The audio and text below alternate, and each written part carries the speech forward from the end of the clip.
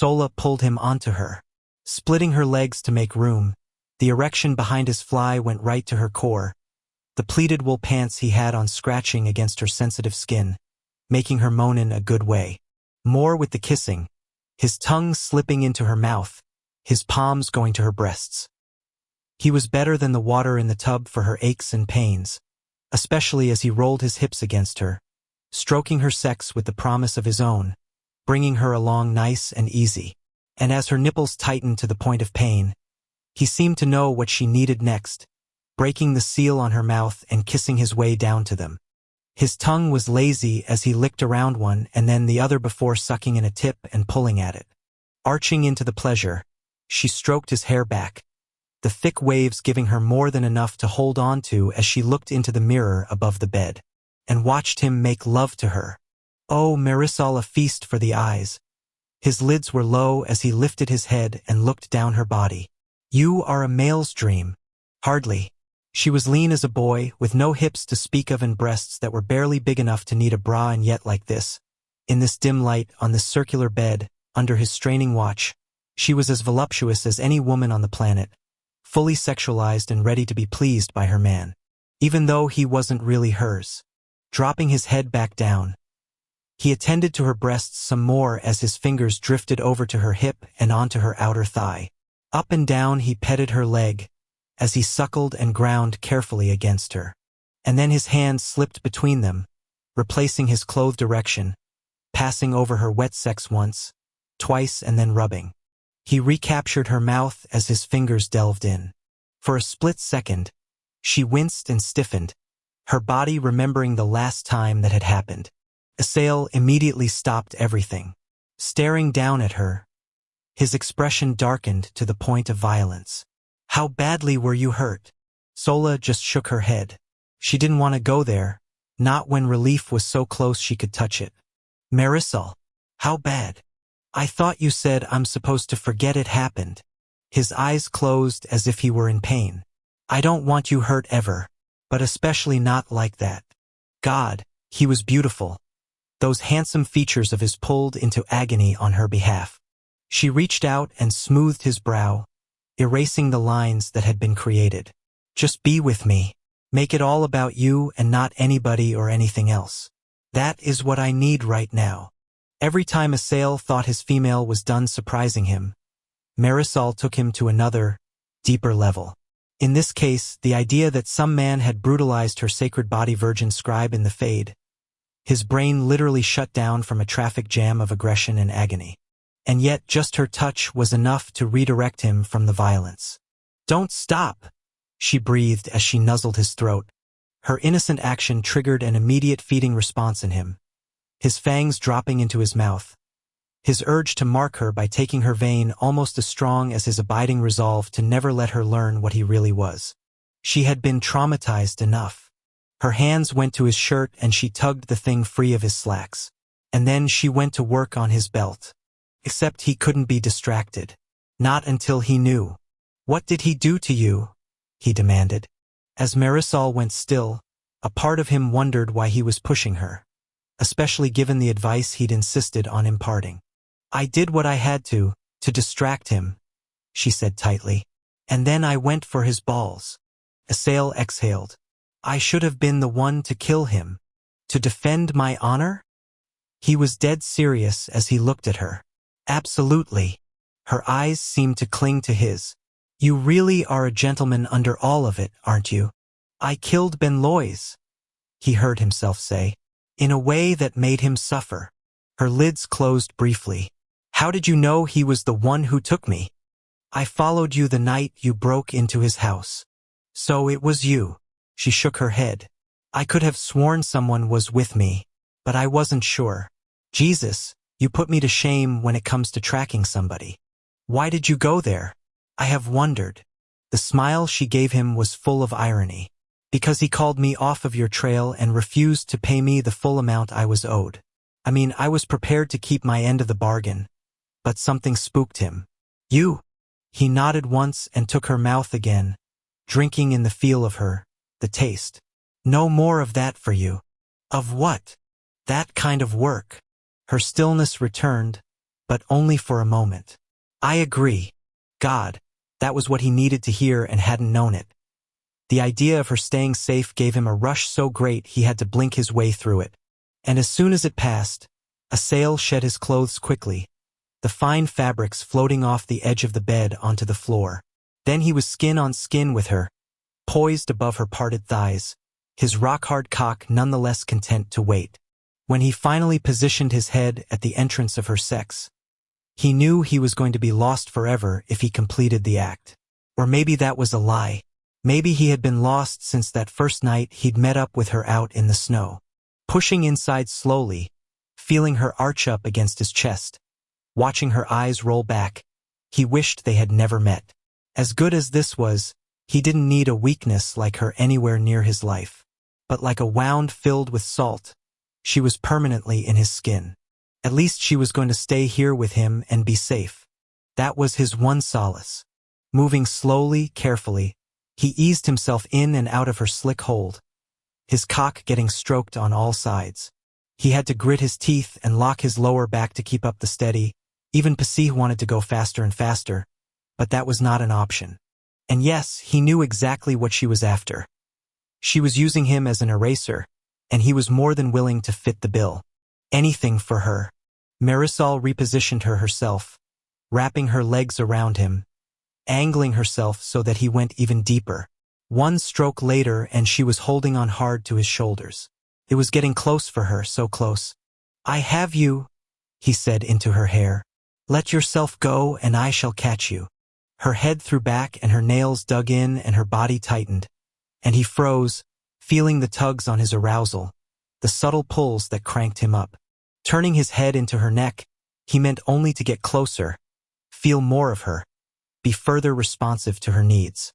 But she moved unexpectedly, arching her body, shifting her position, and her neck pushed into his mouth, his fangs. The scratch was minor. His taste of her was anything but. Before he could stop himself, he scored her more deeply. His Marisol moaned and swept her hands down to his hips, pulling at him as if she wanted him to start moving again. "I'm on the pill," she said from a vast, vast distance. His clogged mind didn't know what that meant, but the sound of her voice was enough to snap him back to reality. Lapping at the wound he'd made, he both closed it and took more of her blood into him, although it was such a small amount compared to what he wanted. "Keep going," she said. "Please don't stop." Asael was tempted to take that the wrong way and bite her properly, take from her completely. But he would not do that without her permission. Rape could happen in many different ways, and a violation was a violation, especially when only one side got pleasure from it. He would, however, finish the sex. Hitching a more complete hold on her, he drove in and relented, swinging his hips. At the last moment, he pulled out and came all over her lower belly, the jerking spasms kicking out his scent on her skin. As much as he wanted more of this and he intended to have her again, right now would not complete the act within her until she knew the full truth about him. Only then would she be able to honestly decide whether or not she wanted him as a lover. With his lips at her ear, he said, "More, yes." The rippling moan she let out was the perfect reply. And before it had even faded, before her nails once again sank into his flanks and her legs squeezed his lower body closer to her, he began to move again, the sex tempered by his respect for her, and yet all the more vivid for the restraint. He had never been with a woman or a female like this before. After years of having had sex, he felt as though he was finally with someone for the first time. 34. Kneeling before the bedding platform, Wrath kept time between his beloved's breaths, measuring her inhalations as they pushed weakly against the arm he had stretched over her waist. Longer and longer between the draws, slower and slower the exhales. And meanwhile his own heart continued to beat, and his own lungs did their duty, and his body kept on. It seemed so cruel, and he would have traded her his health in a moment. He would have given her anything of his just to keep her with him, and as that was not possible, he put his palm on the hilt of his jeweled dagger and brought it between them. Focusing on her parted lips, he angled the blade so that it was pointed at the center of his chest. The supports of the platform were constructed out of stout oak panels, and they happened to be at just the right height for what he required. Bracing the base of the weapon's handle on the edge of the wood, he kept the dagger upright in his grip and leaned in, measuring the distance he had to close. Putting his sternum to the tip of the blade, he pushed in enough to feel the pinch.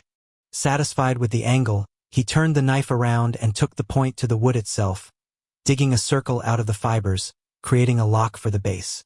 As he chipped away, it seemed disrespectful to waste the last of his Anha's breaths on such effort. She should be paying mind unto her, and her alone. But preparations needed to be made. If he lost her before he took care of this, he was liable to make a sloppy attempt, and he needed to make sure that there was no chance of survival. "What do you do?" Wrath's head jerked up, and at first he could not comprehend the sight afore him. His Anha had turned her pale face to him and was staring out from under heavy lids. The dagger point slipped from the perch he was creating, sinking into the wrist of the hand he'd braced. The slice didn't register. "Anha!" Her tongue licked at the blood on her lips. "Our son." Verily, he did not hear whatever it was she said. Tears came to his eyes and his heart pounded, and he wondered first if this was not a dream, a function of his having followed through with his own death, stabbing himself in the very place he felt the love for her most keenly. Except Nosh was reaching out to his face, touching him with wonder as if she too could not comprehend a return to consciousness. "Anha!" He pressed his lips to hers and then brushed his own tears from her cold cheeks. Abruptly, the healer's advice came to him and he rushed to put his wrist over her mouth. "Drink, my Levito, not speak unto me yet. Drink. First and foremost, you must drink." His Anha struggled for only a moment before she swallowed properly once, and again, and a third time. As she moaned and closed her eyes, it was not from discomfort or fear. No, it was from a vital easing, as if she were feeding a hunger that had pained her and the agony was relenting. "Drink," he said as everything went even blurrier. "My love, partake of me and come back." Stroking her hair back, he eyed his dagger, and prayed that this miracle stayed with them both, that she remained revived and soon recovered. "My lord!" At the sound of a deep voice, Wrath snapped his head around without moving his vein from her lips. The black dagger Brother Torture was standing just inside the closed chamber door, having entered silently. "She is roused," Wrath said hoarsely. "Praise unto the scribe virgin, she is roused." "Yes," the brother said, "and I must needs speak with you. Can it not wait?" He refocused on his beloved. "Leave us." The brother stalked over and put his lips close to Wrath's ear, such that not a word traveled. "She looks as your father did." Wrath blinked, looked up. "Pardon." The brother had the most incredible blue eyes, the color something that rivaled the pale aqua gems that had been specially purchased for Anha's spring gown. Leaning back down, the words were whispered once more. "Your father presented thus the evening he died." As the brother straightened, those eyes of his never faltered. Neither did his expression, his very body. A flash of anger had Wrath curling up a fist. The last thing he wanted intruding into this sacred space of hope was any memory of that other night of loss when he had rushed for the castle upon a black steed, careening through the forests, risking his own life to return in time. Indeed, much as he wished the chapters of that story to stay free of his mind, they came back to him with clarity. He had suffered an injury during the daylight hours, a slip and fall in his chamber that had rendered him upon a metal spike. The wound had made it impossible for him to dematerialize, but he had been well enough to proceed from the castle when he'd been called out unto one of the founding families. When he had departed at the fall of night, he had not intended to return until the morrow. The Brotherhood had come for him an hour later. By the time he had gotten back to the castle, it was too late. His father was gone. And as for appearances, some dead showed their provenance. It was true. The murdered, the maimed, the aged. In the case of his father, however, the king had just looked asleep, his body cleansed and dressed in ceremonial robes, his hair tended to, his gloves and shoes on as if he intended to walk unto his grave. "What do you say?" Wrath shook his head. "I cannot." Another whisper in his ear. "Look unto her fingernails." As Anha's eyes opened and widened at the sight of the brother, Wrath leaned in and kissed her forehead. "Worry not, my love." Instantly, she calmed under his touch and his voice, continuing to feed as her eyes reshut. "That is right," he murmured. "Take what I provide." When he was sure she had settled once more, he glanced down at her hands and frowned. Her nails were blue. His father's hands had been gloved. "Come back," he said to the brother roughly. "I shall call for you." Torture nodded and walked to the door. Before he left, he said clearly, "Do not allow her to imbibe aught that has not been tasted." Poison? Had it been poison? As their chamber was shut and relocked, Wrath felt a strange calm come unto him. Strength and purpose returned to him as Anha continued to pull against his vein, the sips turning into proper draws. And the more she took from him, the more that death color faded from her fingers. After his father's death, he had been weightless in the world until she had been brought to him and become his tether not just to the breaths in his chest and the beats of his heart, but his reign as king. To think that his father might have been taken from him, and then his beloved female? As he thought of Torture's expression, he knew that there were enemies in his court. Enemies capable of murder. Anger boiled beneath his surface, changing him in the inside in the way steel and iron were forged. "Worry not, my love," he said, clasping her hand in his. "I shall take care of everything, and blood will run like the tears you shed in your pain." He was king, yes, but first and foremost, he was the Helrin of this magnificent female, and avenge her he would. 35. Of all the things they had to be right about, as Trez lay flat on the slick floor of his bathroom, he put his forearm over his eyes. He was acutely aware that his cock was deflating, all that meaningless sex he'd had taking the wind out of his sails and then some. But he was even more clear on who was next to him, naked on the fur rug. Shit, he had to get that towel back on his hips and... Who is they? Grabbing for the terry cloth, he couldn't even look at Selena. My people. What are they right about? Why are you still here? When he realized what that sounded like, he sat you-panned caught her recoil. Sorry, I just mean, how are you putting up with my crap? Goddamn, she was utterly edible sitting there. That robe covering nothing but her shoulders, her breasts still peaked, her legs arranged so that if he moved just a little, he could see her. Selena pulled the draping across herself, and as much as it pained him, it was the right thing on so many levels. He had ruined what had been happening between them, but for the right reasons. I'm sorry, he said, thinking that he should have that tattooed on his forehead, so he saw it in the mirror every morning, every night. He should never have taken things as far as they'd gone. Ever. For stopping. No, I'm not sorry about that. As she winced, he wanted to kick himself in the balls. What I mean is fuck. I don't know. I don't know anything right now. There was a long silence, and then she said calmly, You need to know that there is nothing you can't tell me. Be careful with that Pandora's box is hard to close. Nothing. Her eyes were totally clear as she stared over at him. I have nothing to fear from you or by you. I do think you owe me an explanation, however, assuming that you have no intention of continuing, and if only so that I do not blame myself for this. Wow, okay. If he'd thought she was hot before, now she was in goddess territory. Physical beauty was one thing. Having a spine was even more attractive. And she had a point. All right, he said, feeling like a total reject. But she did have a right to know.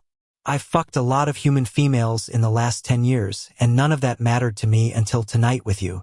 And I think I'm about to condemn my parents to a torturous death. Other than that, I'm fine.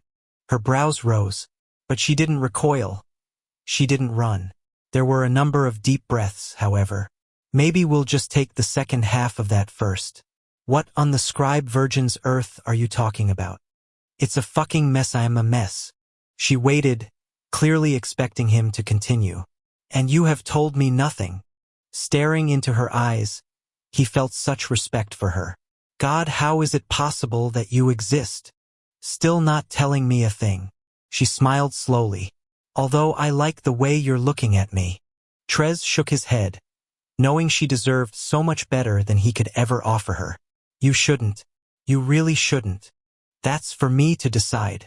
Now speak if you're so determined to put me off of you, then use your words to persuade me of your ugliness. The sex life didn't do it already? I am trained as an arrows. It is my expectation that males have carried their seed far and wide. He narrowed his eyes. Her face had suddenly become impassive, and that was a serious tell. There's one other thing. Which is? I'm promised to someone. She almost hid her wince. Almost. Indeed. Yeah, indeed. And if I don't show, my parents are going to get slaughtered. So you are not in love? I haven't met her, and I don't want to. Some of the tension left the chosen. You have no knowledge of her at all? None. Except that she's the queen's daughter. Those incredible eyes got wider. You are to be royalty, then. He thought of how much fun Wrath was having on his throne, and all the kicks and giggles Rev was rocking as imperial head of the Symphathsand. At least they were allowed out into the night. Well, kinda in Wrath's case.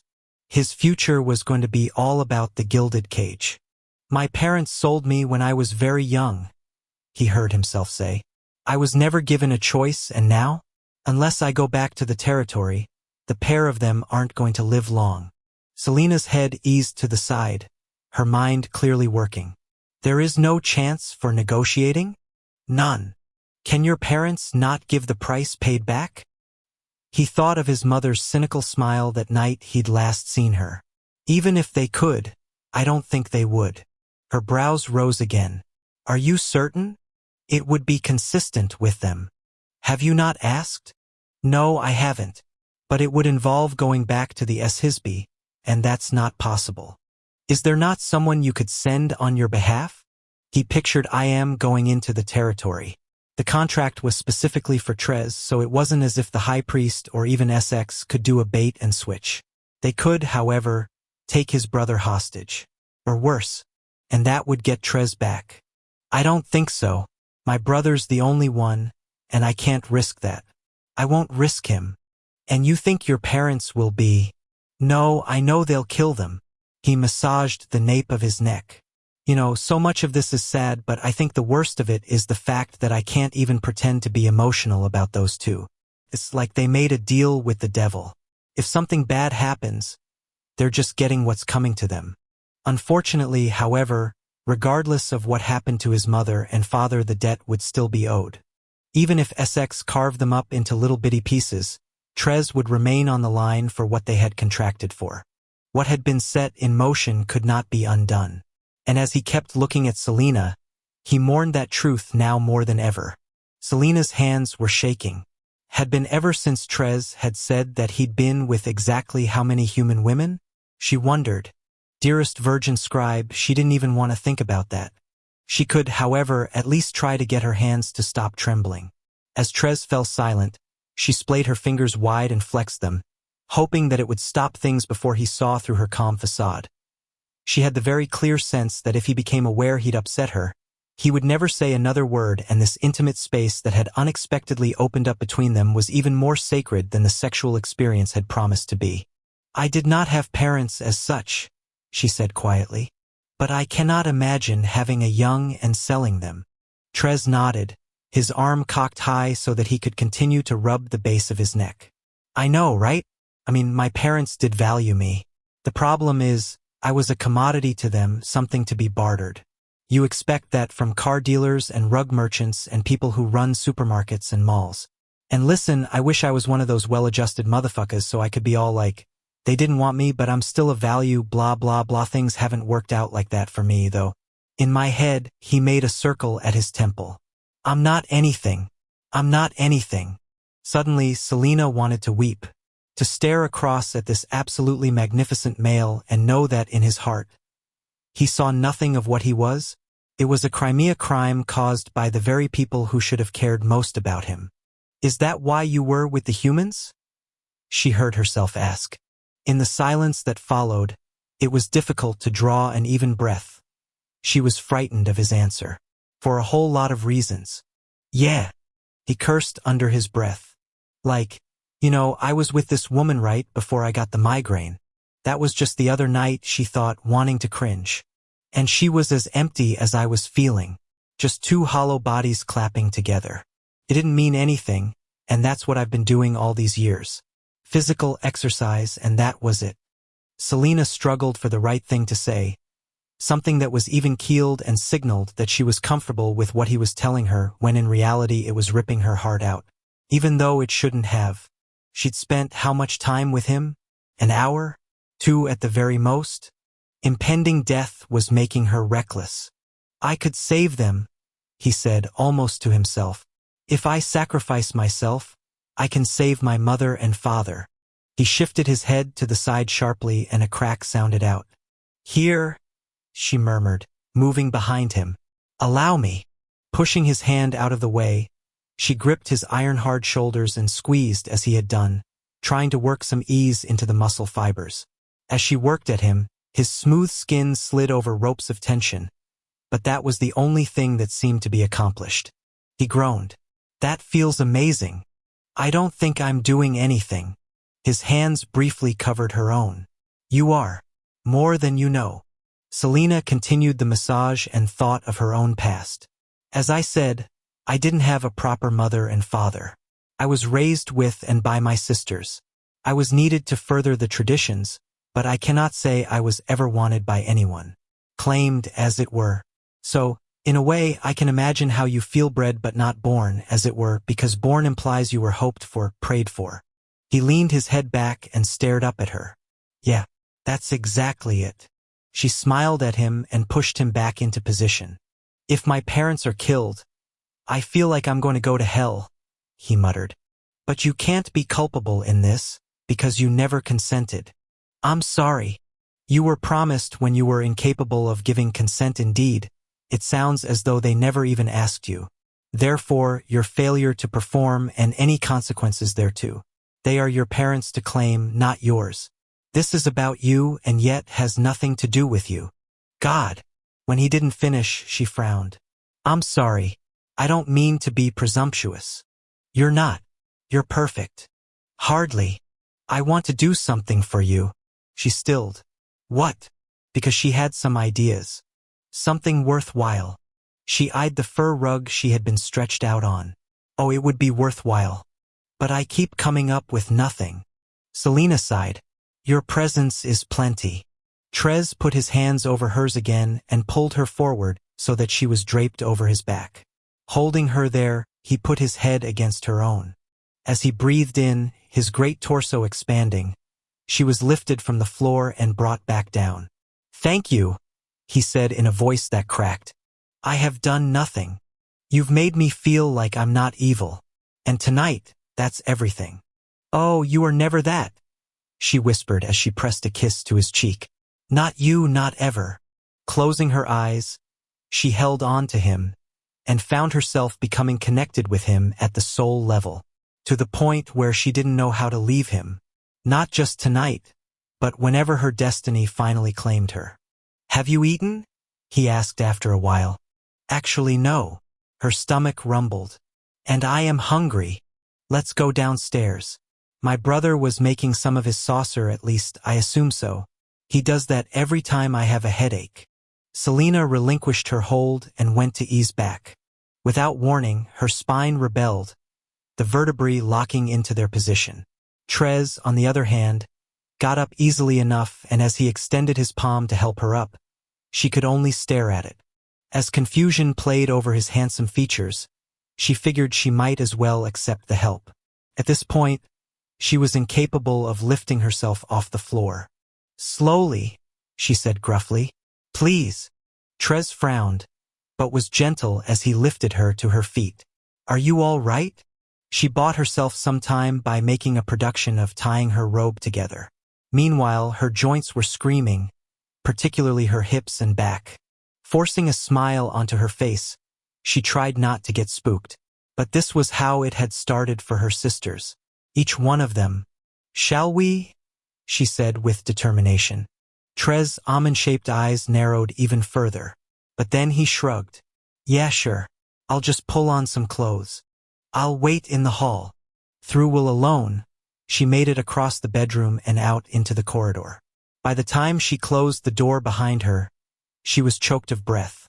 Instantly, her body experienced an internal shift of incredible power. In a way that meant only one thing. Someone was in her needing. The queen? she thought with astonishment as she looked to the vaulted entrance of the first family's private quarters. Now that would be momentous. Easing back against the wall, she thought of massaging Trez's shoulders and wished there was an equivalent for her own body. There was none. No cure, no slowing the disease. No telling how long she had left. 36. Beth had no choice but to give herself up to her body's roaring demands. And the only respite she got? Every time wrath released into her, there was a brief reprieve before the grinding need started its ascent once again. "Take my vein," Wrath said roughly. "Take it." She didn't even know whether she was on her back or her belly, what room she was in, what time it was. But the instant his throat came up to her mouth, she was crystal clear on the bite. Her fangs punched out and she used them hard, cranking down on Wrath's flesh, breaking the surface and going deep, freeing up the other things she needed from him. Oh, the power of him. As her mouth was filled, she was struck once again by the incredible impact his blood had on her.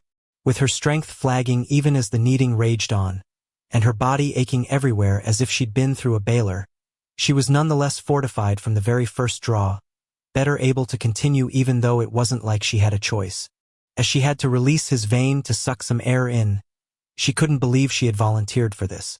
She must have been crazy, some stupid-ass romantic vision of having a baby getting in the way of 12 kinds of reality.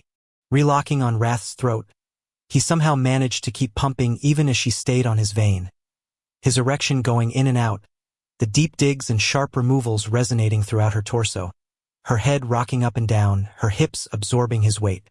Slick with sweat, their bodies moved together with such seamless communion. She didn't know where hers left off and his began. A sudden change in tempo told her he was gearing up for another orgasm, and she needed it from. Wrath reared his head back, and her fangs ripped his neck, but he didn't seem to care, didn't seem to even notice. Jesus, he was magnificent. Through the haze of the sex, she watched him strain, his lips curling back, his own fangs getting exposed, his hair flowing away from its widow's peak as his sightless, pale green eyes flared wide and then squeezed shut.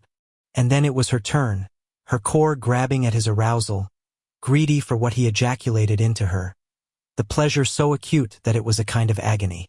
Just as the contractions were beginning to slow, she braced herself for the next wave, preparing for yet another next round of the bone-crushing urge to take over. When it didn't immediately come, she looked around, as if the kneading were a third party that just might have left the. Oh wow. They were still in the bathroom. On the floor, Wrath collapsed against her, his head falling so far, so hard that she heard his forehead knock against the marble. As the respite grew longer, she probably should have started to go cold, but the inferno in her body kept both of them plenty warm. A whirring sound from over the tub brought her head around. The shutters were going down for the day, the panels locking into place at the sills. So this had been going on for 8 hours? 9? There were no sounds from downstairs, but then the brothers had probably all been affected by her hormones. The females as well. Wrath lifted himself up, his muscles straining, his arms trembling. "How are you?" Beth opened her mouth to answer, but only a croak came out. "You're going to want my vein still," he said, brushing a strand of hair back from her face. "You need it." "What about?" As her voice cracked, she cleared her throat. "What about you?" He looked gaunt, his cheeks hollowed out as if he'd lost 25 pounds, but he shook his head. "My only concern is you." The image of him grew wavy as tears speared. "I'm sorry," she mumbled. "Oh, God, I'm so sorry." "About what?" "This whole thing." He shook his head. "This would have happened sooner or later. But I." Wrath dropped his mouth to hers and kissed her softly. "No more of that. We go forward from tonight.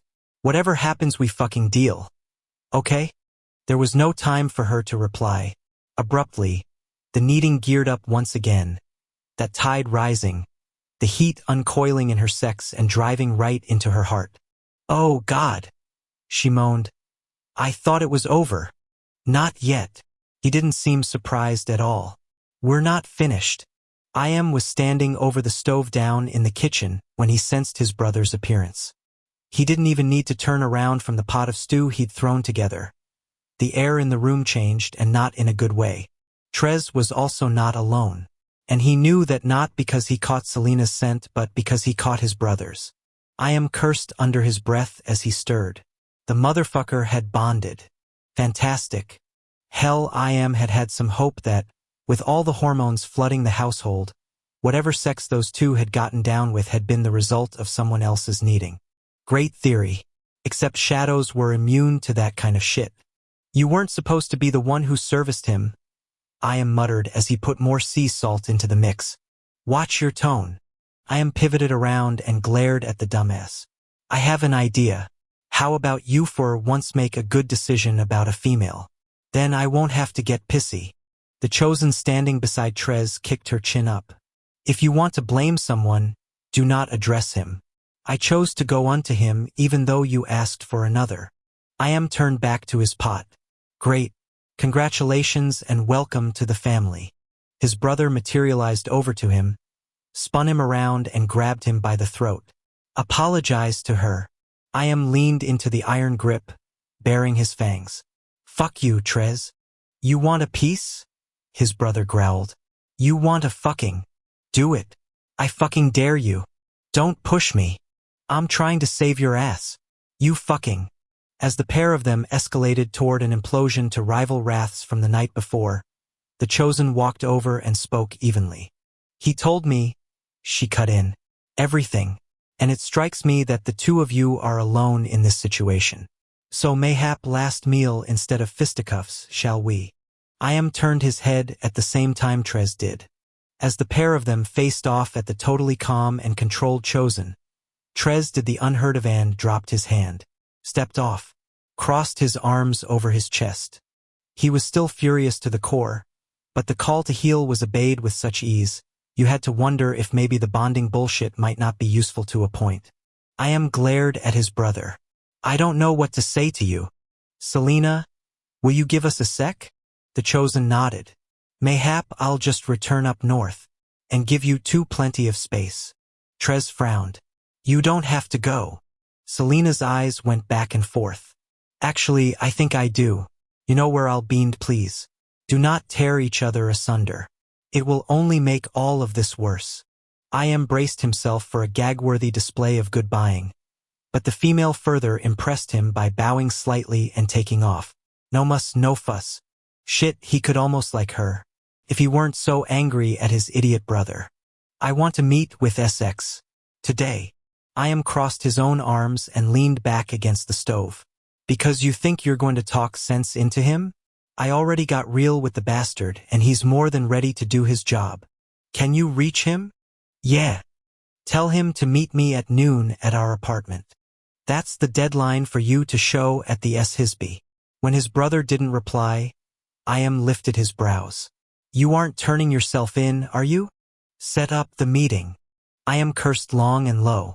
Yeah, he wanted to kick his brother's ass, but absolutely, positively didn't want anyone else to. Trez. Do it. Not unless you tell me where you're at. I thought you wanted me to go back. So that's what you're doing? Tell me something. You planning on bringing your chosen with you, make a happy little family, or some shit? She's not mine. Have you told your hormones that? Trez slashed his hand through the air. I don't know what you're talking about. And that's your fucking problem. Just call the executioner. That's all I've got to say. As Trez turned on his heel, I am spoke sharply. I can't let you go back there. Trez stopped, looked over his shoulder. What? I am groused. I don't know. I guess I didn't expect that. Time to go back to the sauce. Stew. What the fuck was he making again? Popping the lid off, he reamed his spoon and stirred slowly. He'd handmade everything from the chicken stock to the spice satchels that were floating on the surface of the fragrant melange. I don't care if they die. He watched slices of carrots and squares of onion surface in the thick base. I know I'm supposed to because they're my parents, but I've thought about it and I'm sorry if they can be selfish, so can I? My family is you and me, and I will choose us over anyone.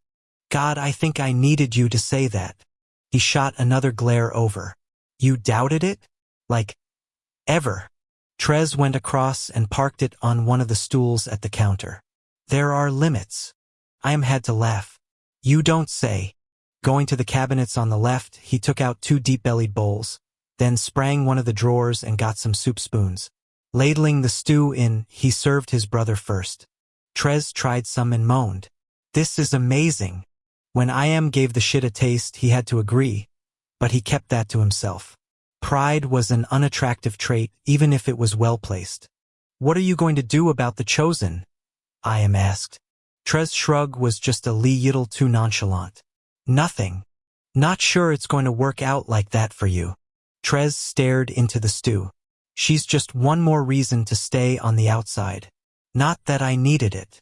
She says you told her everything. That right? It was a long while before Trez nodded slowly. Yeah, pretty much. What exactly did you keep to yourself? Those black eyes lifted after a while. Seconds. Snagged the now empty bowl and brought it over for a redo. I didn't tell her how bad it's going to get, Trez said softly as more stew was delivered. So you lied. There was another long silence. Yeah, I did. Because after the queen was done eliminating their parents, the tribe was going to come after He was the next rung on the ladder of coercion because they couldn't touch Trez, after all. He had to be in one piece. Found himself nodding. Probably a good move. 37. It was easy to think of God while watching the sun rise over the Hudson River. As Sola sat on the empty terrace of a Sales glass house, she stared across the cold, sluggish water. Little flashes of peach and yellow skimmed over the icy expanse as, across the way, that great orange orb crested over the skyscrapers of downtown. She had made it out of that prison, she thought for the 100th time. And whatever scars might have formed on the inside of her body was intact, her mind functional, and her safety, at least in the short term, assured. Thinking back to all those prayers, she couldn't believe they'd been granted. Desperation had made her utter the words, but she hadn't really expected anyone to be listening. The question now was, did she keep her side of the bargain? Man, it would have been so much easier if an angel with wings had come down and freed her, magically depositing her here. Instead, she'd done the dirty work herself. A sale had been on cleanup, and one of those fierce cousins of his had been a chauffeur for the 5-hour trip back to sanity. Oh, and then there had been all those people in that facility. Mere mortals touched by the hand of God? Or a series of random events that just happened to roll out as they did? Was the fact that her life had been saved a case of divine intervention, or of no more significance than one bingo ball getting picked over another? A shallow fishing boat puttered into view, its sole passenger steering the outboard motor from the back, controlling speed and direction. Pulling the heavy duvet even closer around her body, she thought about all the things she'd done, starting when she was just 9 or 10. She'd begun picking pockets, trained by her father, and moved up to more complex theft with his help.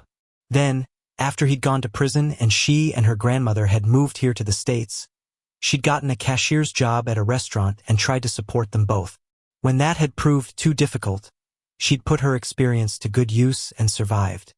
Her grandmother had never asked any questions, but that had always been the way her mother had been the same, except when it came to Sola's involvement in the life. Unfortunately, the woman hadn't lived long enough to make much of an impact, and after she was gone, the husband and daughter she had left behind had become thick as thieves. Sooner or later, she'd been bound to get caught. Hell, her father had been even better at it than she was, and he died in prison. Picturing him the last time she'd seen him, she remembered him at his trial, dressed in prison garb, handcuffed. He had barely looked at her, and not because he was ashamed or worried about getting emotional. She'd been no longer useful to him at that point. Rubbing her eyes, she thought it was asinine to still be hurt by that. But after spending all her time trying to make him proud, get some approval, find any kind of connection, she had realized that to him, she was just another tool in his black market workplace. She had left the courtroom before knowing whether he was found guilty or not, and she had gone directly to his apartment. Breaking in, she'd found the stash of cash he kept in a crawl space cut into the wall behind the shower in the bathroom and used that shit to get her and her grandmother free of his legacy. The papers to enter into the U.S. had been falsified. The news they'd received about 3 weeks later from relations had been real, Her father had gotten life, and then he'd been murdered behind bars. With her grandmother not just a widower, but childless, Sola had stepped into the role of provider the only way she knew how, the only way that worked. And now she was here, sitting on the deck of a drug lord's house, faced with the kind of moral dilemma she had never expected to come up against. Watching some random fisherman cut his engine and throw a line in. Even though the guy had turned off the motor, he wasn't still.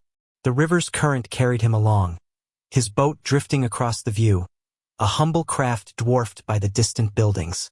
"You want the breakfast?" Sola twisted around. "Good morning." Her grandmother had her hair done in tight curls around her face, her apron tied on her waist, and a flash of lipstick on her mouth. Her simple cotton dress had been hand-made her, of course, and her sturdy brown shoes were somehow fitting. "Yes, please." When she went to get up, her grandmother motioned downward with both gnarled hands. "Sit in the sun.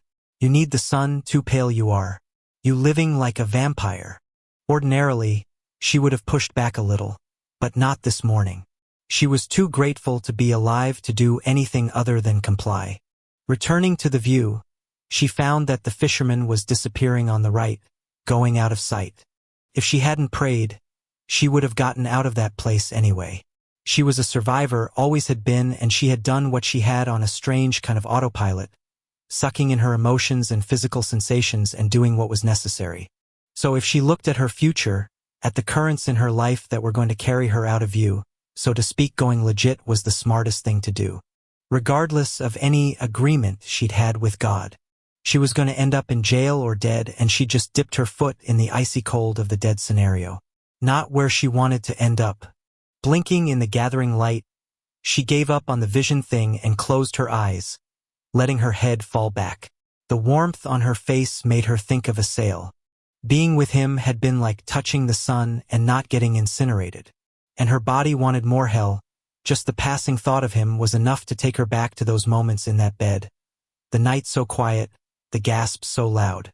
As her breasts tightened, she felt a welling between her thighs. "Sola, you are ready," her grandmother said from behind her. Getting to her feet, she leaned out over the glass balcony, trying to find her fisherman. She couldn't. He was gone. "Berar, it was cold out here." "Sola?" came a gentle prodding. Strange. Ordinarily, her grandmother's voice was like the woman's hands, never soft. In fact, she spoke like she cooked. Out front, forthright, no holds barred. But now the tone was as close to gentle as Sola had ever heard it. "Sola, you come eat now." Sola took one last stab at seeing her fisherman. Then she turned around and faced her grandmother. "I love you, Vovo." Her grandmother could only nod as those ancient eyes of hers steamed up. "Come, you'll catch the dead of a cold. The sun is warm." "Not warm enough." Her grandmother stepped back and motioned. "You must eat." As Sola entered the house, she froze. Without looking, she knew that a sail had come down the stairs and was staring at her. Shit, she wasn't sure she could leave him behind. After having been sequestered in his room for the last couple days, Trez found the world to be a stretch for the senses, like having a strobe light in his face and a pair of speakers up to each ear. Getting onto the Northway to head into downtown Caldwell, he found himself putting his sunglasses on and turning off the radio. From out of nowhere, some dumb shit did a 2-lane sweep and cut him the hell off. "Watch where you're going," he shouted into the windshield, pounding on his horn. For a split second, he hoped the guy behind the wheel of the Dodge Charger decided to go road rage back at him. He wanted to hit something. Shit, it would probably be good practice for his meeting with SX. Mr. Charger, however, just took his overload of testosterone and his pencil-sized dick off at the next exit, jogging in front of a minivan and a pickup truck in the process. Asshole. With any luck, the bastard would drive off into a ditch with no seat belt on. About 10 minutes later, Trez peeled off from the 60-mile-an-hour airs and entered a maze of one-ways. Confronted by all the traffic lights and the stop signs, his brain cramped up and he forgot the way to the condo. When a horn sounded behind him, he locked his molars and hit the gas. In the end, he was forced to pilot around by tracking the Commodore's 20-story-plus height, gradually zeroing in on the high-rise and finding the ramp that led down into the parking garage. As he descended, he got his pass out from the visor, swiped it through the reader, and proceeded to one of their 2 reserved spots. The elevator ride-up took 50 years, and then he was stepping off onto the carpet runner. Their condo was down a little, and he used its main door, not the service one, letting himself in with his copper key. As he came into the kitchen, he saw 2 mugs on the counter, an already open bag of Cape Cod potato chips, and the coffee pot half full. He paused over an open GQ. He'd already gone through it.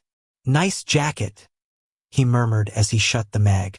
No reason to will on any lamps. The day was bright and sunny, and all the glass let in plenty of light. The towering black shape that arrived on the terrace was a harbinger of doom if he'd ever seen one. Striding over, Trez opened the door by hand and stepped outside, closing things up behind him. Essex's voice from under the executioner's hood was mildly amused. "Your brother invited me in." "I'm not my brother." "Yes, we've noticed." As the Queen's hatchet man crossed his arms over his chest, his massive forearms bunched up even under the folds of fabric. "To what do you owe the honor of my presence?" The fact that it was freezing cold out seemed appropriate. "I don't want you to fuck with my parents." "Then you need to come back." "That's it." The executioner leaned in. "Don't tell me you called me all this way in hopes of negotiating. Did you? Surely you are not that stupid." Trez bared his fangs but then dialed shit back. "There's something you want. Everyone has a price." The executioner reached up and slowly took off that hood. The face behind the folds of black cloth was handsome as sin and had eyes with all the warmth of winter granite. "Why would I risk my own life for your parents? If I disobey an order, there are consequences, and none of you are worth them. You can talk to the Queen. She listens to you. Assuming that is true, and I'm not saying it is, why would I do that for you? Because there's something you want. Since you seem to know everything, what exactly do you think that is?" The executioner said in a bored tone. "You're stuck there as much as any of them are. I remember what that's like, and I can assure you, life on this side of those walls is so much better.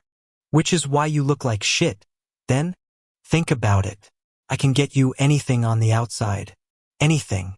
The executioner's eyes narrowed. "Sparing them is not going to save you. Killing them isn't going to bring me back. And that's why you do it, right? So go to the Queen.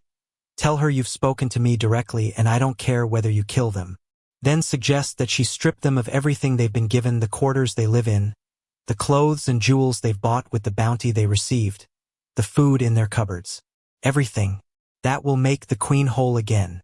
She'll have lost nothing. Be out nothing. Bullshit. She doesn't have a half for her daughter. All that restitution doesn't solve the fact that the princess has no mate. It's not going to be me. I'm telling you right now. You guys can fuck my father and mother up. You can threaten me with bodily harm. You can trash my house. What if I just take you now?" Trez outed the gun he'd shoved in his waistband at the small of his back. He didn't point it at Essex. He put it right under his own chin. "If you try to, I'll pull this trigger. Then you have a dead body. And unless that daughter of hers is a sick bitch, she ain't gonna want me then." Essex went inanimmately still. "You're out of your fucking mind. Anything you want on the outside, Essex. You take care of this for me, and I'll take care of you." As the Queen's executioner considered the deal, Trez breathed smoothly and thought of the only 2 people who really mattered. Selena, Jesus Christ, he wanted her, but he was no good for the likes of that chosen. Hell, even if this flyer of a negotiation worked, he was still going to be a pimp, and there was no changing his past. And then there was I.am. The idea of losing his brother was he couldn't even put it into thought. But the male was going to be better off without him if he couldn't fix this problem. "I'm surprised that you want to save your parents this badly," Essex said offhandedly. "Are you kidding me? If they lose their station, it's worse than death for them. What they did to me has ruined my life and my brother's. That shit's my revenge. Besides, like I said, no matter what you do with them, I'm not going back there." The executioner broke off and strolled the length of the terrace, his robing swirling around him like the promise of violence, the puffs of his breath like a dragon breathing fire. After a long moment, he clasped his hands behind his back and returned. It was a while before he finally spoke, and when he did, he wasn't looking at Trez. He was staring at the glass of the apartment. "I like this place." Trez kept the gun to his chin, but felt a stab of hope. Well, not that cheery an emotion, certainly, but maybe there was a solution after all. Essex lifted a brow. 3 bedrooms, 2.5 baths, nice kitchen, plenty of light, but the beds are the best big beds in there. You want this, it's yours. As Essex's eyes slid back to him, Trez heard the phrase "deal with the devil" over and over in his head. It's missing something. What? Women. I want women brought to me here. I'll tell you when. And I want 3 or 4 at a time. You got it. Name the number and the hour and I'll bring them to you. So sure of yourself. What the fuck do you think I do for a living? Sex's eyes flared. I thought you were a club owner. I don't just sell booze, he muttered. What a job. The executioner frowned. Just so we're clear, she may order me to go after your brother. Then I'm going to have to kill you. Essex threw his head back and laughed. Very cocky. Let me make myself perfectly clear. You touch I am and I will find you. Your last breath will be mine and your heart will still be warm when I take it out of your chest and eat it raw. You know, it's a wonder we don't get along better. Trez put out his free hand. Have we come to terms? There is the queen to consider. I may not be able to sway her. And just so you're aware, if she doesn't go for it, your deadline will have passed. So kill them. He held Essex's black stare without wavering. I mean it. The executioner tilted his head, as if considering all angles. Yes, evidently you do. Meet me here at noon tomorrow with a sample and I'll see what I can do in the territory. Before Essex disappeared, the male clasped the palm that was offered briefly. And then he was gone, like a nightmare banished upon waking. Unfortunately, Trez knew the male would be back. The question was, with what kind of news? And what kind of appetite? 38. It was an hour past sundown when Abalone left his home, dematerializing off his side lawn. The night was bitterly cold, and as he reformed on the estate of one of the Glimmer's wealthiest families, he took a moment to breathe until his sinuses went numb. Others were gathering, the males and females appearing out of the darkness, straightening their furs and fine clothes and jewels before striding toward the light. With a heavy heart, he followed. The grand carved doors of the mansion were held open by Dog Jen, the staff unmoving in their livery, naught but blinking stops. The lady of the house, such that she was standing under a chandelier in the foyer, her dress a bright red couture number that fell to the ground in drapes of silk. Her jewels were rubies, the flashes at her throat and her ears and her wrists an ostentatious display. For no particular reason, he thought that the true queen of the race's red gems were much better, bigger, clearer. He had seen an oil painting of the majestic female back in the old country, and even distilled through paint and age, the saturnine ruby and its counterparts had had a resplendence that would destroy the pretense before him. The hostess's mate was nowhere to be seen. But then again, that male had difficulty standing for long periods of time. Not long for the world, he was. The receiving line that had formed proceeded apace, and soon enough Abalone was kissing the powdered cheek of the female. So glad you could come, she said grandly, flicking a hand in the direction behind her. The dining room, if you will. As her rubies flashed, he pictured his daughter as such, a grand lady in a grand house with glassy eyes. Mayhap the punishment for not going along with this affront to the throne was worth it. He had found love with his Shellen for the years she had been on the earth, but that had been luck, he'd come to realize. Most of his contemporaries, now slaughtered in the raids, had been in loveless, sexless relationships that had revolved around the party circuit instead of the familial dinner table. He did not want that for his daughter. Yet, if love had happened for him, surely there was a chance for her even in the Glimmer, right? Walking into the dining room, he found that it was just as it had been when the king had addressed them all so recently. The long thin table was moved out and the 20 or so chairs were set up in rows. This time, however, The survivors of the aristocracy were settling in along with their mates. Usually Shellens were not included in council meetings, but there was nothing usual about this gathering. Or the last. And indeed, the gathered should have been more somber, he thought as he picked a silk-covered seat in the back.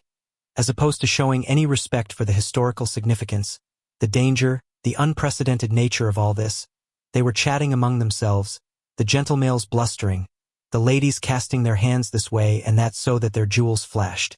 Indeed, Abalone was alone in the back row, and instead of greeting those whom he knew, he freed the button on his suit jacket and crossed his leg at the knee.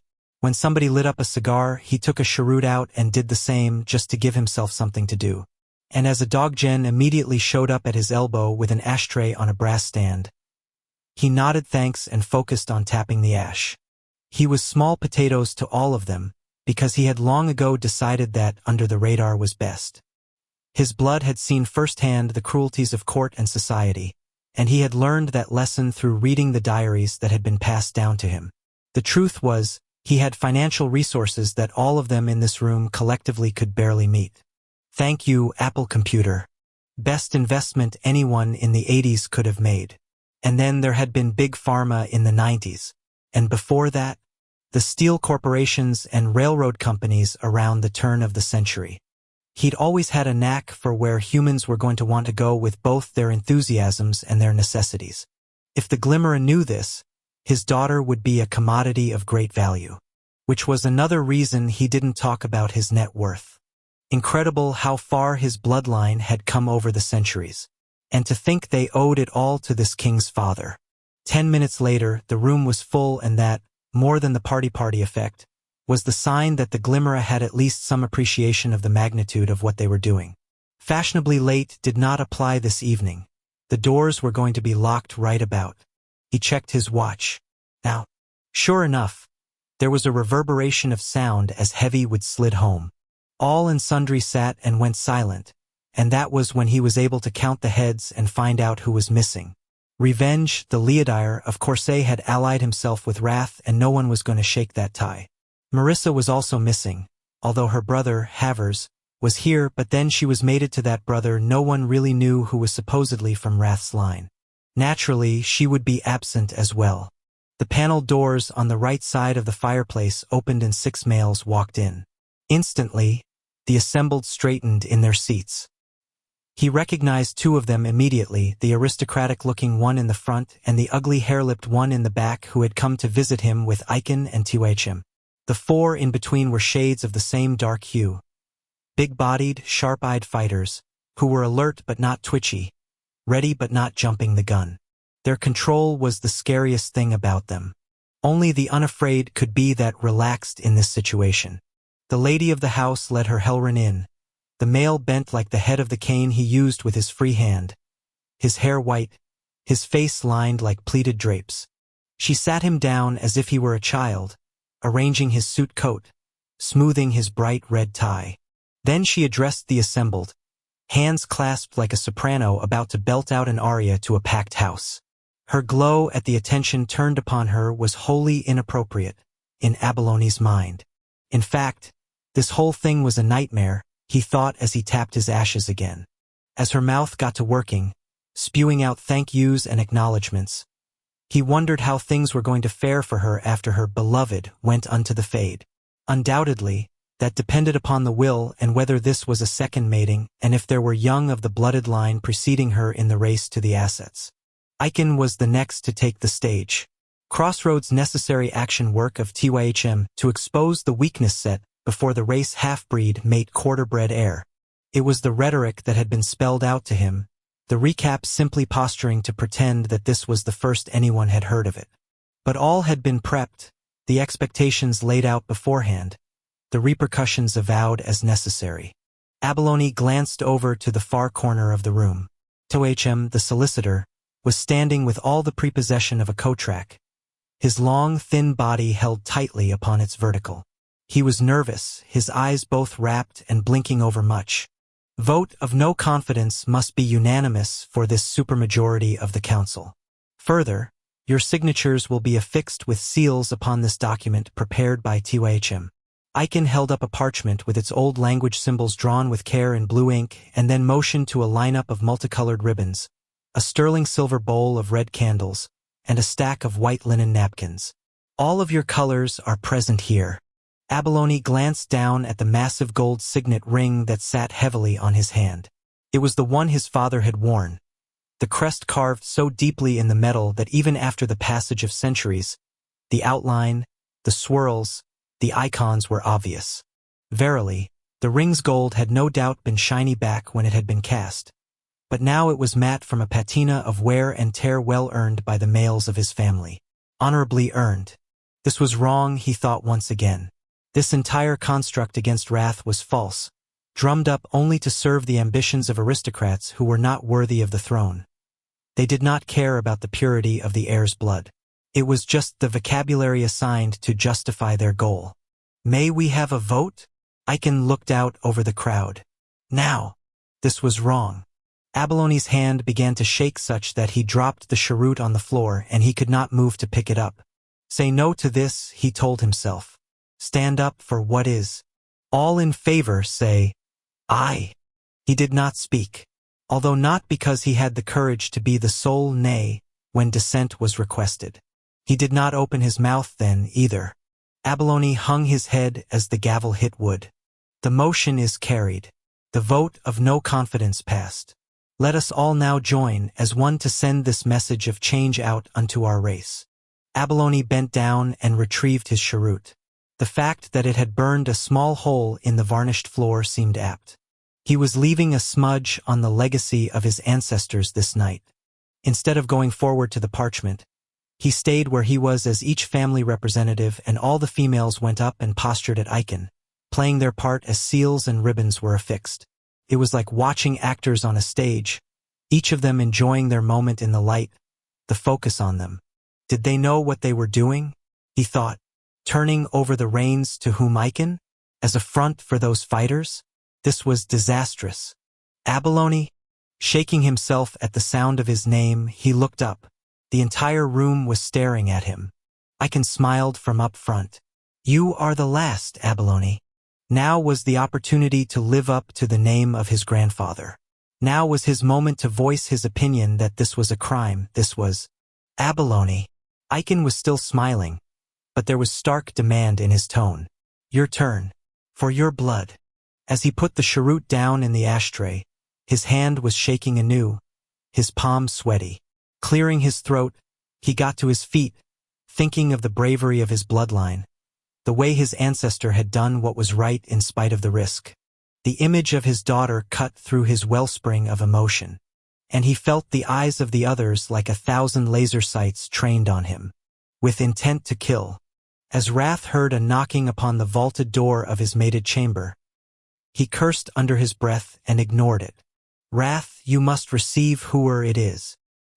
He took another spoonful of the rich soup that had been prepared before him from vegetables he had gone out and dug from the earth himself. The taste was subtle, the broth fragrant, the pieces of meat from a freshly dispatched cow hand-raised in his stables, that he himself had killed. The knocking came again. Wrath? Anha chided as she pushed herself up higher upon her pillows. You are needed by others. He had no sense of the time, whether it was light or dark, how many hours or nights had passed since she had come back to him, and he did not care, just as he cared not for the vagaries of court or the concerns of the courtiers. More knocking. Wrath, give me the spoon and you answer that door, his female commanded. Oh, that made him smile. She was truly returned. Your wish is my command, he said, placing the broad bowl in her lap and giving her the utensil he had used. He would have so much preferred to continue to feed her himself. But to see her able to manage the effort without spilling and affect the process of getting further nourishment into her belly, it eased him in ways internal. And yet sadly, a pall still hung over them both. Neither he nor she had spoken about the young about whether or not what had befallen Anha had robbed them of their dearest wish. It was too painful to speak of, especially in light of the revelation made by torture. Wrath. The door. Yes, my love. Stalking across the throw rugs, he was ready to behead whoever dared to intrude on the healing. Except as he opened the heavy panels, he froze. Outside in the corridor, the Black Dagger Brotherhood had amassed, their fighter bodies choking what was otherwise more than ample space. Instinct to protect his Shellan made him wish for a dagger in his hand as he stepped out and closed the door behind him. Indeed, that urge to defend his turf had him curling his fists up even though he had never been trained to fight. But he would die to save her. Without a word, their black blades came out, the torchlight catching and flashing across those killing surfaces. Heart-pounding, he prepared for an attack. Except it was not. As one, they went down upon bended knee, bowed their heads, and struck at the ground, their daggers chipping up flakes from the stone floor. Torture lifted those incredible blue eyes first. "We pledge ourselves unto you and only you." And then they all looked up at him, their respect plain on their faces, those incredible bodies prepared to be called into service for him, by him and only in that fashion. Wrath put his hand over his heart and could not speak. He had not realized until this moment how alone he had been, just his Shellan and him against the world which had felt like enough. Until now. And this was such the opposite of the Glimmerer. The courtier's gestures were always done in public, and had no more depth than any performance once executed. It was past. But these males. By tradition and custom, the king bowed to no one. And yet he bowed the now, deeply and reverently. Remembering words he'd heard his father speak, he pronounced, "Your vow is accepted with gratitude by your king." Then he tacked on something that was all his own. "And it is returned. I pledge unto you, each and every, that I shall provide to you the very fealty that you have offered and I have accepted." He met each of the brothers in the eye. His father had used these specially bred males for their brawn, but his alliance had been with the Glimmerer primarily. Instinct told the son the future was safer if the opposite was true. With these males behind him, he and his beloved and any young they might have would have the better chance of survival. "There is someone who desires to meet with you," Torture said from his position on the floor. "We would be honored to stand guard here at your door whilst you attend to this necessary in your receiving chamber." "I shall not leave Anha. If you will, my lord, please proceed unto your other chamber. This is one with whom you need to speak." Wrath narrowed his stare. The brother was unwavering. All of them were unwavering. "Two of you come with me," he heard himself say. "The rest remain here to stand guard o'er her." With a chuffing war cry, the Brotherhood rose en masse, their hard, frozen faces the very worst commentary on the state of things. But as they arranged themselves before his mated door, Wrath knew in his heart that they would lay down their lives for him or for his Shellan. Yes, he thought, his private guard. As he departed, Torture fell in front of him, and Agony came in behind, and whilst the three of them proceeded forth, Wrath felt the protection cloak him to the point of chain mail. "Who is awaiting us?"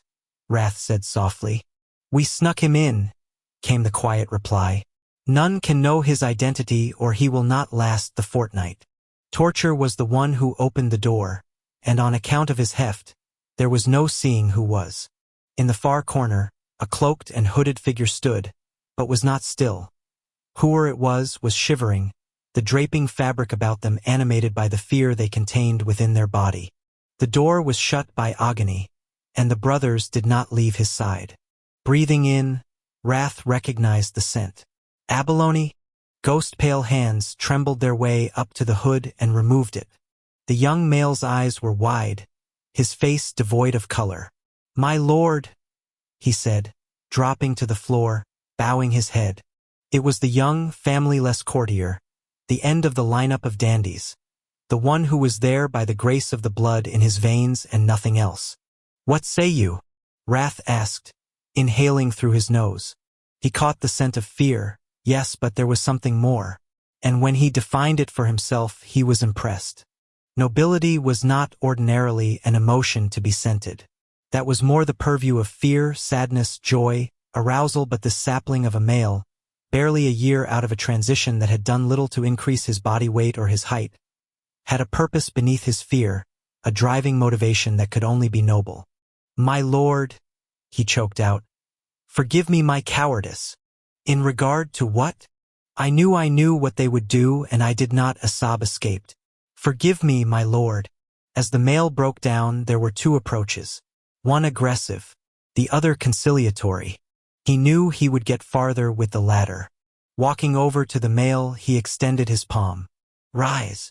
Abalone seemed confused at the command. But then he accepted the hand up and the direction that took him over to one of the carved oak chairs by the fireplace. "Mead?" Wrath asked. No, thank you."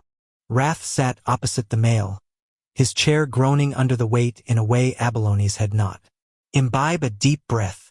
When the command was obeyed, Wrath leaned in. "Speak unto me the truth, and I shall spare you whatever you fear. None can touch you as long as you bear no falsity." The male put his face in his hands. Then he breathed in deep again. "I lost my father before my transition. My mother, too, died on the birthing bed. In these departures, I am as you are. It is terrible for one to be left without parents." Abalone dropped his hands, revealing eyes that were steady. "I was not supposed to discover what I found. But 3 dawns ago, I was down in the cellars of the castle. I could not sleep, and my melancholy caused me to walk in the underground. I was without a candle, and my feet were held within soft leather shoes. Therefore, when I heard voices, they knew not of my approach." "What did you see?" Wrath asked gently. "There is a hidden room, beneath the kitchens. I had never seen it before because its door has a facade to match the walls down below, and I would not have noticed it except the false panel had failed to close properly. Caught upon a stone, there had been a crack through which mine eyes could focus. Inside, there were 3 figures, and they were circled about a cauldron o'er a flame. Their voices were hushed as one of them added greens of some kind into whatever they were warming. The stench was horrible, and I was about to turn around and proceed about my concerns when I heard your name." Abalone's eyes fixed on a middle distance, as if he were seeing and hearing anew that which he was recounting. "Except it wasn't you. It was your father." They were discussing how he had sickened and died and attempting to determine the proper amount for someone of smaller stature. The male shook his head. "I recoiled, then hurried off. My mind was twisted by what I had witnessed, and I convinced myself I must have imagined thus. Surely they could not have been talking about your father, your mate. It was just they had pledged their troth unto you and your blood. So how could they have such things pass from their lips unto the ears of others?" Clear, guileless eyes met Wrath's. How could they do such? Tempering an inner fury, Wrath reached out and placed his hand upon the youth's shoulder. Even though their ages were not that far apart, he felt as though he were speaking unto one of a vastly different generation than his own. "Worry not of their motivation, son. The impure are confounding to the righteous." Abalone's eyes appeared to well. "I convinced myself that I had been mistaken. Until the queen," he put his face back into his palms. "Dearest virgin scribe in the fade, when the queen went down unto the floor, I knew I had failed you. I knew I was no different from them who had caused harm, because I did not stop that which I should have known. To prevent a complete unraveling, Wrath squeezed that spare shoulder. Abalone, arrest yourself." When there was a modicum of composure returned, Wrath kept his voice level, even though in his interior he was seething. "You are not responsible for the actions of the nefarious. I should have come to you. Thee killed the queen. My mate is alive and well. No reason to dwell on the near loss. I assure you she is very well indeed." Abalone sagged. "Thank the blessed virgin scribe. And you are forgiven by me and mine. Do you understand? I forgive you." "My lord," the male said, dropping anew to the floor and putting his forehead to the black diamond ring Wrath wore. "I do not deserve this." "You do. Because you came unto me, you can make the amends you seek. Can you take one of the brothers down unto this hidden place?" "Yes," the male said without hesitation. Springing to his feet, he put up his hood. "Now I shall show them." Wrath nodded to Agony. "Go with him." "My lord," the brother said, accepting the command. "There is just one thing before you go," Wrath said on a growl. "Can you tell me who they were?" Abalone's eyes locked on his own. "Yes, each of the 3. Wrath felt his lips lift in a smile even though he knew no joy or happiness in his heart. Good. That's very good, son. 39. There was an advantage to living alone and being disowned by your remaining parent.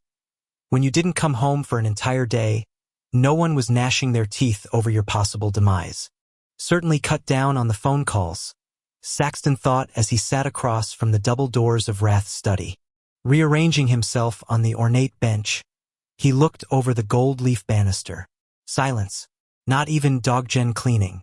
Then again, something was up in the house, something Bai could feel it in the air, and although he didn't have a lot of experience with females, he knew what it was. Somebody was in there kneading. It wasn't the chosen Layla again, of course. But he had heard that one female going into her time could spur others along, and clearly that had happened. God, he hoped it wasn't Beth, he thought as he rubbed his tired eyes. Things needed to be sorted before she. Do you know where he is? Saxton looked over the banister again. Revenge, the Leodire of the council, had managed to get halfway up the grand staircase without his presence even registering.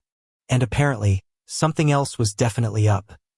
As always, the male cut an imposing figure with his mink coat and his red cane, but his nasty expression put him into downright deadly territory. Saxton lifted a shoulder to shrug. I'm waiting for him myself. Rev stomped onto the second story and paced over to the study's doorway as if to see for himself that no one was in there. Then he frowned, pivoted on the heel of his LV loafer, and looked up at the ceiling while discreetly rearranging himself in his pants. At which point he blanched. Is it Beth? No reason to define what the it was. I think so. Oh, for fuck's sake. The Leodire sat down on the opposite bench, and it was then that Saxton noticed the long, thin cardboard tube he was carrying. This just keeps getting worse. They did it, Saxton whispered. Didn't they? Rev's head whipped around and Amethyst eyes narrowed. How do you know? Do you hate me? Yes, I do. Saxton looked away. I tried to warn the king, but he was going to take care of his Shellen. You didn't answer the question. I went to my father's house for a command performance, and when I was there, I figured out the whole thing. He grabbed his phone and scrolled through his photos, showing them to Rev. I snuck these. They're books of the old laws, all open to references of heirs and blood. Like I said, I'd hoped to get to him last night. It wouldn't have mattered. Rev swept his hand over his cropped mohawk. They had all the wheels in motion already. Across the way, by the head of the Hall of Statues, the door leading up to the top floor opened. What emerged was, holy shit. Rev shook his head and muttered, now we know what the zombie apocalypse looks like. The lurching, heavy-lidded, floppy-limbed nightmare bore only a passing resemblance to the king. The long hair, damp from a shower, still fell from that famous widow's peak, and the wraparounds were right, and yes, the black muscle shirt and leathers were his uniform. But everything else was all wrong. He had lost so much weight. His pants were hanging loose as flags around his legs, the waistband sitting at his thighs, even the supposedly skin-tight shirt billowing off his chest. And his face was just as bad. The skin had shrink-wrapped around his high cheekbones and heavy jaw, and his throat, dearest virgin scribe, his throat. His veins on both sides had been taken so often and with such force, he looked like an extra in the Texas Chainsaw Massacre. And yet the male was floating on a cloud. The air that preceded him was soft as a summer breeze, his sense of satisfaction and happiness a bubble that surrounded him. Such a shame to ruin it. Wrath recognized the pair of them immediately, and as he halted, his head turned from side to side as if he were measuring their faces. Instead, Saxton was sure it was their auras. What? God, that voice was hoarse, barely a whisper. There was strength behind it, though. We gotta talk. Rev smacked the tube into his palm like it was a baseball bat. Now. Wrath responded with a vile string of curses, and then gritted out, fuck me. Can you give me 1 hour to feed my fucking Shellen after her kneading? No, we can't. And we need the brothers. All of them. Rev got to his feet with the help of his cane. The Glimmer of voted you out, my friend, and we need to drum up a response. Wrath didn't move for the longest time. On what grounds? Your queen. That already pale face turned positively ashen. Fritz! The king bellowed at the top of his lungs. The butler materialized from the second-floor sitting room, as if he had been waiting to be summoned for hours. Yes, sire. It was with utter exhaustion that the king muttered, Beth needs food. Bring her everything she could want. I put her in the bath, you'd better check on her now. She was weak and I don't want her passing out and drowning. Fritz bowed so low, it was a wonder his baggy face didn't brush the carpet. Right away. At once. As the dog-gen hurried off, Wrath called after him, And will you take my dog out? And then bring him into my office. Of course, sire. My pleasure. Wrath turned and faced the open doors of his study like he was going to the gallows. Rev, call the Brotherhood. Roger that. And Saxton needs to be in on the meeting. Someone's got to render an opinion on the legalities of all this. Wrath didn't respond. He just went into the pale blue room, a living shadow in the center of all the fussy French furniture. In that moment, Saxton could see the weight bearing down on the mail, feel the heat of the fire that burned at those feet, sense the lose-lose that had presented itself in this bend in the road. Wrath was the bow of the race's ship, and as such he was going to hit the glaciers first. It was so thankless, all of it. The hours that Mail had spent chained to his father's desk, the paperwork passing in front of him, a blur of pages that had been prepared by others, presented by Saxton, ruled upon by Wrath and sent back out into the world. An endless stream of sucking need. Getting to his feet, Saxton straightened the clothes he'd been wearing since he'd gone to his father's house and discovered the truth when it was too late. Whatever was coming next. He was in Wrath's corner, and not just because his father and he were estranged. He knew all too well what it was like to be forced into a mold you didn't fit and then demonized for failing convention. He and Wrath were kindred spirits. Tragically, in silence and with a heavy heart, Sola walked through the house she had shared with her grandmother, going from room to room, seeing everything and yet nothing. I can hire someone to do this, Assail said quietly. Stopping in the kitchen, she stood over the little round table and looked out the window. Even though there were no external lights on, she pictured the back porch, seeing it covered with snow, seeing him standing there in the cold. Little frustrating. She had come here with collapsed U-Haul boxes to pack up personal stuff, not reminisce about this man. But as she opened cupboards and made estimates about how much wadded newspaper she was going to need, he was all that was really on her mind. Not the house she was leaving, not the things she was going to have to let go of, not the years that had passed since the autumn day she and her grandmother had come here and decided that yes, this house would do for the two of them. Lot of time had passed. And yet the only thing on her mind was the man standing behind her. Marisol. She looked over her shoulder. I'm sorry. I asked where you would like to start? Upstairs, I think. Heading out into the living room, she picked up some of the unformed boxes, slipped some rolls of tape on her wrist, and took the stairs up. At the landing, she decided her room. It was the work of a moment to set up one of the medium-sized boxes, the tape ripping out with a noise like fabric tearing, her teeth helping her scissor strips off, the four sides becoming solid and capable of holding things.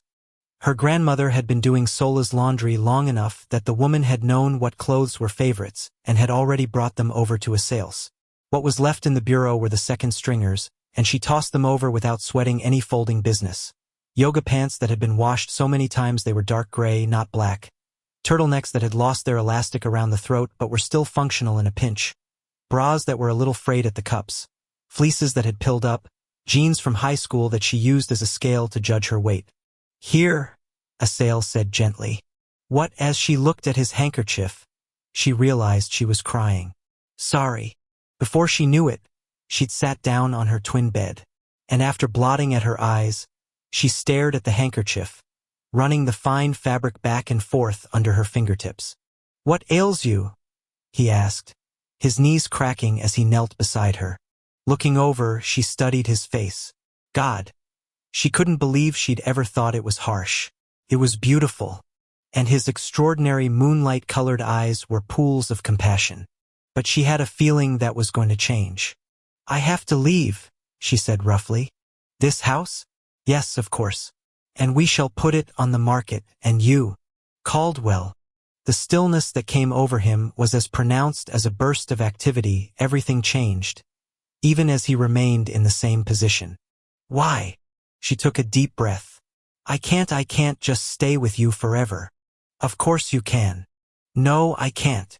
She refocused on his handkerchief. I'm leaving in the morning and taking my grandmother with me. A sail burst up and paced around the cramped room. But you are safe with me. I can't be a part of the life you're living. I just can't.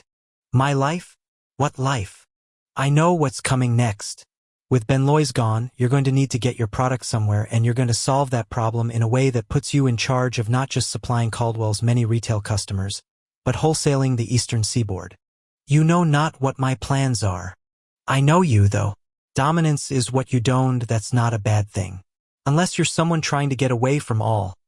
She motioned her hand back and forth. This. You don't need to be a part of my work. Not the way it goes, and you know it. She glanced up at him. Might be true if you're a lawyer, but you're not. Yet you consider leaving me a better option? Funny. A part of her perked up that he was talking like they were a couple. But reality stomped that little wink of sunshine out. You think you'll start another career? The silence that followed answered that one the way she thought it would. His voice was annoyed. I fail to understand the abrupt turnaround. I was kidnapped from my home, held against my will, and nearly raped. As he recoiled as if she'd slapped him, she cursed. It's about time I go legit and stay that way. I have enough money so that I won't have to work right away, and I have another place. Where? She ducked her eyes.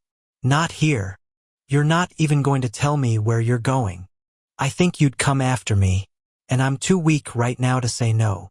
A sudden scent spiked in the air, and she looked around, thinking of those cologne inserts that came in magazines. But nothing had Chong at it. Was just the two of them alone in the house. No Glade plugins in sight. He came across the cheap carpet and loomed over her. I do not wish you to go. Maybe it makes me demented, but I'm glad. She brought his handkerchief up to her mouth and rubbed it back and forth over her lips.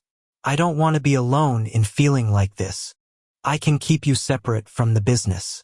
You won't have to know anything about the operations, distribution, cash positions. Except that for however long I'm your girlfriend, or whatever, I'm a target. And if my grandmother lives with you, too, she's a target. Benloy's has family not here in the States, but in South America. Sooner or later his body is going to show up, or his absence is going to be noted, and maybe they don't find you out. But maybe they do. Do you think I cannot protect you? He demanded haughtily. I thought I could take care of myself. And that house of yours? I've checked it out, as you know, and it's a fortress, I'll give you that. But things happen. People get inside. People get hurt. I do not want you to go. She lifted her eyes back to his, and knew that she was never, ever going to forget the way he looked standing in the center of her little bedroom. Hands on his hips, frown on his face, an air of confusion surrounding him. As if he were so very used to getting his way in all aspects of life that he couldn't comprehend what was happening. I'm going to miss you, she said with a cracked voice. Every day, every night. But she needed to be smart. The attraction had been there from the very beginning, and him coming to save her had added another dimension to all that. An emotional connection forged in the kiln of her terror and pain. The problem? None of that was the basis for a solid relationship. Hell, she'd met him while spying on him for a drug importer. He'd hunted her for trespassing. They'd both tracked the other through the night until she'd watched him having sex with another woman, for God's sakes. Then came her near tragedy and some mind-blowing sex that had been a double-edged sword in her recovery. Sola cleared her throat. I just need to get out. And as much as this hurts, that's what I'm going to do. 40. Down here was better for the announcement. Wrath thought as he strode into the dining room with George at his side. Taking his place at the head of the 30-foot-long table, he waited for everyone to arrive. No way he was having this kind of a meeting while his ass was in his father's throne. Not going to happen. And there was no reason to exclude anyone in the household. This was going to affect everyone. And no pre-meeting also. He didn't need some private conclave with Rev and Saxton where he learned the particulars and then had to sit around while they were regurgitated for everybody else. He didn't have a thing to hide in front of his family, and nothing was going to make this any easier to hear. Removing his wraparounds, he rubbed his eyes and thought of another reason. He was glad he wasn't upstairs too close to Beth. Fritz had assured him she was in bed and eating. But one thing he knew about his Shellen? She was fully capable, even after the rigors of her kneading, of heading down to see him and reconnect with the outside world. If this was about her, she didn't need to hear it right now. Shit knew there was going to be plenty of time to tell her. "Have a seat," Wrath muttered as he put his sunglasses back on. "You too, Z." He could sense Fury hesitating on the threshold of the room with his twin, and in the awkward beat that followed, Wrath shook his head. "No kissing the ring, okay? Just give me some space." "Fair enough," Fury murmured. "Whatever you need." So they'd been tipped off. Either that or Wrath looked as bad as he felt. As the others arrived one by one or in small groups, he could tell by the sense who entered and in what order. Nobody said anything, and he imagined that Fury was giving hand signals to people, telling them to shut the fuck up and stay the hell back. "I'm on your right," Rev announced. "Saxton is next to me." Wrath nodded in their general direction. Sometime later, Tor said, "We're all here now." Wrath drummed his fingers on the table, his brain overwhelmed by the sad, anxious sense in his nausea as well as the silence. "Talk to us, Rev," he demanded. There was the soft sound of a chair getting pushed back on the rug, and then the Symphoth King and Leodire of the Glimmer's Council started wrestling with something. There was a pop followed by an unsheathing rush. Then parchment, a large piece being unrolled. With a lot of something brushing the table. The ribbons of the families, Wrath thought. "I'm not going to read this shit," Rev groused. "It's not worth my time." Upshot, they all put their seals on this. In their minds, Wrath is no longer the king. A wellspring of anger jumped out of the throats of his household. Many voices intermixing and lifting the roof, the sentiments all the same. And actually, it was Butch's Shellen, Marissa, who was hands down the most refined female in the house, who summed it up best. "Those goddamn sons of bitches." Wrath would have laughed under any other circumstances. Hell, he'd never heard her curse before. Didn't know she could pass that shit through her perfect lips. "What are the grounds?" someone asked. Wrath cut through the chatter with 2 words. "My mate." Pin-drop silence ensued. "The mating was entirely legal," Tor pointed out. "But she's not entirely vampire." Wrath rubbed his temples and thought of what he and Beth had done for the last 18 hours. "And that means if we have young, neither are they." Jesus Christ, this was a mess. Total fucking mess. He might have had a shot if he hadn't had any young. Then the throne could have passed to his next closest relation. Butch, for example. Or any young that brother and his mate would have. Now, though the stakes were different, weren't they? No one's a purebred. Isn't the Middle Ages. We need to take them all out. This is fucking ridiculous. Why are they wasting time on? Wrath quieted the chaos by curling up a fist and slamming it down on the table. What's done is done. God, this hurt. The question is, what now? What is our response? And who the hell do they think is going to rule? Rev spoke up. "I'll let Saxton tackle the legal aspects of the first part, but I can answer the second. There's a guy named Aiken, son of Enoch. It states in here, rustling, that he's a cousin of yours. Who the fuck knows?" Wrath shifted in his chair. "I've never met him. The question is, where are the band of bastards? They have to be involved in this." "I don't know," Rev said as he re-rolled the proclamation. "Seems a little sophisticated for Ecker's tastes. Bullet to the brain is more his style." "He's behind this." Wrath shook his head. "My guess is that he'll let the dust settle, kill this Aiken motherfucker, and get himself appointed." Tor spoke up. "Can't you just modify the old laws? As king, you can do anything you want, right?" When Wrath nodded in Saxton's direction, the attorney stood up, his chair creaking quietly.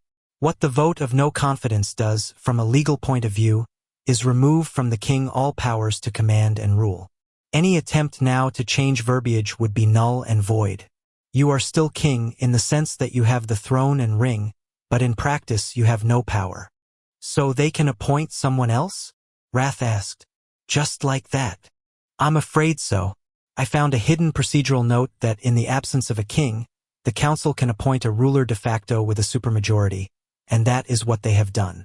The passage was intended to be triggered in wartimes. In the event, the entire first family was wiped out along with any immediate heirs. Been there, done that, Wrath thought. Saxton continued. They have triggered that provision, and unfortunately, from a legal standpoint, it is valid even though it's being used in a way that was not contemplated by the original drafters of the laws. How did we not see this coming? Someone said. It is my fault, Saxton said roughly. And accordingly, in front of you all, I tender my resignation and removal from the bar of solicitors. It is unforgivable that I missed this. Fuck that, Wrath said with exhaustion. I do not accept your. My own father is the one who did this. Just as bad. I should have researched this. I should have. Enough, Wrath snapped. If you follow that argument, I should have known all along because my sires are the ones who drafted that shit. Your resignation is not accepted. So shut the fuck up about all the quitting and sit the fuck down. I'm going to need you. Man, he had such great interpersonal skills. Wrath cursed some more and then muttered. So if I hear this right, there is nothing I can do. From a legal standpoint, Saxton hedged, that would be correct. In the long pause that followed, he surprised himself. After having been so miserable for not just the centuries before he decided to live up to his father's legacy, but the actual nights on the job, you'd think he'd be relieved. All that paperwork weighing him down, the demands from the aristocracy, the antiquated everythingo, and then there was the stuck in the house, only sparring with pain, dagger hand atrophy that went along with everything. To the point where he felt like a Hummel figurine. So yeah, he should be pumped to be free of the bullshit. Instead, he felt nothing but despair. It was losing his parents all over again. In the end, Wrath had to see the hidden chamber himself. Cloaking his form in a humble robe so that none would know it was he proceeded through the castle with Agony, Torture, and Abalone, who had resumed his disguise as well. Moving quickly through the stone corridors, they passed members of the household, doggen, courtiers, soldiers. Unburdened by all the bowing and the ritual greetings that would have been his due as king, they made excellent time, the finish of the castle growing coarser as they proceeded away from the court areas and down into the servants' purview. The smells were different here. No fresh rushes and flowers, or hanging bundles of spices, or sweet-smelling females. In these extensive quarters, it was dark and dank, and the fires were not changed with rigid regularity, so there was a sooty undertone to every inhale. However, as they came upon the kitchen, the glorious perfume of roasting onions and baking bread elevated all that. They did not enter the cooking arena properly. Instead, they took a narrow set of stone steps down farther into the underground. At the bottom, one of the brothers took a lit torch from its perch and brought the flickering yellow illumination along. Shadows followed them, scattering across the packed dirt floor like rats, tangling underfoot. Wrath had never been down here. As the king, he was only ever in the prettified parts of the estate.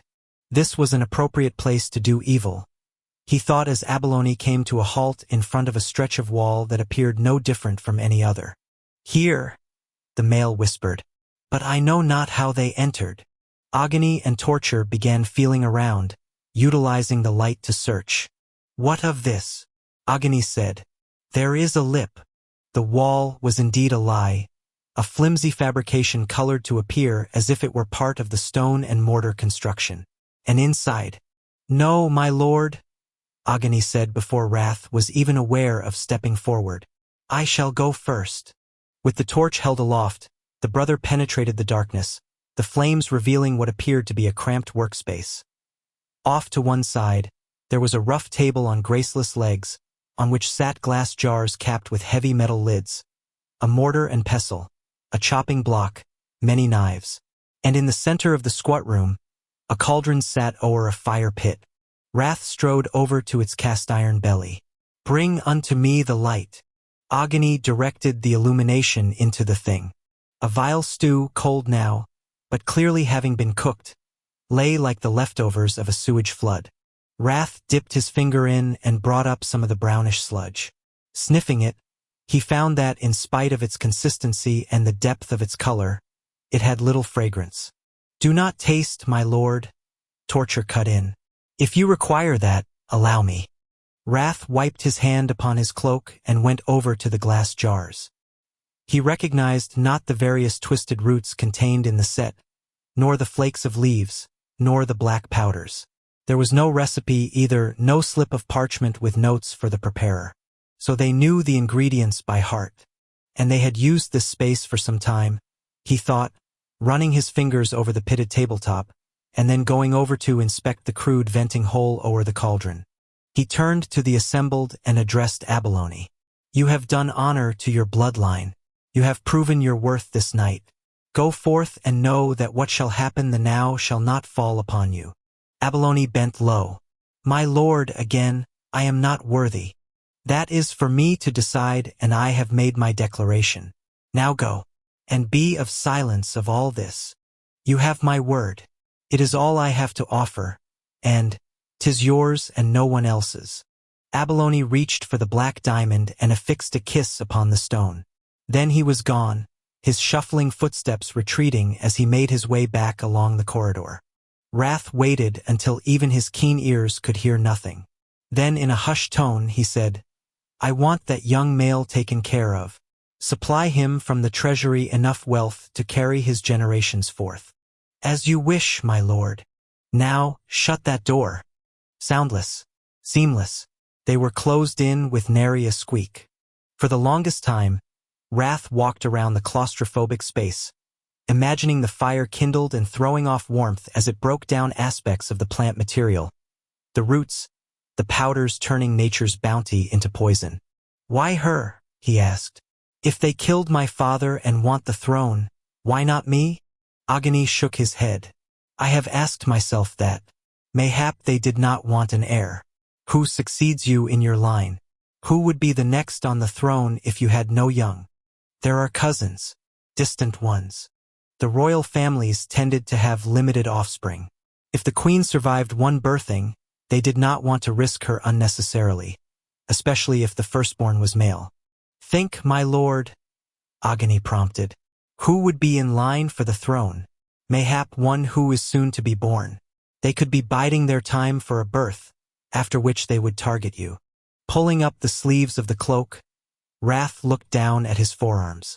Following his transition, he had been inked with the family lines, and he traced what was permanently in his skin, tracking who was living, who was dead, who had young, and who was pregnant. He closed his eyes, the solution to the equation presenting itself. Yes, indeed. "My lord." Wrath let the cloak's sleeving fall back into place. "I know who they are thinking of. It is a cousin of mine, and his mate is heavily with young the now. The other evening they were saying they prayed unto the scribed virgin for a son." "About whom do you speak?" "Enoch." "Indeed," Torture said grimly. "I should have known." Yes, Wrath thought, his chief advisor. Seeking the throne for a son who would carry the family fortunes into the future whilst the male himself placed the crown upon his own head for centuries.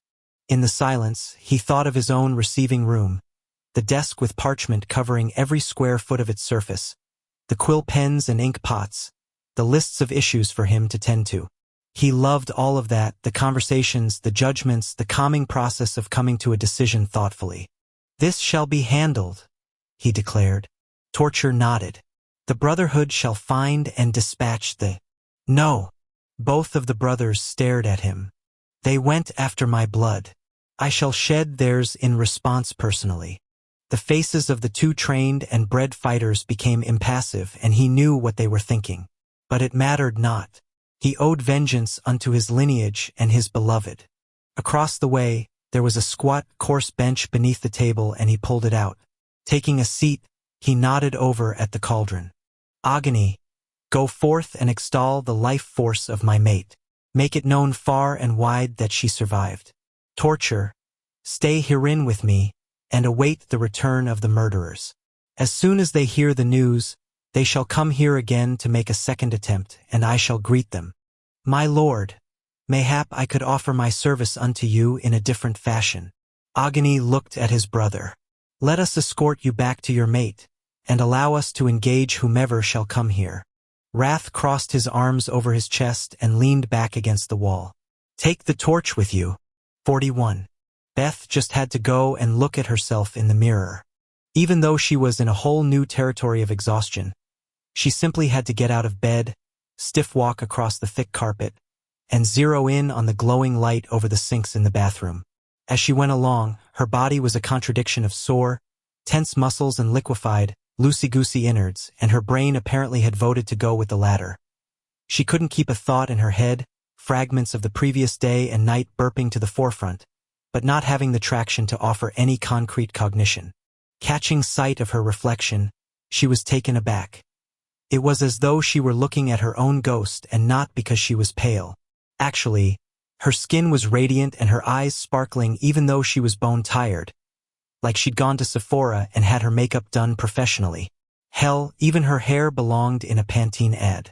No, the Spectre part was all about the Land's nightgown she'd put on. Flannel and big as a circus tent, the white and pale blue pattern was like a cloud around her, billowing everywhere. It made her think of Beetlejuice, the movie. Geena Davis and a lower BMI, less angry Alec Baldwin stuck in the afterlife, prowling around their house in baggy sheets, about as scary as Casper. Looking down, she bent over and picked up the drugging kit that had never been used. Rezipping it, she put it back where she'd found it, on the counter between their two sinks. God, whether it was the aftermath or all the hormones still in her bloodstream, the whole experience was a dreamscape, as hazy a memory as it had been a wrenching, vivid experience. But what had come before her kneading was getting crystal clear. Like someone whose symptoms didn't tie together until they received a diagnosis, she thought back over the previous 4 months and strung together the mood swings, the yearning for a child, the cravings, the weight gain. PMS, vampire style. This whole getting fertile thing had been on its way for a while. She just hadn't strung together all the signs.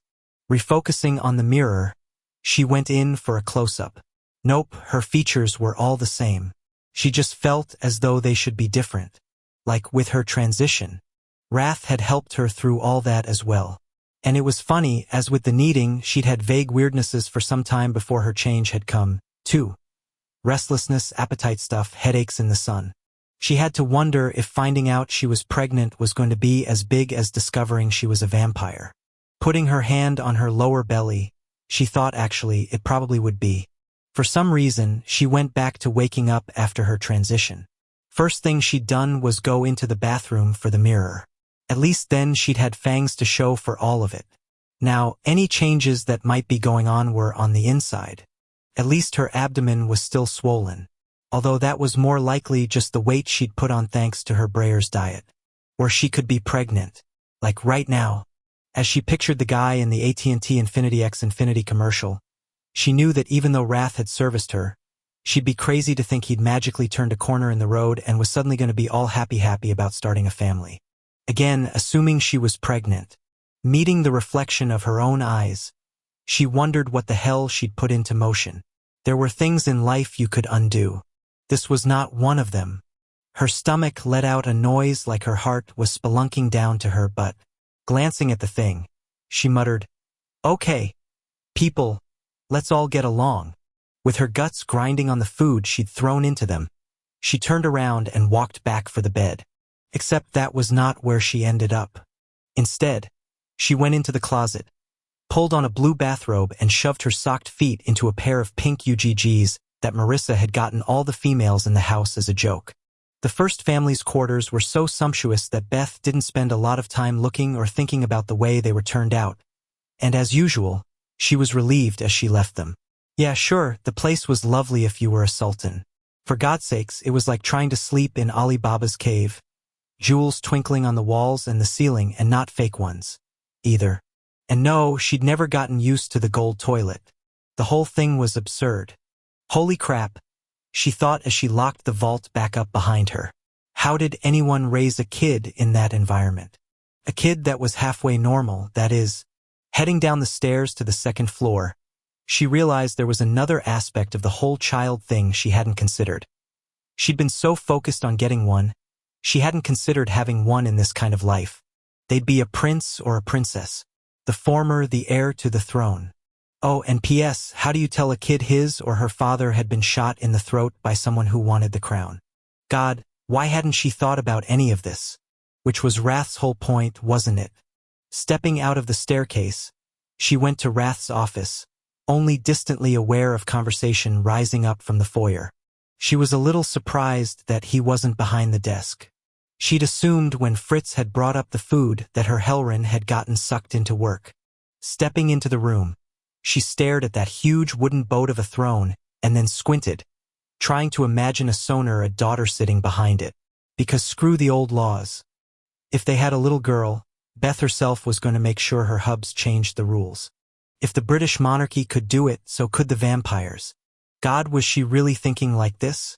Rubbing her temples, she recognized that all of this was the tip of the iceberg Wrath had been crashing into, and meanwhile, she'd been Fisher-pricing it in her head, enjoying an internal debate on cloth diapers versus Pampers, what kind of video monitor to buy, and whether or not she liked the new crib styles at Pottery Barn. Infant and baby stuff. The kind of things she'd watched Bella and Z wrestle with and purchase and use. None of what had been on her radar had been about raising children into adulthood, which was what Wrath had been focused on. Suddenly, the pressures inherent in that great carved chair had never seemed so real. Although she had witnessed them firsthand, the true burden of it all didn't really set in until this moment, as she pictured a child of hers sitting where her mate did every night. She left the room fast. There were 2 other places he would be: in the gym or maybe in the billiards room. Oh wait, no one was in there anymore. At least until they got new furniture. Man, what a mess this was. Hiking up the nightgown and the robe, she hit the stairs at a trot until the jiggling of her internal organs made her nauseous and she had to slow it down. Crossing over the mosaic depiction of the apple tree, she figured she could ask whoever was in the dining room to. The moment she came under the arches, she froze. In spite of the fact that it was not mealtime, the entire household was at the table and something awful had happened. Her family was like a collection of Madame Tussauds versions of themselves, the bunch of them arranged motionless in the chairs, with faces that had the right features, but expressions that read wrong. And everyone's eyes were on her. As Wrath's head lifted and angled her way, it was like her transition all over again, when she'd come out of her father's basement and walked in to find the brothers at the table. The difference, of course, was that back then there had been surprise in the room. Now, it was something altogether different. Who died? She demanded. Back in the old country, Ecker and his band of bastards had stayed in a castle that appeared to have risen from the earth, as if the very stones of its construction had been rejected by the dirt, expelled like a tumor. Situated upon a scruffy, otherwise uninhabitable mount, the construction had glowered over the small hamlet of a medieval human town, the fortification not so much regal as resentful. And inside, it had been no less uningratiating. Ghosts of dead humans had wandered the many rooms and the great hall especially, knocking things off heavy tables, swinging cast-iron chandeliers, toppling stacks of burning logs from the fireplaces. Indeed, they had fit in well there. In the New World, however, they lived on a cul-de-sac, in a colonial with a master suite the color of one's lower intestine. We did it. Verily, we have the throne. We shall rule forevermore. Huzzah! As his fighters congratulated each other and proceeded unto the alcohol, he sat upon the sofa in the living room and missed that castle's great hall. It seemed more fitting a space to play witness to the history they had set in motion and succeeded at. 8-foot ceilings and velour couches just did not make the grade for an event of this magnitude. Besides, their castle had formerly been the seat of the race's first family. Wrath's dethronement announced at the very place he had been born and reared would have had such greater resonance. Mayhap this weak, suburban locale was what was robbing him of the joy his fighters shared. Except no, it was something else. This fight with Wrath was not over. There was no way it ended here like this. Too easy. Reflecting upon his journey to this moment, Ecker could only shake his head. Before he had come unto the New World, flying across the ocean at night, things had seemed rather much in his control. Following the death of the bloodletter, He had taken the reins of the soldiers and enjoyed centuries of conflict with the lessening society after the Brotherhood had come to Caldwell. Eventually, however, after all their successes in the field, there had been no one save humans to chase after, and it was difficult to find much sport in those rats without tails.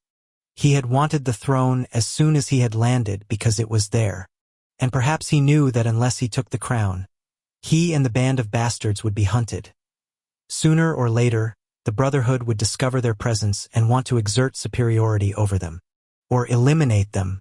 Through his efforts, though, those tables had been turned.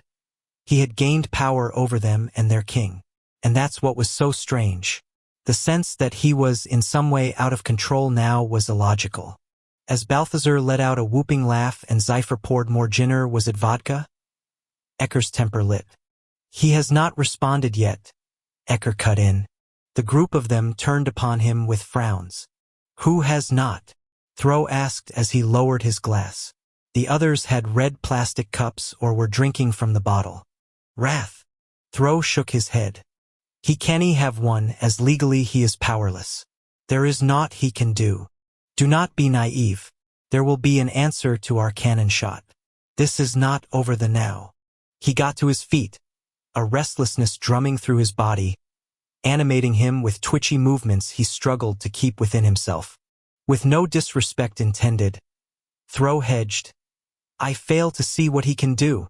Turning away from the joviality, Ecker said, Mark my words, this is not over. The question is, on the basis of his reply, may we still sustain? Whither goest thou? Thro demanded. Out. And I shall not be followed, thank you. Thank you was rather more like, fuck you, he thought as he dematerialized through the flimsy front door and reappeared upon the lawn. There were no more houses in this part of the development, the only other structure a pump house for the municipal sewer system. He tilted his head back and considered the sky. There was no light from the moon, a cloud cover that promised more snow blocking out the illumination. Yes, in this moment of his triumph, he felt no great joy or sense of accomplishment. He had expected to be happy would be one word for it, although that emotion was not in his lexicon. Instead, he was as empty as he had been when he'd arrived upon these shores and ill at ease to the point of anxiety. Oh fuck. He knew the cause of the worry. It was his chosen, of course. Whilst his men enjoyed the illusion of victory, there was only one place he wanted to go, even though it would undoubtedly put his life at risk. And go unto the north he did, traveling upon the frigid night air. His molecules scrambled in a wave to the foot of one of the mountains on the very farthest edge of Caldwell's territory. Standing amongst the pines and oaks, his combat boots planted in the crusty snow, he looked up even though he could not see the apex of the mount. He could not, in fact, see much more than that which was 3 feet afore him. The great smudging of the landscape ahead of him was not based on the weather or the terrain. It was magic, some kind of sleight of hand that he could not understand, but could not question the existence of. He had followed his chosen here, back when she had gone unto the clinic, and he had been terrified that the brothers had hurt her in retaliation for feeding him. He had waited for her to emerge from treatment, and followed her here. Indeed, she had been manipulated into providing him with her vein. Had saved his life not through true choice, but a conceit created by Thro, and not for the first time did he regret sending that fighter unto the Brotherhood. If he hadn't sought to punish the male as such, neither one of them would have e'er met her, and his pyracant would have remained unknown to him. For truth, lack of knowledge of that female's existence, of her scent and the taste of her blood, of those shattering, stolen moments in that car, would have been such a boon to him. Instead, it was as if he had taken a saw to his own leg and cut it off. He had unwittingly volunteered to cross her path. Staring at the edge of the mist, he braced himself and crossed into the barrier. His skin registered an instant warning, his inner instincts activated by the force field, teased by a rootless feeling of terror. Proceeding forth, his boots crunched through the ground cover, only a slight rise informing him that he was, in fact, beginning the ascent up the mountain. In this moment of triumph, the only place he wanted to be was with the female he could not have. 42. Generally speaking, if your husband refused to say a word until the pair of you were behind closed doors and alone? Shit was not going well. As Beth heard the double doors of the study shut behind them, she went over to the banked fire and put her palms out to the heat. She was suddenly feeling very cold, especially as Wrath did not go behind the desk and sit down on his father's throne. Her Helrin settled into one of the two French blue sofas, and the effeminate little thing let out a very unladylike protest as his weight landed. George settled at his master's feet, the dog staring up as if he, too, were waiting for the other shoe to drop. Wrath just stared straight ahead even though he couldn't see a thing, his brow tight behind the bridge of his wraparounds, his aura black as his hair. Turning, she backed her butt into the heat source and crossed her arms. "You're scaring me." "Silence. Why aren't you sitting behind the desk?" she said roughly. "It's not mine anymore." Beth felt all the blood leave her head. "What are you? I'm sorry, what?" Wrath took off his sunglasses and braced an elbow on his knee as he rubbed his eyes. "The council has removed me." "What the fuck? How? What did they do?" "It doesn't matter. But they got me." He laughed in a short burst. "Listen, at least now all that paperwork over there? Not my problem. They can govern themselves. Have a ball infighting and arguing about stupid bullshit. What were the grounds? You know what's really fucked up? I hated doing the job, and yet now that it's gone," he rubbed his face again. "Anyway, I don't get it. You're the king by blood and the race is ruled by the monarchy. How did they do this?" "It doesn't matter." Beth narrowed her stare. "What are you not telling me?" He burst up and walked around, having memorized the furniture layout long ago. "This'll give us more time together. Not a bad thing, especially if you're pregnant. And hell, if you have a young now, part of what I was all up in my head about is a non-issue. I'm going to find out, you realize. If you don't tell me, I'll get someone who will." Wrath went over to the desk and ran his hands down the carved edges. Then he fingered the top of the throne, caressing the ins and outs of the wood. "Wrath, talk. Now." Even with her laying it down like that, it was a long while before he spoke. And when he finally did, his reply was nothing she expected and as devastating as any piece of it all. "They based it on you. Okay, time to have a little sit down." Going to the same sofa he'd sat in, she all but fell into the soft cushions. "Why? How? What did I do?" God, the idea that she'd cost him the throne because of something she'd. "It's not anything you've done. It's who you are." "That's ridiculous. They don't even know me." "You're half human." Well, that shut her up. Wrath came over and knelt down in front of her. Taking her hands, he held them in his so much larger palms. "Listen to me, and you have to be clear on this. I love you. All of you, each and every part of you. You are perfect in every way. Except for the fact that my mother was human. That's their fucking problem," he snapped. "I don't give a fuck about their goddamn prejudice. It doesn't affect me at all. Knew it exactly true, is it? Because of me you're not sitting on that throne anymore. Right? You know what? The shit's not worth it to me. You're what's important. You're what matters. Everything else, everyone else can fuck off." She glanced over at the throne. "You mean to tell me you don't care that your father's seat is no longer your own?" "I hated the job. That's not my point. The past is the past and my parents have been dead for centuries." She shook her head. "Does that really matter, though? I know why you stuck with it. A lit's for them. Don't lie to me. More important, don't lie to yourself." He sat back sharply. "I'm not." "Yeah, I think you are. I've watched you these past 2 years. I know what's motivated you, and it would be a mistake to think all that commitment up and disappears because some third party says you can't wear the crown anymore. Number 1, it's not some third party. It's the council. Number 2, it's a fait accompli. What's done is done. There must be something you can do. Some way around this. Just drop it, Beth." He got to his feet, his head turning in the vague direction of the throne. "Let's move ahead." "We can't." "Fuck that. It's one thing if you resigned or abdicated or whatever the hell it's called. That's free choice. But you don't do well taking orders from other people." She tacked on dryly, "We've discussed this before.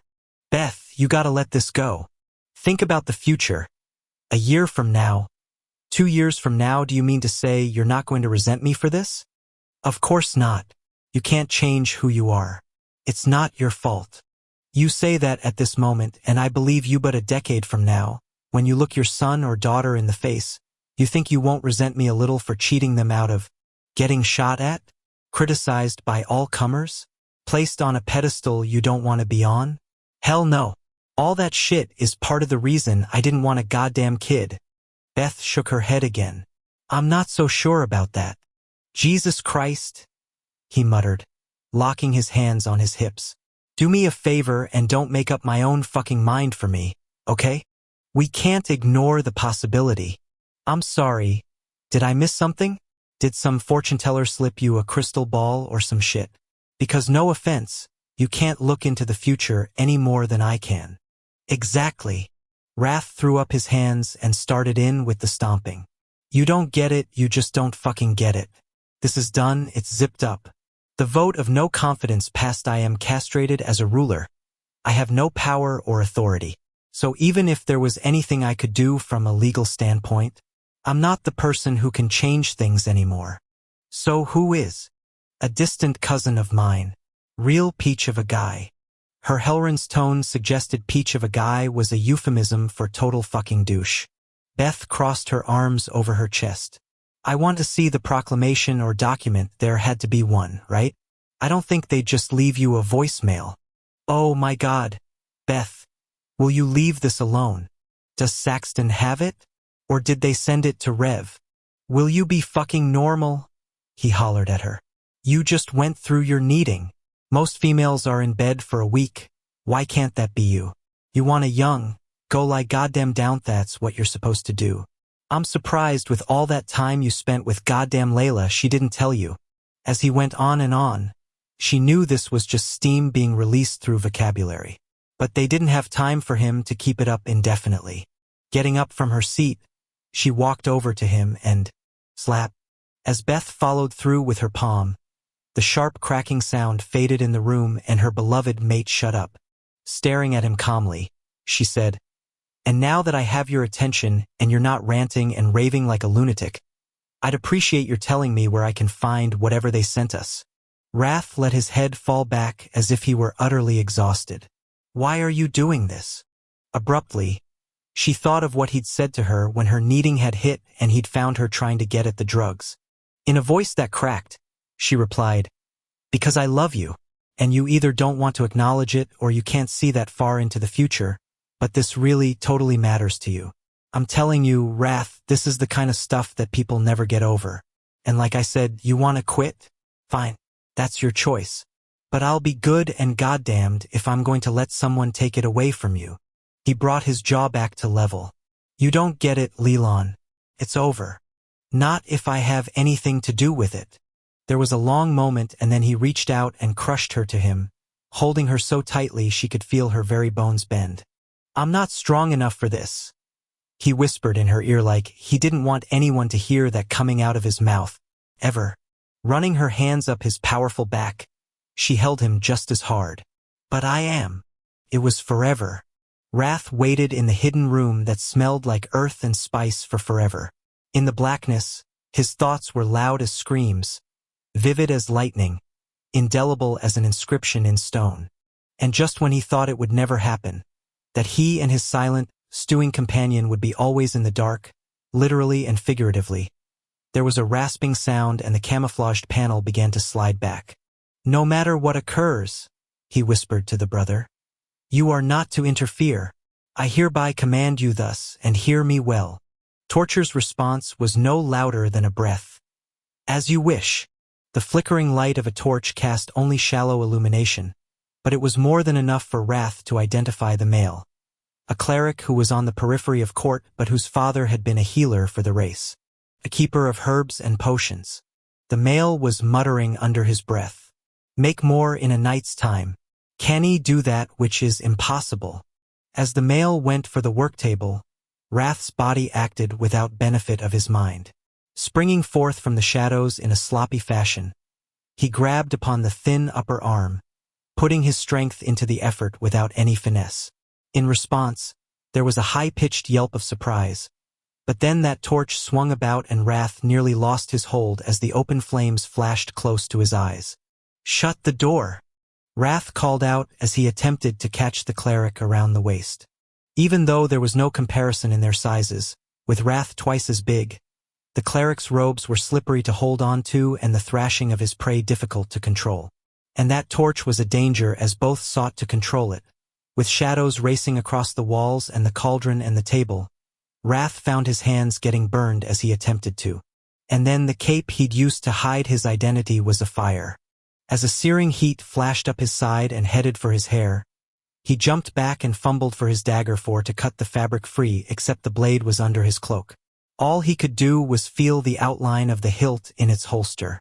Leaping back, he went to pull the voluminous wheat fabric over his head, but had to retract his hand with a shout of pain. In the next heartbeat, flames were all over him, and though he tried to bat them away, it was like fending off a cloud of wasps. Flailing, blinded by agony and heat, great woofs of sound bracketing his ears, he realized he was not going to emerge alive from this. Breath short, heart pounding, soul screaming from the unfairness of it all. He wished he was a different male, a male of the sword, not of the pen, one who could dominate another with alacrity and confidence. The deluge came from above, and it was foul-smelling, foul-tasting and so viscous, it was more wet wool blanket than liquid. With a hiss and fizzle, and a stench that made his eyes water even more, the flames were gone, the fire out, the mad flailing over. A great clatter ensued as Torture tossed the weighty cauldron aside. "Drink not, my lord. Spit it out if you have partaken."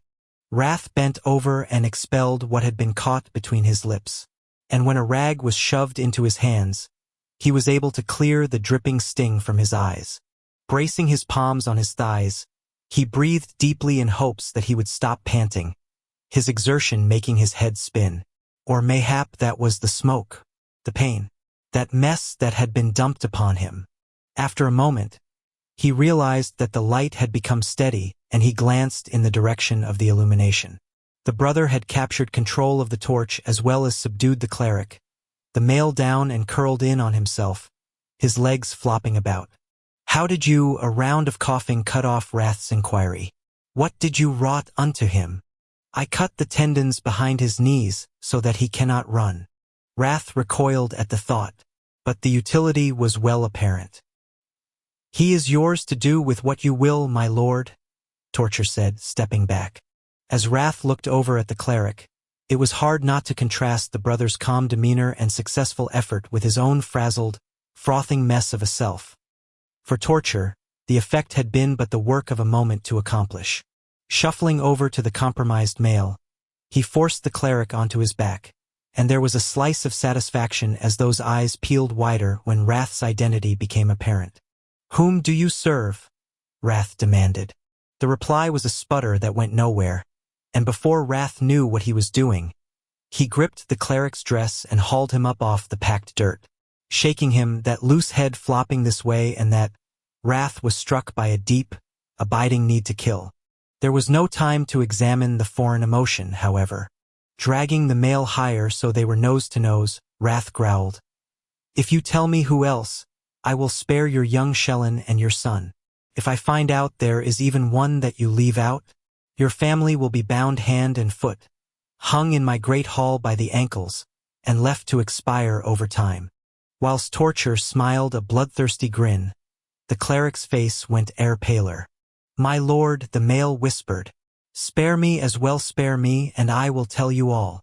Wrath stared into those pleading eyes, watching tears well and fall, and thought about his Shellen, his father. "Please, my lord, show me mercy, I beg of you, show me mercy." After a long moment, Wrath inclined his head once. "Proceed." In a shaky rush, names came forth, and Wrath recognized them all. It was the entire composite of his advisors, starting with Icon and ending before Abalone, who had already proved where his loyalties lay. The inner vibration of violence began to ratchet up as soon as the final name was uttered and the cleric fell quiet, and the urge to kill would not be denied. His hand was trembling as it fumbled for the hilt of his dagger, and he withdrew his weapon with herky-jerky motions, the angle wrong for removal, the blade getting caught in its sheath. But he did manage to free it, letting the cleric fall back down to the earth. He clamped a hold on the male's throat and began to squeeze. "My lord," the cleric started to struggle, clawing at Wrath's wrist. "My lord, no. You vowed." Wrath lifted his arm high, and realized he'd blocked a clear shot at the heart, the jugular, and the major organs with his hold. "My lord, this is for mine blood." He thrust all of his strength into the downward arcand, was meeting the horrified stare of the cleric as the razor point of the dagger pierced the male's right eye and proceeded apace into the brain behind it, stopping only when the entirety of the blade was embedded within that skull. The body beneath his own went into immediate spasms, arms and legs thrashing, the remaining eye rolling back so that only the white showed. And then all went still except for some minor twitching of the facial muscles and the hands. Wrath slumped, falling off the now-dead body.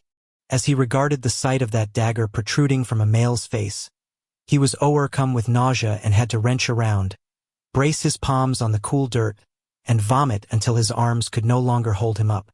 Rolling to the side, he laid his hot face on the inside of his muck-soaked arm. He did not cry. He wanted to. As the realization that he had killed another being hit him, he desired to go back to the world he knew before this, where his father had died of natural causes, and his Shellen had simply had a dizzy spell because of a pregnancy, and the worst thing he had to worry about in court was that others gossiped over his choice of mate. This new version of reality was nothing he wanted to be a part of. There was no light on this side. Just midnight black. "I have never killed someone before," he said in a small voice. For all his fierceness, Torture's tone was gentle. "I know, my lord. You did well. I did not. Is he not dead?" "Yes, indeed he was. I meant what I said about his Shellen and son. They shall be spared." "Of course." As the listing of names ran through his head, that urge to kill rekindled, even as his stomach was barely settling and his efforts were a mockery compared to what the Brotherhood could do. And indeed, he would not be alive now if Torture had not stepped in. Wrath pushed himself off the dirt, his head hanging low. How was he going to? A large palm presented itself before him. "My lord, allow me to help you." Wrath looked up into those bright, clear eyes and thought that they were like the moon, shedding light upon the darkness, showing a path out of the wild. "We shall train you," Torture said. "We shall teach you what you need to know such that you may avenge your bloodline. I shall remove that body and stage it as if an accident befell him that will give us the time we need. And from now on, food shall be prepared in your receiving quarters by our own personal doggen. Not anyone affiliated with the court, and any and all victuals shall be brought in from the fields and sky by a brother's own hands. We shall each eat and drink of it in your presence before you do, and sleep outside your rooms. This is our solemn vow." For a moment, all Wrath could do was stare at that palm, outstretched unto him like a benediction from the scribe virgin herself. He opened his mouth to offer thanks, but there was naught that came out. By way of reply, he clasped that which was before him and felt himself lifted up to stand squarely upon his own 2 feet. 43. Fresh air was good for the mind and the soul. As Layla strode out into the garden, she was careful across the ice-covered terrace, splaying her arms out, going slowly. She didn't want to run the risk of falling. Funny how her assessment of everything from potentially slick surfaces to stairs to selecting food had intensified. "Off into the night," she said to the young within her belly. Walking down onto the snow-covered lawn and away from the glow of the house, she found the boots she had snagged from the back hall to be warm, solid, and comfy. The same was true of the parka and the gloves. She'd left the hats and scarves behind. She'd wanted the chill to clear her head. Farther along the grounds, the swimming pool was sporting its winter cover, but she imagined it full of water lit from underneath, the azure waves inviting and soft upon the skin and joints. She was going to swim as soon as she could and outdoors. Much as she appreciated the pool that was in the training center, the air there smelled of chlorine, and after having been used to the crystal clear, naturally fresh baths above in the sanctuary, she didn't favor. Abruptly, she stopped walking. Stopped with the distracted thinking. stopped everything except the draw in her lungs and the beat of her heart. Closing her eyes, she replayed what had happened in the dining room, seeing the anguish on Wrath's face as the announcement was made, hearing the indignation and aggression in the Brotherhood's voices, watching how Rev kept staring at the king as if he were reading things she could not sense. Ecker was behind it all. He had to be. One did not go from orchestrating an assassination attempt to sitting back idly whilst the Glimmer gained procedurally what one wanted. No, he was lurking behind the scenes. Somewhere. Stomach churning, she resumed her restless promenade, heading past the pool area and into the geometrically constructed formal gardens. And she kept going on their far side as well, linking up with the 20-foot-tall retaining wall that ran all the way around the compound. Continuing ever onward, her ears were numb. So was her nose. She didn't care.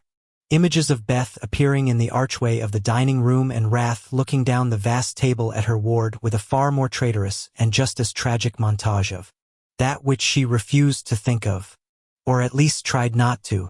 Had she really allowed Ecker into that car? Had he really sat next to her, unarmed? His menagerie of weapons left on the hood of the Mercedes and talked to her? Held her hand? Stop it, she warned herself. No good would e'er come of remembering that connection, that burning spark. Layla slowed, stopped, recalled with great precision and no small amount of guilt the way Ecker had looked at her. She knew so little about him apart from his political aspirations. He was a total stranger, and a deadly one at that. And yet she had the sense, given his awkwardness with her, that he was not one who reveled in females very often. With his facial disfigurement, it was obvious why. But with her he was different. Aside from the pregnancy, which she had actively brought about, she had never affected much during the course of her life. But she could not stand idly by while there was mayhap even a little she could do to help Wrath in this horrible situation. She had such guilt, over so much. She could, however, attempt to do something about it all. Taking out her cellular phone, the one Quinn had insisted she take with her everywhere, she called up the dialing screen. Ecker had told her how to call him, the digits engraved upon her mind the moment they had left his lips. She had never imagined putting them into service. With each finger tap of the screen, the phone let out a different tone, the sequence completed in 7 contacts. She hovered over the send button, and then she pressed it. Her whole body was shaking as she put the thin, playing card-sized device to her ear. An electronic ringing sounded once, twice. Layla wrenched around. From over on the left, on the far side of the wall, she heard a distant sound, one so faint that if it hadn't mirrored exactly the rhythm of that which was in her own phone, she might have not paid it any mind.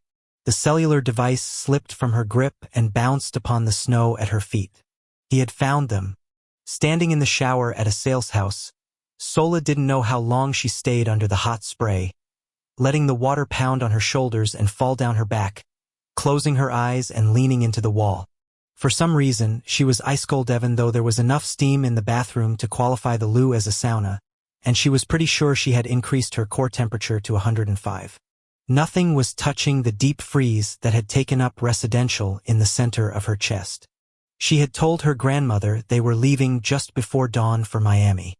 In retrospect, investing in a safe place in the heart of Benloy's family business had been a dumbass thing to do. But with any luck, Eduardo, assuming he was still on the planet and the beneficiary of his brother's will, would be so busy enjoying the purchase of pale blue Bentleys and animal print Versace sheets that he wouldn't come after the likes of her. Assuming he even knew what his brother had done to her, or planned for her. Ricardo had kept so much to himself. God, what had a sale done to that man? A quick flash of that face of his, bloodied around the mouth and chin, increased her chill and she turned around. Fuck! She screamed as she looked out the foggy glass. The male figure who had appeared in the doorway was still as a statue and powerful as a tiger, and he was watching her as a predator might. Instantly, she was hot on the inside of her skin because she knew why he had come, and she wanted it too. A sail strode to the glass door that separated them and tore it open. He was breathing hard, and in the inset light above her head, his eyes were bright as match strikes. He stepped into the shower fully clothed, his Gucci loafers no doubt ruined, his dark brown suede jacket absorbing the falling water and turning the color of blood. Without a word, he clamped his hands on her face and dragged her by the head to his mouth, his lips crushing hers as he backed her up against the marble with his entire body. Sola gave in with a moan, accepting his tongue as it penetrated her, gripping his shoulders through his fine clothes. He was fully erect and he ground his hips against her, pushing his hard cock in and rubbing it against her belly, the gold H of his belt scratching at her.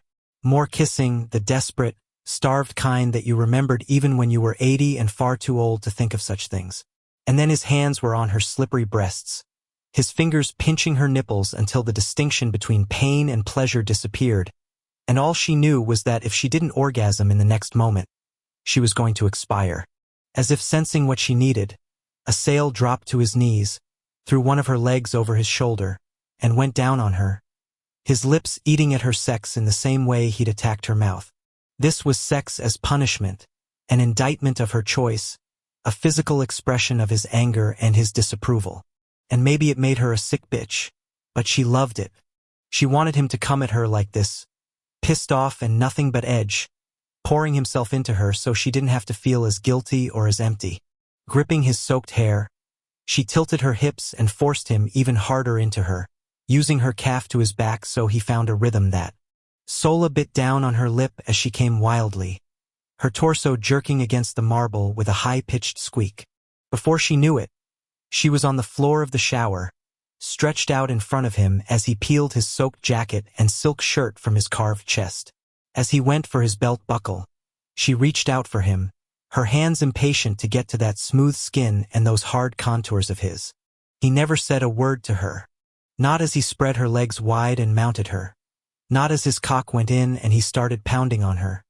Not even as he braced himself above her and stared into her eyes as if he were daring her to leave everything he could give her.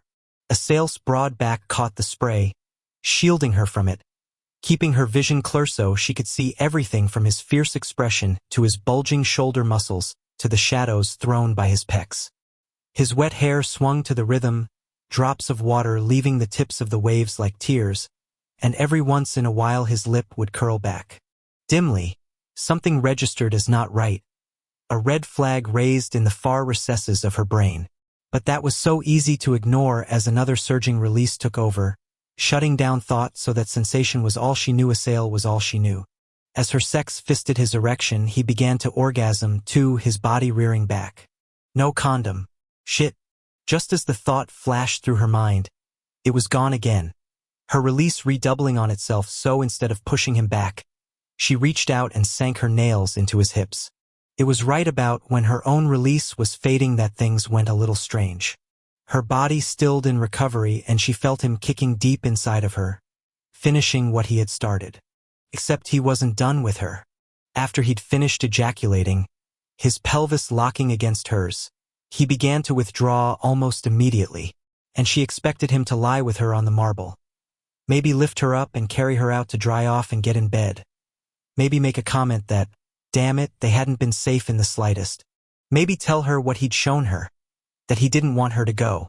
Instead, he braced his upper weight on one hand and gripped his glistening cock with the other. Stroking himself, he groaned as if he were getting ready to come again. The second orgasm shot out of him and he directed it all over her sex, and he didn't stop there. After he'd covered her core, he moved up, shifting himself so that he came on her stomach, her rib cage, her breasts, her neck, her face.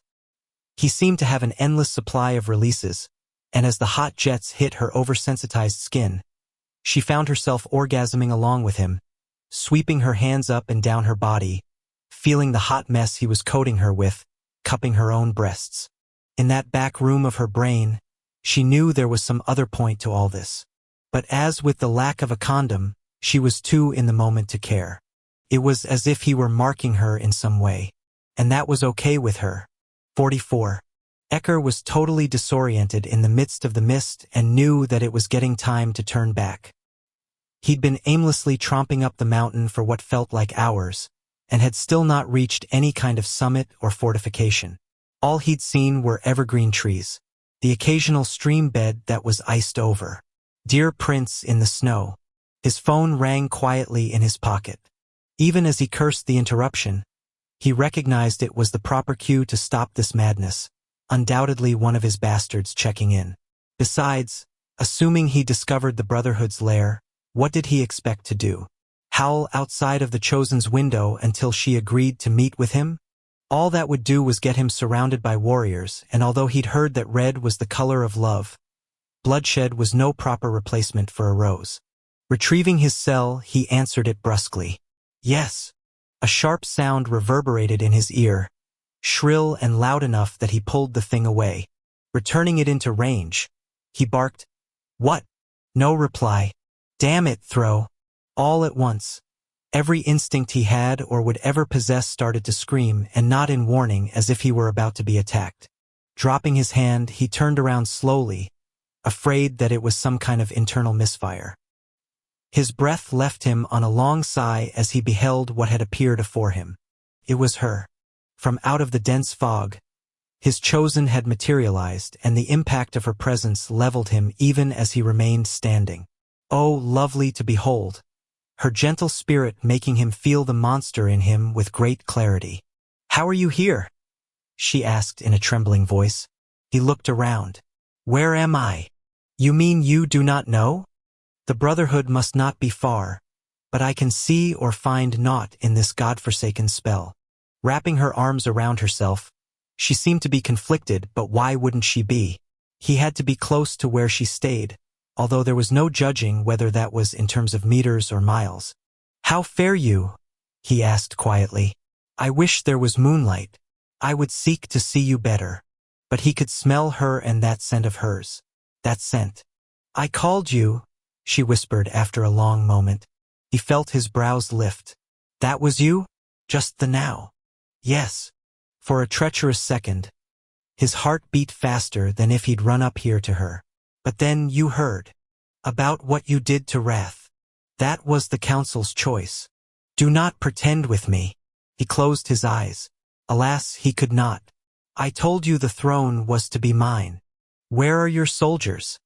As if I have come this night to rout the blind king out of his home?"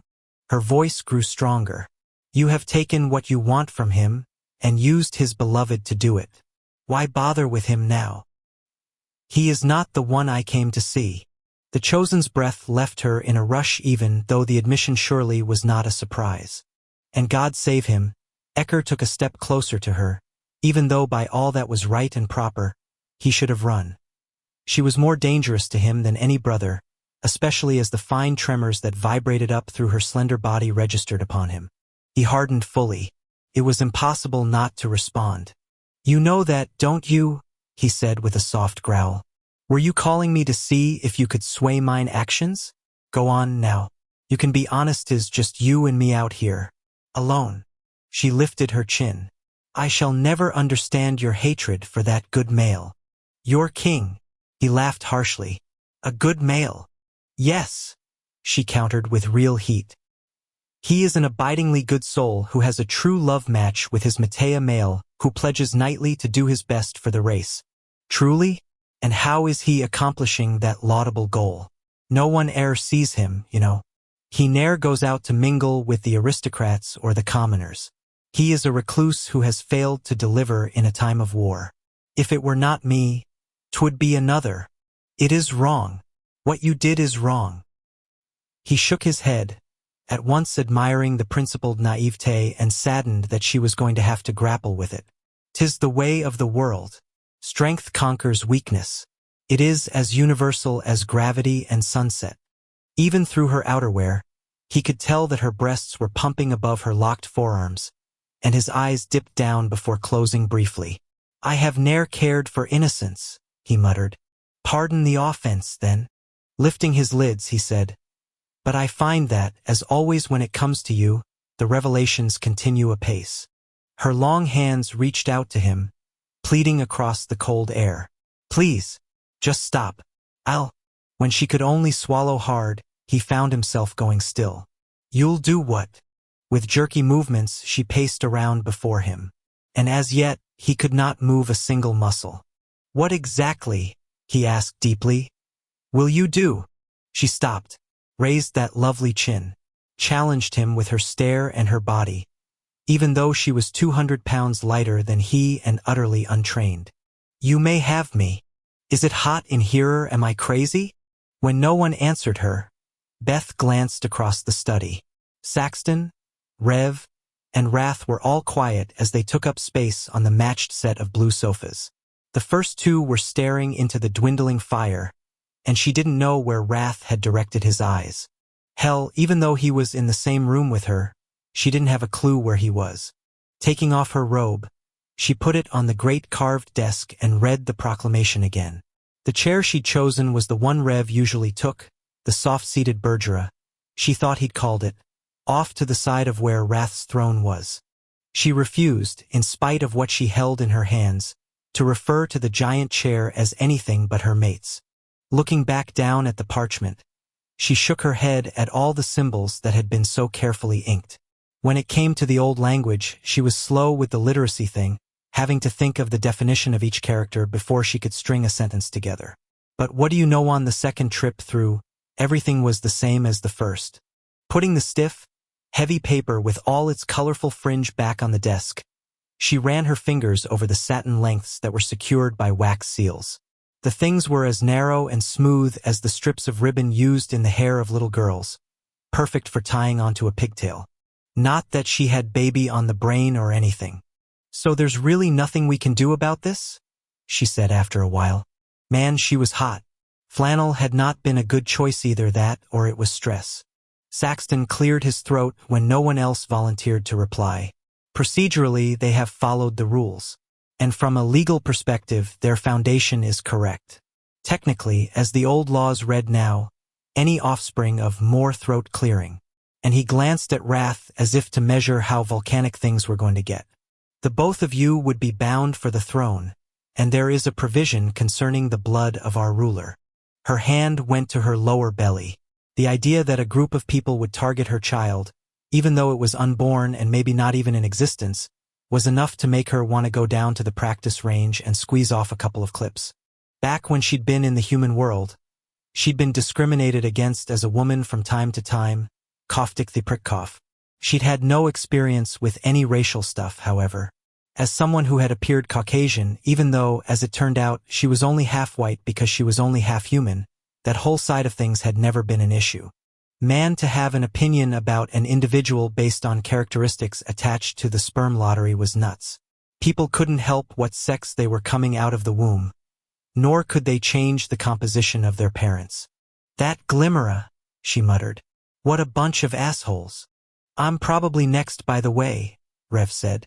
They know about my ties to you both. She focused on the mohawked male. I'm so sorry. Don't be. I only stayed with the job to help you two and the Brotherhood. Then he tacked on dryly. I got plenty on my hands up north to keep me busy. That's right, she thought. It was so easy to forget that he was not only the Leodire of the council, but the king of the Symphiths. And you can't throw them all out or something? She asked the male. I mean, as Leodire, you can't, I don't know, get a new roster of people? I'll let our good lawyer friend over here chime in if I get it wrong.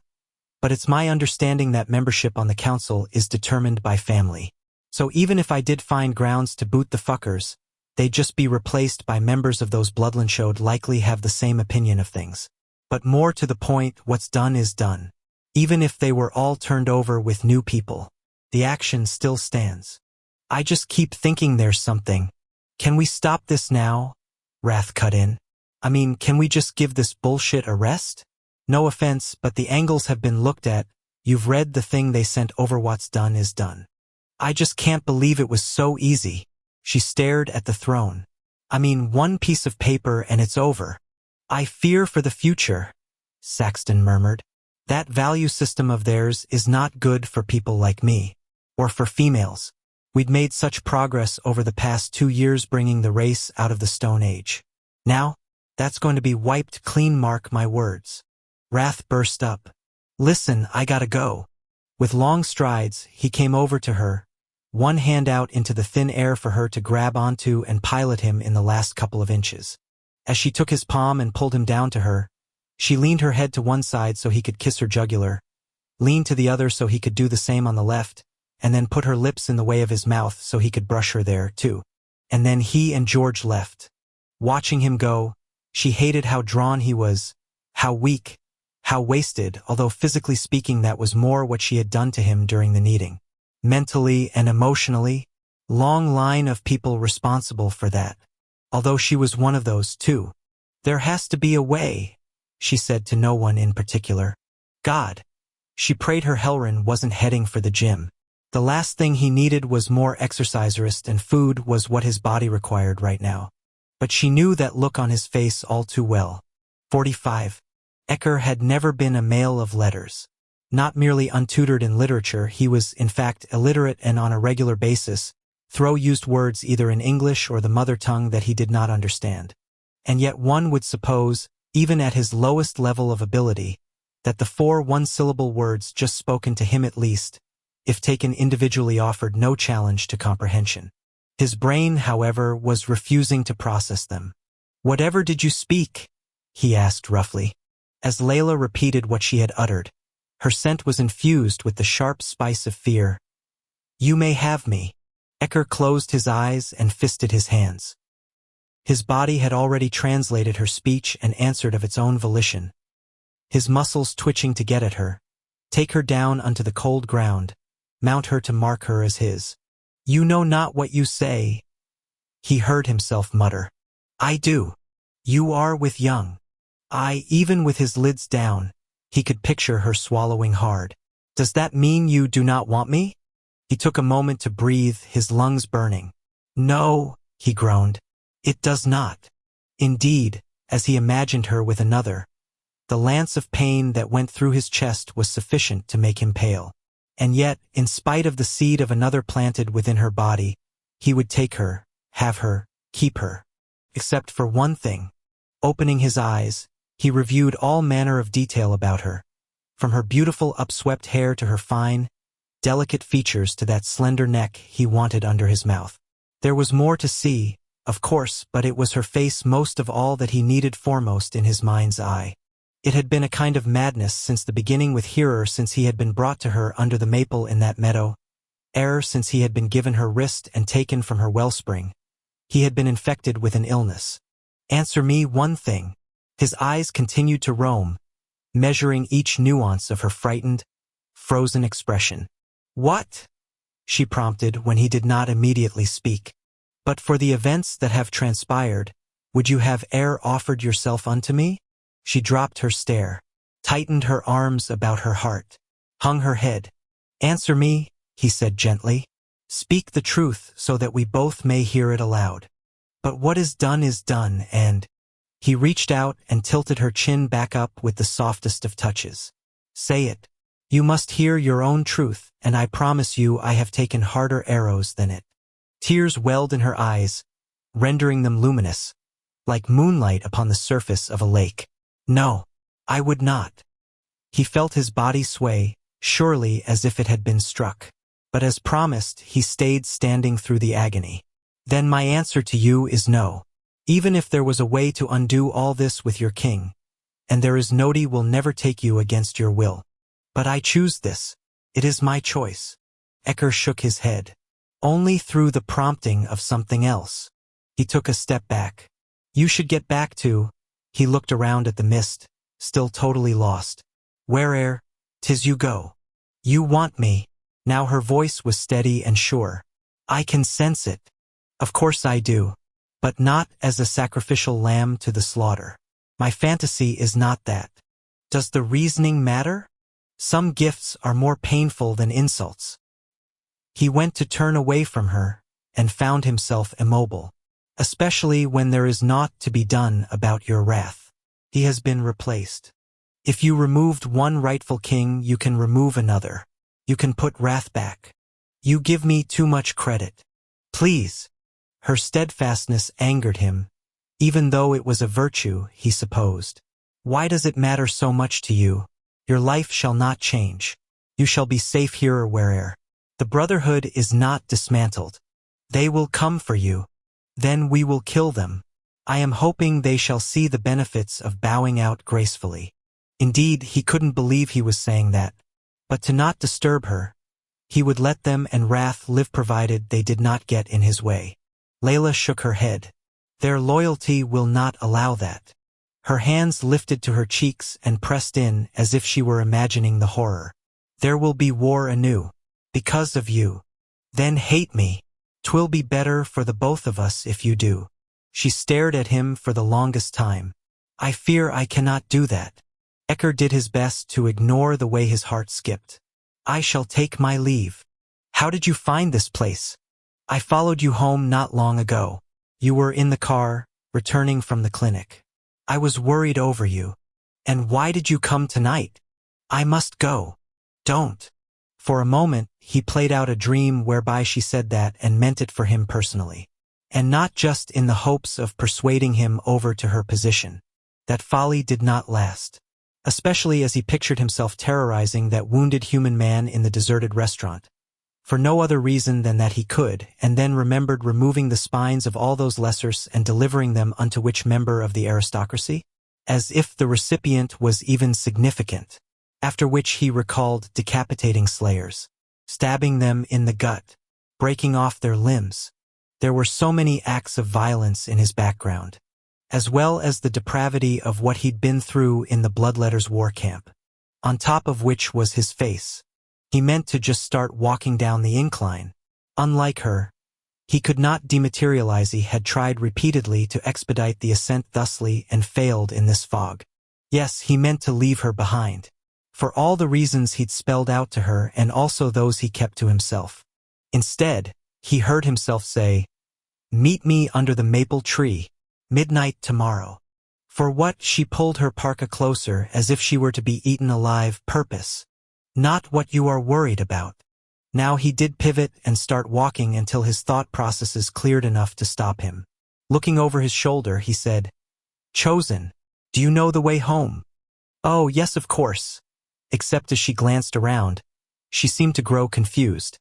"Yes, it's right over." She did not pause to hide her words. She honestly did not appear to know where she was. Closing his eyes, he cursed. He should never have come herein ever. For what if he left her here alone, and she did not find shelter afore the sun rose? What if they were halfway to where she needed to be? Putting his hands on his hips, he tilted his head back and searched the heavens, thinking maybe they could offer him some common sense because he'd clearly lost his. Of all the ways for me to die, he thought. He'd never once considered it would be over a female. As Trez surveyed the goth crowd in the iron mask, he couldn't say he was thrilled to be back in the saddle again. His business had always been important to him. Well, first it had been Rev's gig. Then when the Reverend had bowed out or more like blown his way out, Trez had taken over the whole club enterprise. And yet, whether the place had been his or Rev's, he'd loved running the operations, dealing with the people, planning for new sites, watching his money grow. Yeah, sure, the humans were a pain in the ass, but that was true whether you were driving in your car, shopping in a supermarket, or trying to make a living. Granted, the drugs and drinking really didn't help that last one, but whatever. Tonight, though, as he watched the dozen or so working girls make the rounds, sitting on laps, flirting, taking men by the hand and disappearing into the private bathrooms, he was sickened by it all. Especially as he thought about what he'd agreed to do for Essex. Man, it was so tempting to assume that he'd solved the problem, that keeping the executioner happy was going to make it all go away. Wrong.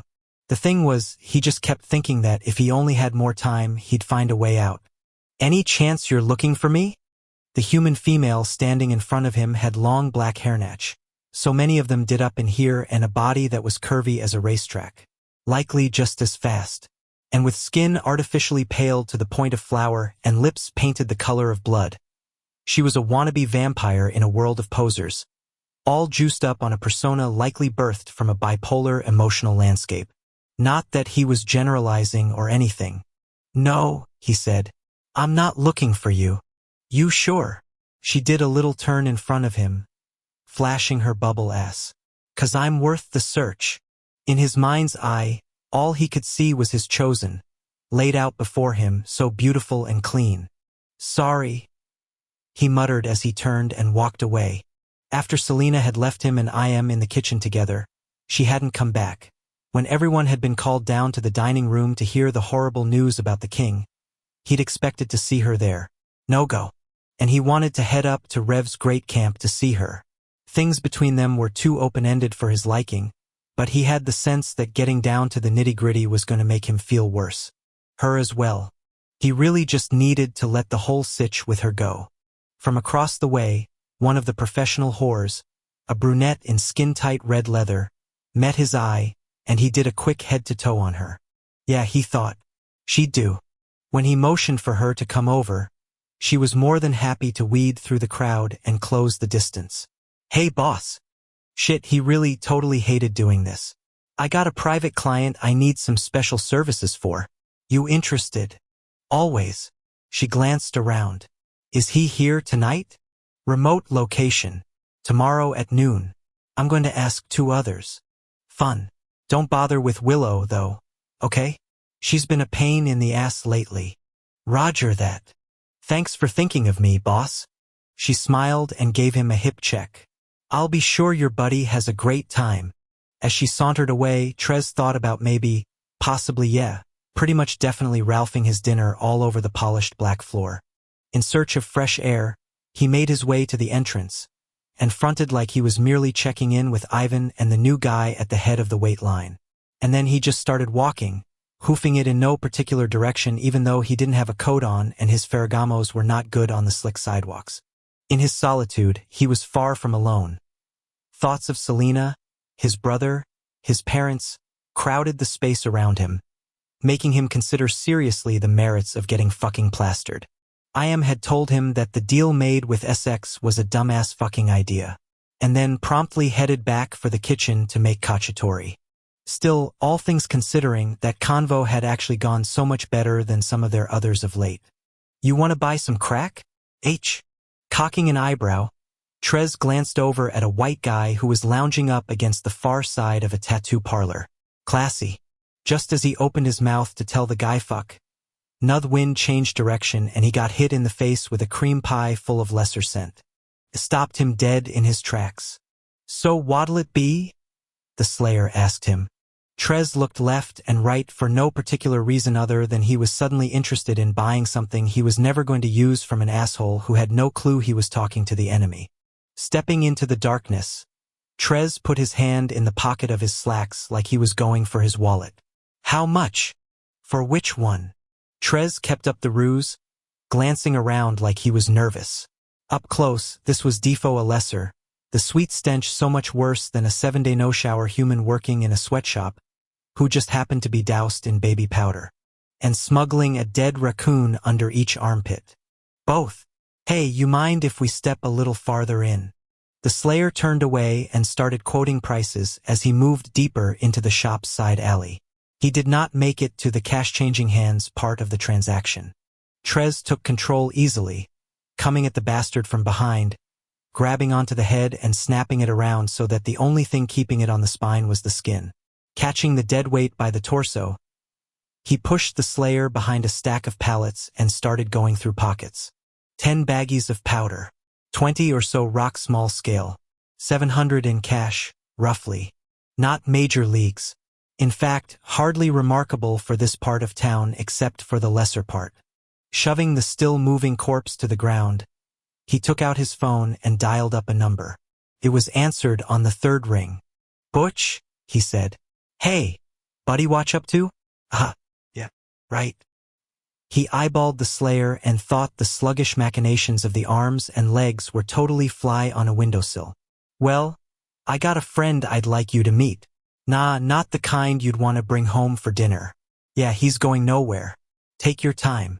After he hung up, he looked at the packets in his palm. They were marked with the death symbol in the old language. Someone in the race was dealing big time, and they were working with the enemy to do it. Next question. Who the fuck was it? 46. It was getting close to dawn when Beth decided she just had to leave her and Wrath's set of rooms.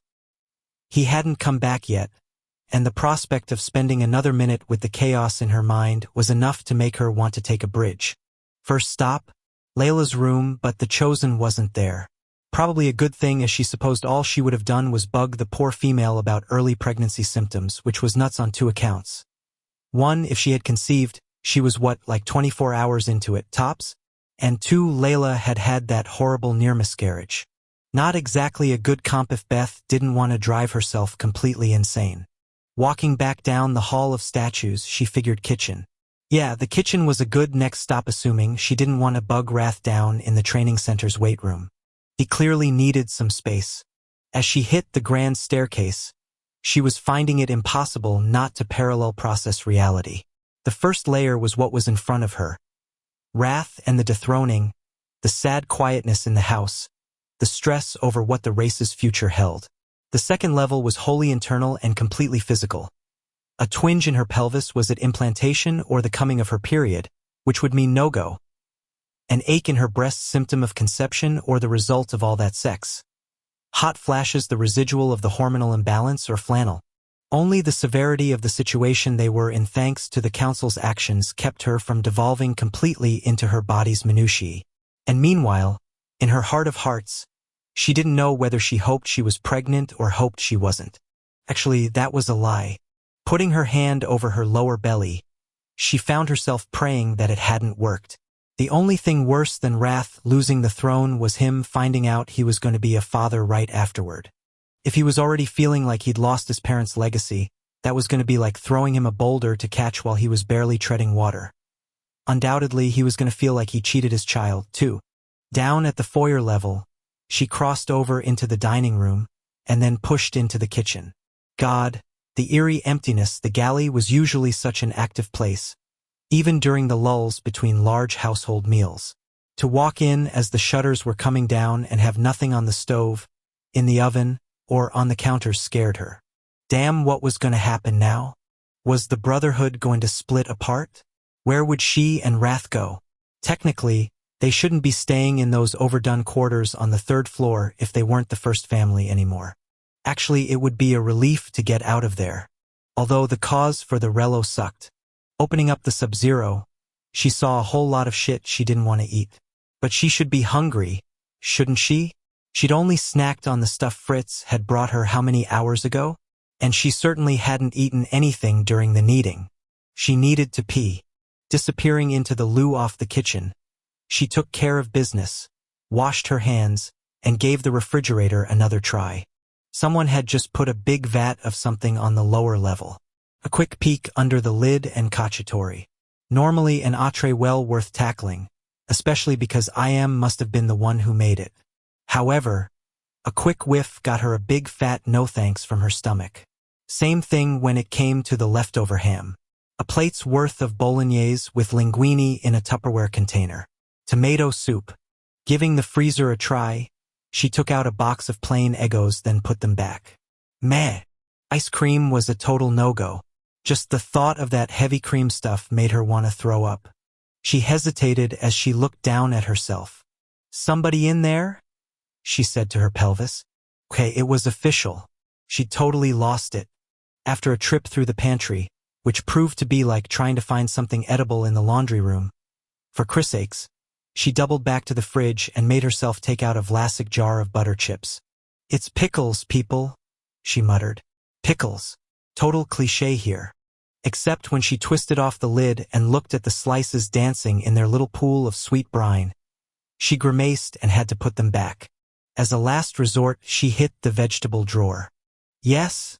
She said in a rush as her hand snapped out for a grab. Oh, yes, yes, yes.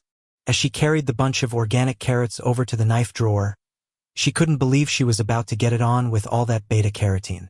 She hated carrots. Okay, not completely if they were in salads, it wasn't like she'd eat around them. But she had never in her life volunteered them out of the fridge.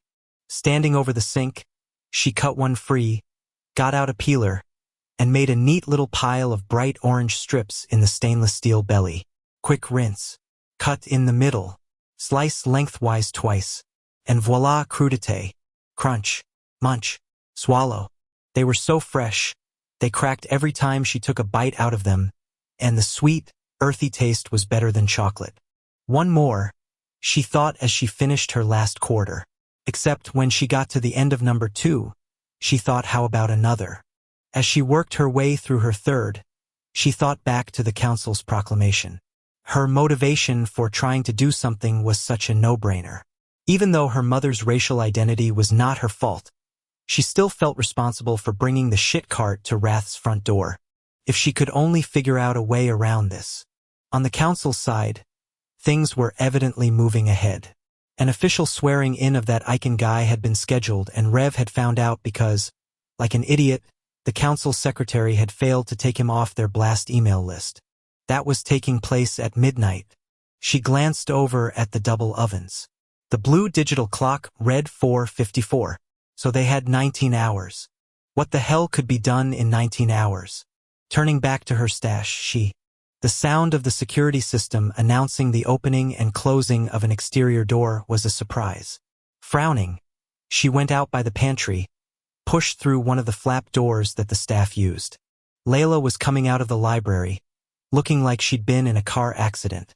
Her hair was windblown, her face white as a sheet, her hands up to her cheeks. "Layla," Beth called over. "Are you okay?" The Chosen jumped so high she had to put both arms out to keep steady. "Oh, yes. Yes, I am. I'm fine, just fine, yes. Thank you." The female abruptly frowned. "And yourself? Are you?" So many ways to finish that for the female, given what was going on.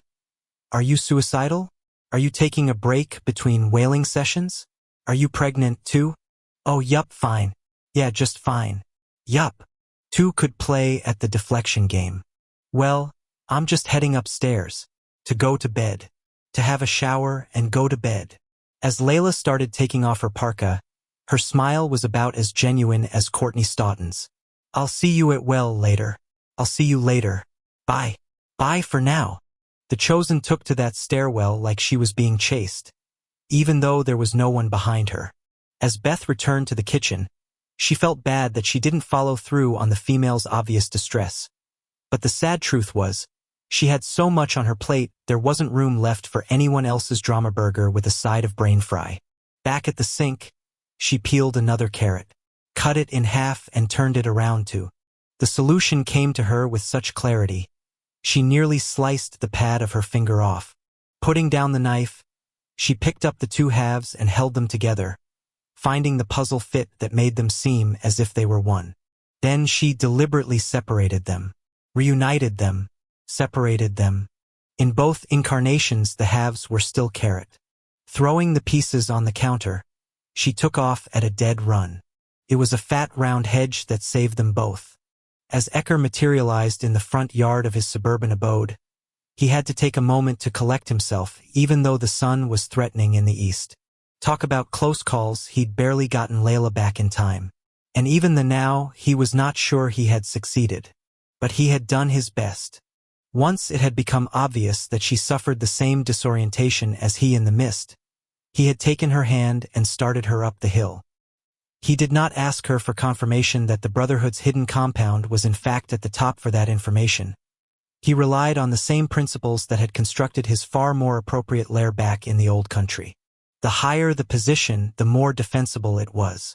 Hustling her as fast as he could, he had ended up running them straight into a 20-foot-tall stuccoed retaining wall, a very good sign that they were close to her homestead.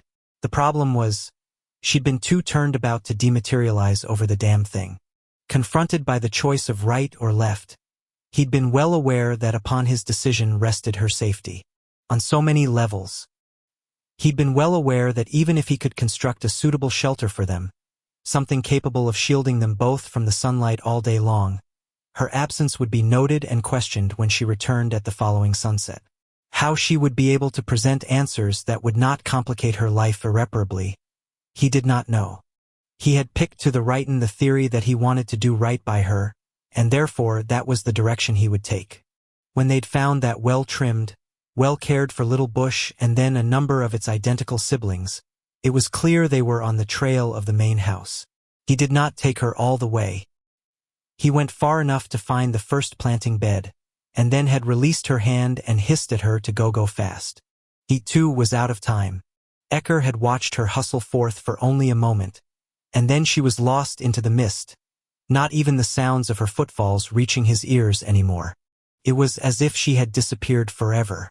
And as much as a part of him had been tempted to sit and let the sun take him, He had forced himself away, triangling downward until he had tripped over, quite literally, a plowed drive.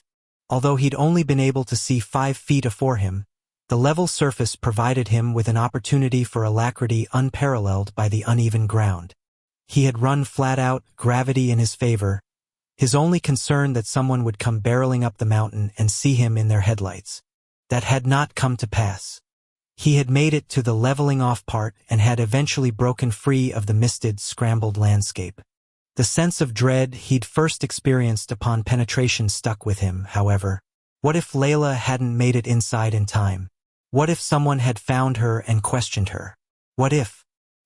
He had checked his phone to no avail and then been forced to close his eyes, concentrate, and pray that he had enough remaining strength and focus to ghost himself away. The only thing that had made disappearing possible was that he couldn't die not knowing what had happened to her. Taking out his phone once again, he had some errant hope that she had called and he hadn't heard the ring in his escape down the mountain. Alas, no. Stalking to the Colonial's front door, the faint glow in the sky made his skin prickle with warning and his eyes water, which ended as he burst into the house. To a scene of abject debauchery. The only thing that would have made it more complete would have been the presence of females. As it was, the air was spice-thick with rum and gin, crowded with hearty laughter, heavy with the kind of male aggression that surged after victory. "You return," Zypher called out. "He returns." The bellowing would have been loud enough to rouse the neighbors, if there had been any. As it was, it filled the house. "And we have news," Thro said with satisfaction mildly tinted with drunkenness. "The induction ceremony is at midnight this coming eve, in Icon's library hall. We have been invited, of course." The temptation to tell them to go in his stead appealed, but he kept his voice quiet. With naught but a nod, he disappeared upstairs. Fortunately, his soldiers were used to him retreating into his own council and let him go.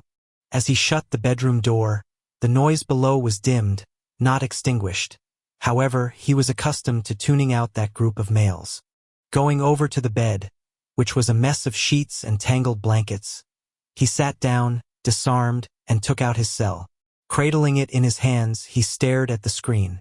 There was no way to dial her. Whatever phone she'd used had a scrambled account. Lying back and looking up at the ceiling, he knew an emptiness that was a revelation.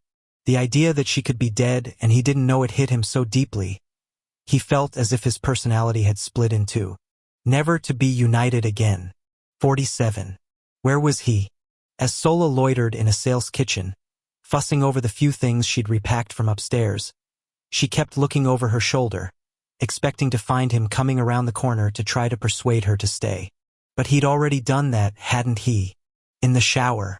Man, for once, memories of being with him didn't get her juiced. They made her want to cry. "I understand why we leave so early," her grandmother announced as she came up from the basement. "It is not even dawn." Her grandmother was dressed in the yellow version of her house frock, but she was ready for the trip, her good shoes on, her matching handbag hanging off her wrist from its fake leather strap. Behind her, a sales-matched set of guards each had a suitcase, and they did not look happy. Although, come on, they hardly had faces built for the jollies. "It's a 23-hour drive, Vovo. We need to get started." "We are no stopping?" No, she couldn't take the risk with her grandmother in tow. "You can drive in the middle during the day. You love to drive." Her grandmother let out a sound that, for anybody else, would have been an F-bomb. "We should stay here. Is nice here. I like the kitchen." It was not the kitchen the woman was fond of. Hell, her grandmother could cook over a Coleman without blinking an eye and had. "He's not Catholic," Sola wanted to say. "He's actually an atheist drug dealer. Soon to be wholesaler." What if she was pregnant? She wondered, because she hadn't taken her pill for 2 days. Wouldn't that be knocking futs, as they say? Shaking herself out of La La Land, Sola zipped the rolling suitcase shut and just stood there. "Well," her grandmother taunted, "we go? Or no?" As if she knew exactly what Sola was waiting for. Or who, as the case was. Sola didn't have enough pride left to try to be cool as she looked around again, searching the entry from the dining area, the archway that was used when you came from upstairs or the office, the shallow hall at the head of the basement steps. All empty. And there were no footsteps coming at a dead run. No thumping from overhead as somebody rushed to pull on a shirt and get to the lower level. Shower time aside, how could he not see her off? At that moment, her grandmother took a deep breath and the flat yellow gold cross she always wore around her neck caught the overhead light. "We go," Sola heard herself say. With that, she picked up her suitcase and headed for the back door. Outside, a totally lose-it-in-a-crowd Ford was parked close to the house, the rental agreement in the name of Sola's emergency identity. The one nobody in Caldwell knew she had. And in the glove box, there was another set of documents and IDs for her grandmother. Using the remote, she triggered the locks to disengage and open the trunk. A salesman, meanwhile, were handling her grandmother with kid gloves, helping her down the stairs, carrying her luggage, and her coat, which she had obviously refused to put on in protest. As they settled the woman into the passenger seat and her suitcase in the back, Sola searched the rear of the house. Just as before, she expected to see him, maybe running through the main room to get to her before she left. Maybe coming up from the basement and shooting through the mudroom to come out. Maybe skidding around the corner from having been upstairs. At that moment, something strange happened. Every window in the house had a sudden shimmer to it, the glass panes between the sills and the flat plates of the sliding doors showing a subtle twinkle. What the? Shutters, she thought.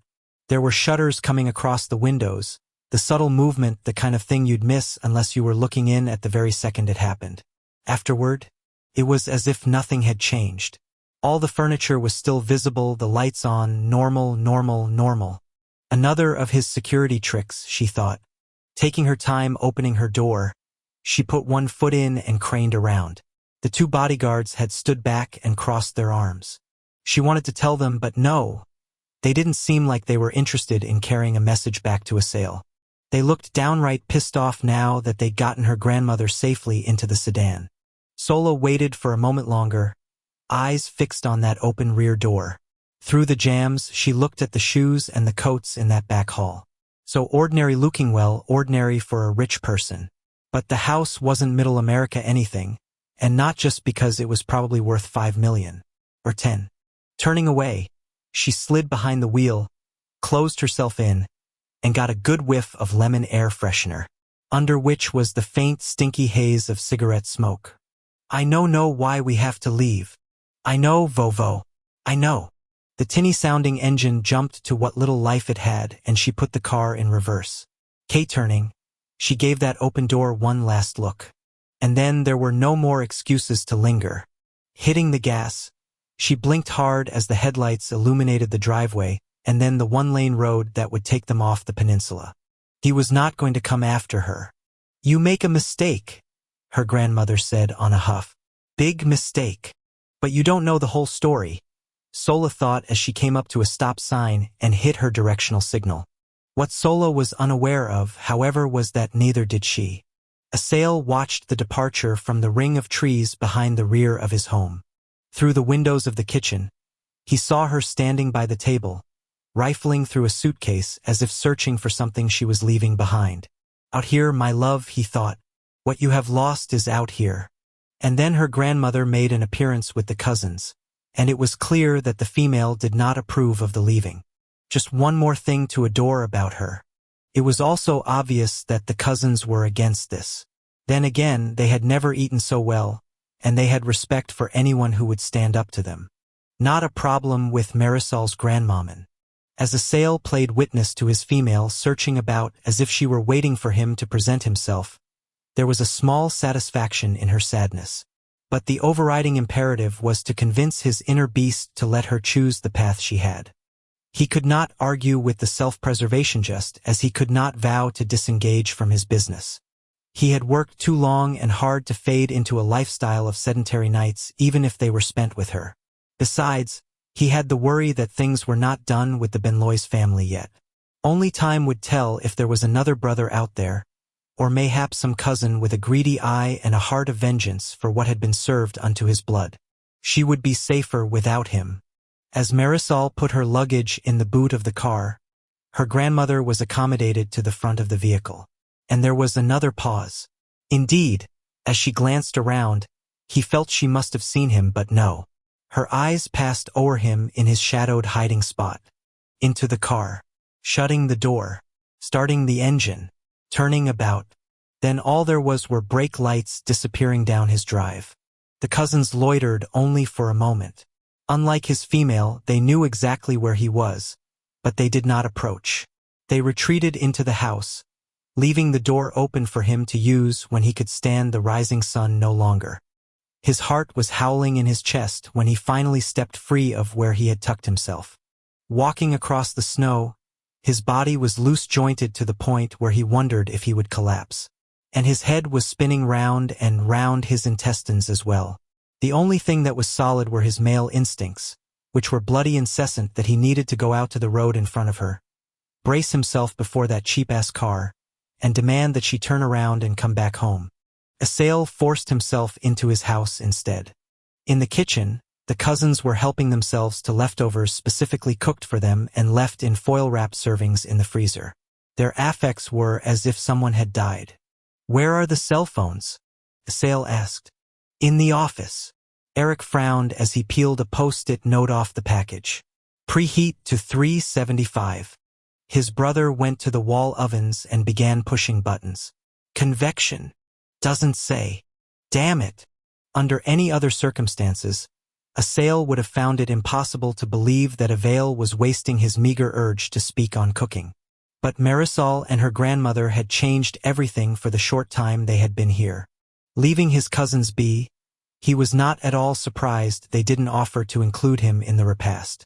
After centuries of transient existence, he had a feeling they were going to become hoarders of those foodstuffs. In the office, he sat behind the desk and regarded the two identical phones before him. Naturally, his brain went to how he'd procured the man he saw Eduardo first upon the ground and then Ricardo strung up against that torture wall.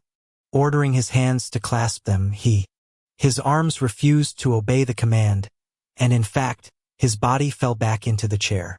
As he stared straight ahead at absolutely nothing, it was clear that his motivation had deserted him. Opening the desk center drawer, he took out one of his vials and fired up one nostril and then the other with cocaine. The tingling rush at least got him sitting up, and a moment later, he did in fact take the phones and hook them up to his computer.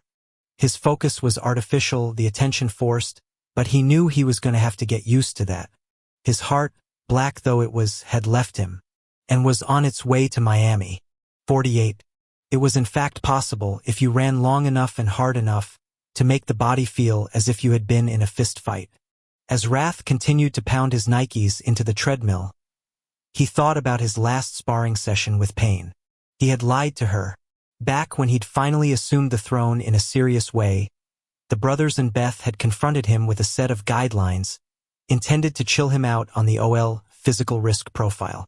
Not exactly a happy convo, and he'd broken the rules at least once that everyone knew about, and a number of times that nobody had caught him at.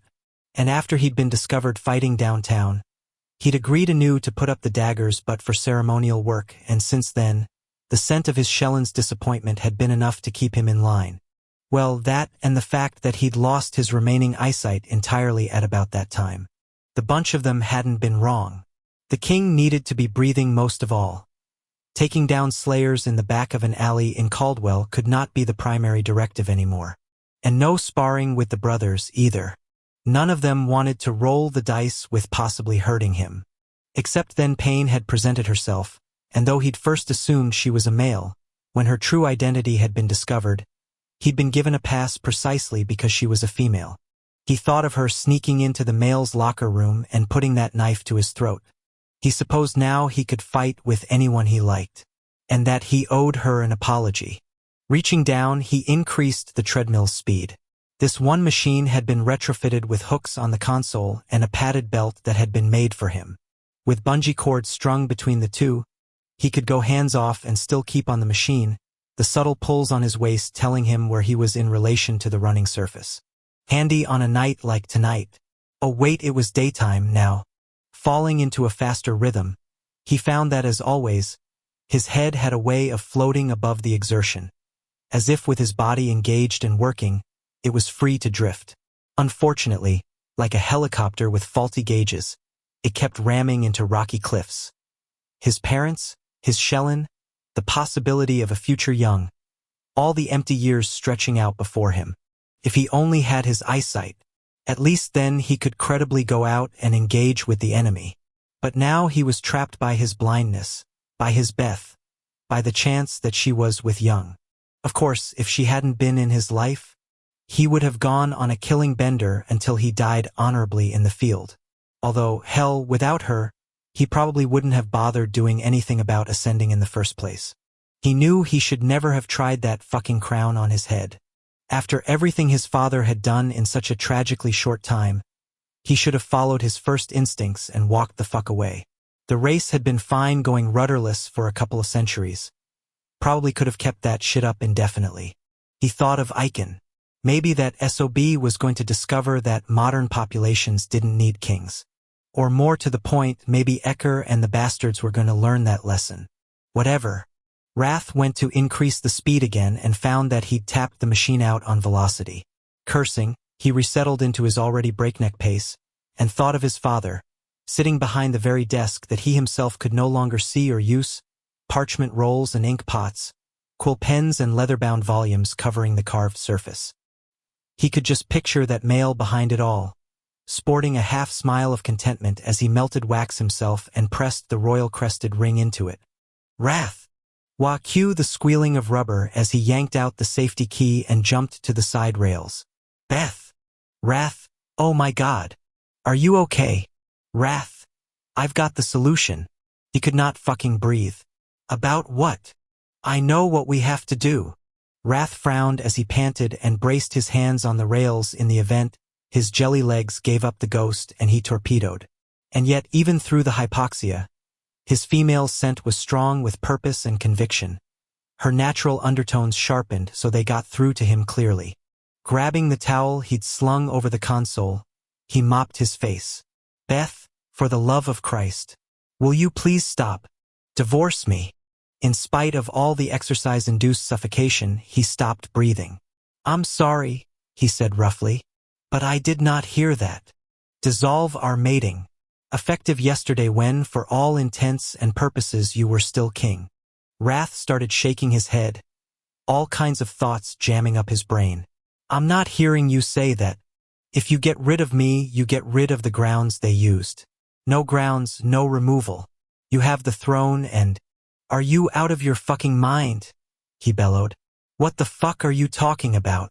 There was a slight pause, like she was surprised he wasn't all into her bright idea. Wrath, seriously. This is the way to get the throne back. As the bonded male in him started screaming at the top of its lungs, he was an inch from exploding, but he'd already trashed one whole room in the compound. And the brothers would kill him if he smashed up their weight room. Attempting to keep his voice level, he failed miserably. No fucking way. It's just a piece of paper. She hollered back. What the hell does it matter? You're my Shellen. It's all about carrots. And that stopped him dead. Shaking his head to clear it some, he said, I'm sorry, what? Little hard to transition from ending their relationship to root frickin' vegetables. Look, you and I are together because we love each other. A piece of paper one way or another is not going to change us. No, absolutely not. I am not going to give those assholes the satisfaction of fucking you over. Listen to me. She grabbed onto his forearm and squeezed. I want you to calm down and listen to me. It was the weirdest thing. As wound up as he was when she gave him a direct order like that. He followed like a foot soldier. Predate the dissolution of marriage meeting whatever. Don't give them any rationale. You don't want to look like it's reactionary. Then decide whether or not you want to stay king. But that way, it's not my fault. Right now, like it or not, I'm the reason you're losing the throne, and I can't go through the rest of our lives feeling responsible for something like that. It'll kill me. Sacrificing you is not the way. We're not sacrificing me in the slightest. I don't care about being queen. I care about being by your side, and no crown or edict or whatever is going to change that. You could be carrying our offspring right now. Are you saying you want to bring that young into the world a bastard? They wouldn't be to me. They wouldn't be to you. But to others. Like who? You telling me this house would think the kid's something less? Tor? Rage? Any of the brothers their Shellens? What about Quinn and Blaquins not made it to Layla? Does that mean you'd look down on that child? This household's not the others I was talking about. So who is, precisely? We never see the glimmer, thank God, and I don't believe I've ever met what you guys call a commoner. Well, except for Alina and Shex, I guess. I mean, all these citizens of the race, they never come here, and is that going to change? I don't think so. She squeezed his arm again. Besides, you were worried about putting our kid on the throne? This takes care of that problem, too.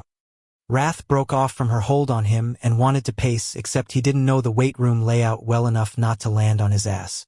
He settled for wiping his face again. I don't want the throne enough to divorce you. I just don't. It's the principle, Beth. Well, if it makes you feel better, I'll divorce you. He blinked behind his wraparounds. Not going to happen. I'm sorry, but I will not do this.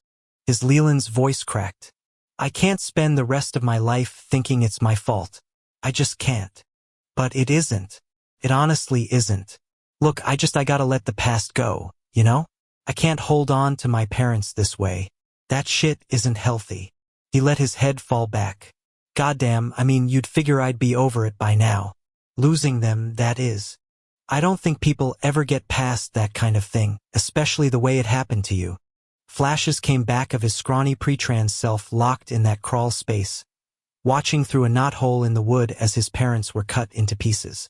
It was always the same film reel, the same glints of sword blades and screams of pain and terror, and it always ended the same, with the two most important people in his life up to that point gone, gone, gone.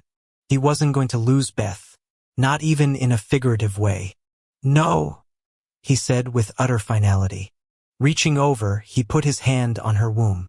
I've lost my past, and there's nothing I can do to change that.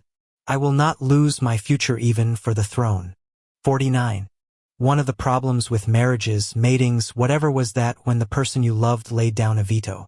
Not much you could do about it.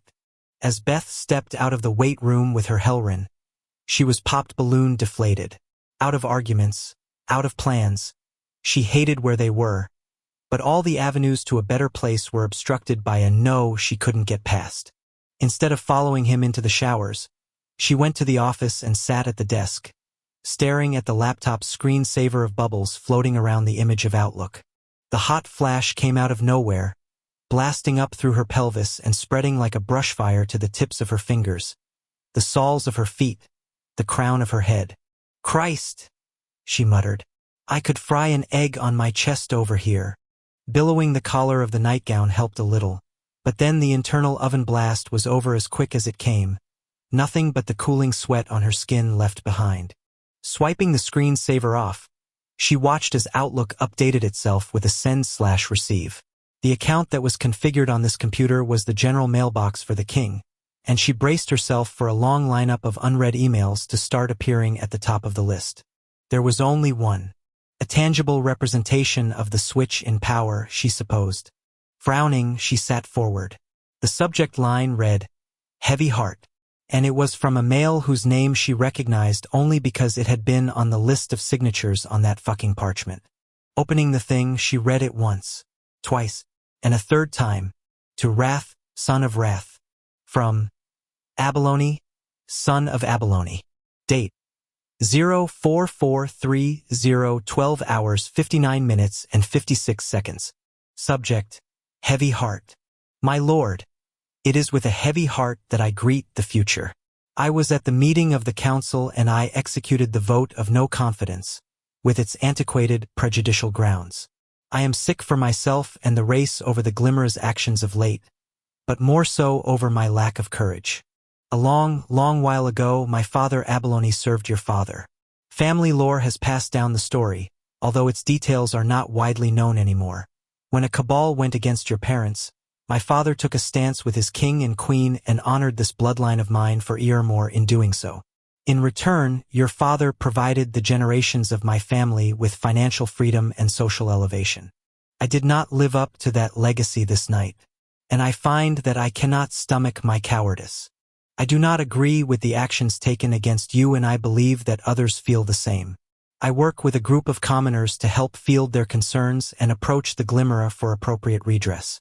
In my dealings with such citizens, it is clear that there are many at the root of the race who remember all the things your father did for them and their families.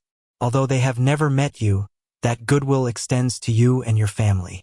I know they shall share my sadness and my worries to where we are headed the now. In recognition of my failure, I have resigned from the council.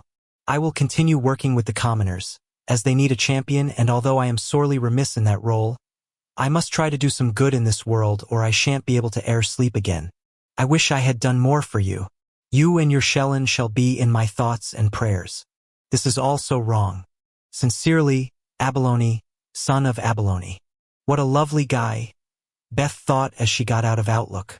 And he probably needed to ditch the guilt. Given the aristocracy's steamroller approach to everything, he hadn't stood a damn chance. The Glimmer had ways of ruining lives that had nothing to do with coffins. Checking the clock on the wall, she figured Wrath would be along any minute. And then they would, well, she had no clue. Usually at this time they were heading up to bed. But that didn't hold any appeal. Maybe they could switch bedrooms today. She didn't think she could handle even seeing that bejeweled suite of rooms.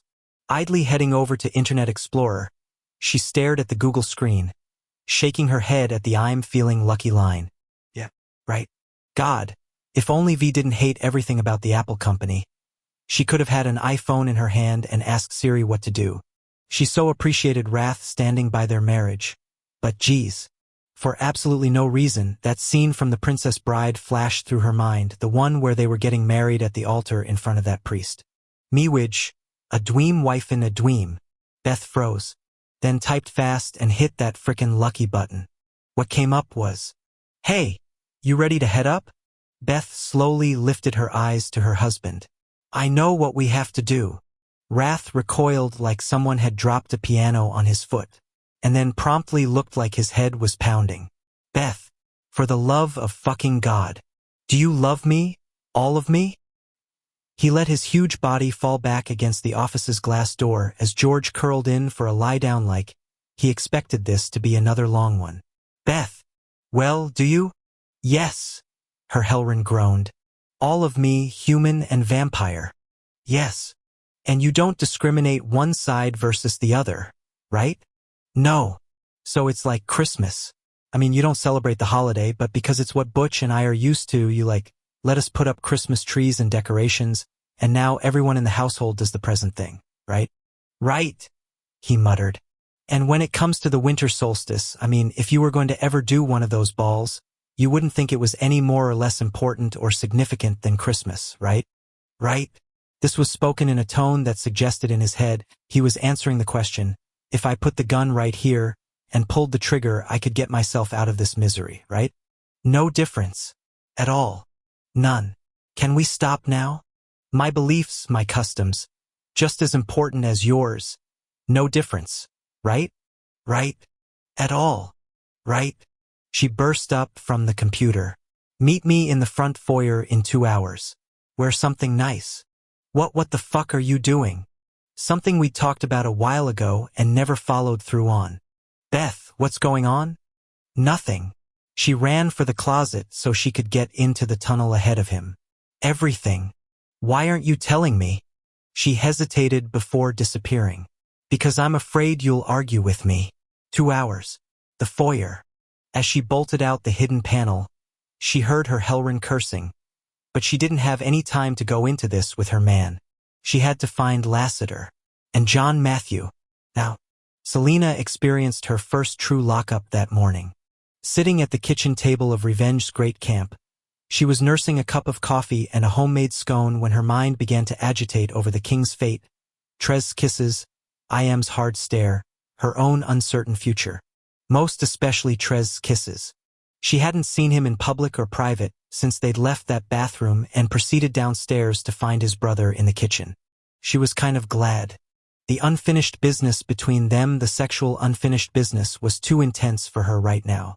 When she'd been in the moment, it had all seemed so natural, so predestined even, but with a clear head and wide open eyes in the aftermath, she wondered what she had been thinking.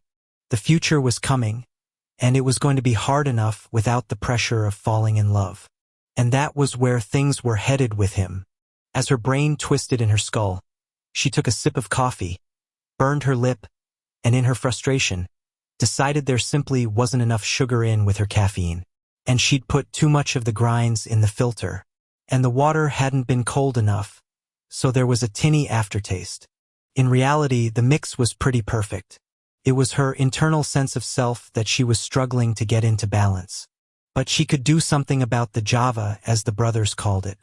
Reaching forward for the little sugar pot, she extended her arm from her shoulder, tilted her torso over her hips, and her body didn't so much stiffen as freeze in that position as if all the joints that were engaged had become solid at once. Terror quadrupled her heart rate, sweat flushing across her face and her chest.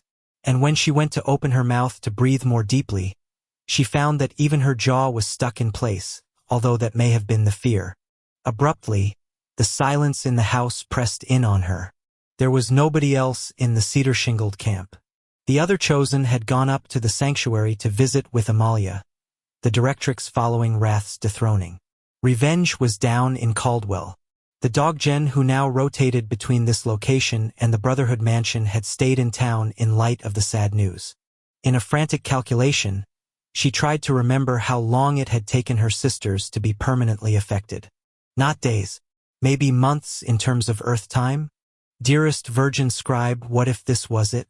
Focusing all her energy, she tried to unhinge the locked doors of her joints, and got nowhere. Indeed, the only thing that moved were the tears that pooled in her eyes and slipped off her lashes. And it was so utterly bizarre. For all her immobility, she could feel everything. The hot paths down her cheeks, the warmth from overhead that drifted by her temples and the tips of her ears, the cool draft across her soft-soled shoes, the lingering burn on her tongue and the back of her throat. She even felt the hunger she had been drawn to the kitchen to try to satisfy. What was she going to do if she didn't? The trembling began in her thighs, starting with a twitching and then emanating with greater bandwidth. Her arms were next, then her shoulders, as if her body were fighting to get out of its prison, shaking the metaphorical bars that had slammed shut around it. "Hello!" The male voice was distant, echoing forth from the lake side of the house, and she attempted to answer. What came out was a weak moan. Nothing more, everything was vibrating. From her teeth to her toes, she was rattling to the point of violence. Just as Trez entered, her body burst free of its invisible confines, her limbs exploding out, banging into things, flapping free. And then she collapsed, her head slamming down onto the lip of the coffee mug, the scone bouncing off its plate, the clattering of the sugar bowl and the thunderous impact of her chest on the table like a bomb going off. "Selena!" Trez caught her before she slid onto the floor, his great arms scooping her up and holding her tight as, inside of her body, everything that had been rigid became liquid. She didn't so much recline in his hold as melt into it, and not because she was aroused. "What's going on?" he demanded as he carried her out of the kitchen and laid her on the daybed opposite the foyer fire. Although she opened her mouth to speak, nothing came out. Instead, the details of the dark wood paneling and the riverstone hearth and the stuffed owl on the mantelpiece became hyperclear, her eyes practically burning from the acuity of her vision. Closing her lids, she moaned, "Selena? Selena." There was curious lethargy now, one so intense she could feel her energy being sucked down into a vortex she feared it would never be free of. Dimly, she was aware that she'd had the disease wrong. She'd always assumed it was in the joints, but in fact, it felt as though her muscles were the problem. Out of superstition, none of her sisters had spoken of the particulars. All that she had ever been told of was the final stage. Now she wished she had questioned those who had suffered, especially when the slightest of stiffness had started up in her how long ago. Quite a while. She was definitely embarking on the final stage now. Something brushed against her mouth. Something wet, warm blood. "Drink!" Trez commanded. "Drink! Goddammit, drink!" Her tongue came out and tested the flavor, and the taste of him made her groan with thirst. She didn't think she could swallow, however. Yes, actually, she could. Pursing her lips, she formed a seal around the cut he had made in his wrist, and oh, the glorious nourishment. With each draw, She felt a strength come to her, filling her up where the lethargy had left her hollow. And the more she had, the more she wanted, greed growing instead of satiation. But Trez didn't seem to mind at all. With gentle hands, he repositioned her so that she was lying in his lap, her legs stretched out, her arms over her head. And as she drank of him, he was all she saw, his beautiful almond-shaped eyes, his perfectly molded lips, his dark skin and cropped tight hair. Just as she had before in his presence, she could feel her priorities shifting back to that place of desperation, to the sexual drive that had wiped out her proper thinking to such a degree that it didn't exist at all. Indeed, in the deep recesses of her consciousness, she knew that any action taken in this state of hers was more than likely to be regretted, but she didn't care. If anything, her first true episode of the sickness made her want to follow through with him more as opposed to less.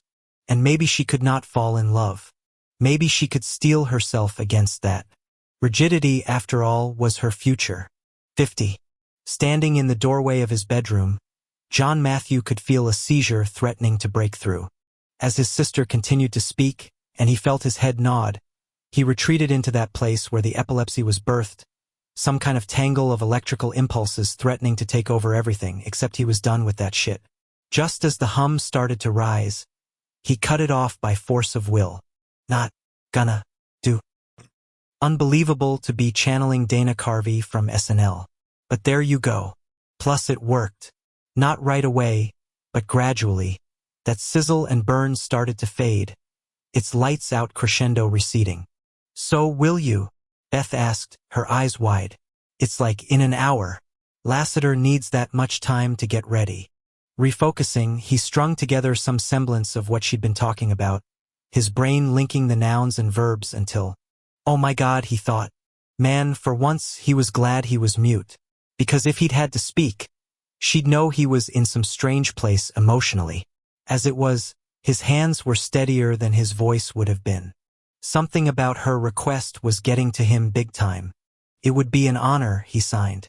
Before he could drop his arms, his sister pitched herself at him, hugging him so tightly she nearly snapped his head off.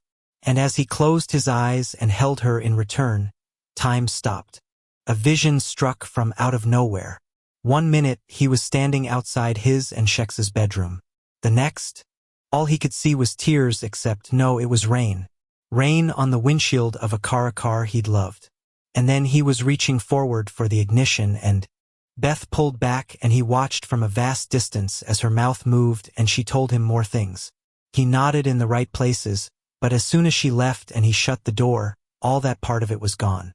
Leaning his forehead on the panels, he had no idea why his eyes were watering up or why his chest had swollen with such pride and happiness. You okay? Shex whispered from behind him. Turning into the darkness, he nodded and then realized she couldn't see him. Yeah, I know, she said, but I have to ask out loud sometimes. There was a click as she turned on the lamp by her side of the bed. Blinking in the illumination, he took a swipe of his face, making like he was just, rubbing it or some shit. But she was a sympatho where he was at was as clear to her as a billboard. I don't get it, he signed.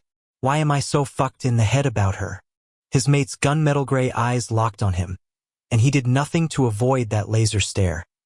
If he wanted more information on all this, she was his best bet. Your grid has that shadow, she murmured, shaking her head. I've never seen one like it. It's as if you're parallel processing life? Or that, what he demanded.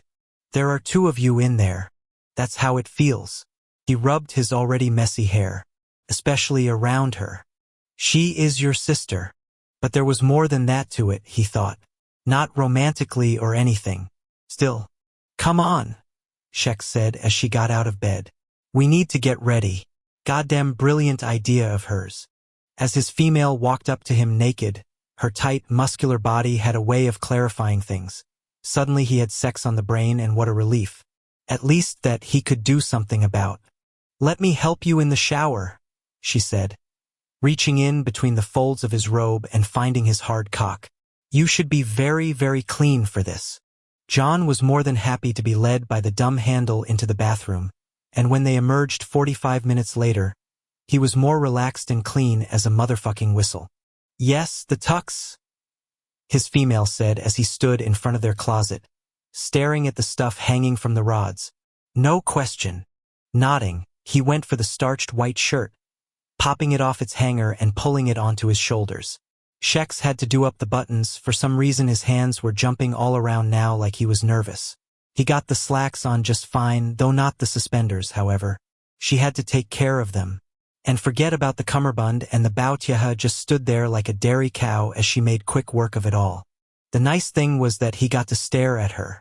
Now the jacket.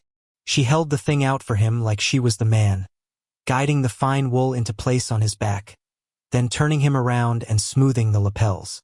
Damn. What? He signed. Her stare was gleaming as she pulled a head-to-toe on him. You make that look hot as hell. John puffed his pecs, going all robin-breasted. Hard not to when your female was eating you up with her eyes like that. And you're still naked. He smiled. Your birthday suit is my favorite. Except she wasn't completely unadorned. Reaching out, he touched the necklace he'd given to her, the one with the big square-cut diamond in the center. Shex wasn't normally down for the sap, but she covered his hand with hers and brought his palm to her mouth. Kissing it, she murmured, I know, I love you too, forever. He leaned into her and brushed his lips against hers. A couple minutes later they headed out, with her dressed in slacks and a black silk shirt, which, next to the aforementioned birthday suit, was a pretty fine little outfit, especially because for once, she'd put her feet into a spectacular pair of fuck-me pumps, something he planned to follow through on whenever they could catch a minute alone.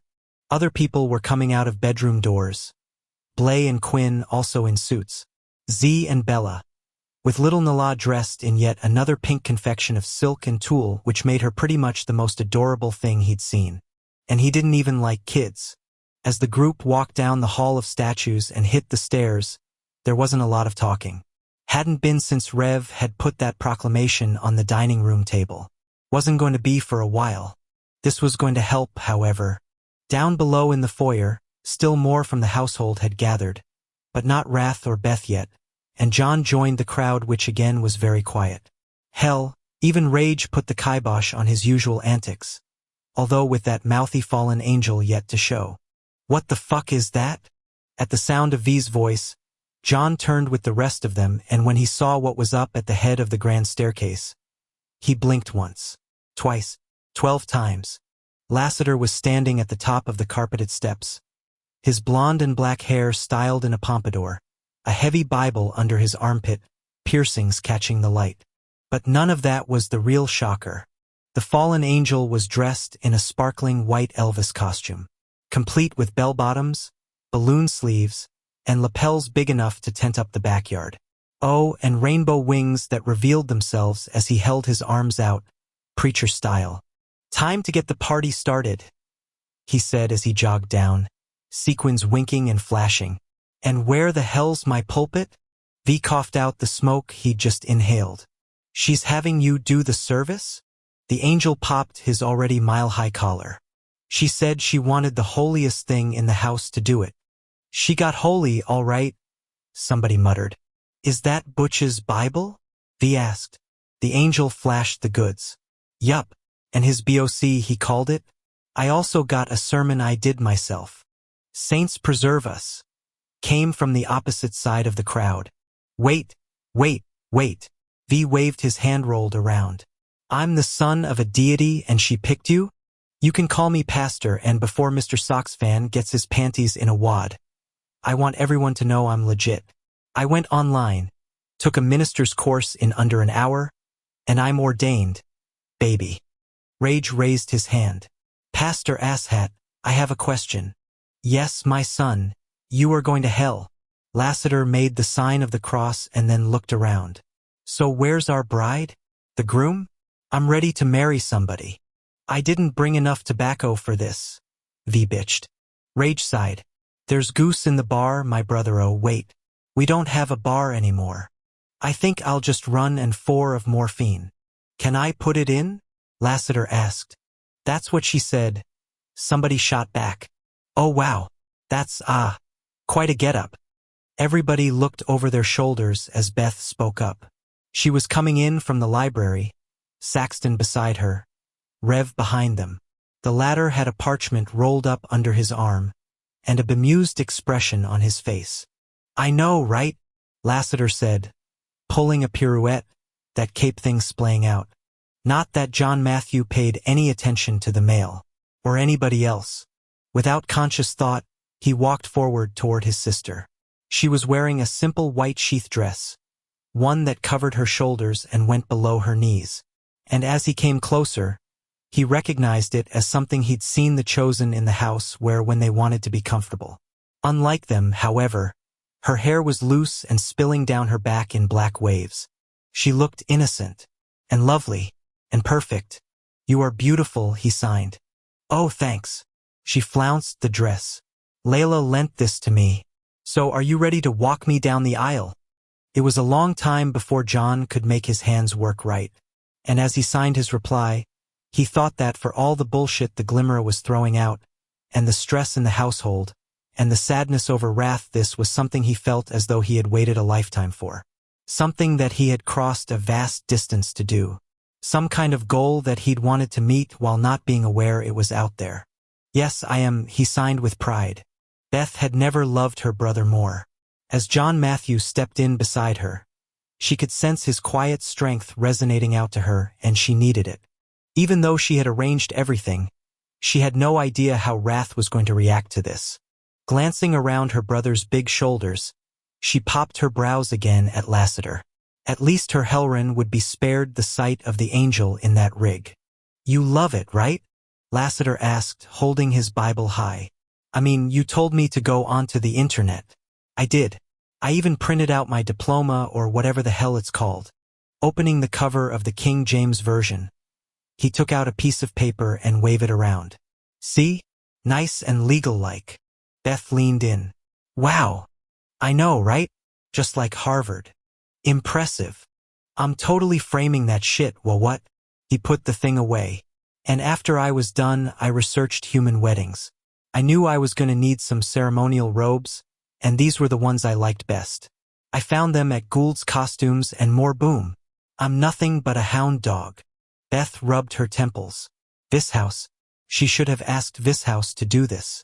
How'd you manage the hair?" "Aquanet. Hairpins. Cosmo December issue for the holidays. Again, thank you, Internet." Rage shook his head. "Do you have balls? Or are angels born sackless?" Lassiter smiled slyly. "I do all right. Back in the old country, I used to chime noon and midnight. Really should have asked Vishouse." "Well, I appreciate everything you." As everyone went silent, she looked up to the head of the stairs. Wrath had appeared and was standing tall and proud, George by his side. Unlike John, he wasn't in a tux, but he had put on a certain suit she remembered. It was the one he'd worn on their first official date at Darius. "What's the crowd for?" he said. "Just come on down," she replied.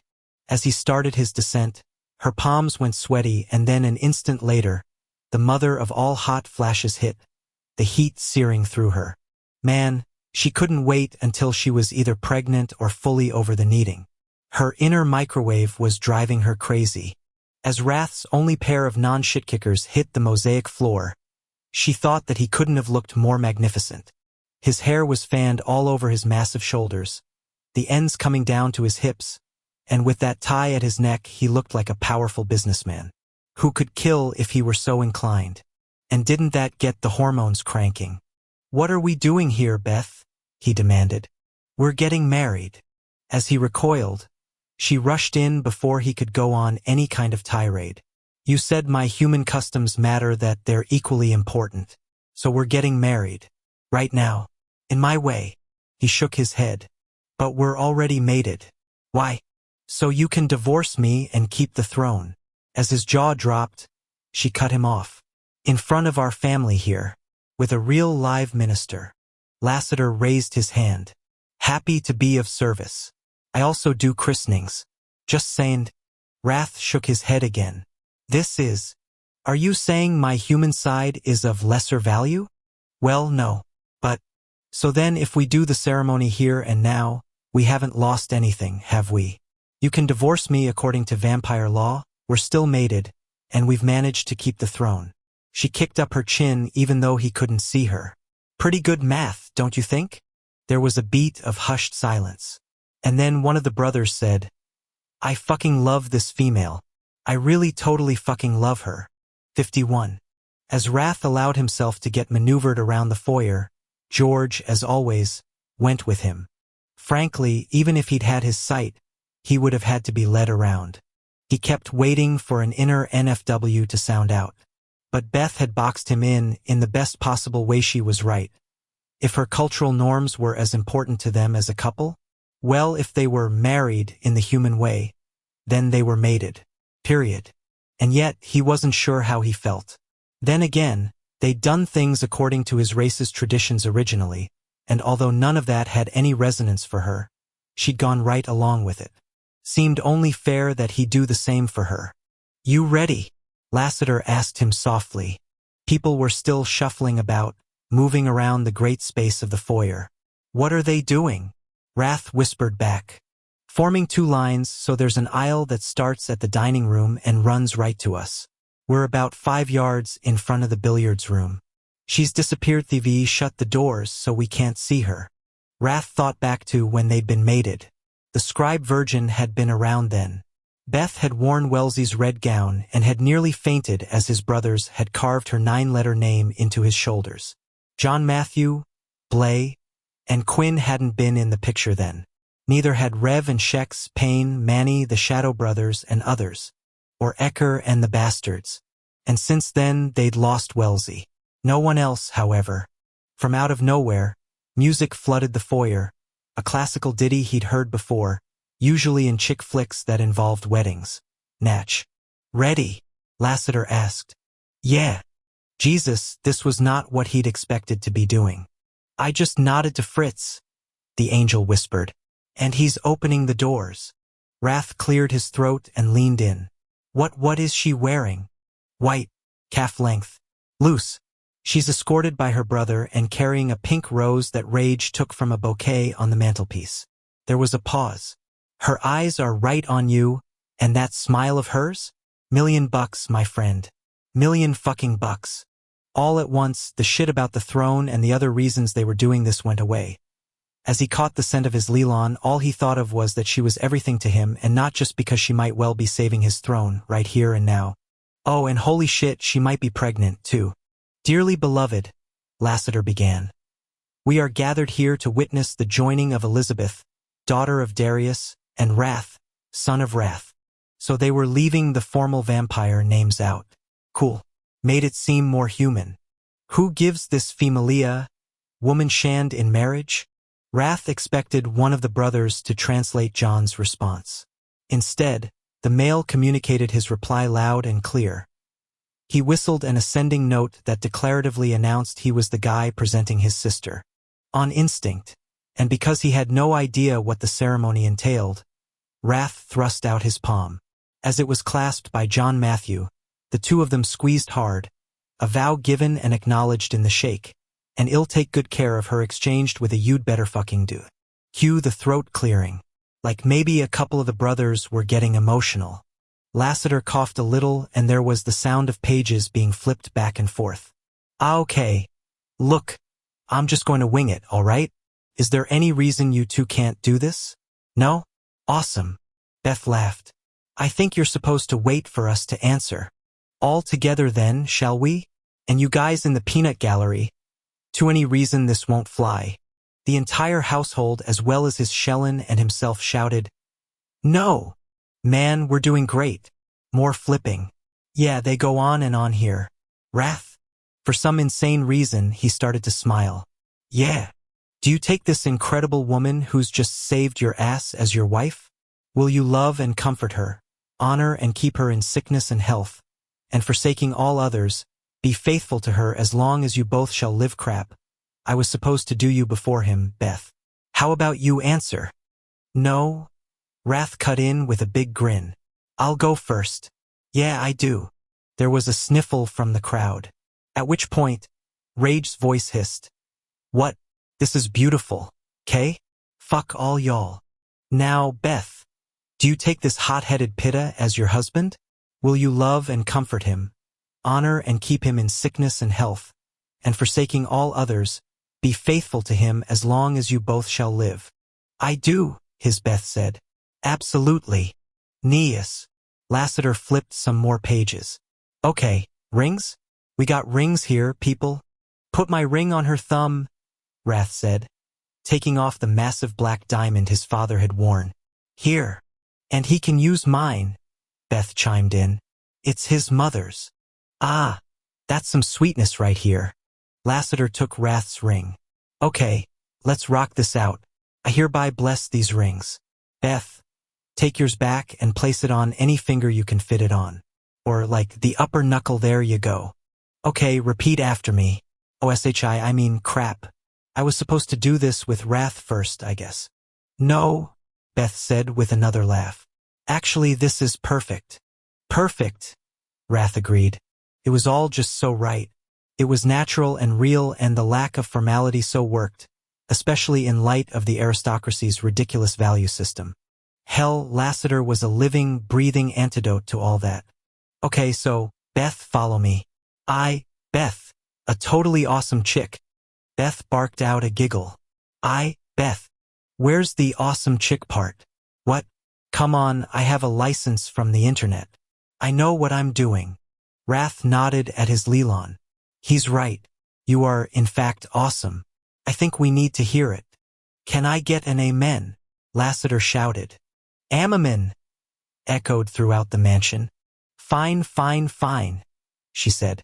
Beth, a totally awesome chick. Take this meathead, Wrath. Take this meathead, Wrath. As my husband, to have and to hold from this day forward. As my husband, to have and to hold from this day forward. For better, for worse, for richer, for poorer. And suddenly it wasn't a joke. The further she went, the more serious Lassiter got, and the shakier Wrath's Shellen became, as if the words she were speaking were ones of great value and meaning. This was tradition for her, he realized. She continued in a rough way, in sickness and in health, to love and to cherish, until we are parted by death. This is my solemn vow. To love and to cherish until we are parted by death. This is my solemn vow. Lassiter turned another page. I give you this ring as a symbol of my vow, and with all that I am, and all that I have, I honor you in the name of the Father, and the Son, and the Holy Spirit.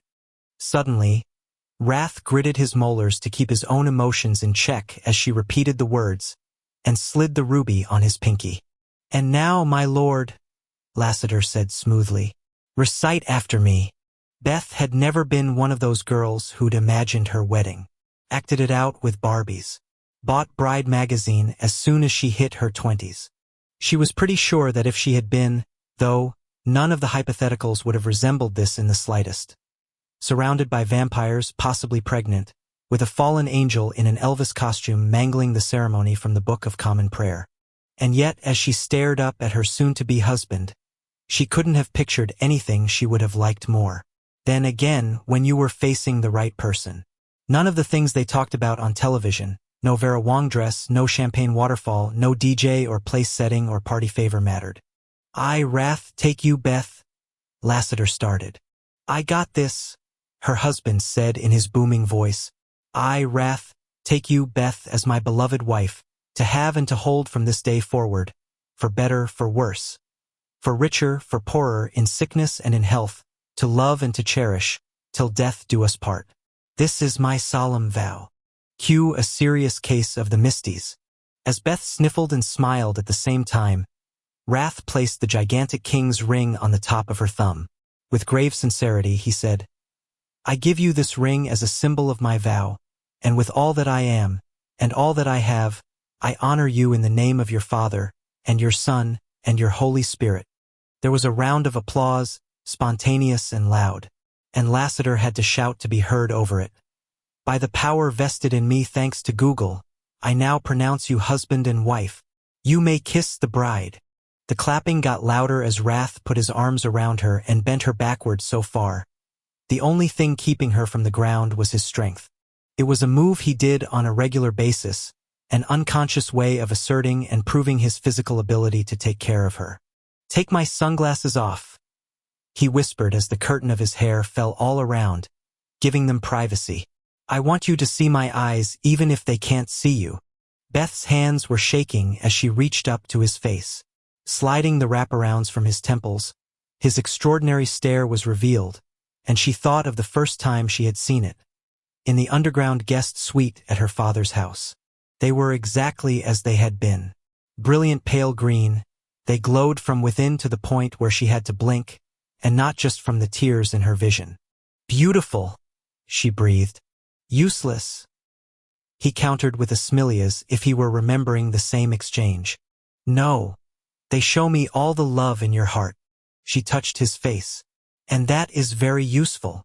Wrath's mouth came down on hers, brushing once, twice, and then he kissed her deeply and slowly. When he finally started to right her, she put his sunglasses back into place, and facing the household, she flushed as she looked at them all. So much love all around. It made her feel invincible against whatever came at them. Over the din, Lassiter shouted, thank you very much." Wrath bent to the side, flubbled George's ears and took hold of the dog's harness. Then the three of them were walking down the aisle toward the dining room.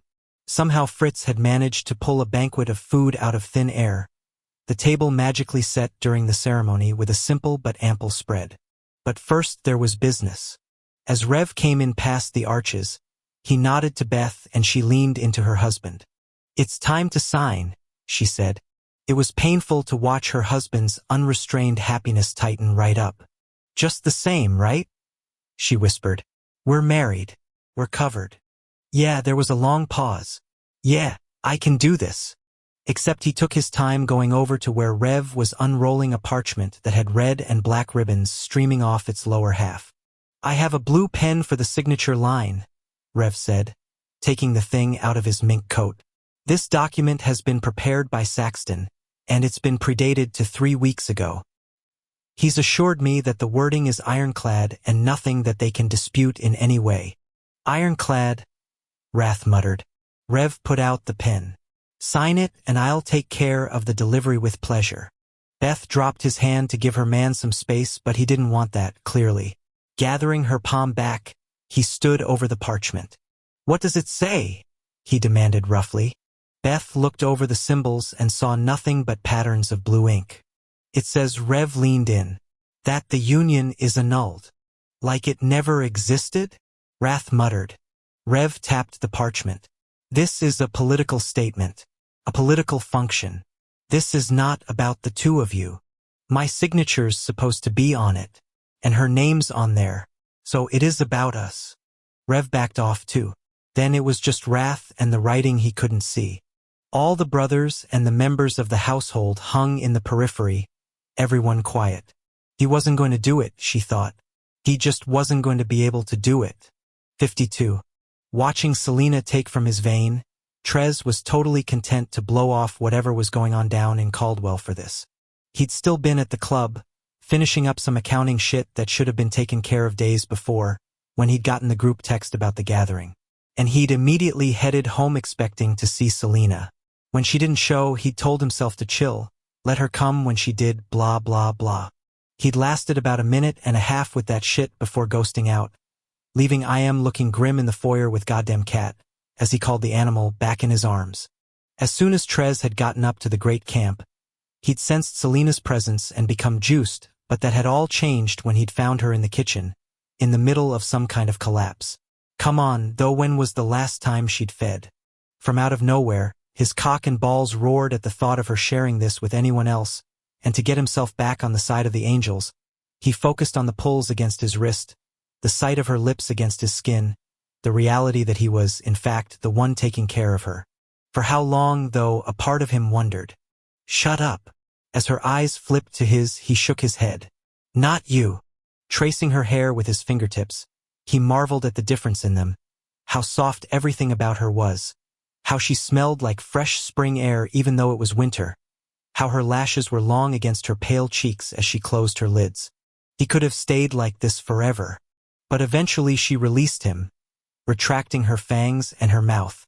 And then it was time for a little torture. Her pink tongue snuck out and licked at the puncture wounds, closing them up, cranking him up. Reclining in his arms, her eyes were fuzzy under those heavy lashes, unfocused from satisfaction. "I haven't stopped thinking about you," he said softly. "Not for a second." "Yes. Yeah." He nodded as he brushed her lower lip with his thumb. "And not just because we have unfinished business." Her smile would have knocked him on his ass if he hadn't already been sitting down. "That we do." God, he loved the quiet here. No loud music, no humans cluttering the room, no pressures from the outside worlder, the Hisby. Not even the brothers and their mates, as cool as they all were. Just the two of them. As his erection thickened even further, he had to shift his hips under her head. And then he heard himself say, "I want to make love to you, right now." Shit, had he really put that out there? And yet, right now, all the reasons to keep tight in the head seemed so far away. Nothing but distant thunder in a night sky that was for the moment clear and full of stars. Except then a shadow crossed her face. The lazy satiation replaced by a doubt that made him want to kick himself in the zip code. Instead of pulling away, though, her hand reached up and caressed his face. "I want that." "You sure?" Fuck, he was hard. Too hard to do the right thing. When she nodded, he knew they were both lost. "Please," she whispered in a hoarse voice, "put me out of this misery. Take away the burn." Her hand swept down her body, coming to rest on the juncture of her legs, and he almost orgasmed then and there, his balls tightening and his cock punching against his pants, until he had to grind his molars. His first thought was to take her where they were. Not smart. He wasn't going to stop, even if someone else came in. With a surge of strength, Trez got to his feet with her in his arms, cradling her with care. "Where is your bedroom?" "Upstairs. In the back." Striding off, he carried her up the creaking stairs to the second floor, heading for a suite that was over the kitchen wing, kicking open the door. Inside, the Victorian furniture was all heavy mahogany with lots of curves, and the bed was a spectacular expanse of millwork, the perfect frame for her as he laid her on the velvet duvet. Prowling up her body, he straddled her, being careful not to put any weight down. "I want to see you." Her hands went for the tie on her robe, but he stopped her. "No, I'd like to do it." The belt was as white and soft as the rest of what she wore, and as his dark hands loosened the bow, he licked his lips. Parting the two halves of all the draping, he took his time with the reveal. "Oh, fuck." Yeah, her nipples tightened even more as the cool air hit them. Unable to help himself, he leaned down and licked at one, sucking it into his mouth as he kept going with what she was wearing, sweeping the fabric off her. Then he took care of the other one as he stroked his way down to her thighs. Her scent went right to his sex, his cock kicking again, trying to get out. And shit, the sound of her moaning his name made him sag. But then he was back in action, touching her between her legs, finding the hot, wet core of her and rubbing the top. As her nails bit into his upper arms, he smiled against her breast. "Come for me," he groaned as he suckled on her. Right on cue, her body tightened, a cord yanking straight, her torso jacking against his chest as he switched to her mouth, thrusting his tongue into her as he helped her ride the orgasm out. When it was over, she collapsed, breathing hard. "Please," her voice cracked. "I know there's more." "Yeah, there is." He reared up and nearly ripped his shirt in half. "Fuck. Yeah, shit. I mean, damn it." He knew he needed to watch the language and vowed to do better with the vocab. His pants were treated no better than what had been on his pecs as he tossed them away, not even caring that they landed on one of the spires of the headboard. "You are magnificent." As she spoke, Trez froze and met her eyes, except she was not looking at his face. Nope. Her stare was locked down below, and a quick peek of his own confirmed that his heavily aroused cock was straight and proud, ready to get the job done. "May I touch you?" she said shyly, except she was already reaching for him, her pale hand. The growl he let out was loud enough to shake the mirror by the door, and he fell to the side. Careful, oh God. He was going to come, especially as she stroked. "Oh, Jesus." he said on a hiss before he bit down on his lower lip. Selena got on her knees, her heavy breast swaying, her hair uncoiling from its chignon. Two-handing him, she found a steady motion going up and down, popping over the top of his head and then finding his shaft again. And as she worked him, his hips countered her, the rhythm getting faster and faster. With a sudden jerk, he pushed her onto her back and took her hands away from his body. "But I want to." He cut her off with his mouth, licking his way past her lips. "I want to come inside of you." Her smile was sexy as hell, her eyes sparkling. "And then I get to explore? You are going to kill me, female." As he mounted her, she parted her legs to make room. "You're the only one I'm thinking of," he heard himself say. And what do you know? This time the past stayed away, probably because he'd spent the hours they'd been apart thinking of her on the floor of that bathroom, writhing under his mouth, wanting more. Yeah, the desperation to get into her, have her orgasm in her, was stronger than all the things he hated about himself. Nothing was going to stop this now, especially as, during the time they'd been separated, he'd pointed one salient fact out to himself. She had been with a lot of males, too. That was part of her job, even though he hated to think of it.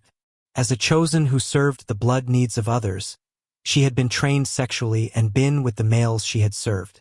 It was the way things worked. And as much as it depressed him, he supposed it put them on an equal footing, although the sex she'd been having had been part of a sacred role that saved lives. His had just been an addiction. Past tense there, he thought. Nice. Gripping himself, he angled his cock and closed the distance, pressing into her, finding the right spot. With a groan, he brought both arms up so that he cradled her head, and as their eyes met, he could tell she'd stopped breathing, as if bracing herself for his size. "I'll go slow," he murmured, kissing her gently. Her voice was a mere whisper. "Thank you." As he inched into her, she was curiously still, her eyes closed, her fangs descending. And all he could do was stare at how beautiful she was against the blood-red velvet duvet, her black hair tangling on the pillow, her cheeks flushed. "You're tight," he gritted out. "Dear God. Don't stop." "I won't." "Do it. Just do it." Trez frowned, thinking that was an odd way. It happened so fast that he didn't have a chance to stop it. Selena gripped his hips, locked him in place, and thrust herself forward, driving him past a barrier that should not have been there. As she let out a gasp of pain, nothing computed. "What the?" He didn't finish the sentence, couldn't finish the thought. The tight grip of her all around him was too much, and the orgasm that had been brewing kicked out of him, flowing into her body. In response, Selena linked her legs around his ass, a sigh rippling out of her as he tried to keep any thrusting to a minimum. Virgin, virgin. And then he remembered, back in the bathroom, teach me, virgin. Trez withdrew so fast, she winced, and he nearly ended up not just off the bed, but out of the room. The blood on his deflating erection made his gut fist up. "Selena, Christ, why didn't you say something?" Her eyes dropped from his as she pulled her robe together.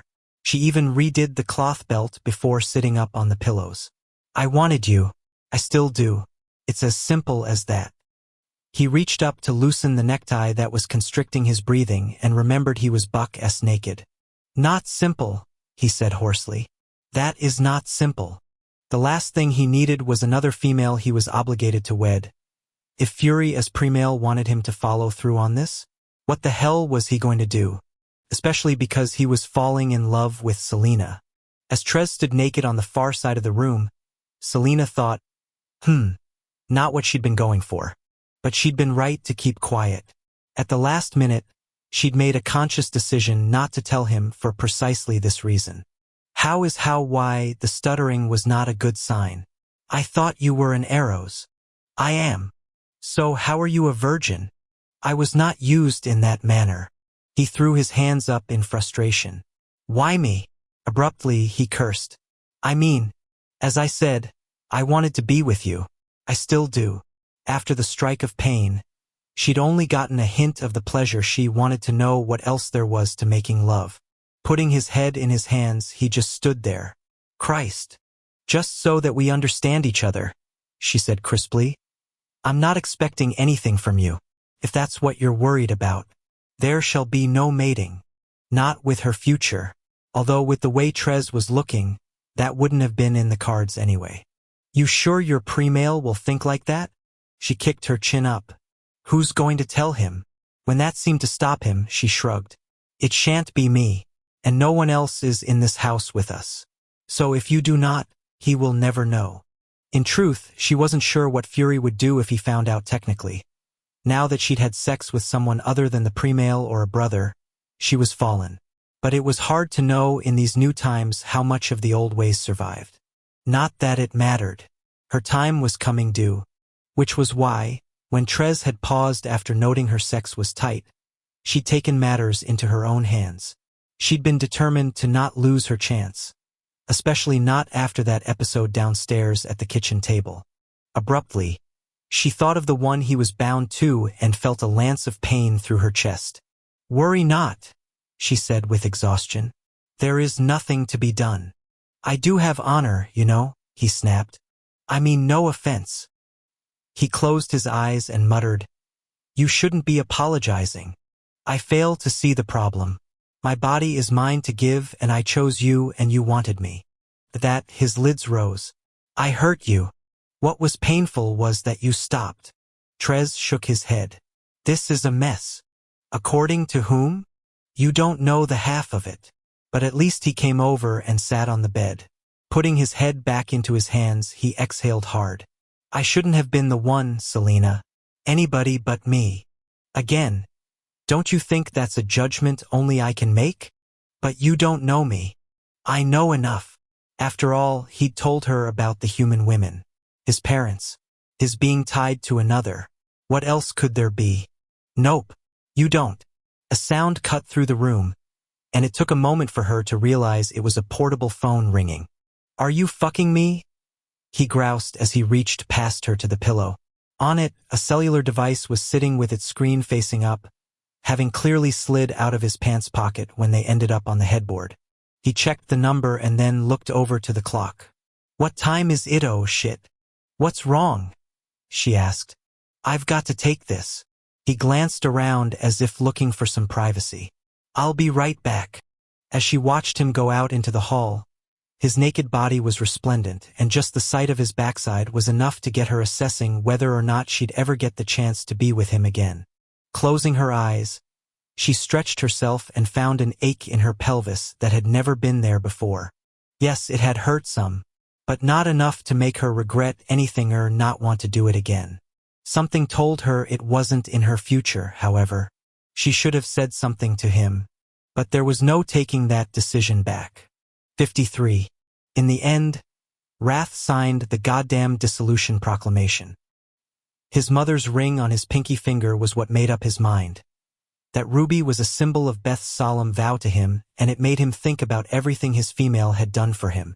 In order to mate him, she'd put her faith, her heart, her future in him and his people, traditions, customs, turning away from her human side entirely, to the point where she had no contact with that race anymore, nothing outside him and his brothers, his job taking over both their lives.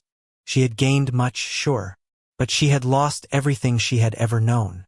And she'd done it for him, for them. Right now, the most important thing was not the throne. No, it was living up to the standard she herself had set. He needed to put his signature where his mouth was. Even though he hated this whole fucking thing, from the aristocrats and the band of bastards to the sense of loss that came with this piece of cocksucking paper, he had to honor what he'd told his Beth. Her traditions were just as weighty and important as his own. If he didn't do this, he was treating her with the same disrespect the council had. And this was the most logical way to circumvent the Glimera. A nice little get-it-up-ya to their machinations. Where's the pen? He growled. When Rev put the thing in his dagger hand, he squeezed Beth's palm. Where do I do it? Right here, she said roughly. Here. He let her lead the pen's nib to where there must have been a line, and then he scribbled his name. What happens now? He demanded. Rev laughed with a nasty edge. I roll this little missive up and shove it where the sun don't shine. There was the rustling of parchment. They called for the crowning to happen at midnight. Fucking shame I have to wait until then. Come on, Saxton, you need some food. You look like you're ready to collapse. Wrath glanced over at the silent, unmoving crowd. Well, are you people eating or what? As conversation jumped into the silence, like his brothers knew he needed the attention elsewhere, he took Beth's arm.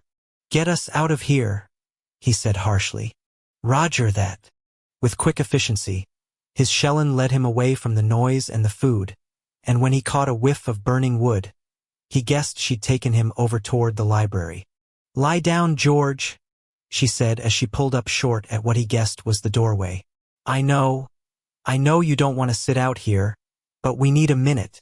Good call, he thought as he dropped his hold and walked forward on his own. His dagger hand stretched out. When he felt the mantle, he wished he could see the banked fire. He wanted to poke something hot and make it sizzle. A click-click told him she'd shut them in. Thank you, his Beth said.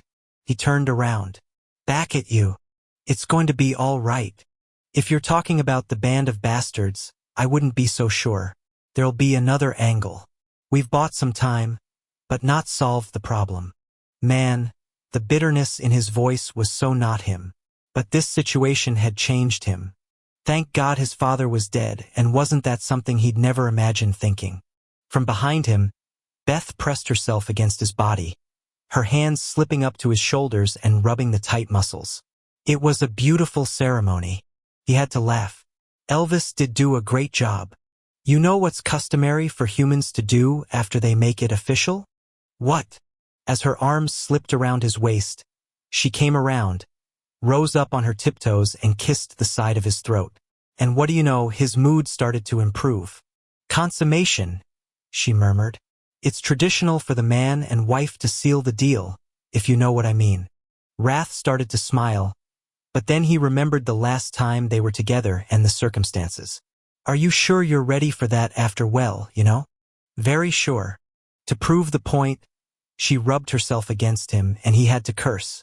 Instantly starved, he nonetheless reeled that wild side in as he dropped his head and took his wife's mouth. Pick me up, she said on a sigh. As he complied, she pulled the dress she was wearing to her waist, her legs splitting to go around his hips. You're not wearing any panties, he groaned. I wanted to be prepared for this. Jesus, I'm glad I didn't know I would have. He didn't bother finishing that one. Instead, as she tightened a hold around his neck, he reached in between them and unbuttoned his slacks. Instantly, his cock sprang free, throbbing and hot, and as he settled her a little lower, he found her core. Shit, what if you're pregnant? He blurted, shoving her back. Fuck, pregnant women have sex. Really, they do. Stretching up, she sucked in his lower lip and then nipped it with her fangs. Unless you're saying you don't want me? He weaved in his shit-kickers. So not the case. He solved any confusion there by entering her slowly, pressing in, finding home in a gentle way. She didn't seem to hurt any, but he wasn't taking chances as his palms cupped her ass and he began to move her up and down on him. I love you, he said into her hair. Forever. As she murmured it back into his ear, a shaft of paranoia drained some of the heat out of his body. Had his father said the same thing to his mother? And he knew how that had ended. From out of nowhere, V's warning came to him, about the field of white and the future in his hands. What did? Wrath, his wife whispered. Come back to me. Focus on me here and now. With a groan of submission, he let all the bullshit go, doing as she'd commanded, feeling and knowing only the sensation of him pumping in and out of her. The orgasm was a quiet one, a wave that approached and retreated with all the thunder of a summer breeze. But as he came inside his female and felt her contract around him, it seemed more powerful than all the ones that had rocked his balls. He did not want to let her go. Ever. Outside of Selena's bedroom, Trez accepted the call but didn't get a hello in. Where the fuck are you? The Queen's executioner bit out. And where is what you promised me? Trez squeezed his eyes shut. I'm on my way. Don't you fuck with me. The connection was cut. Trez, Selena asked from inside the room. Is everything all right? Nope, not in the slightest. How is it noon already? He pushed the door wide. Yeah, but I gotta go. Cursing under his breath, he went directly to his pants and yanked them onend when his balls got caught in the zipper. He deliberately pulled up harder, the pain shooting through his pelvis and making him sick. That little phone call from Essex was a reminder of all the reasons it had been a dumbass idea to come up here.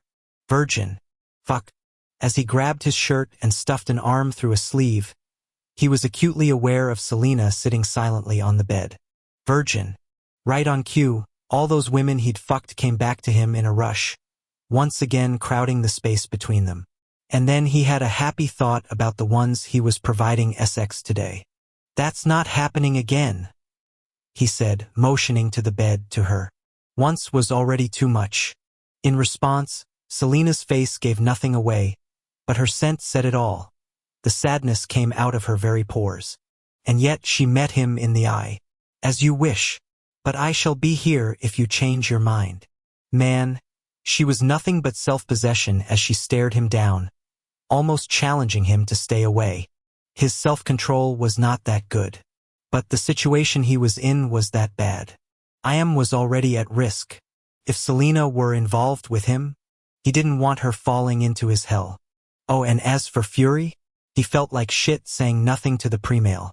Just another way he'd dishonored her, but nothing good could come of a reveal like that. I have to go, he muttered. As you wish. He really wanted her to stop saying that. Trez all but stumbled from the room, and he didn't remember anything of the trip down the stairs, through the dark house, and out into the bright, snowy side yard.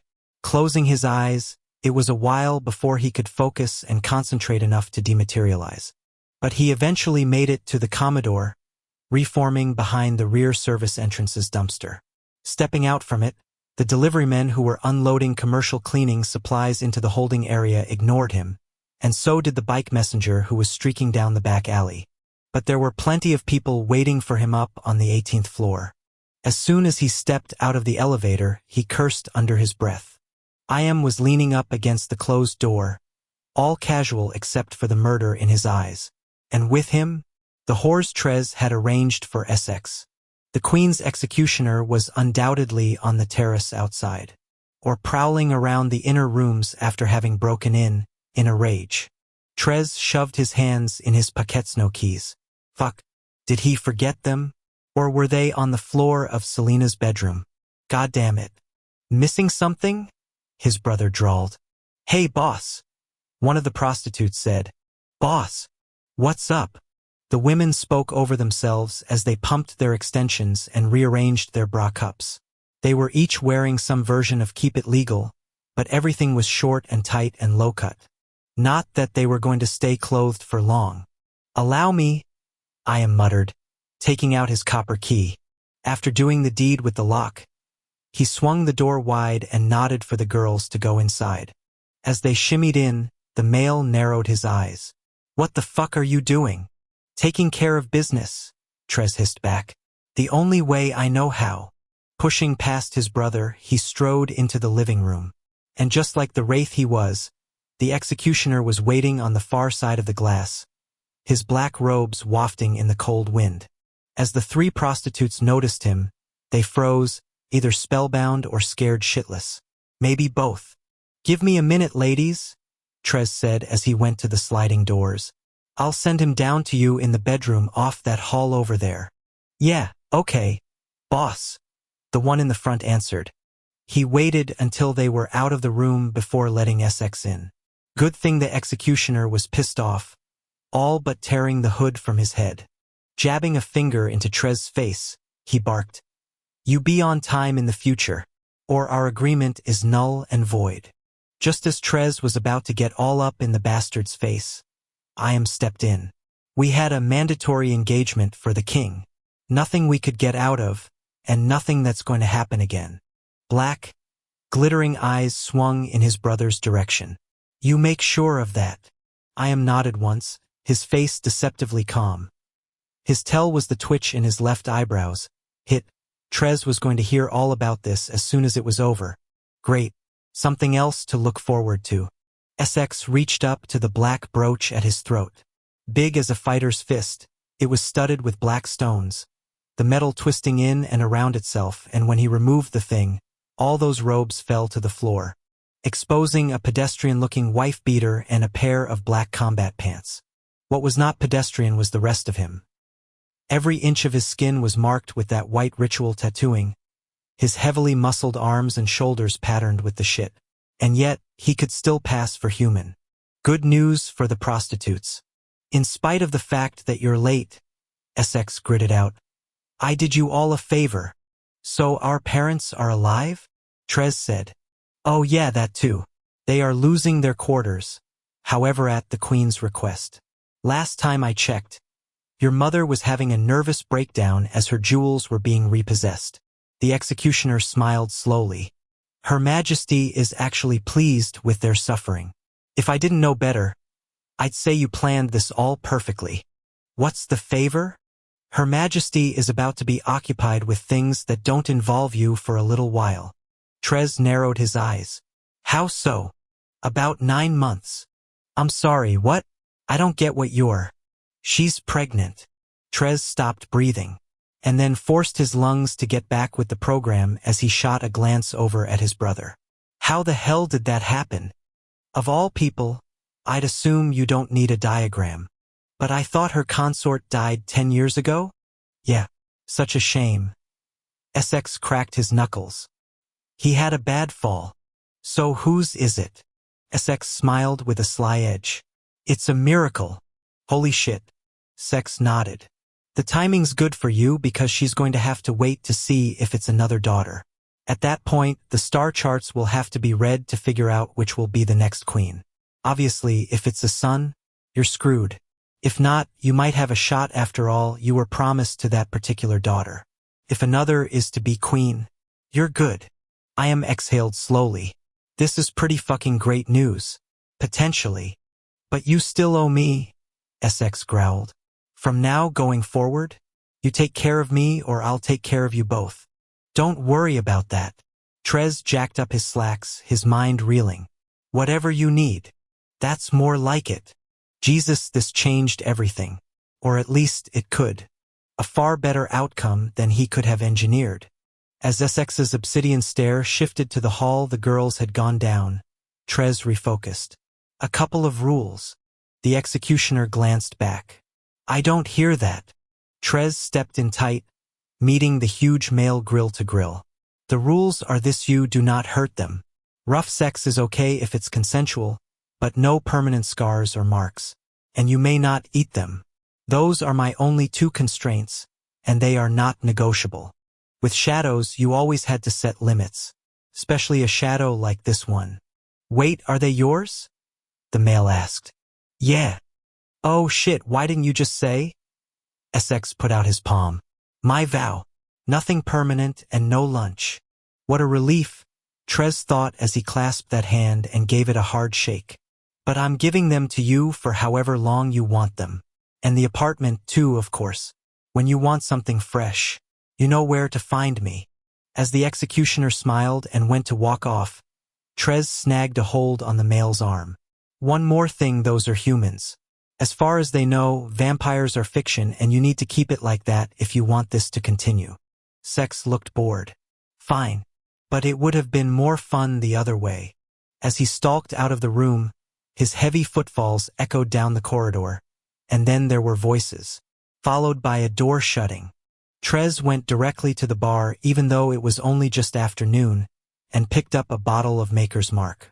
He didn't bother with a glass. Straight from the bottle was good enough for him. As the liquor burned its way down to his gut, his only thought was that he should feel more relief than he did. Then again, he wasn't quite out of the woods yet, and he'd taken the virtue of a good female about a half hour ago. No get-out-of-jail-free card was going to change that. 9 lives, said as he came over and put his hand out. Trez passed the bourbon over. Not yet. The moan that rippled distantly was female in origin, and so was the one that followed. He's going to do all 3 of them at once, muttered. A quick image of the executioner on his back with one female straddling his hips, another riding his face, all while he fingered a third made Trez take the bottle back and drink hard.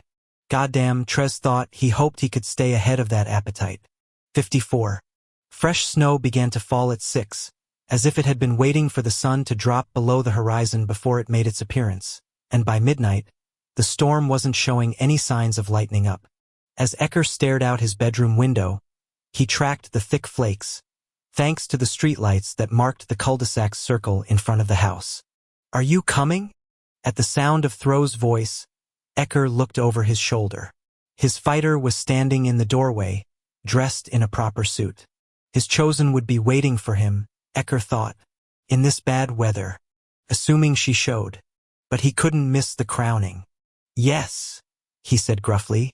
Getting off the chair, he'd pulled over to the window.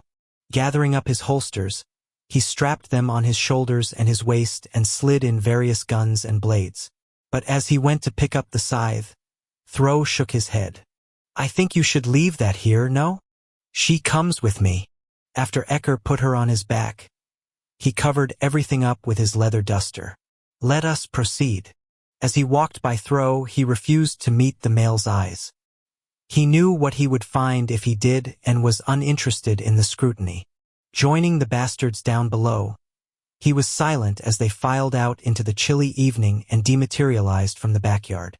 To the formal grounds of Eichen, son of Enoch's modern house. Through the swirling snow, he saw that others had already arrived, members of the council in formal dress milling around the interior rooms, passing by the glowing windows. The celebration was warranted, as this was, indeed, a triumpher it should have been. But all he could think about was the female who was out in a meadow, hopefully bundled against the winter elements, waiting for him. Glancing up to the sky, snow fell into his eyes and he blinked. How long would she stay there? "This way," Throw said, indicating a front entrance that had all the subtlety of a billboard on the side of the highway. As if one could miss it. So many spotlights, all focusing on the colored glass around a red-painted door that had some kind of sun-like symbol in it. "How garish," Throw muttered as they started across the snow. Unfortunately, the inside is worse. Ecker, on the contrary, didn't have an opinion about the decor. And he was unimpressed by all the uniformed staff who opened the way in and passed around little pieces of food on silver trays and took drink orders. No, he was in a field far away, under a maple tree, waiting for a female to arrive so he could give her his coat against the flurries. He was not here. "May I take your coat?" a dog Jen asked at his elbow. Shifting his eyes over, the butler stepped back. "No. As you wish, sire." The bow that he gave was so low, the dog Jen nearly touched the glossy floor. But, of course, at that moment, Eichen approached with all the flourish of a bandleader. Indeed, he was wearing a satin smoking jacket that was red as blood and a pair of loafer shoes that bore his initials in gold thread. Quite a dandy, at least in his own mind. "Welcome, welcome. Have a drink, Claus? Serve them?" Ecker let his bastards answer for him, deciding to move off into another room. And indeed, the aristocrats silenced as he passed them, their eyes widening from fear and respect, which was why he'd worn his weapons. He had wanted his personage to be a potent reminder of who was actually in charge. As he proceeded around, he noted idly that Throw was correct about the furnishings. Modern art choked the spaces, filling up corners and walls, crowding chairs and tables and sofas that were so contorted. One had to wonder where a guest could actually sit down. And the color scheme was all over the place, the only commonality appearing to be that the bright, discordant hues affront the retina. How long would she wait? Would she have worn a coat? Of course she would have. What if someone questioned why she was leaving? What if she was caught coming back into the house? "Ecker," Throw said quietly. "Yes. It's time." Throw nodded in the direction of a library that was nothing but shelving and books, the furniture having blessedly been emptied out, or at least most of it. Centered in the middle of the space, there was a large, throne-like chair set up as well as a table with a big piece of parchment, wax for sealing, and many, many ribbons. Ah yes, the site of Eichen's precious little zenith, which was not going to last.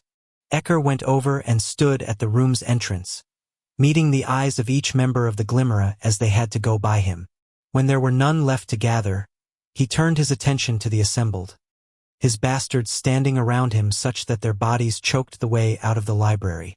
From behind, the main door opened one last time, a rush of cold, dry air barging in like an errant guest. Glancing over his shoulder, he frowned. Errant guest, indeed.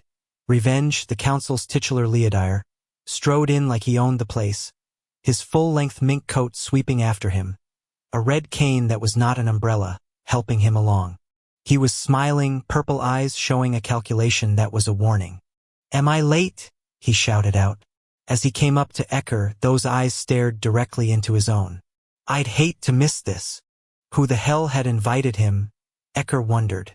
The male was solidly on the former king's side, a mole who was more like a jaguar in their midst. From inside the library, Eichen turned in mid-gesture, a cigarette in an old-fashioned ebony holder waving about, only to freeze when he saw who had arrived. Revenge lifted his cane in lieu of greeting. "Surprise," the male said as he barged into the crowd. "Oh, did you not expect me? I was on the list of invitees." As Throw stepped forward, Ecker grabbed a hold of the male and dragged him back to heel. "No, he may not be alone." At once, all of his soldiers' hands disappeared into their clothes, as did his, and yet no brothers showed up. So this was a message, Ecker thought. Eichen glanced across as if he expected Ecker to deal with the intrusion, but when nobody from the group of fighters budged, the aristocrat cleared his throat and approached Revenge. "A word, if you will," Eichen said. "In private." Revenge smiled as if he already had his fangs in the idiot's throat. "No, not private. Not for this. You are not welcome herein. You want to try to remove me?" Revenge shifted forward on his hips. "You want to try it and see how that goes? Or maybe ask those thugs over there to do it for you?" Eichen gaped like a fish, his bravado gone. "I didn't think so." As Revenge reached into his coat, Eichen squeaked in alarm and the aristocrats in the room milled around like cattle about to be slaughtered. Ecker just glanced over his shoulder again. The door had been left open, the staff having become too distracted to close either. Mayhap they had just up and disappeared. Revenge had left the thing wide on purpose, hadn't he? The male was already planning his exit. "I bring greetings from Wrath, son of Wrath," the male said, still with that shit-eating grin on his face. "And I have a document he'd like to share with you all." As he took a cardboard tube out from under his arm and popped the lid free, the aristocrats gasped like they expected a bomb to go off. And mayhap there was a kind of one in there. Revenge unfurled a parchment that had red and black ribbons hanging off its end. Instead of reading what had been inked upon it, he merely turned the thing around. "I think you should do the honors," he said to Eichen. "Whatever have you." The words dried up as the male closed in on what was displayed before him. After a moment he said, "Time, Tiwaicham. Yeah, I think you'll find that it's all nice and legal. Wrath isn't mated to her. He divorced her about 3 weeks ago, and I'm not a lawyer, but I'm pretty sure you can't base a vote of no confidence on an issue that doesn't exist." The tall, thin solicitor stumbled over and tilted in, as if ocular proximity would increase his comprehension of whatever was on there. And indeed, the expression on his face was all the translation that the crowd required. Disbelief turned to a kind of horror, as if an explosive had in fact been detonated right in front of him. "This is a forgery," Eichen declared. "It has proper witnesses, and I'm one of them. Maybe you'd like Wrath and the Brotherhood to come over here and testify to its validity? No? Oh, and don't worry. We're not expecting a response from you all. There is none." "We leave now," Ecker whispered. If he were Wrath, the next move would be to attack the house, and there was not enough cover inside here, that dreadful art and the large open spaces offering little for use as shields. As the voices of the aristocrats mixed and grew louder, he and his soldiers dematerialized out onto the front lawn. Bracing for engagement, they outed their guns. Except there was no one there. No brothers. No attack. No anything. The silence was deafening. 55. As with all great shifts in life, the sun and the moon paid no attention to the drama on the planet, their schedules unaffected by the changing destinies down below. It was well past midnight when Wrath woke up next to his Shellen in their mated bed. his arm around her waist, his hand cupping her breast. And for a moment, he wondered whether any of it had happened, the kneading, that shit from the council, the response. Maybe it had all just been a fucked up nightmare. Cozying in closer, he kept his arousal back. He was going to leave the sexual instigation to his Leland, at least until they knew whether she was pregnant. And if she was well, then he wasn't sure what he was going to do. Holy fuck. Was he really thinking like this? You're awake, Beth said. How did you know? He murmured into her hair. She turned in his arms. I just do. They lay there for the longest time, and fucking hell, he wished he could see her properly. Instead, he settled for running his fingertips over her features. How do you feel? He asked. Victorious. He could hear the smile on her face. God, I love revenge. He really took it to the council. When he didn't say anything, she sighed. This is a good thing, Wrath. I promise you. Yeah, it is. He kissed her on the mouth and then pulled away. I'm starved. You want to eat? Actually, no. I'm not hungry, but it's got to be time for first meal. Unless we slept through it. I think that time is past. And you guys call it breakfast, right? He got out of bed and went over to let George in from the bathroom. I doubt anyone else is up. That party went till 5 in the afternoon.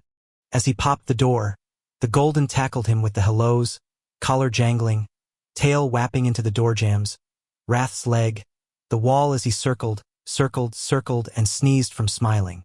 Wrath. Hey, my man, he said as he knelt down. What's up, big man? Who's the big man? Wrath. Yeah. Let's go to work after you eat.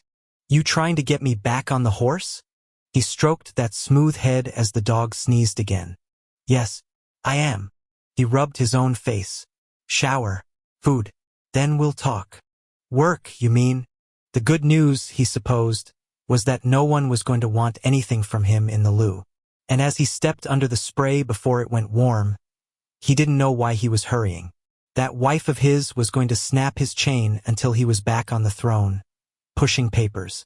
With that prospect hanging over his head, he should be hand-washing himself in the sink and using a lady's fan to dry off. At first he wasn't sure what he was hearing, but then, over the drone of the shower, he recognized it as retching. He jumped out of the marble stall so fast, he nearly yard-sailed on the slippery floor. Beth, I'm fine, she said from around the corner. Rushing over to the toilet's separate little room, he threw out his palms and felt around, finding his mate on her knees in front of the bowl, one hand holding back her hair, the other braced on the seat. I'll get Doc Jane. No, you won't. She was cut off by a series of heaves, and as he stood over her, he wanted to be the one going through the gasping and the straining. Screw this, he muttered, stumbling forward as he went for the house phone. Except it rang before he could pick the thing up to dial the clinic's extension. Shit, maybe V's wife was reading minds too now. Jane. Ah, no, sire. 'Tis Fritz. Oh, listen, could you get me? Wrath, stop it. I'm fine, Beth said from directly behind him. He wheeled around. His wife's scent certainly didn't suggest a health emergency, and that tone of hers was annoyed, not panicked. Ah, whom may I bring for you? The butler asked over the connection. Beth cut in again. Wrath, seriously. Don't bother the woman, okay? There's nothing going on. Then why were you throwing up? I'm sorry, Fritz said. Sire. Not you, Wrath muttered. And either she comes here or... Fine, I'll go down to the clinic, Beth murmured. Just let me get dressed. I'm coming with you. I had a feeling you were. Exhaling a curse, he wondered how in the hell he was going to make it through this. Either she was pregnant, in which case he was going to be scared shitless for how long? 18 months? Or she wasn't, in which case he was going to have to help her through her disappointment. Or shit, she could lose the young too. That was the third option. Oh God, now he felt like throwing up. Thanks, Fritz, he said. I'll be down. Sire, I just wanted you to know that there will be workmen in the house this evening. Workmen? For the billiards room? The damage was rather extensive. The floor needs to be entirely replaced, although the good news is that the original craftsmen are available. I hired them to come and coordinated with Tor. He was going to discuss this with you. There's been a lot going on. But do not worry, sire. We have proper security measures in place.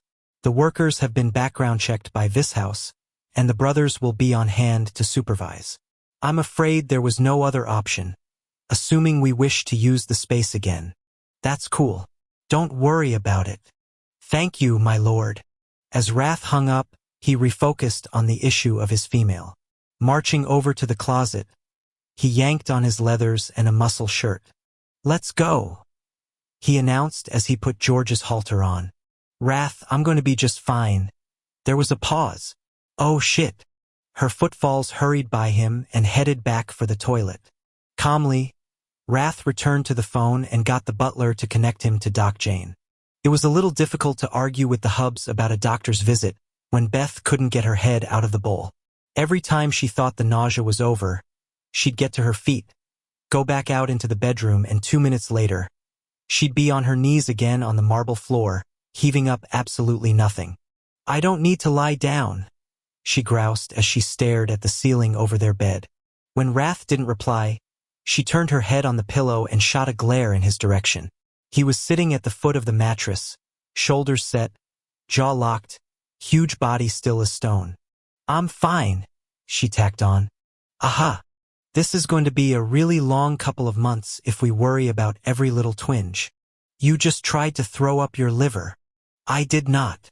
So you were working on your pancreas? She crossed her arms over her chest. I can feel you glaring at me, Wrath said. Well, I am. This is ridiculous. The knock on the door was quiet. So was the hello. Come in, Wrath said as he got up. Sticking his hand straight out, he waited for Doc Jane to come to him. Hey, you too, the female said as she entered and slowed down to look around at the suite. Dear God, check out this place. Over the top, right? Beth said. Is it real? Jane breathed as she shook Wrath's hand. I mean, like the rubies and the emeralds. On the walls. Yeah, they're real. Wrath shrugged as if it were no big deal. They were part of the treasury from back in the old country. Darius had them installed here. Pretty fancy wallpaper. Doc Jane focused on Beth and smiled as she came over. All business. So I understand you've been sick. I'm fine. No, she isn't. Wrath cut in. Yes, I am. Doc Jane put her old-fashioned bag down on the bedside table and cleared her throat. Well, maybe we can just see how you're doing anyway. Can you tell me what happened? Beth shrugged. I threw up. Like 24 times, Wrath interjected. It was not 24 times. Fine, 36. Doc Jane put up both of her palms and looked back and forth. You know what I'd like to do if it's okay with you, Wrath? How about I talk to your mate one-on-one? I am not kicking you out. I just think maybe things will go a little better if she and I had a second alone. Wrath plugged his hands on his hips. She threw up. At least 12 times. If she wants to sugarcoat it, fine. But those are the facts. All right, thank you for that. I really appreciate it. The doctor smiled. Hey, you know what would be helpful? If you went down and got her some ginger ale and saltines from the kitchen. Wrath positively glowered. You're giving me a job to get rid of me. As a bonded male, I know that you're going to want to take care of her. And I think if she's nauseous, having those things in her belly might make her feel better. I can call Fritz, you realize? Yes, I know. Or you can do it yourself and provide for her. Wrath stood there, frowning and gritting his teeth. You know something, Jane? You're spending too much time with Rage. Because I'm manipulating you? The physician's smile got bigger. Maybe. But if you leave right now, you can be back way away before I'm finished. Wrath was still muttering under his breath as he whistled for George and took the Golden's halter. I won't be long. A warning more than anything. But he did leave.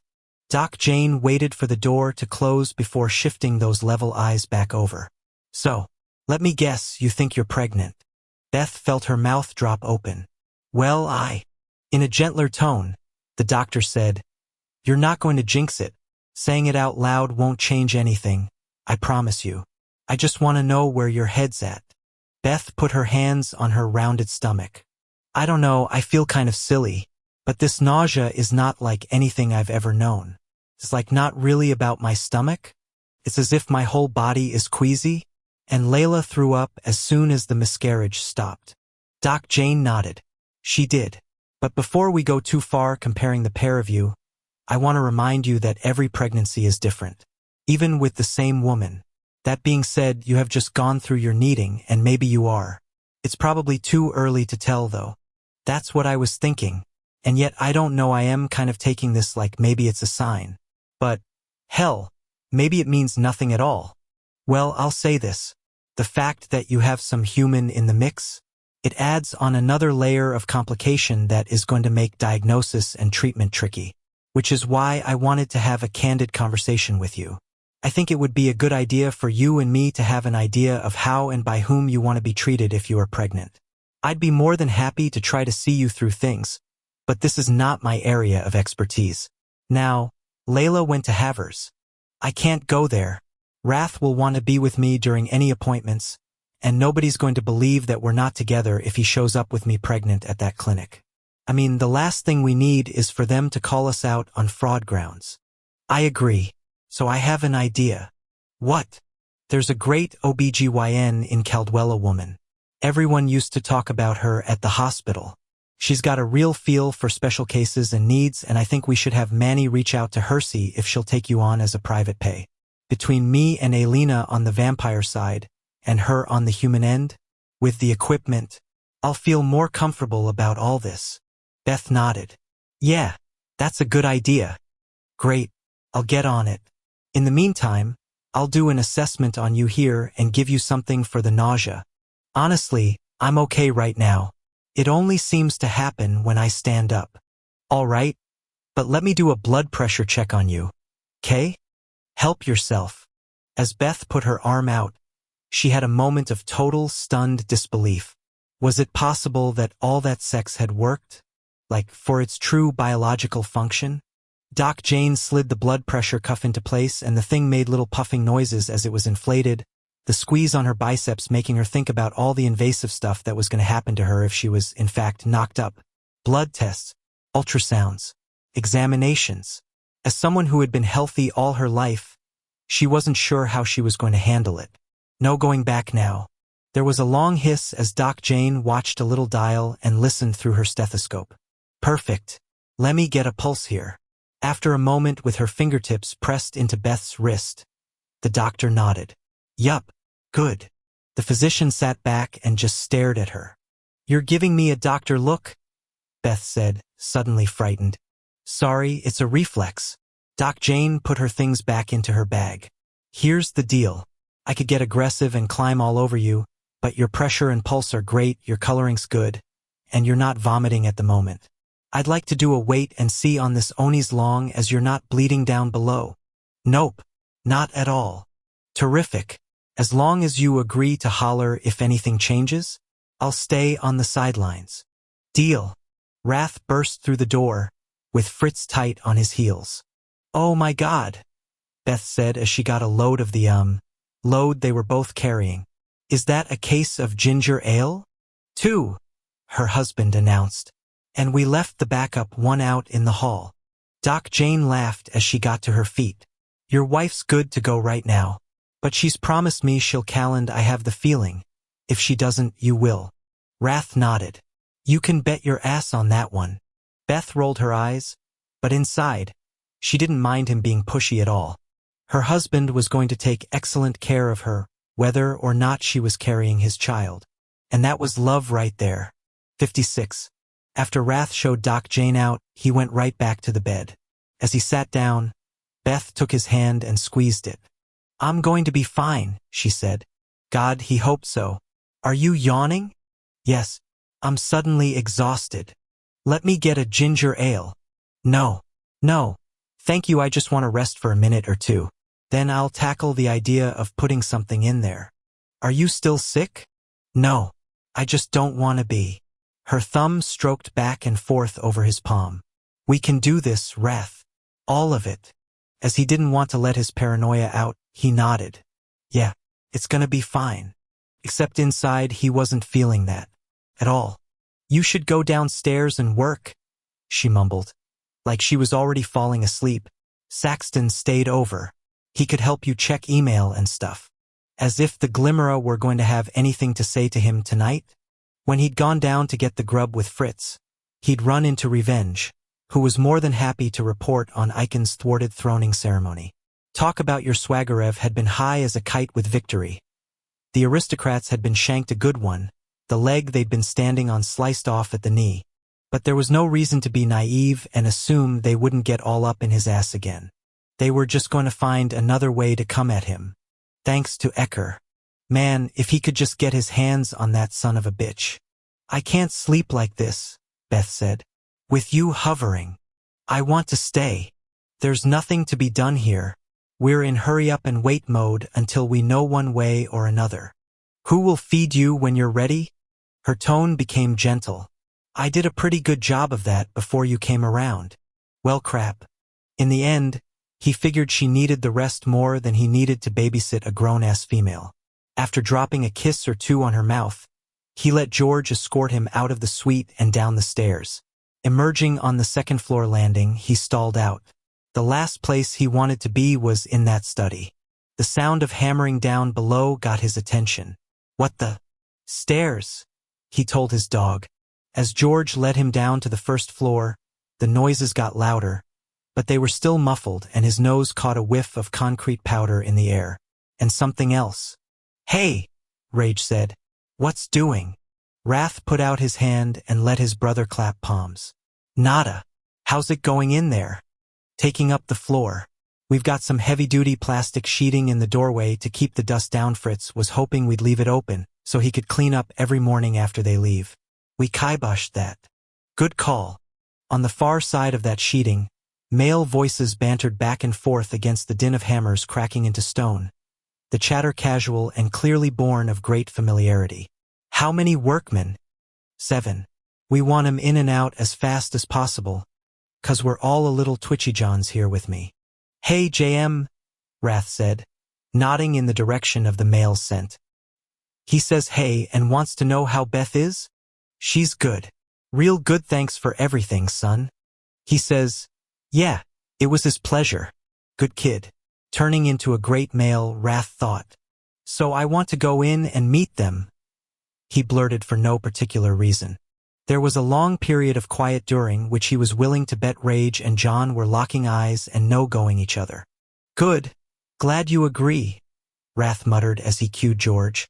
The dogs signaled that they'd come up to a barrier by halting, and Wrath reached out, his palm finding a sheet that was stiff and thick. Dropping his hold on the halter, he used 2 hands to pull it aside so he didn't tear it from its tethers above. The voices stopped immediately, except for one that breathed, "Holy shit!" All at once there was a clattering, as if tools were being dropped to the floor, and then a rustling, like 7 males of some size had just gone down on their knees. For a moment, Wrath's eyes teared up behind his wraparounds. Evening, he said, trying to be all casual. How's the work going? No answer, and he could smell the stunned disbelief. It was like sautéed onions, not entirely unpleasant. My lord, came a low greeting.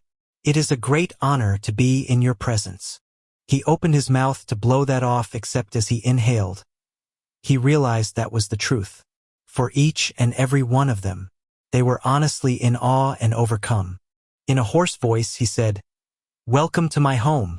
As John ducked under the sheet and stood behind Wrath, all he could think was, about fucking time.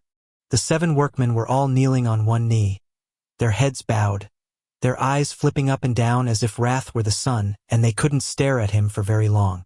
Then the king spoke, and the 4 simple words that came out of his mouth were transformative. The workman looking up on a oneer with a kind of love. Wrath made like he was glancing around. So, how do you think this is going to go? The males glanced back and forth, and then the foreman, the guy who'd introduced the workers one by one while they were patted down, spoke. We're going to take up the floor, and put down a new one. More looking back and forth while Wrath just continued to swing his wraparounds left and right as if he were taking in the view. Are you? The foreman cleared his throat as if he were pained. Would you prefer another team? What? Have we displeased our Lord in some way to bring you herein? God, no. I was just curious. That's all. I don't know anything about construction. The foreman glanced at each of his males. Well, that's because it's beneath you, my lord. Wrath laughed in a harsh burst. The hell it is. It's honest work. There's no shame in that. So what are your names? The foreman's eyes bugged like that was the last thing he'd expected. But then he rose from the floor and jacked up his tool belt. I'm Elf. He whipped through the introductions quickly. You all have families? Wrath asked. I got a daughter and a mate, Elf said. Although my first Shellin died in childbirth. Wrath put his hand over his heart as if struck by something. Oh, fuck. I'm so sorry. The foreman blinked at the king. I thank you, my lord. How long ago was it that you lost her? 12 years. The male cleared his throat. 12 years, 3 months, 17 days. How's your daughter? The foreman shrugged, then shook his head. She's okay. The one in the back who'd said the holy shit spoke up. She's paralyzed. And she's an angel. The glare he got from his superior was immediate, like the guy didn't want Wrath bothered. She's fine, he cut in. Paralyzed. Wrath seemed to pale. From the birthing? Ah yeah, she was injured. She was delivered without assistance. Other than me, who was of sorry aid. Where the fuck was Havers? We couldn't get to the clinic. Wrath's nose flared. You're lying to me. The foreman's brows lifted in shock. It was no one's fault, my lord, except for mine. I thought you were in construction. Or did you go to medical school? I did not. So how was it your fault? Wrath shook his head sadly. I'm sorry. Look, I'm glad your daughter survived. It is my biggest blessing, my lord. No doubt. And I know you have to miss your mate like hell. Every night. All day. Although my second Shellin keeps me going. Wrath nodded like he knew exactly where the male was at. I get that. I so totally get that. Something similar happened to my brother, Tor. There was a long pause. Then the foreman said slowly, I don't know what else to say, my lord, other than you have honored us greatly with your presence. You don't have to say anything, and I should leave you guys alone. I'm taking up your time. Wrath lifted his dagger hand in a casual wave. Later, as the plastic sheeting fell back into place behind the king, the workmen were speechless. Is he always like that? The foreman asked numbly. Rage nodded. He truly is a male of worth. I didn't think he would be like that. Like what? So approachable. Based on what? The rumors. They say he's aloof, untouchable, uninterested in people like us. The foreman shook himself like he couldn't believe he'd said that aloud. What I mean is, nah, you're good. I can imagine where that comes from. He looks like his father, the older one in the back said. Spitting image. You knew him? Wrath's dad, that is. Rage asked. The older male nodded. And I saw the two of them together once. Wrath the younger was 5. He always stood beside his father when the king had audiences with the commoners. I had a property dispute with my landlord who was in the Glimera. The king took care of me over that aristocrat, I tell you. An air of sadness overcame the male's entire aura. I remember when the king and queen were killed. We were certain the heir had been slaughtered, as well be the time we learned otherwise this Wrath was gone. I heard he was shot recently, the foreman said to Rage. Is that true? We don't talk about it. The foreman bowed. Of course. I apologize. Like I said, you're good, don't worry. Come on, JM. Let's leave these guys to work. As John nodded, Rage tacked on. Just let us know if you need anything. John went to follow the brother, but then paused in the split between the sheets. The workmen were still staring at where Wrath had stood and talked with them, as if they were replaying everything, as if they'd been witnesses to a historic event. Stepping out, he wondered if Wrath was aware of the effect he'd had on them. Probably not. 57. As Anha sat at her dressing table, she had naught but a lingering tiredness left over from her episode. With every night that passed, she was feeling more herself, her body rebounding, her mind resharpening. But everything had changed. In the first, the Brotherhood had moved into the chamber next door. All 12 of them. And they rotated their service such that the door to her and Wrath's private space was never unguarded. And then there was the food. Wrath refused to let her eat anything that he or the brothers had not personally sampled first, following a wait period of quite some while. And then there was the worry upon her Helren's face, every time she caught him unawares. Speaking of worry, wherever was he? Your king shall return very soon. She gasped and looked over her shoulder. Torture was sitting in the corner, reading from a book of sonnets. In truth, she did not think he traced the symbols at all. Instead, his eyes were on the blockaded windows, the door, her, the windows, the door, her. On occasion, he broke the rhythm by speaking with one of his brothers or tasting food that was prepared at her hearth. Where has he gone? She asked once again. He shall return soon. The smile was meant to be reassuring. The shadow in his stare was most certainly not. Enha narrowed her eyes. He has not explained any of this. All is well. I do not believe you. The brother just smiled at her in that way of his, giving her nothing to go on. Enha put down her brush and turned fully about. He thinks I was poisoned, then. Otherwise, why this protection? The cooking. The concern. All is well. Just as she threw up her hands in frustration, the door opened. She jumped to her feet so fast. Her dressing table wobbled, bottles and pots falling over. Dearest virgin scribe. Wrath. Jerking up her skirts, she ran barefoot across the oak floor to the horror before her. Suspended between the holds of 2 brothers, her mate was bloodied everywhere. His simple shift stained down the front from his split lip and his contused face, his knuckles dripping onto the rug, his head hanging limp as though he could not lift it. What have you done to him? She screamed as the chamber door was shut and locked. Before she could stop herself, she flailed at the ones who held him, her fists making no impact as they maneuvered him over onto the bedding platform. Anha, arrest! As they laid Wrath out, his left hand rose. Anha, arrest! She wanted to clasp his palm and cling unto him, but he seemed hurt everywhere. Who did this to you? I asked them to. What? You heard me properly. Sitting back, she found that now she felt like hitting him as well. Wrath's voice was so weak, she wondered how he was still conscious. There is a job that needs doing. By mine own hands. He flexed them and winced. No others will suffice. Anha glared at her mate and then did the same to the assembled males, as well as the ones who were newly arriving, clearly coming in after they heard the shouting. You shall explain yourselves the now, she barked. All of you, or I shall take my leave of this room. Anha. Wrath's voice was garbled, and he was having trouble drawing breath. Be of reason. She stood up and put her hands on her hips.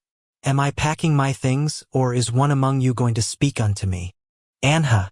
Speak or I pack. Wrath exhaled a ragged curse. There is naught for you to be concerned with. When you come upon our mated chamber looking as though you have been struck by a carriage, it is very much my concern. How dare you exclude me from this? Wrath lifted his hand as if to rub his face and then grimaced when the contact was made. I believe your nose is broken, she said flatly. Amongst other things. Indeed. Wrath finally looked upon her. I shall avenge you. That is all. Anha heard herself gasp, and then her knees went weak and she lowered herself back down to the bedding platform. She was not naive, and yet hearing confirmation of that which she had suspected was a shock. So 'tis true. I was made to become ill. I. Tracing the injuries upon her Helren with fresh eyes, she shook her head. No, I shall not allow it. If you must have revenge wrought, let one of these capable males do it. No. She glanced over at the heavy carved desk across the way, the one they'd recently moved in here, the one at which he sat so happily for hours upon hours, ruling, thinking, planning. Then she regarded his misshapen face. Wrath, you are not fit for the likes of a violent duty, she said hoarsely. I shall be. No, I forbid you. Now he glared upon her. No one commands the king. Except for me, she countered smoothly. And we both know it. At that there was a soft chuckle in the room of respect. They did the same to my father, Wrath said in a dead voice. Except they poisoned him to the point of his death. Anha lifted a hand to her throat. But no, he died of natural causes. He did not. And as the son, I am obliged to right that wrong as well as yours. Wrath wiped some of the blood off his mouth. Listen to me now, my Anha, and hear this truth clearly. I shall not be castrated in this by you or anyone. The soul of my father haunts me the now, walking the halls of my mind, talking unto me. And you shall do the same if they finally succeed in putting you in your grave. I have been fated to live with the former. Do not expect me to do the same with the latter. She leaned in urgently. But you have the Brotherhood. That is what they are, for how they serve. They are your private guard. As she implored her mate, the sheer heft and number of the males pressed in upon Heron the very best sense. Command them, she begged. Send them out unto the world to exact this due. His bloodied hand reached out, and she thought it was to clasp her palm. Instead, it rested upon her gown, below the bodice upon her womb. You are with young, he said roughly. I can scent it. She too had been thinking the same, although for different reasons. Wrath's one working I met hers. So I cannot allow others to do what is my duty. Even if I could regard you knowing that I was so weak I could never stare into the face of a son or a daughter with the awareness that I had lacked the courage to caretake for mine bloodline. Please, Wrath, what kind of father would I be then? One who is alive. For how long, though? If I do not protect what is mine, it shall be taken away from me. And I will not lose my family. Overcome, Anha felt tears fall down her cheeks, the paths burning her face. Dropping her forehead to the bloodied black diamond of the king's ring, she wept. For in her heart, she knew he was right, and she hated the world that they lived in and were, in time, going to bring forth a young into. 58. Downtown, in the urban heart of Caldwell, Ecker picked up a burst of speed in an alley. His combat boots crushing through the dirty, salted slush, frigid air rushing at his face, distant sirens and shouts offering a kind of narration to this battle. Up ahead, the slayer he was going for was just as fast as he. The bastard was not as well armed. However, especially after he'd emptied his clip and then had, in the fit of a 15-year-old, thrown the autoloader at Ecker. Great move. Right up there with crying for your mommy. And then the chase had been on. Ecker was content to allow the lesser to run his lack of a heart out, provided that all the sprinting didn't lead to the kind of complication that had gotten in his way the other night. He had no interest in fielding another human. After another quarter-mile or so, the slayer came to the titular end of the alley, whereupon he was forced to pull a music video, throwing his body at a 20-foot-high chain-link fence and commencing to scale it with admirable aplomb. Then, again, the Omega had given him a kind of superpower following his induction. Not that it was going to save him. Ecker took 3 leaping steps and pitched his body into the air, his weight sailing upward and landing him upon the lesser's back just before the slayer hit the apex of the fencing. Locking on and yanking hard, he peeled the undead free of the fencing, twisting in midair such that they landed with Ecker on top. His scythe screamed to be let out to play, but instead of releasing her, he unclipped her little cousin from his hip. The machete had a steel handle and a rubber grip, and it felt like an extension of his arm as he lifted it over his shoulder. Now, he could end this quickly by aiming for the middle of the chest. But where was the fun in that? Slapping a hold on the face, he wrenched the head to the side and sheared off the ear. The resulting scream was a kind of music, echoing in his ears. Other side, he grunted, forcing the head around. One needs to match. The machete's blade whistled through the air a second time. Ecker's accuracy such that nothing save the fleshy appendage was touched. And the pain was enough to incapacitate his prey well. That and the fact that surely the slayer knew that what was to come was going to be so much worse. Fear had a way of leading to paralysis, and the undead was right to be terrified. In a fast series of hacks, Ecker worked his way down the body, striking the blade deep into each shoulder to cut the tendons and incapacitate the torso, and then following through with the backs of the knees. Sitting back, he watched the writhing and breathed in the stench as well as the suffering. Being the cause of pain fed his inner beast, a meal consumed by the evil side of him that just left him hungry for more. Time to get a bit more invasive, and he decided to cut off the left foot slowly. With half strength, he hacked once, twice, 3 times before the blade cut cleanly through. The right foot was just as leisurely a pursuit. In the midst of his work, his mind retreated to thoughts that were sure to make him even more depraved. He kept thinking about Wrath's End Run. 2HM, the lawyer, had made a subsequent assessment of the mating dissolution document and deemed it legal, but Ecker knew the thing had been predated. Do not tell him that the king hadn't signed on that line as soon as that no-confidence parchment had landed upon his desk. Moving up to below the knee, he resettled into his work, and the rhythm of chops reminded him of the old country, when he'd cut wood to take the edge off his frustration. The question he wanted answered was, how far did that piece of paper go? Had the king in truth turned aside his mate? It is a love match. As he heard his chosen's voice in his head, a surge of power overtook him, and good timing as he confronted the lesser's thighs. No more holding back. Now. He threw his muscles into his work, whacking through skin and bone, black blood hitting his face, his fangs bared. The slayer was clawing through the snow to the pavement, fingernails ripping into the asphalt below as the screaming dried up in his throat, shock overtaking his breathing and heart rate, rendering him all but inanimate. But he would not die like this. Indeed, there was only one way to kill him. Ecker reduced the lesser to pieces, leaving only the head attached to a block of the torso, pools of that black blood forming under the 4 compass points of where the limbs had been attached.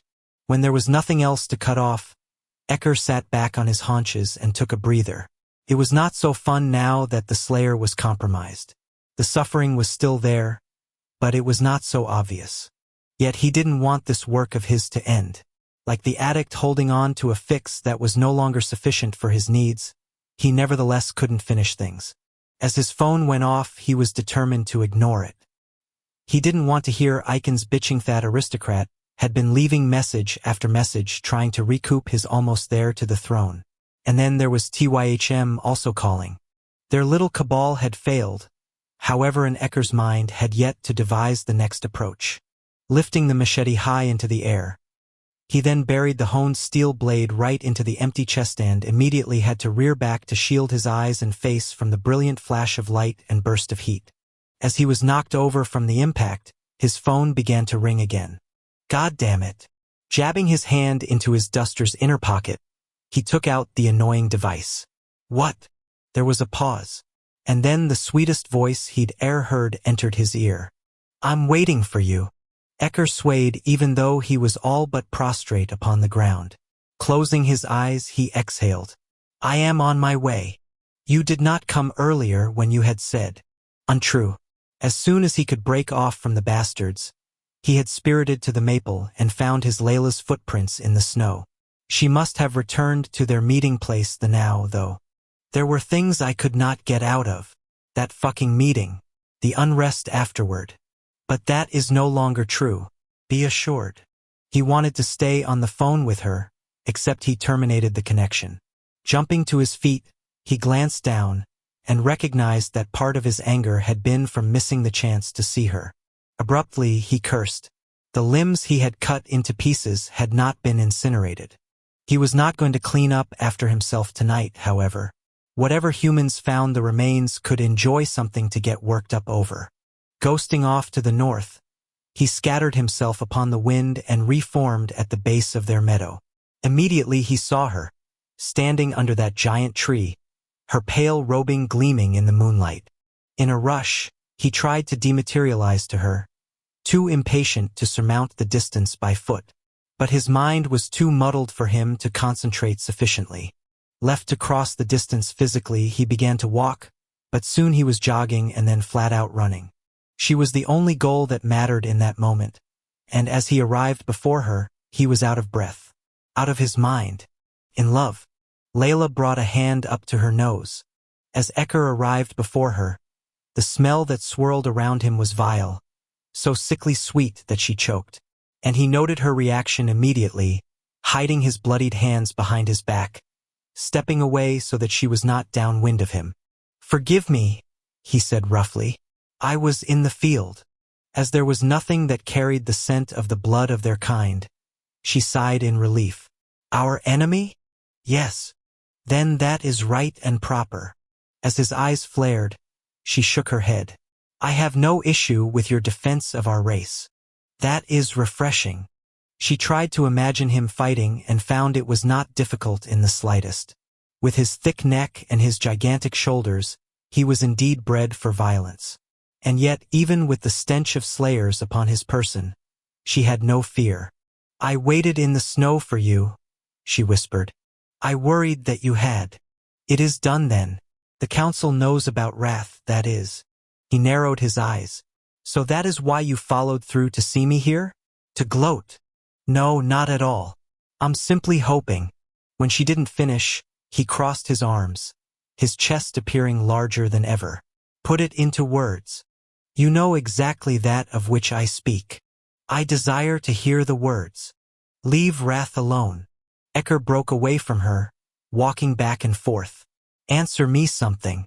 Anything." "That is not a safe reply for you, Chosen."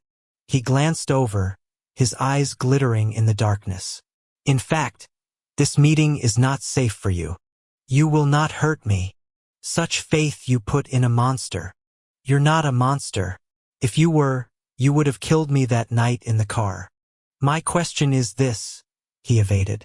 "Did Wrath honestly forsake that female of his? And you can attempt to lie to me, but I will know the truth." Mayhap not, Layla thought, for she had practiced her response to just that inquiry. For hours. Meeting his eyes steadily, she said without any change of effect, "Yes, he did. The proclamation was predated, but it is true. He has given up his only love to keep that which you endeavor to steal from him." Hours in front of the mirror. She had sat in her bathroom on the little padded bench, in the full glare of as many lights as she could turn on, repeating those words over and over again, until they were rote, until their meaning was lost and they became only syllables, until she could speak the lie with no hesitation or stumble. And she knew that giving the partial truth provided her more credibility. "Such a sacrifice," he murmured. He too gave nothing away. There was a long, long silence filled by the pounding of her heart. "Leave this unholy quest behind," she said. "Please. And what of your previous offer? Does that still stand?" She swallowed hard. On so many levels, she couldn't imagine having sex with him. He was an enemy sure as the lessening society was, and there was, in fact, a side to him that was monstrous. Moreover, she had never imagined bartering her body for something. And she was not naive. Yes, she had felt an attraction to him when he had come to her and found her in that car. But this was a deal of businesslike proportions. Layla kicked her chin up. "Yes, it does. And if I agreed to your terms, would I have to wait for the birth of the young? Or could I take you immediately?"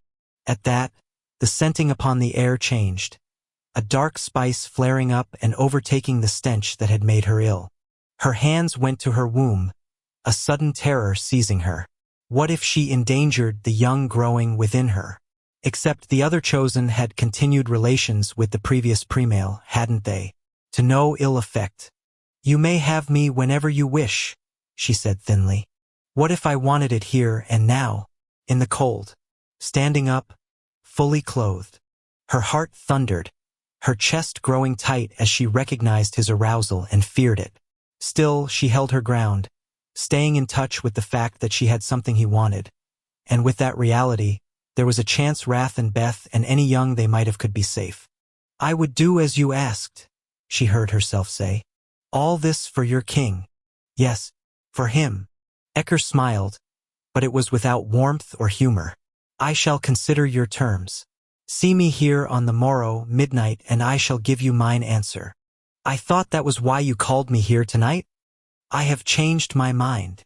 She expected him to dematerialize. Instead, he gave her his back and walked down the way he had come up, his heavy strides creating distance between them. Closing her eyes, She. What did you say to him? A male voice demanded from behind her. 59. Trez decided enough with the bullshit. As he dematerialized back up to Rev's great camp, he was ready to come clean, lay down the talk, set things straight with his chosen.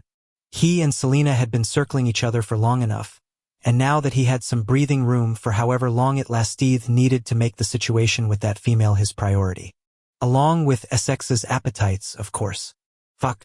Apparently that executioner had used the girls so hard that they'd been unable to work tonight. He'd gotten texts from all three of them, and the good news was at least they didn't seem to regret a damn thing. Each one of them asked if they could see the executioner again. At this rate, they'd be paying him to see that son of a bitch.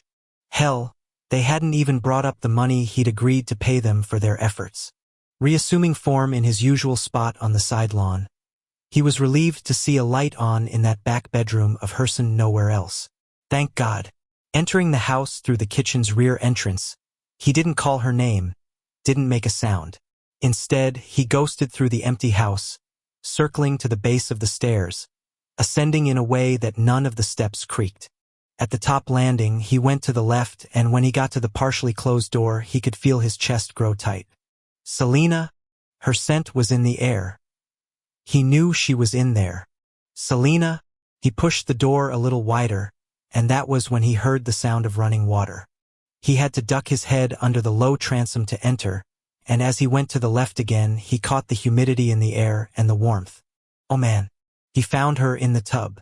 Head back on a towel, body stretched out in a deep pool of clear water, hands resting on the sides of the old-fashioned porcelain bath. I could have gotten up, she said without bothering to open her eyes. But I wanted you to see me naked. Trez cleared his throat with a cough, which was what you did when someone hit you in the solar plexus. Can we talk? I think we have. Her lids lifted and she glanced over at him. Or is there more? At that, she shifted her legs, the water undulating over that incredible body. Her curves amplified as if she were moving her nipples licked at and left wet to the air. There's more, he croaked as he ran his tongue over his lips. Then by all means do draw up a chair. Unless you find that you'd like to join me. Fucking hell. Is there any way I can get you up and out of there? And dressed? If you wish to do it yourself, by all means, oblige your impulse. Yeah, because getting his hands on her naked was going to be such a big help. Cursing under his breath, Trez went over and picked up a chair because in the end, he was afraid that if he stayed standing he'd trip and fall into her. Literally. As he sat down, he put his hands up to his face and scrubbed hard, and then all he could do was stay like that. The water made a tinkling as if she were sitting up. Trez? Are you all right? No. There had been so many times in his life when he'd fallen off cliffs, when things that he'd done or had done to him had come back to bite him in the ass. Never like this. Trez. When he didn't answer her, she said, You're scaring me.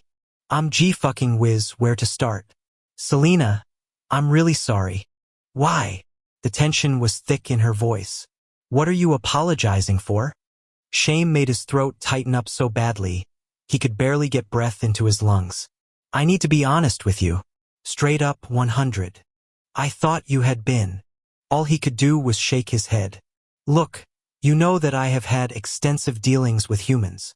That wasn't exactly as you chose to phrase it previously, she remarked, more with his head shaking.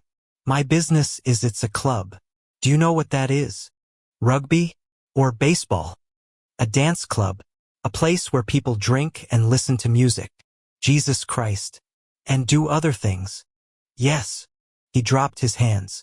She had sat up and her pink nipples were right on the edge of the water, the warm surface licking at them once again, not that she seemed to notice. Would you mind getting out and putting a robe on? He asked. I have nothing to be ashamed of. Fucking abso on that one. I know. It's just hard to concentrate.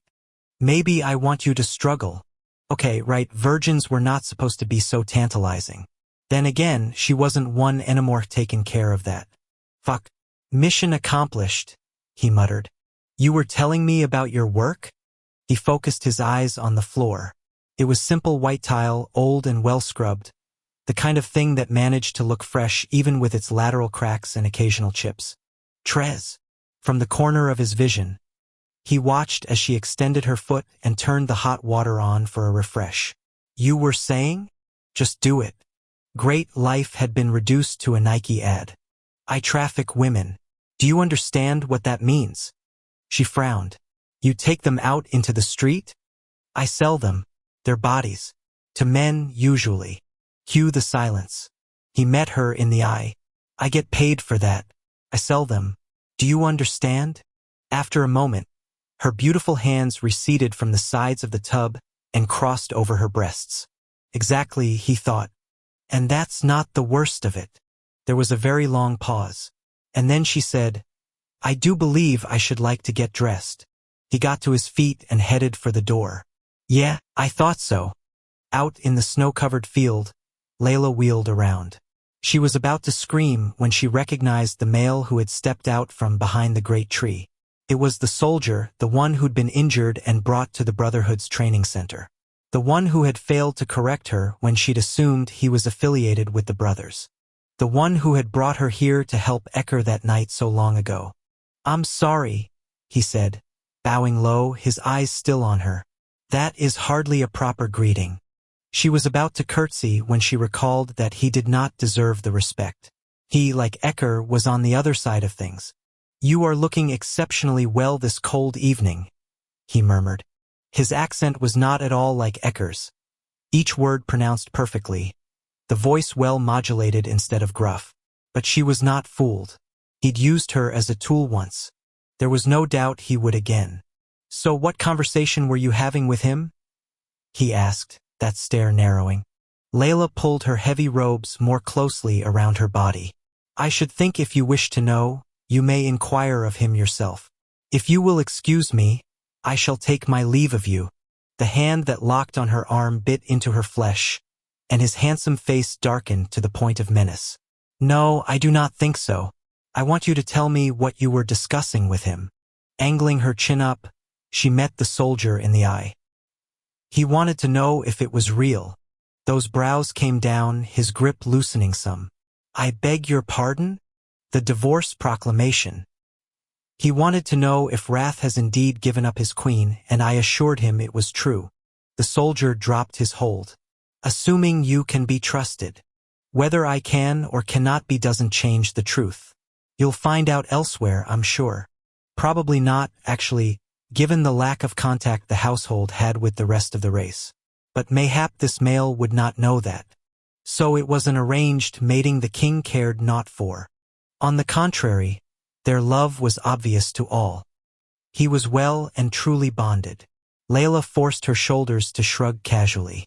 Again, you will hear this from others, I'm sure. Thro shook his head. Then he could not have let her go. Maybe you should consider this against any further ambitions you have for the throne. She took a surreptitious step back.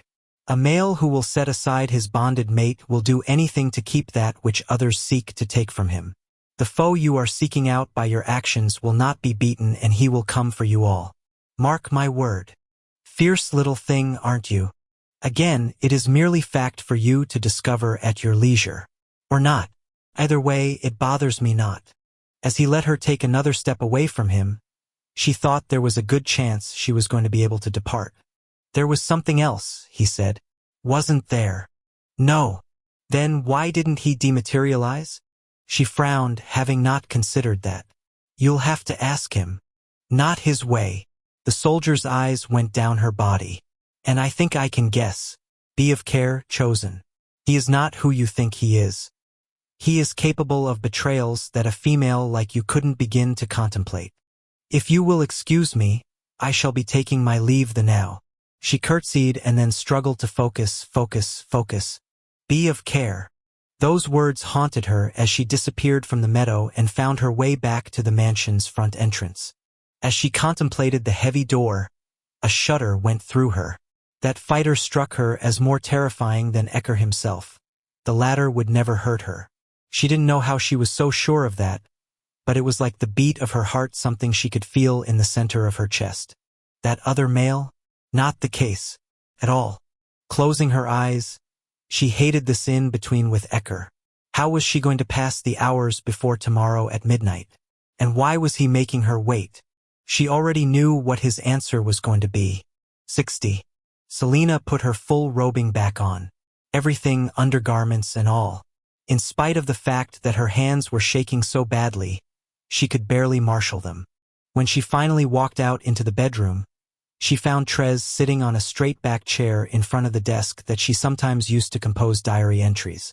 And indeed, she was glad she had closed her leather-bound volume after she'd finished with last tonight's passage. It was all about him, naturally, and she had a feeling there was going to be an addendum. He looked over at her, his dark eyes flashing for a moment. "You ready to do this now? Dearest Virgin Scribe, of all the things she thought he'd tell her, that was not it. How can you sell them?" she said roughly. He sighed. "They want the money. I make it happen. I make it safe. And you get paid for this as well." "Yeah." She had to sit down before she fell over and went toward the bed before thinking. No, not there. Instead, she chose the love seat that was in front of the fireplace. Settling in, she tucked her feet underneath her bottom and made sure the skirting covered all of her skin. "How long?" she heard herself ask. "Years. Decades. First I was a supervisor. Now I'm the boss. I can't imagine that." He rubbed his temples. "I know you can't." Abruptly, Selena found herself struggling to stay still. Her internal compass was spinning around so fast, she could barely form a sentence. "You know what? Just tell me everything. At the moment, my head is making up all kinds of horrible things and the worst part is that I've been with a couple thousand women." Easy. First, she thought no, she couldn't have heard that right. But the wave of cold that went through her suggested that actually, she had gotten it correct. 1,000, she said weakly. "That's a conservative estimate. Could be close to 10,000, that is.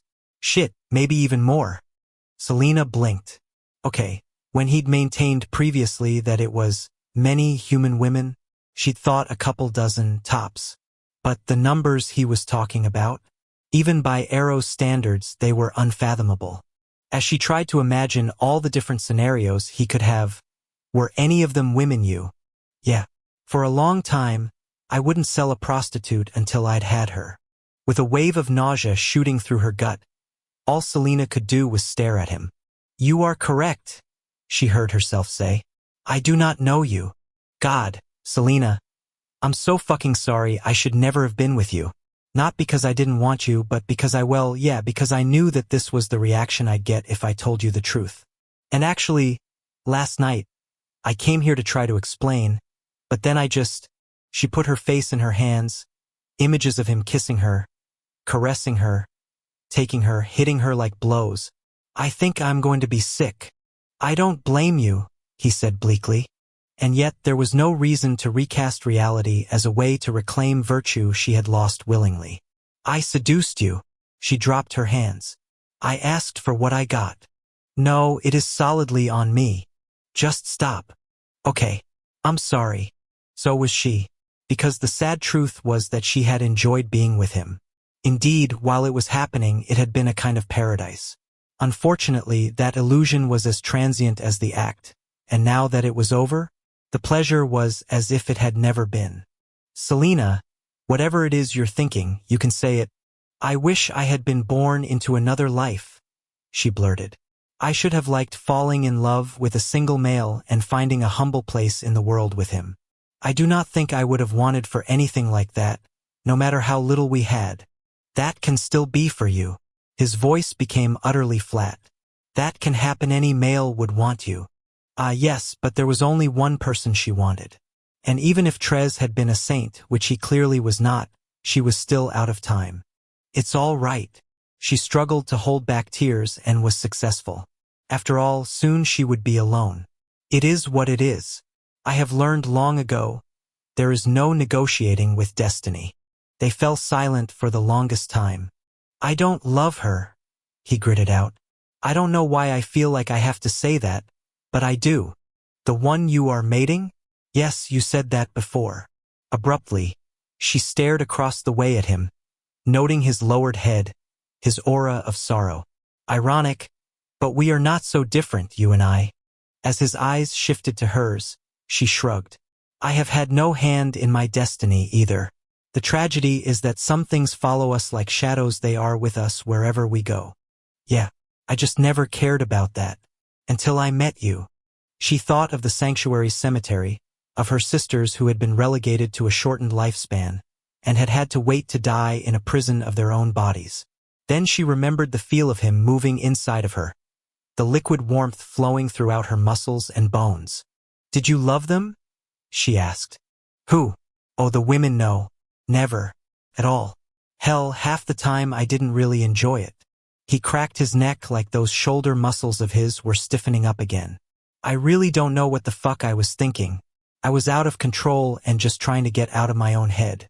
The problem is, all those women are inside of me now. Inside. My people believe that you can poison yourself if you're with people the way I was. And I have poisoned myself. It's eaten me up until there's nothing in here. As he touched the center of his chest, she realized that he was, in fact, hollow, the light gone from his eyes, the animation lacking in his body. His aura dissipated as if it had never been. Overcome with sadness, she shook her head. You were wrong. About what? So empty he was vacant down to his soul. What I see now is the worst part of it all. As a sail stood on the shores of the Hudson, he was once again dressed in black with a black mask over his face.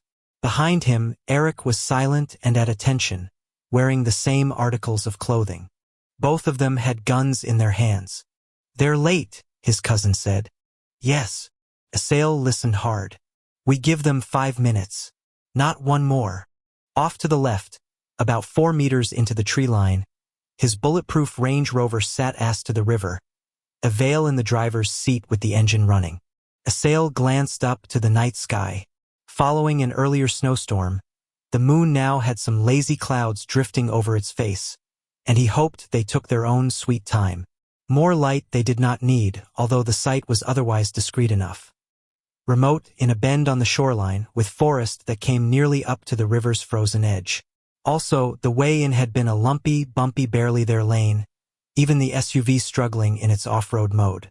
I am worried about you. Asael glared over his shoulder. I beg your pardon? You do not sleep. I am not tired. You do too much of the coke. Asael turned back around and prayed for the appearance they awaited for a fresh reason. Worry not, cousin. Do you know if they made it to their destination? It had been so long since Eric had asked after anyone, that Asael had to pivot around once more. And indeed, his primary instinct was to shut the inquiry down quick, yet the true concern on that hard face stopped him. He resumed watching the sluggish, icy water. No, I do not. Will you call her? No. Not even to make sure they are safe. She doesn't wish for that. And the whys of this waiting by the Hudson were proof of the soundness of her decision to leave him. A clean break it is. Even he heard the hollowness in his voice. God, he wished to hell he had never met that woman. The sound was at first indistinguishable from the ambient night noises, but the hum quickly became distinct. Coming from the left, it announced that perhaps their wait was over. The fishing boat that puttered around the corner was as low to the river as a floating leaf and nearly as silent.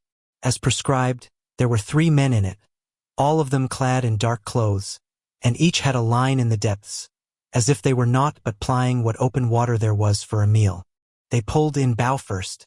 Catch anything? Asael inquired as he'd been told to. 3 trout. I had 2 last night. I want 1 more.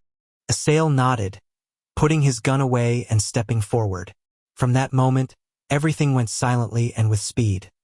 A tarp was lifted and 4 duffel bags changed hands, moving from the boat to him and then to Eriquo hung them off his shoulders. In return, Asael passed over a black metal briefcase. The tallest of the men put in the code he had been given, popped the lid, inspected the layout of bundles of bills, and nodded. There was a quick handshake and then Asael and Eric retreated into the trees. Duffels went in the rear, Eric in the back, Asael in the passenger seat. As they headed off, bumping back over the rutted lane, Windows were cracked to catch any sounds or smells. There was nothing. As they came out to the road, they stopped and waited while still hidden in the trees. No cars coming or going. The coast, as the saying went, was clear. On a sales command, the gas was hit and off they went, into the night. With 500,000 street dollars of cocaine and heroin. So far, so good. After extracting everything from both Benlois's phones, he'd combed through the numbers and the texts, particularly the international ones. He'd found 2 contacts in South America with whom there appeared to be a lot of communication, and when he'd called from Ricardo's phone, he'd been routed into a network of secured connections, a number of clicks occurring before a proper ringing started. Needless to say, there had been a good deal of surprise after Assail had introduced himself and explained the purpose of his call. Benlois had, however, informed his compatriots of his new, biggest client, so it was not a complete shock to them that the one who had once been the wholesaler had become superfluous and been eliminated. Assail had offered them a deal to start the relationship off upon the right foot. 1 million in cash for $500,000 in product as a gesture of good faith. Partnerships had to be cultivated, after all. And he had approved of the men sent to do the transaction. They were a clear step up from Benlois' street thugs, totally professional. Now he and his cousins simply had to parcel the product for street sale and connect with the forelisser for distribution. And business could resume as if Benlois had never existed. Perfectly engineered. This went well, Eric said as they got onto the road that would take them out to a sales glass house. Yes. As they went along, he stared out the window, watching the trees pass by. A house. That hunting cabin. He should have been more pleased. This was, after all, going to open up tremendous earning potential. And he loved money and all its power. Truly, he did. Instead, the only thing on his mind was worry over where his female was, whether she had in fact made it down to Miami in one piece with that grandmother of hers. And there was nothing he could do about it. She was gone. Forever. 61. As Beth woke up, the first thing she did was a body scan for the urge to run for the bathroom. When that came back with a "not right now," she pushed herself to a vertical and swung her feet to the floor. How long had she slept for? The shutters were still up, so it wasn't yet daylight, but man, she felt like she'd been out for days. Looking down at herself, she put her hands on her belly. Holy crap, she didn't remember swallowing a basketball. Under her palms, her stomach was swollen and hard, the protrusion such that she doubted she would be able to pull her pants on. Her first instinct was to reach for the phone and call Doc Jane, but then she dialed back on the panic and got to her feet. "Feeling okay?" she murmured. "Feeling pretty good." As she went over to her closet, she felt like her body was a bomb about to go off and, man, she hated it. She'd had no idea how much she took for granted in the health department until she deliberately tried to complicate herself. For no apparent reason, the Saturnine ruby slipped right off her finger. Glancing down, she watched the ring bounce on the carpet and frowned as she bent over and picked the thing up. She and Wrath had traded back for convenience because both had struggled with something that didn't fit, and the symbols of their marriage had meaning no matter whose hand they were on. Or falling off of, as was the case. "What the hell?" she breathed. As she went to put the thing back on, she realized that her fingers were positively skeletal. The skin stretched over knobby knuckles and a sunken palm. Heart starting to hammer, she rushed to the mirror in the bathroom, turning on the lights. Beth gasped. The reflection staring back at her was all wrong, all totally frickin' wrong. Overnight, literally, her face had hollowed out, all the fat gone from her cheeks and her temples. Her chin sharp as a knife, the tendons in her neck standing out in bald relief. Stark fear speared into her chest, especially as she lifted her arm and pulled at the skin on her triceps. Loose. Way loose. It was as if she had lost 25 pounds within hours, except for her belly. Trying not to completely freak out, she headed for the closet to find something she could wear. In the end, she pulled on a pair of drawstring sweatpants and one of Wrath's few button-downs. The latter was like a cloud of fine white cotton around her, and that meant, as she had another hot flash, there was plenty of ventilation happening. At least her slippers fit perfectly. Heading down to the second-floor landing, she put her head into the study and didn't find Wrath at the desk. Maybe he was working out? She was going down the grand staircase when she found him. He and George were walking out of the dining room along with a string of doggen, the staff carrying all kinds of silver trays across the depiction of the apple tree in bloom. The second he caught her scent, he stopped. "Leland, are you sure you should be up?" Turned out the smell of the food was one hell of a distraction. The spike of hunger she got in response enough to halt her in her tracks. Yeah, I feel okay. I'm hungry, actually, as well as scared to death." While the staff continued on into the billiards room, filing in past some sheets of heavy plastic, Wrath came over to the base of the stairs. "Let's get you into the kitchen." Heading all the way down to join him, she let him take her arm and leaned into his strength, taking a deep, easing breath. She'd probably just imagined everything up there. Really, probably. Crap. "You know, I slept well," she murmured as if to reassure herself, which didn't work. "Yeah. Hum." Together, they walked past the long dining table and went through the flap door in the far corner. On the other side, I.M. was once again at the stove, stirring a great pot. The shadow turned and immediately frowned as he looked at her. "What?" She put her hands to her stomach. "What are you?" "Nothing," he said, banging his wooden spoon on the steel vat. "You too like chicken soup?" "Oh yes, that sounds perfect." Beth hopped up onto a stool. "And some bread, maybe." Fritz materialized at her elbow with a baguette and a plate with butter. "For you, madam." She had to laugh. "How did you know?" As Wrath sat on the stool next to her, George parked it between them. "I had him on standby." A steaming bowl of soup was slid in front of her by the shadow. "Enjoy." "Him too?" she asked of I.M. "Yeah." The shadow might have been on it as well. Picking up the spoon Fritz offered her, she dug in, aware the three males were staring at her wrath with such intensity. It was almost as if he'd gotten his sight back. She said and meant it. The soup was perfect, simple, not too heavy, and warm, warm, warm. Maybe it was just that she'd been through the kneading and not eaten for how long? "So what's going on in the billiards room?" she asked, to try to distract the males. "They're cleaning up after me." She winced. "Ah." Wrath patted around for the baguette and broke off the hard end, putting it aside. The piece he then tore for her was soft in the middle, crunchy on the outside, and the butter he put on it was the unsalted, sweet kind. The combo was great with the soup. "Would you like something to drink?" Fritz asked. "Wine?" I.M. said before catching himself. "No, not wine. Milk. You need the calcium."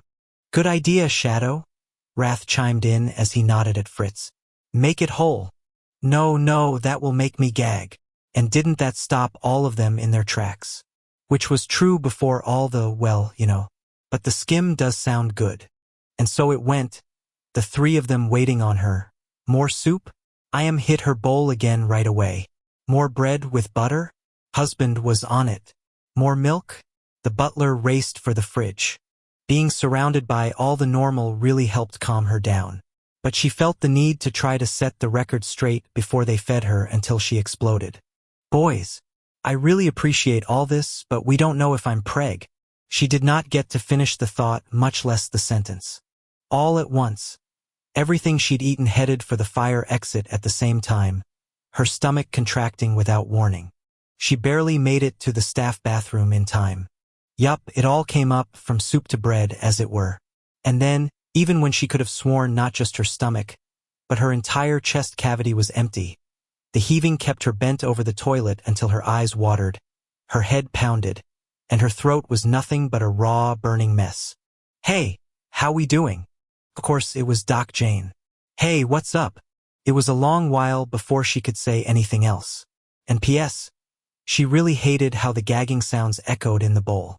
When there was a break in the action, so to speak, she rested her hot, sweaty forehead on her arm, reached up to flush again and found that she didn't have the energy to pull the lever down. "I think we need to get you to the doctor," Jane said. "I thought you were one," Wrath bit out.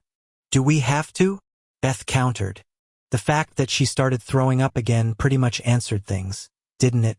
As Wrath stood just outside the staff bathroom by the kitchen, He was ready to scream at his lack of vision.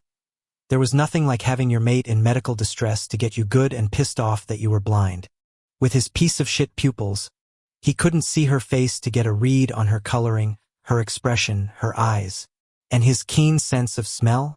Out the window, too, the vomiting had clogged up his sinuses, making it impossible to tease out any emotional clues.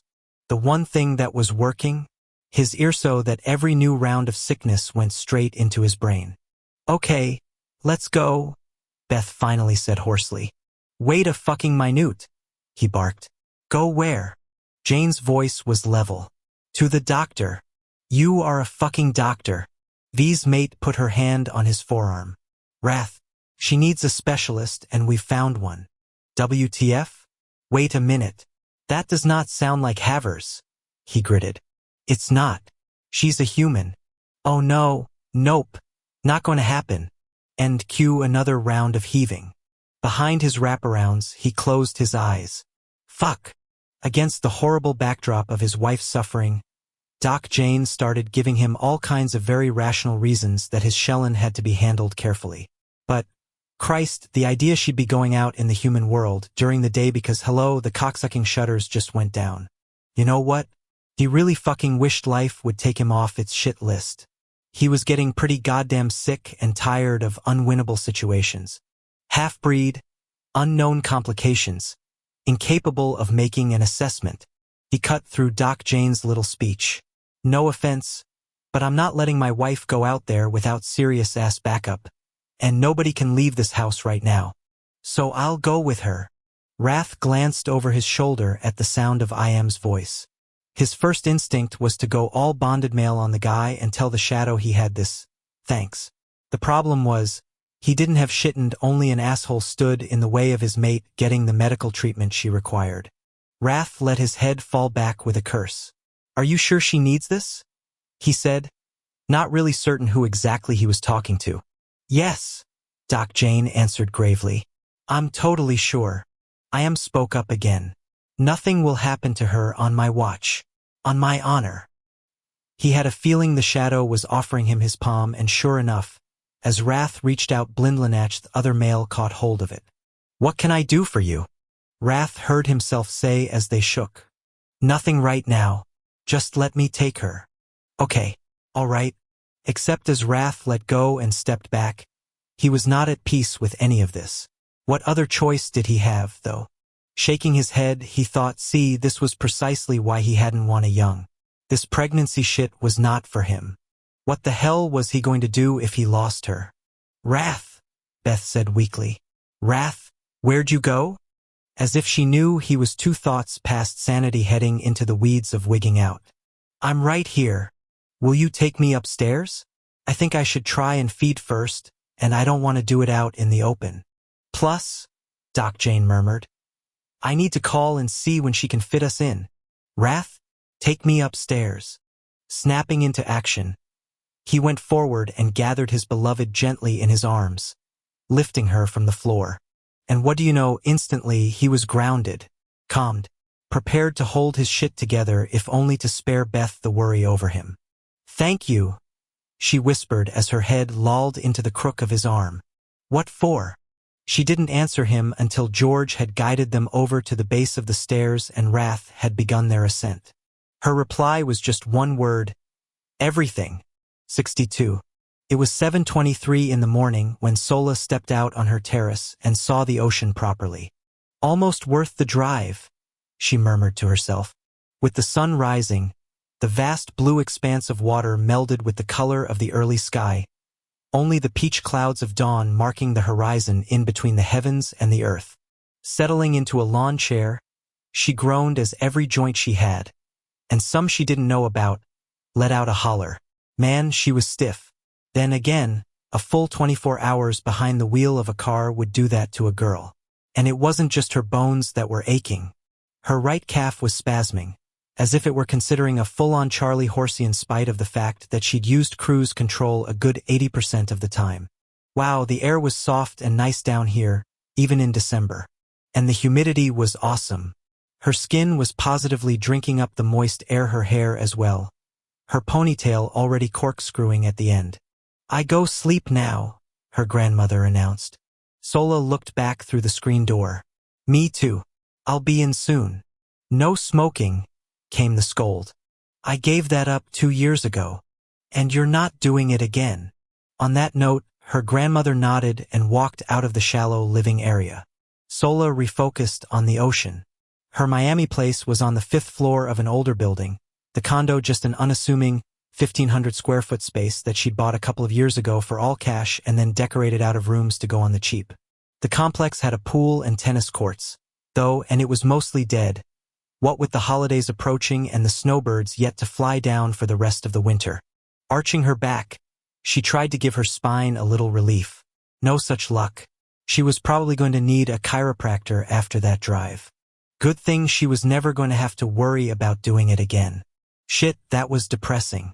Putting a hand into her back pocket, she took out her iPhone. No calls. No texts. She hadn't thought leaving a sale would hurt this much. And yet, she couldn't say she regretted it. What was he doing right now, she wondered. Probably settling in after a night of wheeling and dealing in the dark underbelly of the Caldwell economy. Would he go back to that woman? The one she'd watched him fuck? Closing her eyes, she breathed in deep a couple of times, and the fact that she could smell the brine in the air helped. She was not up there anymore, she reminded herself. She was not with him anymore, not that they'd really been together. So what he did and who it was with, not her issue anymore. This was going to be okay, she told herself as she put her phone back and stared at the ocean. She had done the right thing. And yet, even still, snapshots of a sail dogged her mind, barging in and taking over the beautiful view in front of her. Bending down, she felt around her thigh and then pressed her fingers into the bandage. As pain shot up into her torso and raced her heart, she told herself to remember how she'd ended up here, why she'd relocated, exactly how her prayers had been answered. Yeah, the drive had given her something other than a sore body and a tired brain. All those highway miles had done wonders for her perspective on everything. Up north, she told herself that her escape had been at her own direction. But now, as that sun rose in front of her, the rays streaking out over the water, the dolphins frolicking in the morning waves, she realized, no, that had been a cop-out. Because admitting to herself that she believed in God was too scary, too crazy. Away from everything she had left behind up north, in a neutral territory where she was starting over, she was able to be honest with herself. That prayer she had offered up, that last one, had in fact been answered, and in coming down here, she was honoring her end of the bargain. At great sacrifice, as it turned out, because she knew it was going to be a long, long time before she was able to stop checking her phone. Getting up from the lawn chair, she went back inside, and as she paused to shut the door, she looked at the sliding glass and remembered that first floor of a sales house. And as she picked up the suitcase she'd left just inside the door, all she could think of was that she'd packed the clothes in it when she'd still been with him. Same as when she brushed her teeth. The last time she'd used her toothbrush had been in his upstairs bathroom. And as she got into the white sheets, she recalled lying next to him after he'd come to her in the shower and taken her with such incredible power. Closing her eyes, she listened to the unfamiliar sounds around her, someone talking loudly in the parking lot out back, the person upstairs running their shower, a dog barking on the other side of the wall. A sales place had been so quiet. Shit, she said aloud. How long was it going to take before she stopped measuring everything by what she had left behind? It was just like it had been when her mother had died. For months afterward, the metronome of life had been driven by nuances of her mom. Last movie scene together, the things they'd bought at the store just that afternoon, the final birthday present given and received, that Christmas which, of course, no one had known would be the end of the tradition. All of that relentless remembering had gone on for a good year, until each one of the anniversaries, internal and external, had been exhausted. Getting through them had been like punching through a wall each time. But she had done it, right? She had put one foot in front of the other until life had resumed a kind of normalcy. But crap.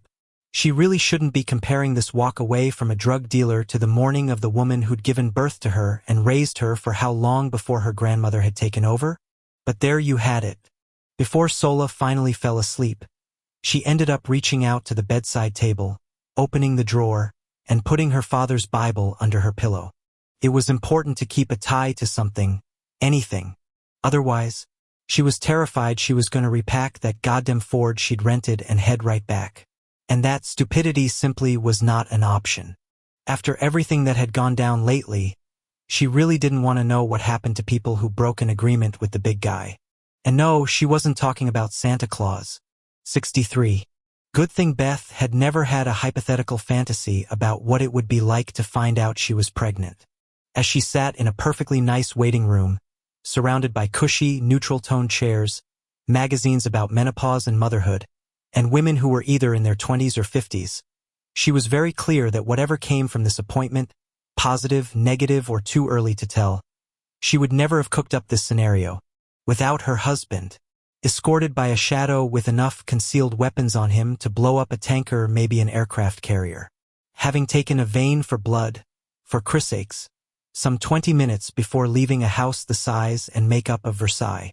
Yeah, not exactly shit that would get written up in, say she picked up the nearest mag Modern Motherhood, for example. Flipping through the colorful pages, she saw all kinds of happy, satisfied mothers holding their heavenly angels on earth as they preached about the sanctity of breastfeeding, the importance of skin-to-skin contact, and making that critical, first postnatal doctor's appointment. "I'm going to be sick," she muttered, tossing the propaganda aside. "Shit," I.M. said as he leaped up. "I'll find the loo." No. She pulled him back down. "I meant, yeah, no, it was just a comment." "You sure?" "Absolutely. And next time I get annoyed, I promise to just say so. Not throw out a metaphor." I.M. had to squeeze back into his own stuffed chair. The shadow was so big, he overflowed the armrests and the back cushion, and he attracted a lot of attention. Although not because of his size necessarily. Every single woman who came in, walked by, or worked at reception looked at him in a way that proved you weren't dead from the neck down, even if you were pregnant or your ovaries were winding things up or you were frazzled from ringing phones, lots of patience and tons of paperwork. "Have you ever been married?" she asked the guy. Absently, he shook his head, those black eyes of his tracing around as if he were ready to defend her with his life. Which was awfully sweet. "Really? Ever been in love?" Another shake of the head. "Do you want children?" Looking over at her, he laughed tightly. "Did I hear that you were once a reporter? Is my who, what, where, why when coming through again?" "Yeah, but it's cool. I got nothing to hide." He crossed his legs ankle to knee. "You know, with everything going on with my brother all these years, I don't ever think like that, you feel me? I gotta get him sorted. And shit knows, that ain't been happening. I'm really sorry." She'd heard enough through the household gossip lines to get the gist of their situation. "To be honest, I keep expecting to come down one of these nights and find you both gone." He nodded. "Might well happen." "Marklon, Beth?" A nurse called out from an open door across the way. "That's me." Getting to her feet, she put her purse up on her shoulder and headed over. "Right here." Jesus, talk about nausea. At the prospect of going in to actually meet the doctor, she thought, okay, now she really was going to throw up again. The nurse smiled and stepped back, motioning to a little triage room behind her. "I'm just going to get your weight and blood pressure in here. Can you hold this?" she asked I.M., holding out her coach bag. "Yup." As he took her purse, the nurse paused and pulled a head-to-toe on the shadow. Then she flushed brilliant red and had to clear her throat. "Welcome," she said to him. I.M. just nodded and kept scanning the back area. Like maybe a matched set of ninjas was going to jump out of an exam room or something. Beth had to smile as the nurse refocused and got into the business of taking vitals. After that was done, the woman escorted them down a hallway that had a dozen or so numbered rooms opening off of it. As they went along, the decor was the same brown and cream of the waiting room, with similar kinds of glass-mounted, fake-textured art, doing its best to give a non-institutional feel to a place filled with medical equipment and people in scrubs and white coats. "In 5, please," the nurse said, once again standing to the side. As I.M. passed by her, she took an extra step back, her eyes widening as if she liked the way he smelled. The nurse shook herself and came in, closing the door. "If you could sit on the exam table, that would be great. And you can be anywhere you'd like, sir." The shadow chose the seat right across from the entry, staring at the door as if he were daring anybody to come through it. With another smile, Beth had to wonder what the nurse would think if she knew he was prepared to jump anyone he didn't like the looks of, and kill them, maybe cut them up and put them into a stew. God, she hoped it really had been chicken in that soup. Ms. Marklon? Hello? She shook herself. Oh, sorry, what? The history part of things went fast, because before her transition she'd been perfectly healthy, and it wasn't like she was going to tell them that a mere 2 years ago, she'd become a vampire. Duh. And how far along do you think you are? Came the eventual question. I have no idea whether I'm even pregnant, to be honest. It's a possibility, though. And I am having a lot of nausea. I just want some reassurance everything's okay. Have you taken an over-the-counter test? No. Should I have? The nurse shook her head. We can do a blood test here if the doctor wants one. And as for the nausea, if you are pregnant, a lot of women get morning sickness that's more like all-day sickness in the first trimester, and yet it's all perfectly fine. Good Lord. I can't believe I'm talking like this. The nurse just smiled and finished writing in the chart. Okay. Now, if you'd like to change into this gown. A paper square was placed in her lap. I'll send the doctor in. Thanks. The door shut behind the nurse with a click. I can't leave you, Iam said as he got up, turned around and faced the wall and put his head in his big hands. But I would strongly suggest that you do not tell your husband you got naked with me in the room. I like my arms and legs just where they are. Thank you very much. I agree. As she made quick work of getting out of her clothes and into that flimsy gown, she really wanted Wrath with her. And actually, it was a good lesson for how much his presence calmed her out. They were so rarely apart, it was easy to forget what he meant to her, especially when things got stressful. And then it was a case of hurry up and wait. So, if you were going to get married, what kind of woman do you want? Iam glanced over at her. Can't we talk about baseball or something? Oh crap. Or guy, as the case might be. I'm sorry. I didn't mean to offend you. He laughed again. I'm not gay. So what would she be like? Man, you don't quit, do you? Now it was her turn to laugh. Listen, I'm sitting here, freezing cold in this paper doily, about to be told that I have the flu and shouldn't have bothered coming in. Do me a solid and get my mind off my reality. Will you? Iam sat back in his chair. Well, like I said, I haven't really given it a lot of thought. Can I set you up with someone? No, he barked. No. Back right off the edge of that ledge, girlie. She put out her hands. Okay. Just, I don't know, you seem like a good guy.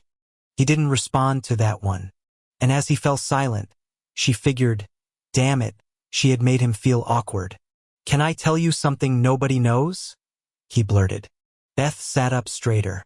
Yes, please. The shadow let out a long exhale. The truth is, oh God, please don't let the doctor come in before he. I've never been with a female before. As Beth's brows punched up to the center of her forehead, she gave them a strict lecture about resettling. She didn't want him to look up and see the shock on her face. Well, that's lame. I know. No, not at all. Trez has been more than making up for it, he muttered. If we averaged his sex life and mine, we'd still be on the Wilt Chamberlain curve. Oh wow. I mean, before my brother bolted from the Hisby, I was too goddamn shy. And then once the shit hit the fan with him, I've been trying to keep him from spiraling completely out of control. Plus, I don't know, I'm not into the sluts. Our tradition says you honor your body by sharing it only with someone you are halved with. Guess I can't get that bullshit out of my head. After a moment, he glowered across at her. What? I've never heard you say that many words at once. It's nice to have you open up. Can we keep this between us? Yes, absolutely. She waited a couple of beats. But if I meet someone like, who might make sense, can I introduce you to? He shook his head. Appreciate it. I'm not a good bet, though. So what are you going to do? Live your whole life alone?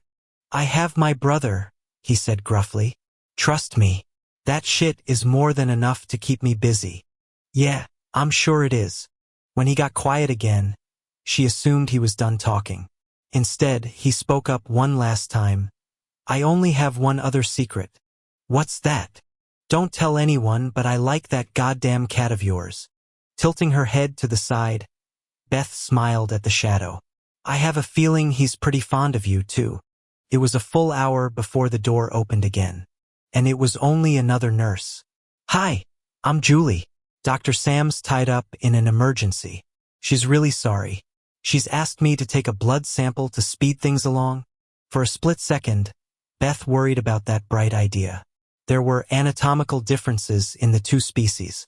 What if they found something? Ms. Marklon. Iam had said he was going to take care of any fallout, though, she reminded herself.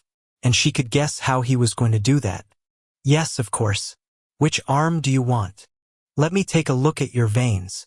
5 minutes, 1 alcohol pad, 2 sticks, and 3 filled vials later. She and Iam were alone again. For a while. Does it always take this long? He asked. With humans? I don't know. I was never sick. And I sure as hell never wondered if I was pregnant before. The shadow rearranged himself in his chair again.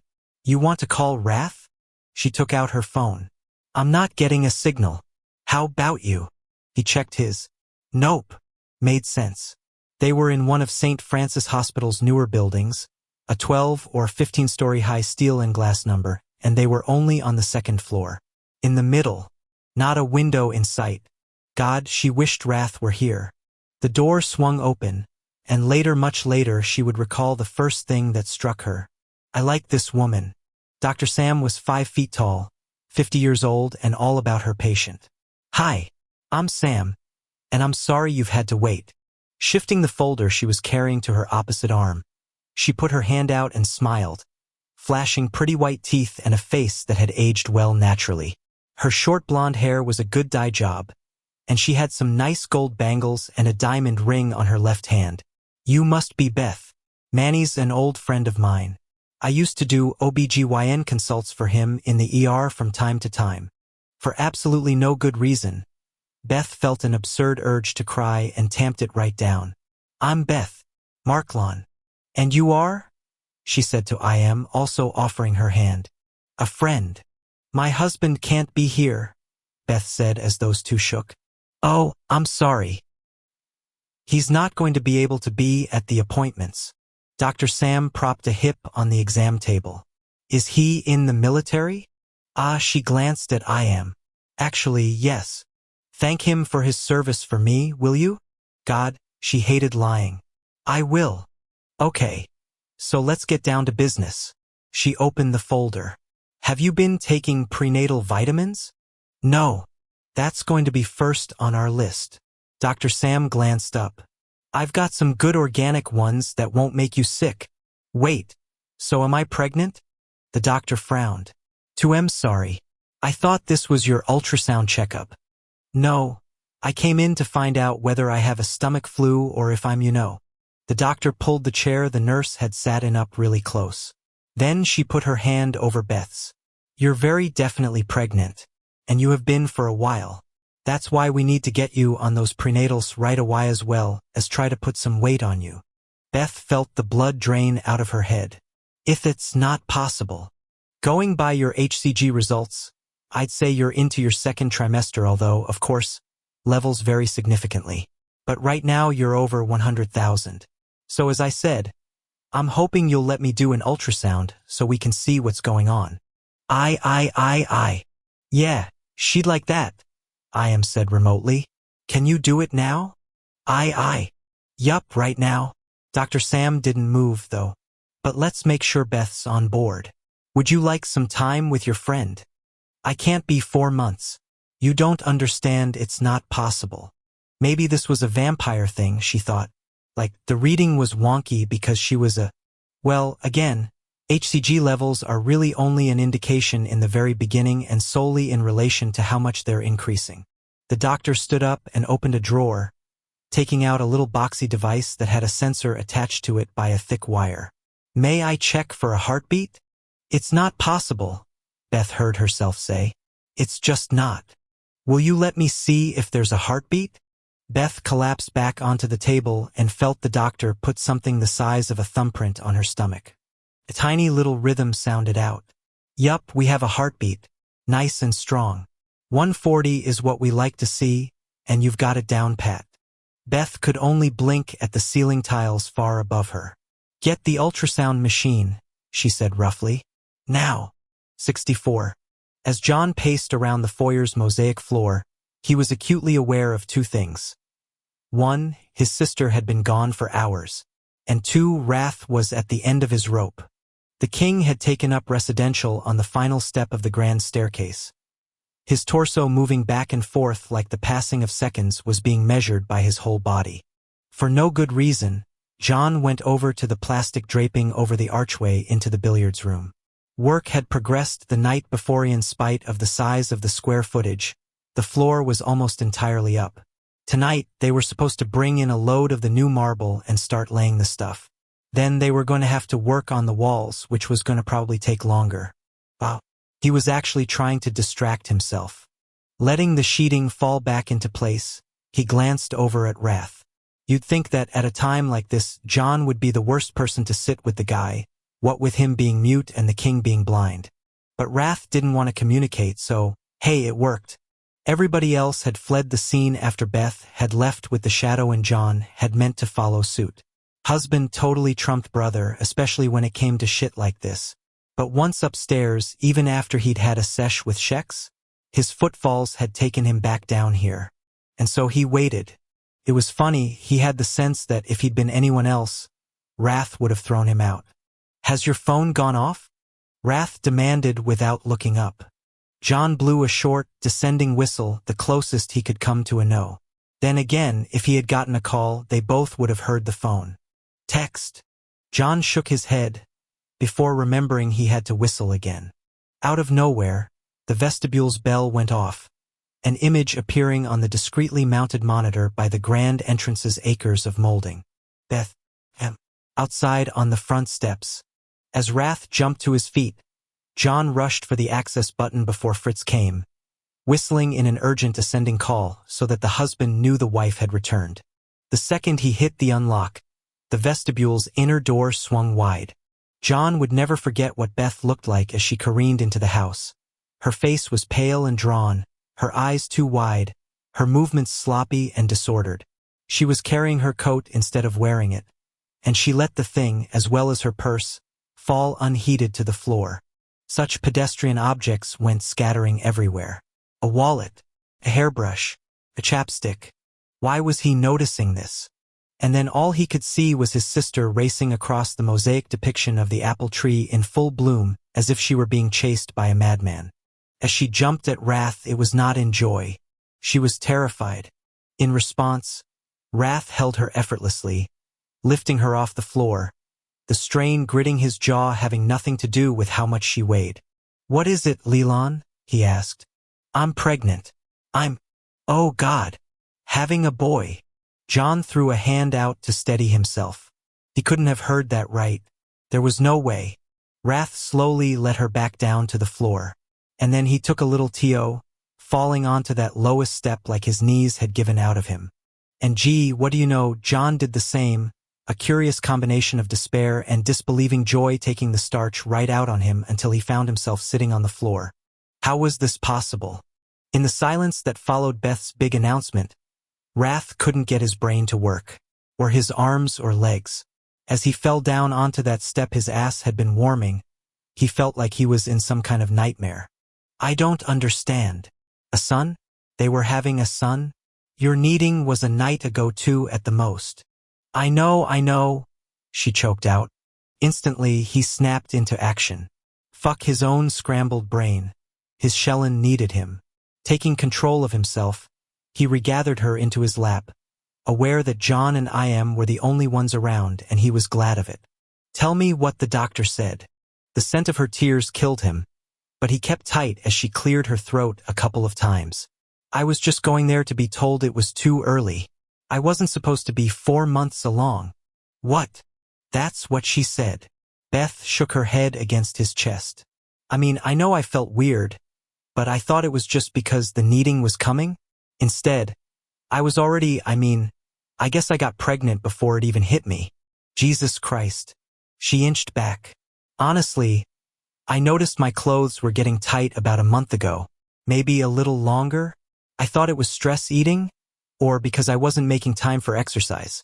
And then my mood starting getting wonky, and now that I look back on it, my breasts were sore, too. But I never got a period or anything. So I just don't know? Oh God. What if I harmed the baby by being with Layla? What if? Beth, listen to me. What did the doctor say about the young? She said his mate sniffled. She said he was beautiful. He's perfect. He's got the heart of a lion. At this, Beth collapsed in a fit of sobs, the kind of thing that was a release of emotion more than anything else. And as he held her, he stared out over her head. A son, he said roughly. The doctor says he's big and strong. And I saw him move, she said through tears. I didn't know it was a baby. I thought it was indigestion. So you were pregnant before the kneading. That's the only explanation I have, she wailed. Wrath held her even closer, right to his beating chest. A son. Yes, a son. All of a sudden, he felt the biggest, widest, happiest grin hit his face. The goddamn thing stretching his cheeks until they hurt, making his eyes water from the strain, pulling at his temples until they burned. And the joy wasn't just on his puss. A flush so great it burned him alive flooded through his body, cleansing him in places he didn't know were dirty, washing out cobwebs that had crept into his corners, making him feel alive in a way he hadn't been in a very, very long time. Before he knew what he was doing, he burst to his feet with Beth in his arms, leaned back, and hollered at the top of his lungs, with more pride than his 6'9" frame could hold. I'm having a soon. 65. Beth fell in love with her son at that moment. As Wrath howled at the moon with fatherly pride, she smiled through her tears and worry. It had been so long since she'd seen him well and truly happy, and yet here he was, in the midst of news she'd expected him to freak out about, shining like the sun. And their son was the cause of it. Where the hell is everybody? He bitched as he glared up the stairs. You just called them about 2 seconds ago. People came at a dead run, a traffic jam forming at the top of the stairs in spite of the fact that the thing was huge. The sound of big feet thundering down to the foyer as the brothers came with their mates in tow. Here, she said, taking out a flimsy slip of paper. Show them Thizzits a picture from the ultrasound. Wrath shifted her around so he was holding her with one arm on. He took that pic and thrust it out like it was billboard size and made of gold. Look, he barked. Look, my son. My son. Beth had to laugh even as her tears ran harder. Look. His brothers formed a circle around what he was holding out, and she was astonished every one of them had a sheen across their eyes. Their manly, tight smiles proof they were holding their emotions in check. And then she looked at Tor. He was hanging back with Autumn close to his side. As his mate glanced up in concern, he seemed to brace himself to come forward. I'm so happy for you, the brother said roughly to both of them. Oh, Tor, she blurted, reaching out her hands. As the brother clasped them, Wrath dropped his arm as if hiding the picture. No, Tor cut in. You keep that up, you feel that pride. I have a good feeling about this, and I'm rejoicing with you all the way. Ah, fuck, Wrath said, yanking the brother in for a hard embrace.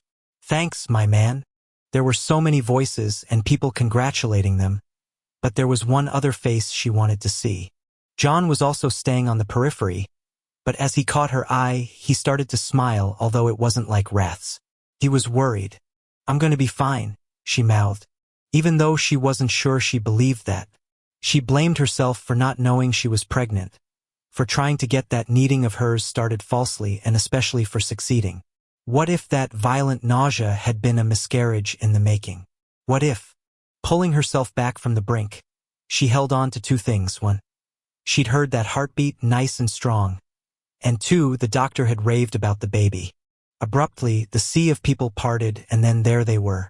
Bella with Nala in her arms, Z standing beside his girls. Beth broke down all over again as the female came forward. God, it was impossible not to remember how Nala had started this, putting into motion the need that had become undeniable. Bella was tearing up too, as she stopped. We just want to say yay. At that moment, Nala reached out to Beth, a gummy smile on her face, pure joy radiating out. No turning that down, nope, not at all. Beth took the little girl out of her mother's arms and positioned her on her chest, capturing one of the pinwheeling hands and giving kisses. Kisses. Kisses. You ready to be a big? Beth glanced at Z and then her husband. A big sister? Yes, Beth thought, because that's what the Brotherhood and their families were. Close as siblings, tighter than blood because they were chosen. Yes, she is, Bella said as she wiped under her eyes and looked back at Z. She is so ready. My brother. Z shoved out his palm, his scarred face in a half-smile, his yellow eyes warm. Congratulations. Instead of shaking anything, Wrath shoved that ultrasound picture into his brother's face. Do you see him? See my son? He's big, right, Beth? She kissed Nala's super soft hair. Yes.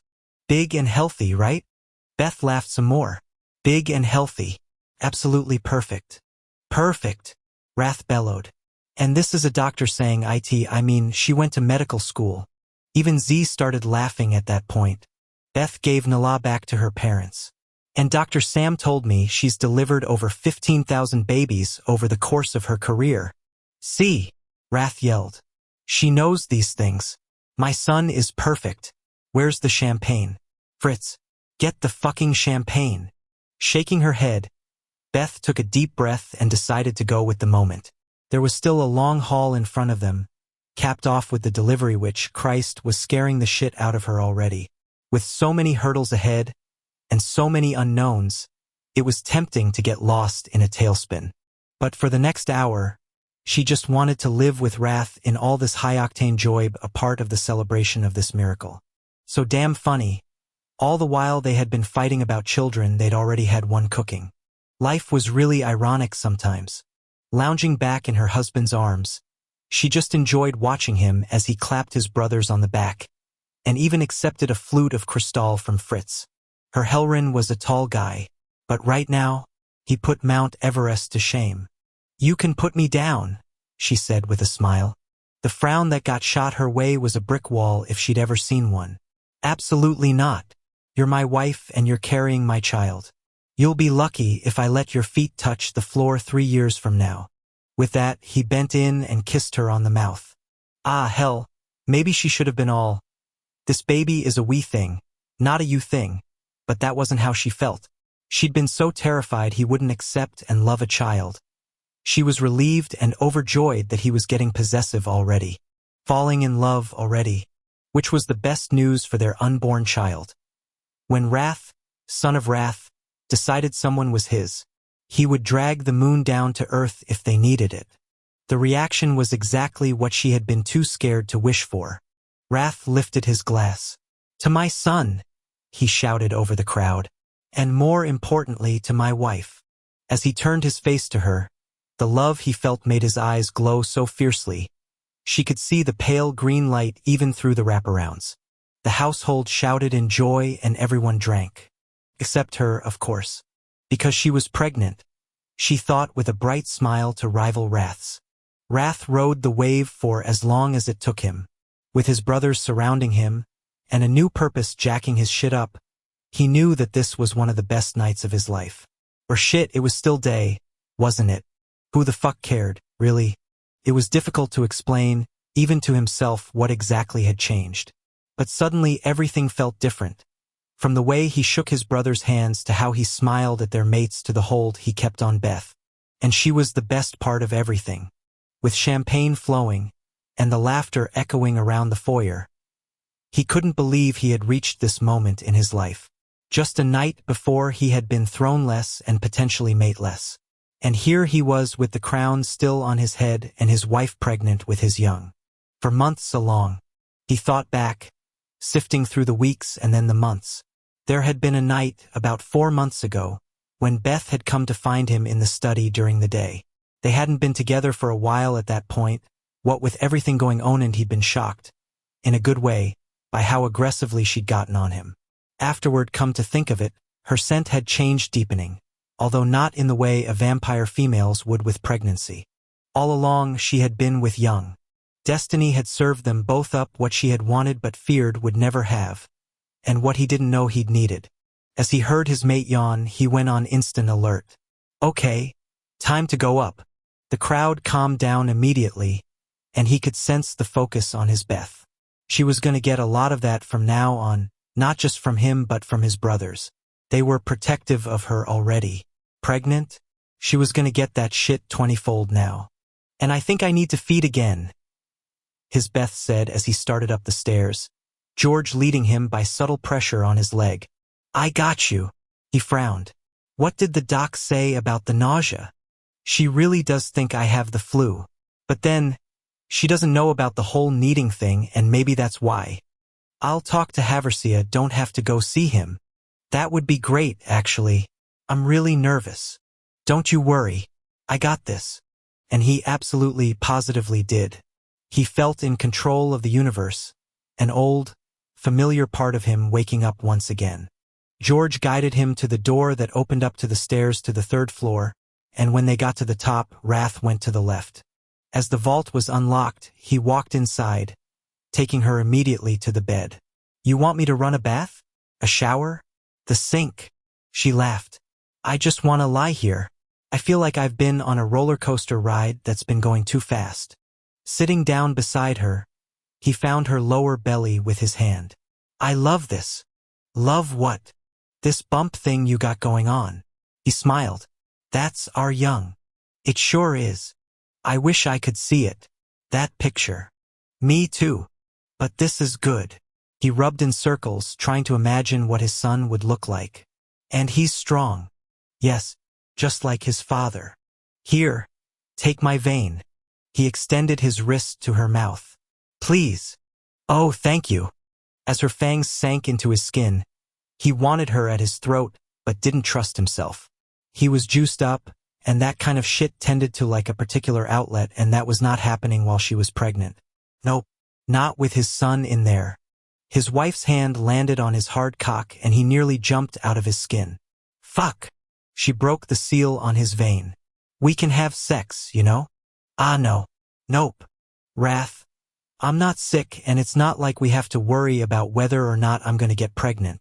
The smile on her face was all over her tone. You got that job done just fine. I did, didn't I?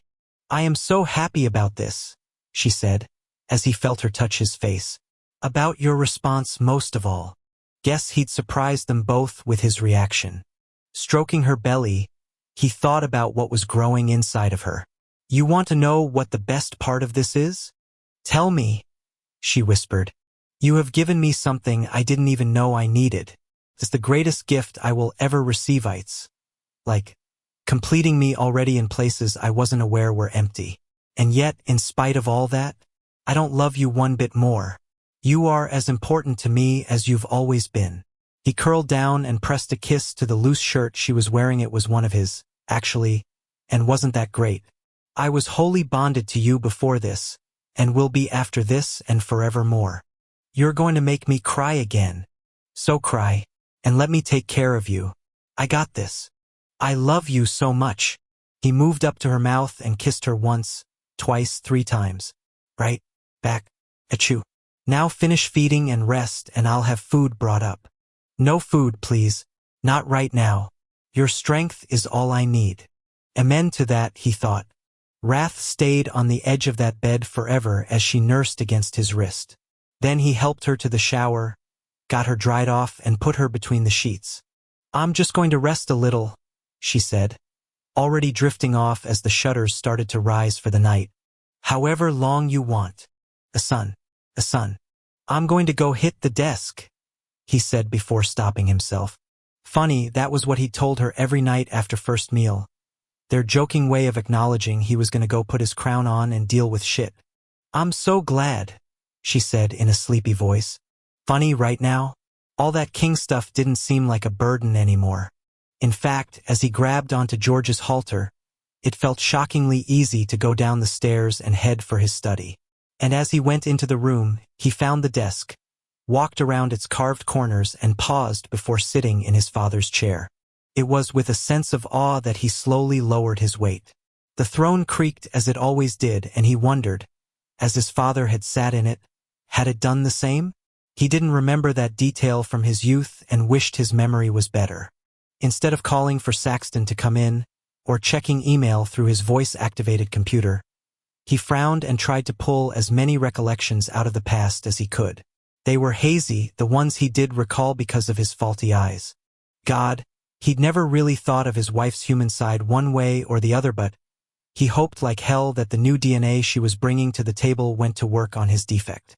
It would be so great if his son was born with good eyesight. But if the young wasn't, then he himself had blazed the trail, and he would be there to support his son.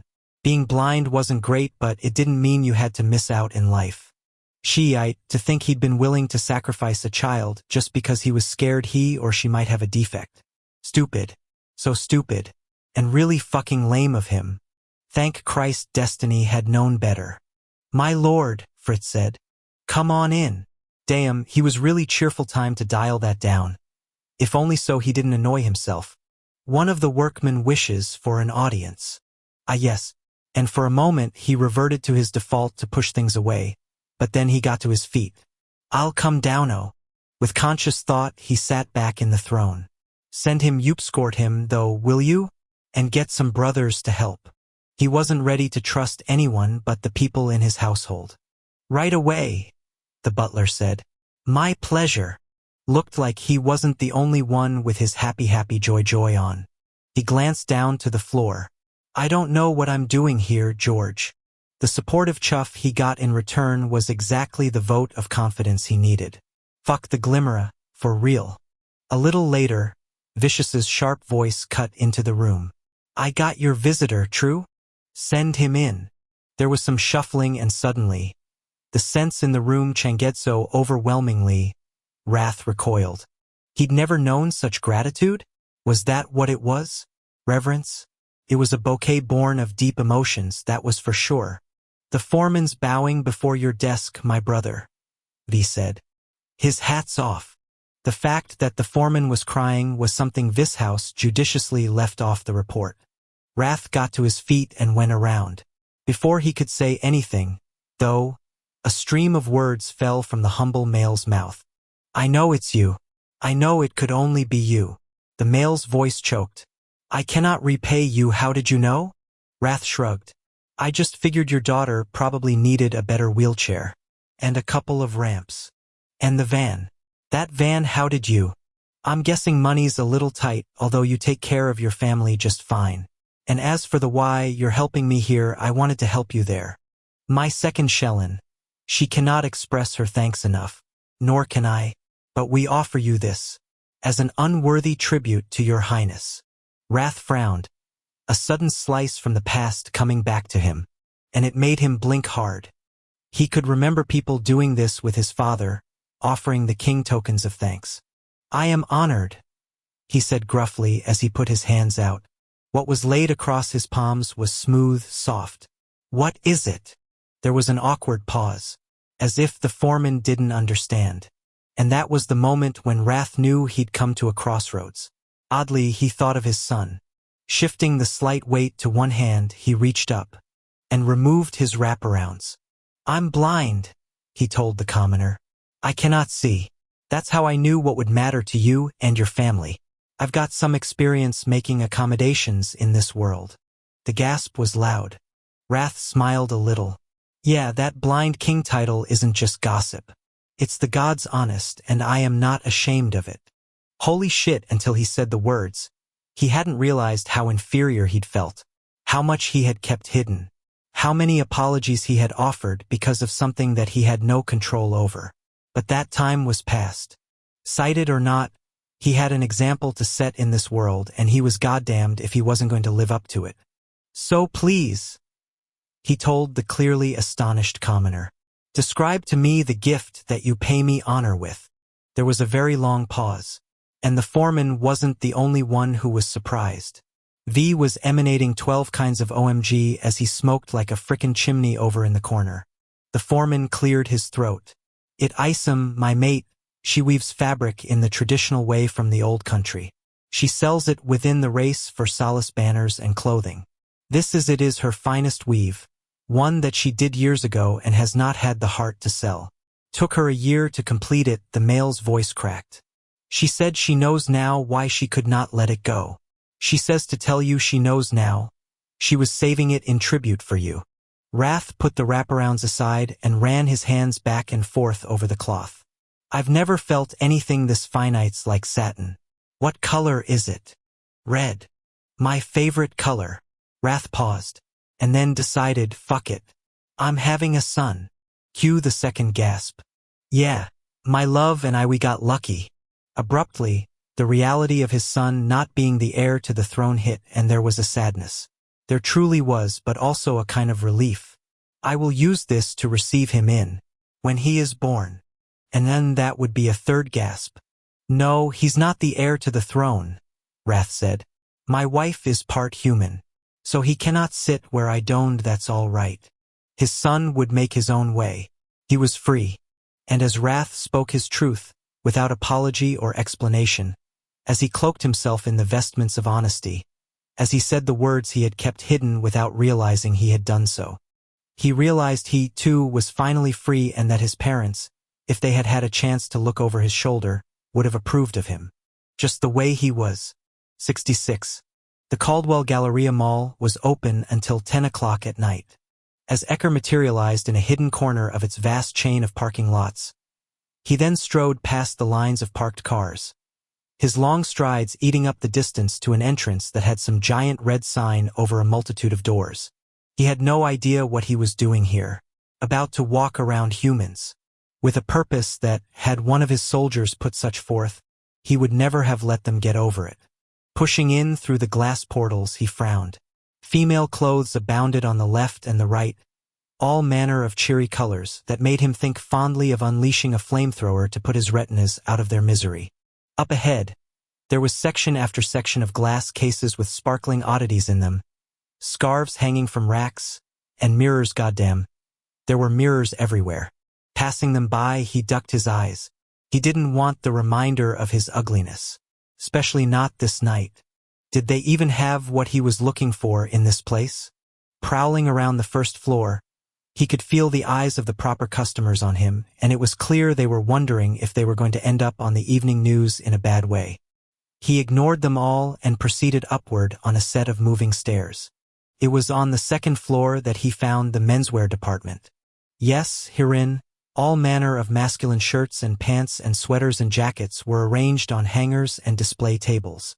And just as with down below, music thumped in low tones overhead, whilst lights streamed from the ceiling to set off the merchandise. What the hell was he doing here? Hey, can I help you? Whoa. As he wheeled around and settled into his attack stance, the black human salesperson jumped back and put his palms up. Forgive me, Ecker muttered. At least he hadn't outed one of his weapons. No problem. The handsome, well-dressed man smiled. You looking for something specific? Ecker glanced around and nearly walked back to that fancy stairwell. I require a new shirt. Oh, cool. You got a hot date? And pants. And socks. Come to think of it, he never wore underwear. And undergarments. And a jacket. The salesman smiled and raised a hand as if he were going to clap his customer on the shoulder, but then caught himself as he clearly rethought the contact. What kind of look are you going for? He asked instead. Clothed. The guy paused like he wasn't sure whether that was a joke. Ah, okay, I can work with non-naked. Plus it's legal.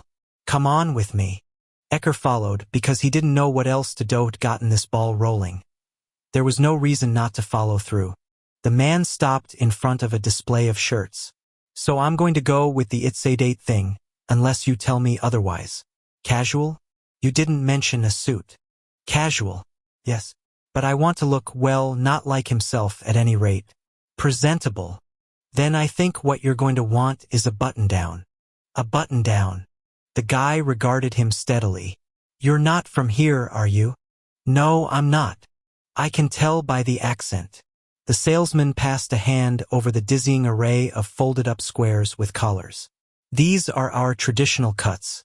I can tell without measuring you that the European stuff isn't going to do you right. You're too muscled in the shoulders. Even if we could get the neck and arm size right, you'd bust out of them. Do you like any of these colors? I don't know what to like. Here. The man picked up a blue one that reminded Ecker of the backdrop on his phone. This is good with your eyes. Not that I go that way, but you gotta work with what you got. Do you have any idea of your size? XXXL. We need to be a little more exact. The salesman got out a cloth tape measure. Neck? Arms. As if to help the whole cognition thing, the man made a little circle in front of his own throat. Ecker looked down at himself.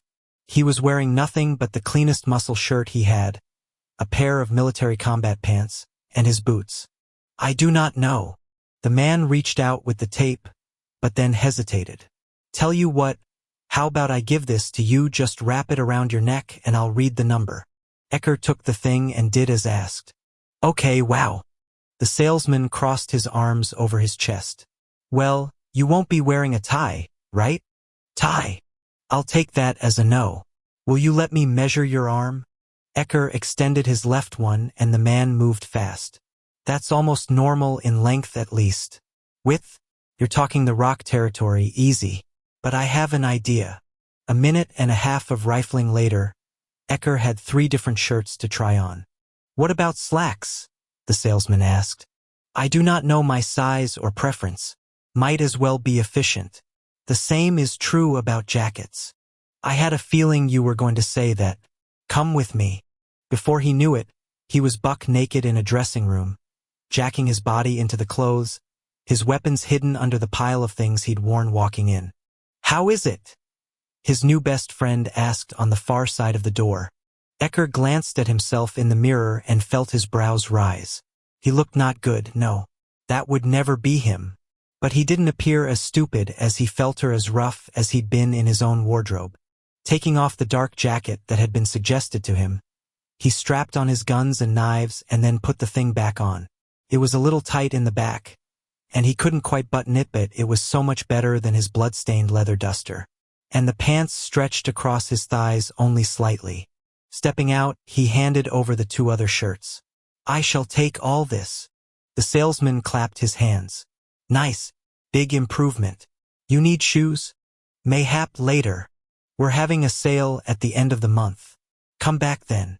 Ecker followed him over to the checkout and took a pair of scissors out of a pen holder to cut the tags that were hanging off his wrist and his waist. Do you have scent? Oh, you mean cologne? Aye. That's another department across the way. I can show you where they are actually. Check this. He pulled open a drawer. I have some samples here, yeah, old school Dagger. Egoistathat's a good one. Polo the original. Oh, try this. Ecker accepted a small vial, popped the lid and breathed in.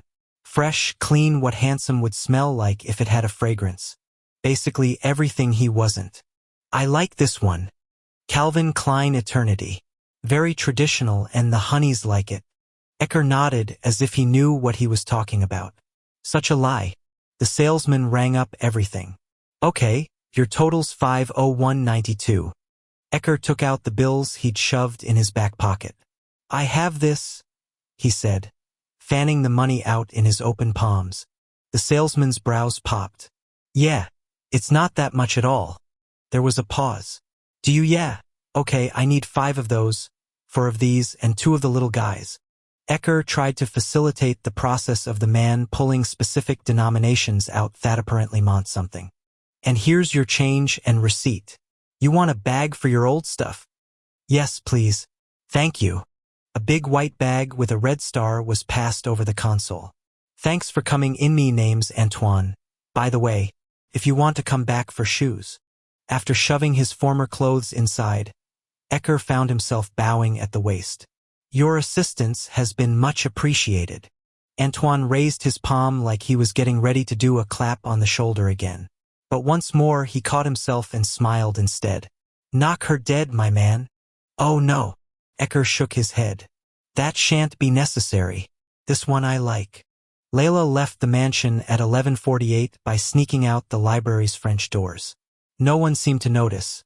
Then again, Rage and John Matthew were keeping an eye on the workmen in the billiards room, Wrath was up in his study with Saxton. Beth was at rest. The other brothers were fighting, and Quinn and Blay were enjoying some quiet time on their night-off rotation. Oh, and the staff were busying cleaning up after a celebratory first meal. Not that she was keeping track of everybody in the house. Not dematerializing off the back terrace. She traveled to the meadow she was becoming so familiar with and reformed at the base of the maple tree. Dressed in her traditional robing, she had an overcoat on to keep warm, in the pocket of which she had put some mace. Quinn had insisted on teaching her self-defense as well as how to drive. So in case that other male showed up, she was prepared. Slipping her hand into the coat pocket and palming the squat cylinder, she was careful to walk all the way around the tree, and note carefully the expanse of snow-covered meadow. She was alone. Dearest Virgin Scribe, was she really? Down at the base of the rise, a figure presented itself out of thin air, and as the breeze shifted directions, she caught the scent. It was him. And something else? Some kind of fragrance that was at once masculine and delicious. Ecker took a long time to approach, his strides even and unhurried as he mounted the hill and came up to her, carrying something under his arm. Her body responded instantly to his presence, her heart racing, her palms sweating, her breath going short. She told herself it was fear, and overwhelmingly that was true, but there was something else. His clothes were different, she realized as he arrived before her. More refined, attractive, as if mayhap he had dressed for her. Trying to relieve the burning in her lungs, she inhaled deeply and frowned. You smell different. Bad. She shook her head. No, not at all. And your clothes, you look very well. He made no response, and his face gave nothing away, so she could not draw any conclusion. Silence stretched out, until she couldn't stand it anymore. Well, at least he didn't pretend to misread her prompting. I have thought over everything that you have offered me. And now her heart beat so loud, she could barely hear his deep voice. What say you? She demanded in a hoarse voice.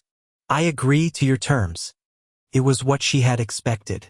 And yet, even still, she began to shake uncontrollably. In exchange for the use of you, I shall call off all of my efforts with regard to the throne. At least there was solace to be had in that, except then she knew she had to live up to her end of the bargain. Worry not, he said gruffly. It shall not be this eve. Her relief came out in a very loud exhale that made his face darken. Your reprieve is not indefinite. He took what he carried out from under his arm. You will give me what I want sooner or later. With a quick flap, he shook free what proved to be a blanket and laid it flat upon the ground. Staring down at it, Layla didn't know what to do.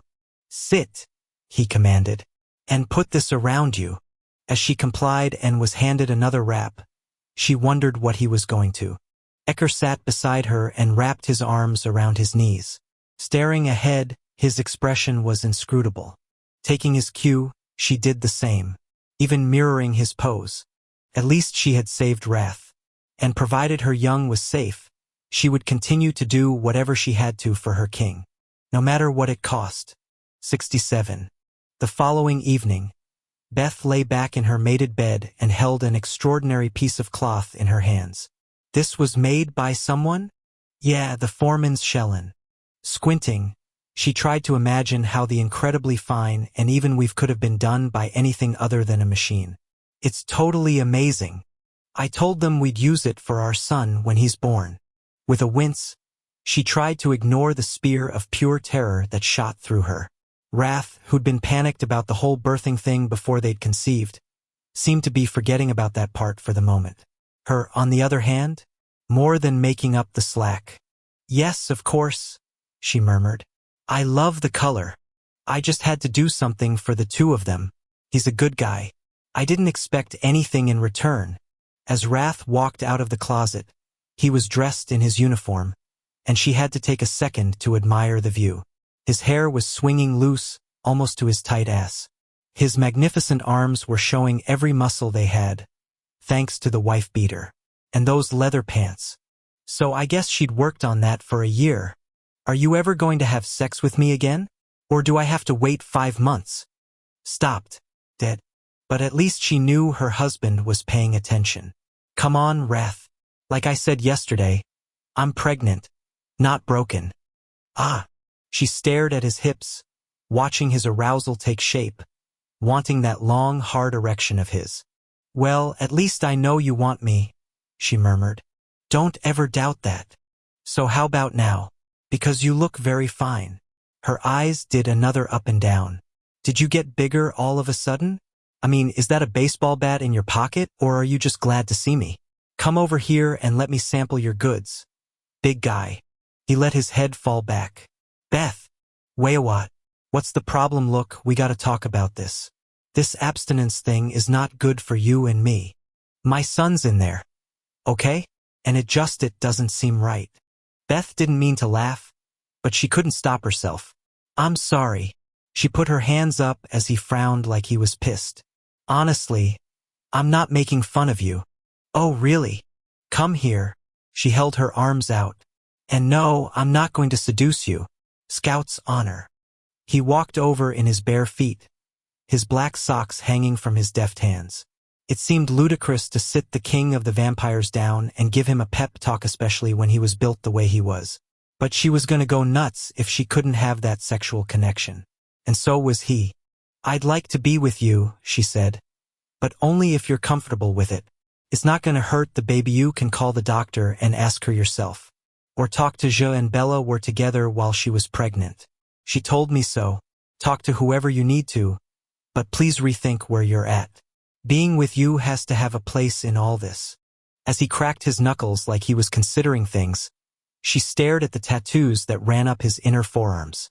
She tried to imagine a son of hers with a set of those and reached out, turning one of his hands over so she could run her fingertips across the symbols. Will he get these too? So many names, she thought.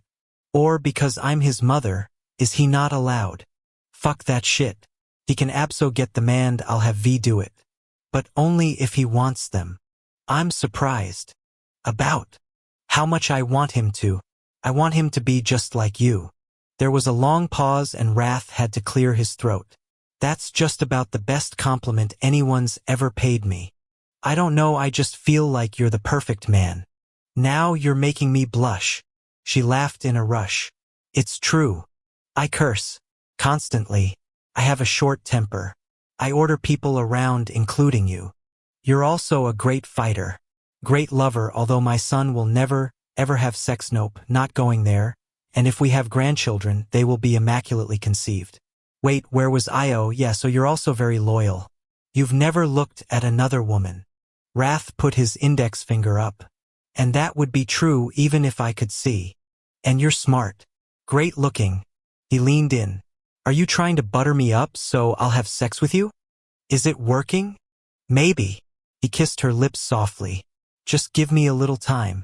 Only yesterday you were rushed to the docks because you were throwing up. She ran her hand down his cheek and his hard jaw. I'll wait for you. Always. I'm glad. He sat back. So how's the stomach? You want food? The doctor said we need to put some weight on you, right? Nothing appeals. But I will try some of those saltines and ginger ale in a bit. Layla swore by them. Good deal. When do you go back to the dock again? Well, that was the other part of the appointment. I had to work a little magic on the poor woman naturally. My blood work was nothing they'd ever seen before, although the pregnancy hormone numbers turned out to be right enough. She wanted me back in a month, unless anything changes. Doc Jane said she was going to try to get an ultrasound machine for the clinic. They have some portable equipment for ortho stuff, but there isn't one specifically for pregnancy that does 3D imaging. Unfortunately, that stuff's going to be hella expensive. Whatever they need, they get. Beth nodded and fell into silence. After a moment, she picked up her husband's big hand and rubbed her thumb up and over that black diamond of his. What are you going to do tonight? Even though she knew the answer. I'm going to hit my desk. She smiled. I love when you say that now. You know me too. He shrugged. It's funny, I felt really inadequate in that job. You know, when compared to my father, blah, blah, blah. But I was the one who didn't approve of me, not him. And I don't know, I've kinda let that bullshit go. I'm glad. Yeah, it's a good thing. He frowned. I just wish there was some way Toy don't know. I liked helping that foreman. And there are more like him out there have to be. I don't know how to get to them, though. My father used to be all in with that shit. Talking to people, real people, not that glimmer of bullshit. Beth sat up in a rush. I have an idea. I know exactly what to do. He glanced over at her, and the slow smile that hit his face was the sexiest thing about him. You know what? He said. I love your mind. I totally do. Wrath swung his leg out and around, bringing it in a full circle. And contact was made exactly where he wanted, a thigh up, and in the face. Torture went with the impact, swinging in a circle, wielding his sword in concert so that the blade flashed right up close to Wrath's chest. Except it didn't quite make the distance. No blood was drawn, no clothing cut. But Wrath knew better than to enjoy the small victory. Flipping backward off his feet, he somersaulted in midair and landed solidly, setting his fighting stance, raising both his daggers. Drop both blades, Agony barked. Without missing a beat, he threw them away, confronting his opponent barehanded. Torture came at him holding nothing back, neither speed nor strength, and Wrath became very still. At the last second, as the brothers' war cry was sounded out and echoed in the torchlit cave, Wrath flattened to the ground and caught the fighter at the ankles with an explosive lunge. Torture fell forward, and as Wrath had learned, the last thing you wanted was a brother with a sword in his hands on top of you. Scrambling himself out of the way, he jumped back to his feet. This was critical. Always back to your feet. Torture was the same. Upright a moment later, sword held high, eyes level. Both of them were breathing hard, and now, after how many fortnights into training, Wrath wasn't the only one with bruises. The sword made a throaty whistle as Torture began to twirl it front to back on both sides of his massive upper body. Wrath wasn't even aware of the assessments he was making, where the weight of his opponent was apportioned, where those eyes were looking, how the small muscle groups were contracting. But it was all part of his training, things that had once seemed foreign and were becoming second nature. From out of nowhere, he was attacked from the back, an enormous weight taking him down to the floor. Before he could draw air, he was flipped over and held by the throat as a spiked glove made a fist. Crack!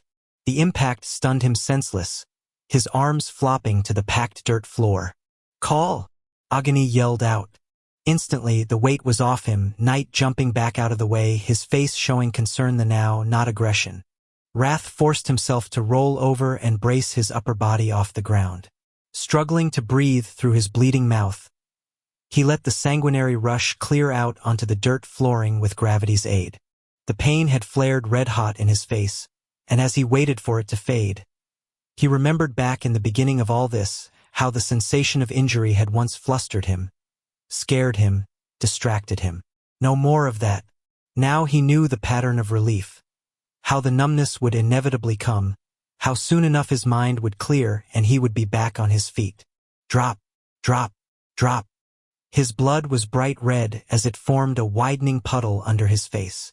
That's enough for tonight, Agony announced. Fine effort, sire.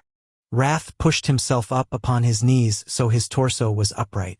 He knew better than to attempt to stand yet. His skull was too light for that. Wait. Here, sire, allow me, Knight said, offering his palm. Shall we call for the healer? Someone said. Wrath closed his eyes and felt his body caving in. But then he pictured his beloved Shellen, lying on their bedding platform, her skin the color of clouds.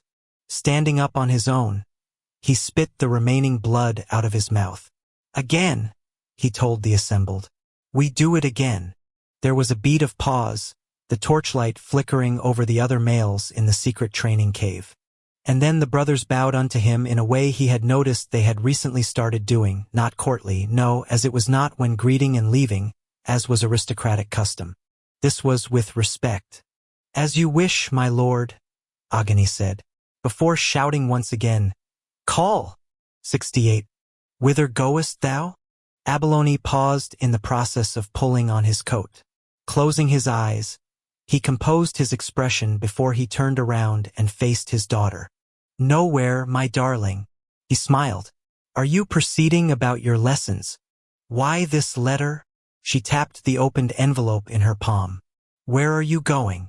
He thought of the proclamation that hung above the fireplace, the one that bore his father's name, and then worried over what she held in her delicate hand. I was summoned unto the king, he said tightly. I must obey. His daughter paled, crossing her arms around herself. Are you coming back? I do not know. Walking over, he reached out and pulled her close. That is up to his majesty. Do not go. You shall be provided for. Assuming the assets once given to his father by the current king's sire remained hers. But even then, he had hidden much in secret places. Frederica knows all and shall care for you. He stepped back. I cannot shame our bloodline. Your future depends upon this. If he did not make good on his cowardly action, he knew she could be next, and that he would not abide. Be well, he told her in a shaken voice. Father, she screamed as he turned and headed to the door. Nodding at the butler, he couldn't watch as the dog-gen stepped in and held his daughter back. Outside, he could still hear his beloved young yelling his name and wailing. And it was a while before he was able to summon the concentration to dematerialize Elthaw eventually. It happened. Proceeding unto the address that had been given to him, he reformed in front of. Well, if this was where he was to be executed, it was an elegant enough place to lose one's life. The mansion was in the very best part of Caldwell, a federal beauty with light glowing out of all of its windows and a cheerful lantern hanging in front of a beckoning entrance. He could see figures moving inside, large ones. With fear tightening his throat and weakening his knees, he walked up to the front door. There was a button for chiming by the brass door handle, and as soon as he hit it, the broad portal was open wide. Hi, you must be Abalone? All he could do was blink. The brunette in front of him was wearing loose clothes, her hair curling at the ends, her bright, blue eyes friendly and attentive. I'm Beth. She stuck her hand out. I'm really happy you came. He looked down at her hand and frowned. Was that the saturnine ruby on her finger? Dearest Virgin Scribe, this was the... Abalone fell to his knees before her, bowing his head nearly to the polished floor. Your Highness, I am not worthy of... Two massive black boots came into his vision. Hey, my man. Thanks for coming. This had to be a dream. Abalone lifted his eyes up, way up the most tremendous male vampire he had e'er beheld. And indeed, with that long black hair and those wraparound sunglasses, he knew exactly who it was. Your Highness, no offense, but could you get up? I'd like to shut this door. My wife is getting cold. Scrambling off the floor, he realized he'd forgotten to remove his hat.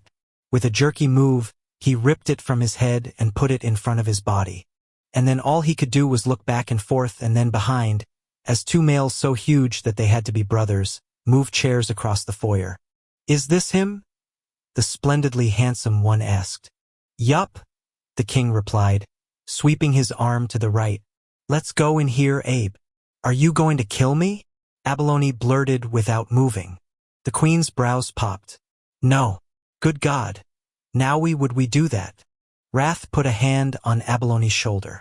I need you alive, buddy. I need your help. Convinced he was going to wake up at any moment, Abalone followed numbly into a lovely room that must have been for dining purposes, given its crystal chandelier and prominent fireplace. There was no long thin table, however, no row of chairs, no sideboard for serving. Instead, in front of the hearth, a pair of armchairs had been angled to face each other, and there were other comfortable sofas and seats set off to the side.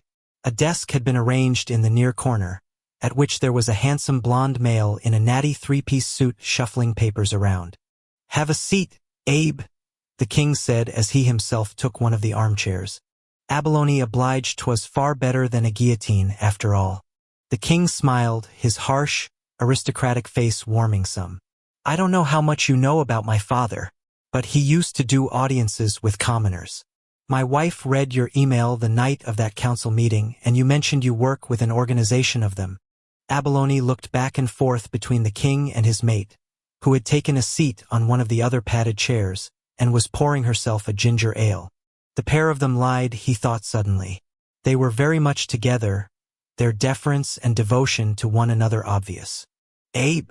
Not at all what he had expected from this on any level, although he was overjoyed at the idea the Glimmerer had been thwarted. Yes, but it's more of a loose affiliation, really. There are issues that need sorting, and not that I was trying to step into your role. The king put up his hands. Hey, I'm grateful. I just want to help. Abalone swallowed past a dry throat. You want a soda? Someone asked. It was a brother with jet-black hair, a goatee, and icy silver eyes as well as a set of tattoos on one of his temples. Please. Thank you, Abalone replied weakly. 2 seconds later, the fighter delivered a cold Coke in a glass, which turned out to be the best thing Abalone had ever tasted. Composing himself, he mumbled, Forgive me. I feared that I had found your disfavor. Not at all. Wrath smiled again. You're going to be very, very useful to me. Abalone stared into the fizzing glass. My father served yours. Yeah, very well, I might add. Through your blood's generosity, mine has prospered. Abalone took another sip, his shaking hand making the ice tinkle. May I say something about your father? The king seemed to stiffen. Yeah. Abalone looked up to the sunglasses. The night he and your mother were killed, a part of my father died too. He was never the same thereafter. I can remember our house being in mourning for a full 7 years, the mirrors draped in black cloth, the incense burning, the threshold marked with a black jam. Wrath rubbed his face. They were good people, my parents. Abalone put the soda aside and shifted off the armchair, getting on his knees before his king. I will serve you just as my father did, down to the bone and marrow. Abalone was dimly aware that others had filed into the room and were looking at him. He cared not. History had come full circle and he was prepared to carry forward with pride. Wrath nodded once.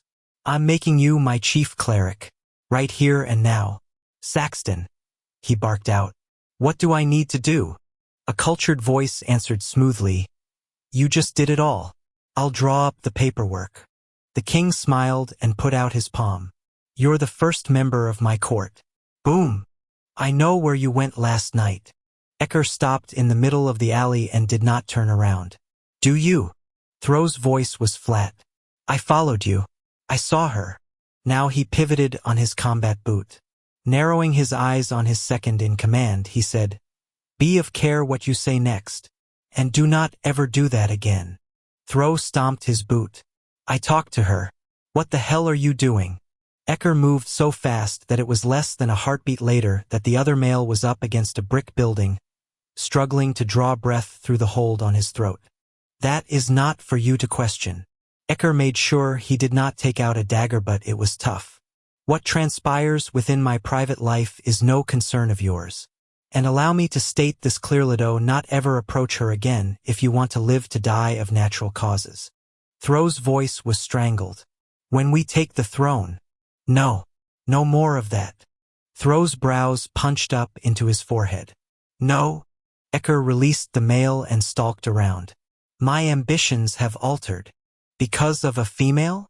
Before he could stop himself, he palmed one of his guns and aimed it directly at Throw's head. Watch your tone. Throw slowly lifted his palms. I only question the turnabout. It is not for her. It has nothing to do with her. What then? At least Ecker was able to speak the truth. That male gave up a female he was bonded to in order to retain the throne. I have it on good authority of his actions. If he is willing to do that, he can have the fucking thing. Throw exhaled slowly, and didn't say anything more. The fighter just stared into Ecker's eyes. What? Ecker demanded. If you want me to say anything further, you're going to have to lower that weapon. It was a while before his arm listened to the commands of his brain. Speak. You are making a mistake. We were able to make great progress and there will be another angle. Not from us there won't. Do not make this choice on an infatuation. That was the problem, though. He feared he'd fallen far harder than that. I am not. Throw walked around, hands on hips, head shaking back and forth. This is a mistake. Then form your own cabal and attempt to prevail. It won't work. but I will promise you a good burial if I'm still around to see to it. Your ambitions served mine own. Thoreau regarded him steadily. I do not want to relinquish the future so blithely. I do not know this word, blithely, but I do not care of its definition. This is where we are. You may leave if you like, or you may remain and fight with us as we always have done. You are serious. The past does nay interest me as much as it used to, so go if you want. Take the others if you wish. But our life in the old country sufficed for many years, so I fail to see why the king's identity should be of such concern for you. That is because my blade had not been honed on the stone of the crown. What shall you do the now?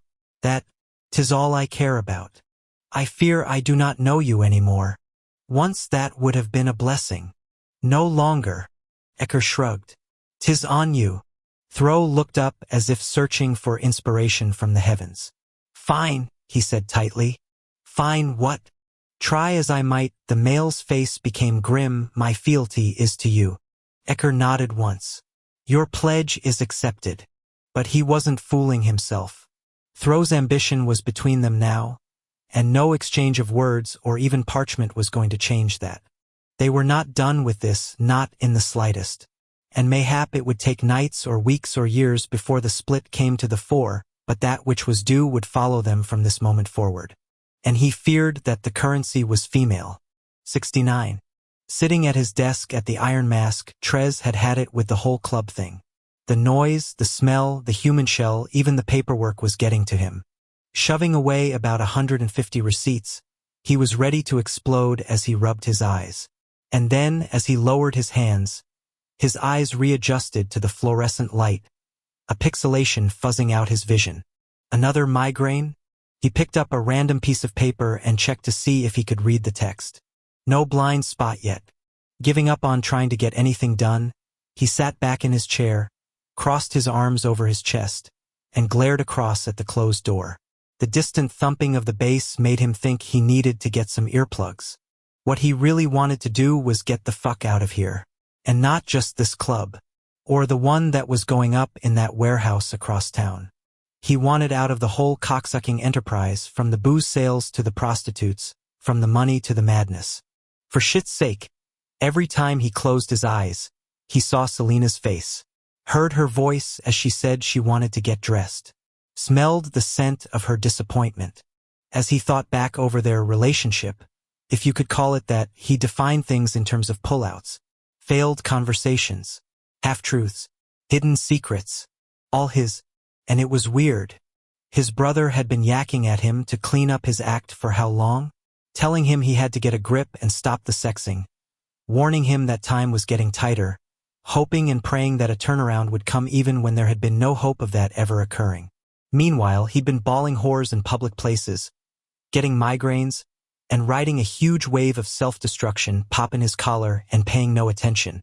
In spite of all of IM's best efforts, Selina had been the one to make him really see himself. Seemed disrespectful to his brother to admit that, but there you go. God, he prayed the queen had a daughter who was chosen. Maybe that way at least part of this nightmare would be over. The knock on his door was soft, and he caught a whiff of body spray even before the thing opened. Come in, he muttered. The working girl who walked in was leggy enough to be a model, but her face wasn't quite there. Nose a little too big, lips a little too small, eyes a little off-center. And that was even after all the plastic surgery. Still, from a distance or in the dark, she was a goddamned knockout. I heard you want to see me? Her voice was up to phone sex standards, deep and raspy, and her hair, as she pushed it over her shoulder, was naturally thick. Yeah. Good thing she didn't know him well enough to be aware he was half dead. I've got a special client who... Is this the guy they've been talking about? Her eyes widened in a rush. Like, the sex god? Yeah. I want to know if you can go to an apartment tomorrow and meet him. He and SX had agreed to be on a once-a-week schedule, but when your blackmailer called you up and wanted a date, you went with it.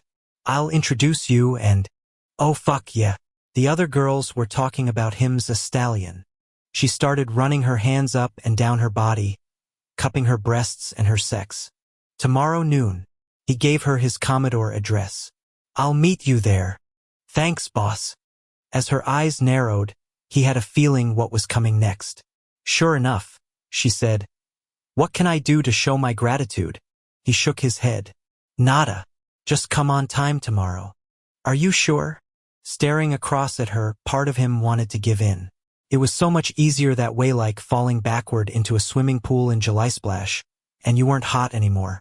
The problem was, in that hypothetical, he didn't know how to swim. And every single time he let himself go just to get cooled down, he ended up underwater, unable to breathe. The struggle to get to the surface simply wasn't worth the momentary relief. Thank you, baby girl. But I gotta pass. The woman smiled. You got a female there, boss? Trez opened his mouth to say no. Yeah, I do. He thought. Yeah, right. After their happy little convo, Selena had not come down to the Brotherhood house again, and he sure as hell hadn't gone up to the great camp. He could still remember exactly what she'd looked like as she'd stared at him. Eventually he'd gotten up and left her room after the silence had stretched way out. Yeah, sure, he could have pressed her for some kind of closure or something. But the bottom line was, whether or not he had to go back to the Hisby, he'd still contaminated himself. What he had to offer her or anybody else wasn't worth the breath to apologize with. Oh, that's big gossip, the whore said. Can I tell the other girls? Yeah, sure, whatever. She all but danced out of his office. As the door reclosed, he went back to staring at it. On its flat plane, all he could see was Selena, sure as if she'd died and her ghost had come to haunt him. For a moment, he was actually crazy enough to wish there was some unfinished business between them that he could use as an excuse to see her. Then again, the reality was, he could come at her in 1,000 different ways, and all he had to offer was himself. Not good enough yesterday, today, or tomorrow. Deep inside of him, a shift began. At first, he just recognized it as an errant thought. But then, as that thought resonated, he realized it went much further than that. As he looked into the future, he saw nothing of substance in his life except his brother. Was it the extent of any value he had in this world?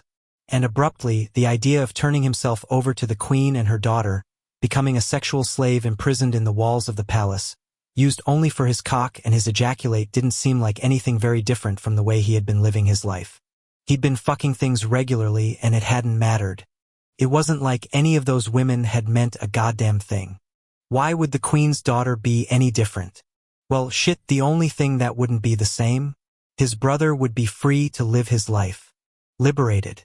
And that would be the one truly honorable thing Trez could do. Sitting back in his chair, he realized not a bad way to end things. Sola left her condo even though it was the middle of the night. She just couldn't stand the confines anymore, and the terrace wasn't doing it for her wanderlust. Heading down the concrete steps, she went past the glowing pool to the pathway that cut through the bushes. On the far side, the beach stretched out a mile in both directions, the strong, warm wind hitting her in the face. She picked right for no particular reason and put her hands in the pockets of her light jacket, feeling for her phone. It had remained silent, and as she looked out over the dark ocean and listened to the waves on the shore, she knew it wasn't going to ring. Oh sure, she'd get calls from her grandmother. Maybe the phone company. Maybe the repair shop for her new beater of a car. But not from the 518 area code. Stopping, she watched the moonlight that streamed from behind her touch the tops of the restless sea. Even though it made her queasy, she deliberately put herself back in the trunk of that car, feeling the cold and the vibration, the fear of knowing that whatever was coming next was going to hurt. A lot. Holding all that tightly to her chest, she reminded herself yet again why the phone staying quiet was a good thing. At first, she wasn't sure exactly what the tip-off was. Not a smell, no. The wind was coming at her, and it wasn't the sight of anything as she searched the landscape behind her. Seeing scruffy bushes, another condo development, some kind of a lawn, a pool, there was nothing that moved. No sound either. A sail? She breathed into the wind. She walked toward the bushes, then jogged. But when she got close to them, he wasn't there. A sail, she called out. I know you're here. Her voice didn't carry far because of the wind. Backtracking, She jogged closer to home. A sail? Her heart was thumping in her chest, a treacherous hope vibrating through her until she felt like she was floating over the sand. That optimism was like gasoline in a tank, however. The longer there was no reply, the lower the level got until she stopped. A sail? She looked all around, praying to see him even though it was the last thing she needed. But the black-haired man she was searching for did not answer her call, and eventually that sense that she was being watched went away. As if the wind had taken it. As if it had never existed. On the way back to her place, she let the tears fall one by one without bothering to wipe them off. It was dark out. There was no one to see them, and nothing to hide from. She was on her own. 70. And so it went. The weeks and months passing. Seasons changing from the bitter cold of winter to the wet, bracing winds of spring to the sweet-scented nights that promised an early summer. By May, wrath was used to measuring the time not by the calendar, or the up and down of the shutters of the mansion, or the meals at his own home. It was by the nights that he spent hearing the stories of his people. The real ones, the ones about life and death, and matings and divorces, and sicknesses and health. It was funny. As important as the vampire mating ceremony was to him, the human one he'd gone through with Beth got the metronome of existence better. His audiences with the commoners were all set up thanks to quiet, steady Abe, aka Abalone, but Wrath's responses to things were his own. And there was so much to do, mediating disagreements in families, blessing the sons and daughters who were born, sharing grief with those who had suffered losses and joy with those who had had good fortune. As always, Beth was by his side, sitting with Abe during the audiences, checking the paperwork with Saxton when it was required, growing bigger in the belly every moment. "We are here, my lord," Fritz said from the front of the Mercedes. "At Master Darius's." "Thanks, my man." As he and George got out of the back, he paused and leaned in. "Hey, can you go and get more of those strawberries? She's got a craving for carrots again, too. And pickles. You better grab 2 of those jars with those tart motherfuckers." "I shall be back right away, my lord. And I think I will get some of the frozen yogurt for her. She takes it with the chocolate chips." "Oh shit. Yeah. And don't forget the beets. Or the beef." "I shan't. Hurry. Okay? I am's bringing her in from Pottery Barn." Wrath shut the door. "Let's do it," he said to George. And the dog knew right where to go, leading him to the entrance which Wrath opened with his mind. "Hi, honey. I'm home," he hollered. "Did you bring flowers?" Lassiter shouted back. "Not for you. Damn it. Well, I'm on deck tonight with Tor, so can we get moving? There's a full list of appointments, but I want to get back for Hell's Kitchen." "Don't you DVR that shit?" Wrath groused as he and George went into the old dining room. "Yeah, but I have poor impulse control. It was on at 9, okay? And I hate waiting. I put George's fresh water down by your chair. BT dub. At least you're a dog lover. That's the only thing that saves you." "Ha! I have wings and a halo, you cranky son of a bitch. I'm already permasaved. Just our luck." "Hey, my brother," V said as he came through the archway and lit a hand-rolled. "Where's your girl?" Lassiter cut in. "She's got to be coming back soon, right?" Wrath had to smile as he took his seat. About the only time that annoying SOB got serious was when it came to Beth, and he had to admit that was kinda endearing. "She back yet?" Rage asked as he walked into the room. "How long can it take to order baby furniture?" Butch demanded while making his appearance. "Weeks," Z answered. "You have no idea." And so it went, everyone arriving with the same question, from Blay and Quinn to Fury and Revenge. The only one who didn't ask it out loud was John, but he didn't have to. Beth's brother had been a quiet, worried presence since they'd made the announcement of the surprise pregnancy, and Wrath loved the guy for it. John never got in the way, but he was always there, listening to Beth, being supportive, talking with her, bringing her movies. Funny, the gravity with which he treated the situation made Wrath think of Darius. God, he wished the brother had survived to see what was coming in. Was it only 4 weeks? Jesus. Every time Wrath thought about the impending event, he found he couldn't breathe. But he forced himself to remember all the checkups I.M. had been taking his wife to. Beth was having a perfect pregnancy. She was healthy, happy, eating and drinking and feeding well. Not that Dr. Sam, the human physician she went to, knew about that. And the heart rate was great. And his son was great. It was almost too easy. For weeks to go. Leland, Wrath barked as he exploded up from his chair. There were all kinds of deep-voiced greetings, but his brothers got out of the way so that she had a clear shot into his arms. And as he lifted her up, he was careful to put no pressure on her belly. "How are you?" he whispered in her ear, knowing that one of these days, she was going to answer that she was having contractions. "Fine and dandy. Oh, my God. I got the best stuff. I had to go blue. Whatever, we're having a boy. The crib and dressing table are perfect, right? I am." The shadow answered, "Perfect." No doubt the poor bastard had no interest in the shit at all. But that didn't matter. He was another one who had stuck by Beth and been her protector in the human world, and Wrath knew the why, of course.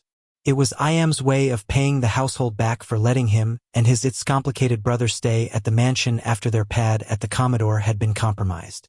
Plus, it was pretty obvious that he liked Beth in a non-romantic kind of way. Right? I know, right? Beth hugged Wrath's neck so hard he couldn't swallow. "I'm so excited. I want to meet him now." "Is this nesting?" Wrath asked in the direction of where he'd heard Z's voice last. "Yeah, and wait for it. You still have diaper genies and bottles to get through." "We're going born free," Beth informed him, like he knew what that meant. "In case my milk doesn't come in." Wrath just sat down in the chair and arranged her on his lap, content to ease back and let her enjoy making her report. And the brothers and the fighters? They rallied right around, asking questions like big brothers would. Any one of them would have laid down his life for her or that young in her womb. It was enough to make a male have to blink a little faster. As Wrath held his female, he found his hand making a circle on her rock-hard belly, and his brain reverted back to just before sunset. Once he'd gotten over his hang-up about sex, things had gone back to the way they'd been right after they'd met. Hormonal surges being what they were and all. This late in the game, they had to do it with her on top, and that was more than fine with him. He loved palming her now heavy breasts with his hands and feeling her core take him in a new way because of the way her body had changed shape. Matter of fact, maybe there was time for a quickie before. "Hey, Abes. Yo, what's up, Albacore?" Naturally, Lassiter was the one who refused to get that name right. As Abalone stuttered through his greetings, you had to smile. The guy still couldn't quite get used to the brothers. But they were used to him. And so was Wrath. "My lord, my lady, good evening. Abalone, how's your daughter?" Beth said. "Yeah. Abe, how'd that date go last night?" Pin drop time. The Brotherhood had adopted the male and his only young. And woe was the young Turk who took the girl out and didn't treat her right. "Well, I don't believe it was a love match. But she was returned a full 30 minutes before curfew." "Good." Wrath nodded. "That means he can keep his legs. So what have we got on deck for us tonight?" "It's a full roster," the aristocrat reported. "The first couple we'll see have just had a grandyoung, and they want to ask you if they may bring the mother in with the wee one. Their daughter is not married to the father, however, and they are concerned it will offend you." "Absolutely not." Abalone's tone remained calm. "But it's important to them that they ask permission and acknowledge this in person with you." "Fine. Cool. When do I get to meet the kid?" Abalone laughed. "Tomorrow evening? I'll be here. And who's after that?" "A cousin of mine, actually. He's seeking permission to." As the gentlemale went on and on, detailing the family interrelationships, Wrath was once again in awe. Abe was so low-key and respectful, never once stepping out of place, and yet every single fucking night he provided this wellspring of knowledge and compassion. It was damn impressive. And as Wrath sat back and listened to all the preamble, he was struck by how he could do this for fucking ever. He really could. Especially with his Shellen front and center, his dog next to him, and his brothers surrounding them all. With a feeling of great dread, Antha put her hand upon her swelling belly and watched her mate gird himself for the night ahead. In the flickering light from the hearth and the candles, everything was different about him. She had noticed the change coming over the last number of months. But on this eve, all that had been subtle appeared to have coalesced at once, the culmination having arrived. His body was different now, harder, more defined, larger, and his expression was not the same. At least, not when this new mood of his settled upon his shoulders. As if sensing her regard, he looked over at her. "How long will you be gone?" she asked. "And do not lie. I know for what purpose you are leaving." He turned away from her, to the oak table on which clothing she had never seen before had materialized, brought in by the Brotherhood. Everything was black. "I shall return at dawn." His voice was lower than normal, colder than normal. And then she realized that he was putting on a leather strapping over his chest, just as the brothers wore. "You are going to fight?" she whispered through a closed throat. When he finally answered her, it was after he'd put 2 black daggers, handle down, over his heart. "I shall return at dawn." "You're going to kill them, aren't you?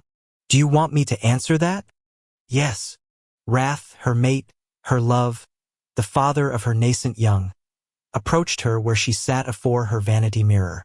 When he got down upon his knees, it was a relief because he was almost familiar that way, especially as he looked into her eyes. "I shall do what needs doing," he said. She put her hands on his face, tracing the features, thinking back to all the dawns he'd come home bloodied and limping, swollen and stiff. But lately he had kept to his schedule with the males, and not returned injured. So she should have known it was time. "Be safe," she implored. "We need you. I will come back unto you. Always." At that, he kissed her hard, and then he left through the chamber door. Before it closed behind him, she saw that the brothers had lined up on either side of the stone corridor, each with a torch. They bowed to her Helrin as he walked out. Alone, dropping her head into her hands, she knew that all she could do was pray. 71. As Wrath saw the first of his appointments, Beth snuck out into the kitchen and snagged a bowl of fresh strawberries that Fritz had bought for her at the local Hannaford. Man, after the past number of months, she had gotten used to the spoiling benefit Bella had told her to enjoy, but which had taken some time to become chill with. Everyone had been and was being so kind, the brothers and their mates, the staff, John Matthew, the shadows. It was incredible. Just like the pregnancy. By some miracle, she was trending exactly like a normal human pregnancy, well into her 8th month and feeling great. She had plenty of stamina, no swollen ankles, no stretch marks, and a baby that did laps under her rib cage every time she ate, especially if there was sugar involved. It was nothing that she had prepared herself for. Disasters? Shit, yeah, she'd been all about them. After that initial shock at the doctors, she'd naturally gone right to the internet and terrified herself stupid with all the different things that could go wrong. The one saving grace had been that, by that point, she'd already gotten herself out of that hairy first trimester when most miscarriages happened, although unfortunately, that needing that had kicked in was a wild card that she hadn't been able to fully relax about for another month. But, yeah, the worry had mostly passed now that she was pulling into the final 4-week lap. And sure, labor was going to be a bitch, but no, she wasn't going to try to white-knuckle it with a no-drug birth plan. And any time she got a little rattly, she just reminded herself that millions upon millions of women and females had done this all before her. What her birth plan did entail was IM and Trez both being available at the drop of a hat for the next 4 weeks. Dr. Sam had promised to make herself free no matter the hour, day or night. A little commitment she suspected IM had instilled with a mental sleight of hand. He had worked a number of those, discreetly of course, and thus they'd been successful in keeping the race's identity on the DL. She was hoping that, like a lot of women, she went into labor at night so Wrath could be a part of at least some of it.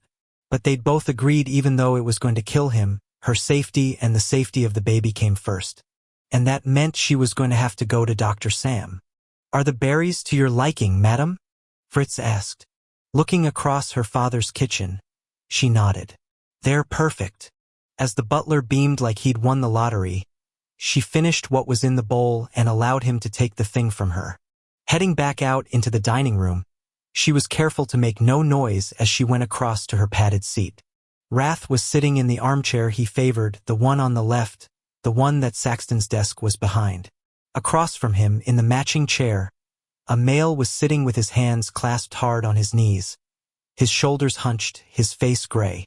The clothes he was wearing were not fancy, just the kind of stuff you could get at Target, and his watch was nothing like a Rolex, just a matte black rubber-strapped one. Wrath leaned forward and offered his palm. What happened? The male rocked back and forth in the chair. All at once he looked at Beth, his face blanching even further. As she stiffened, she put her hand over her belly. "Oh hell. Talk to me," Wrath said in a low voice. At this point, the male began to whisper so softly that nothing carried. But it was clear Wrath understood every word. And as she watched her husband's hands clench, those forearms bunching up, she knew what it was about. Deaths from childbearing. She had heard for so long about how the vampire race suffered on the birthing bed, as they called it, but she'd had no true appreciation for their losses before. Doing this with the commoners now? She was routinely horrified. So many dead, mothers and children, just as her own mom had died. It was a tragedy that medical science couldn't seem to make much of a dent in. Say what you would about Havers, he had a clinic outfitted with all kinds of modern technology, and yet bad things happened. Seemingly all the time. Wrath reached out his great arms and put his hands on the male's shoulders. He spoke softly as well, but whatever he was saying, the husband who had lost everything was nodding. They stayed like that for a very long time. When the meeting was finally over, the two of them stood up and embraced, the civilian so much smaller than her husband. Before the male left, he kissed Wrath's ring. Abalone escorted the commoner out, talking quietly with him, as Wrath slowly lowered himself back down. His brows were tight, his mouth a grim line. As she stood up, she winced and had to stretch her back. Going over, she wanted to pull him tightly to her, but figured a reminder of the pregnancy was probably not what he needed at the moment. "I can't help him," Wrath said in a voice that cracked. "I can't help where he's at. Sometimes knowing you're not alone is enough." "I'm not so sure about that." But he took her hands and brought them to his lips, kissing her knuckles one by one. And as a sudden wave of exhaustion hit her, he seemed to recognize it. "How about you head home?" he said. "How did you know?" "You just yawned." "Did I?" "Have Fritz take you."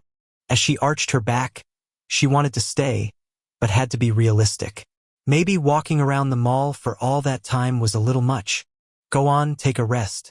I'll be home in a couple of hours and I'll put some shitty television on for us." "Kay. That sounds like heaven." "Good."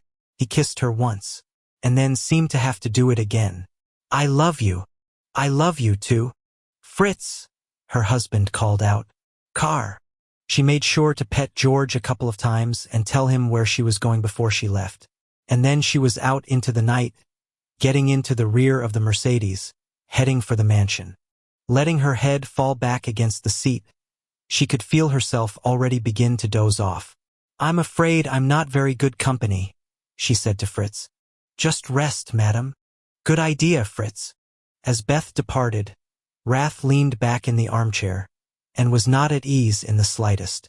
"She died in front of me, held my lifeless son in my hands." "My lord." "I'm sorry, what?" He shook himself. "What?" Abalone cleared his throat. "Would you like a break, sire?" "Yeah, just gimme a minute." Taking George's halter, he said, "Kitchen." Walking through the flap door with his dog, he was relieved that Fritz had already left and that the brothers stayed back. Shit, the minute he'd smelled the pain and sorrow of that civilian, he knew that all had been lost for the male and not in a material sense. People didn't get into that kind of agony over things. And as usual, Abalone knew the full story, but Wrath preferred to let the people tell him the details in person. He wanted to hear things directly from them. Childbirth had not actually claimed the female's life this time. Car accident. Wrath had expected it to be the former, but that was not the way destiny had played out. Nope, the female had lived through the birth and so had the child. They'd been killed by a drunk driver on the way home from Havers's clinic. The casual cruelty of fate was sometimes a ball-buster on an epic scale. Unbelievable. Going over to the table, he pulled out a chair and sat down. He was pretty sure he was facing the windows, not that he could see out of them. So many stories he'd heard, but this one, Jesus Christ, it got to him. He didn't know how long he sat there, but eventually V put his head in. You okay? Nope. You want to reschedule, true? Yeah. All right. V. Yeah. Do you remember that vision you told me about? Where I was looking up at the face in the sky and the future was in my hands. Yeah. What? Abruptly, he relived that civilian's anguish. Nah, never mind.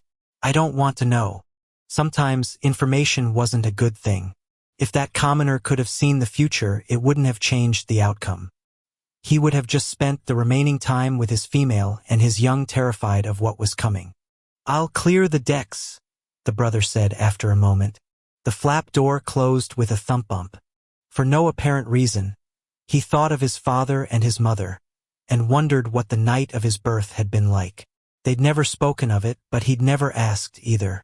There had always been something else going on, plus, he'd been too young to care about that stuff. As he tried to picture his own child's arrival, he couldn't imagine the stream of events. It was a hypothetical too emotionally charged to resonate. But there was one thing that was abruptly crystal fucking clear. He just wasn't sure how to get around it. As he stewed on things, memories from the last couple of months filtered into him. Stories and problems, gifts given and received. After all the struggle he'd brought to doing the king's job before, it had been such a revelation to actually love what he was doing. He hadn't even missed the fighting. Hell, there had been too many other challenges to confront and overcome. Battles, after all, weren't always waged in the field, and sometimes enemies weren't armed with conventional weapons. Sometimes they were even ourselves. Finally, he knew exactly why his father had gotten so much out of being on the throne. He totally fucking got it. And it was funny.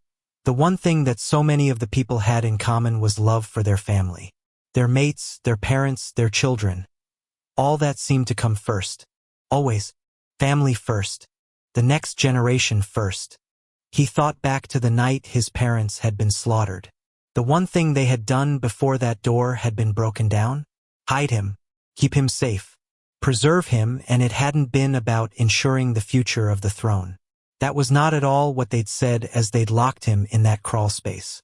I love you. That had been the only message that had mattered when their time had run out. Not be a good king. Not follow in my footsteps. Not make me proud or else. I love you. It was the tie that bound, even across the divides of death and time. As he imagined his son coming into the world, he was pretty damn sure one of the first things he was going to say was, I love you. Wrath. He jumped and turned toward the sound of Saxton's voice. Yeah? Sorry.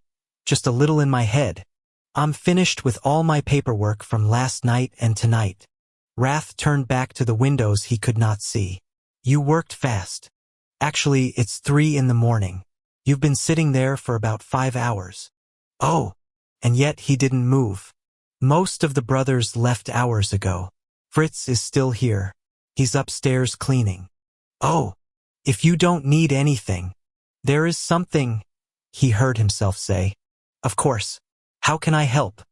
I need to do something for my son. A bequest. As Wrath started working the whole thing through in his head, he was a little freaked out. God, you'd think that great corners in life should come with a warning sign at the side of the proverbial road. A little yellow number that announced which direction you were going to go in, and maybe offered a reduced speed kind of advice. Then again, he and his Shellen had been pregnant months before her needing. So life did its own thing, didn't it? Yeah, kinda. 72. It was as he had promised. Wrath was good to the word he had given his Shellen. He was, in fact, back at dawn. As he rode toward home upon his horse, he was exhausted to the point of agony, unable to hold himself up for more than a walking gait. But then again, there was another reason for his slow progress. Though he had gone out on his own, he did not return as such. There were 6 dead bodies being dragged over the ground behind him and his steed, and 2 more to the rear of his saddle. The former he had tied with ropes at the ankles. The latter were secured to the horse with hooks and netting. And the others he'd killed had not had enough left of their remains to take with him. He could smell nothing but the blood he'd shed.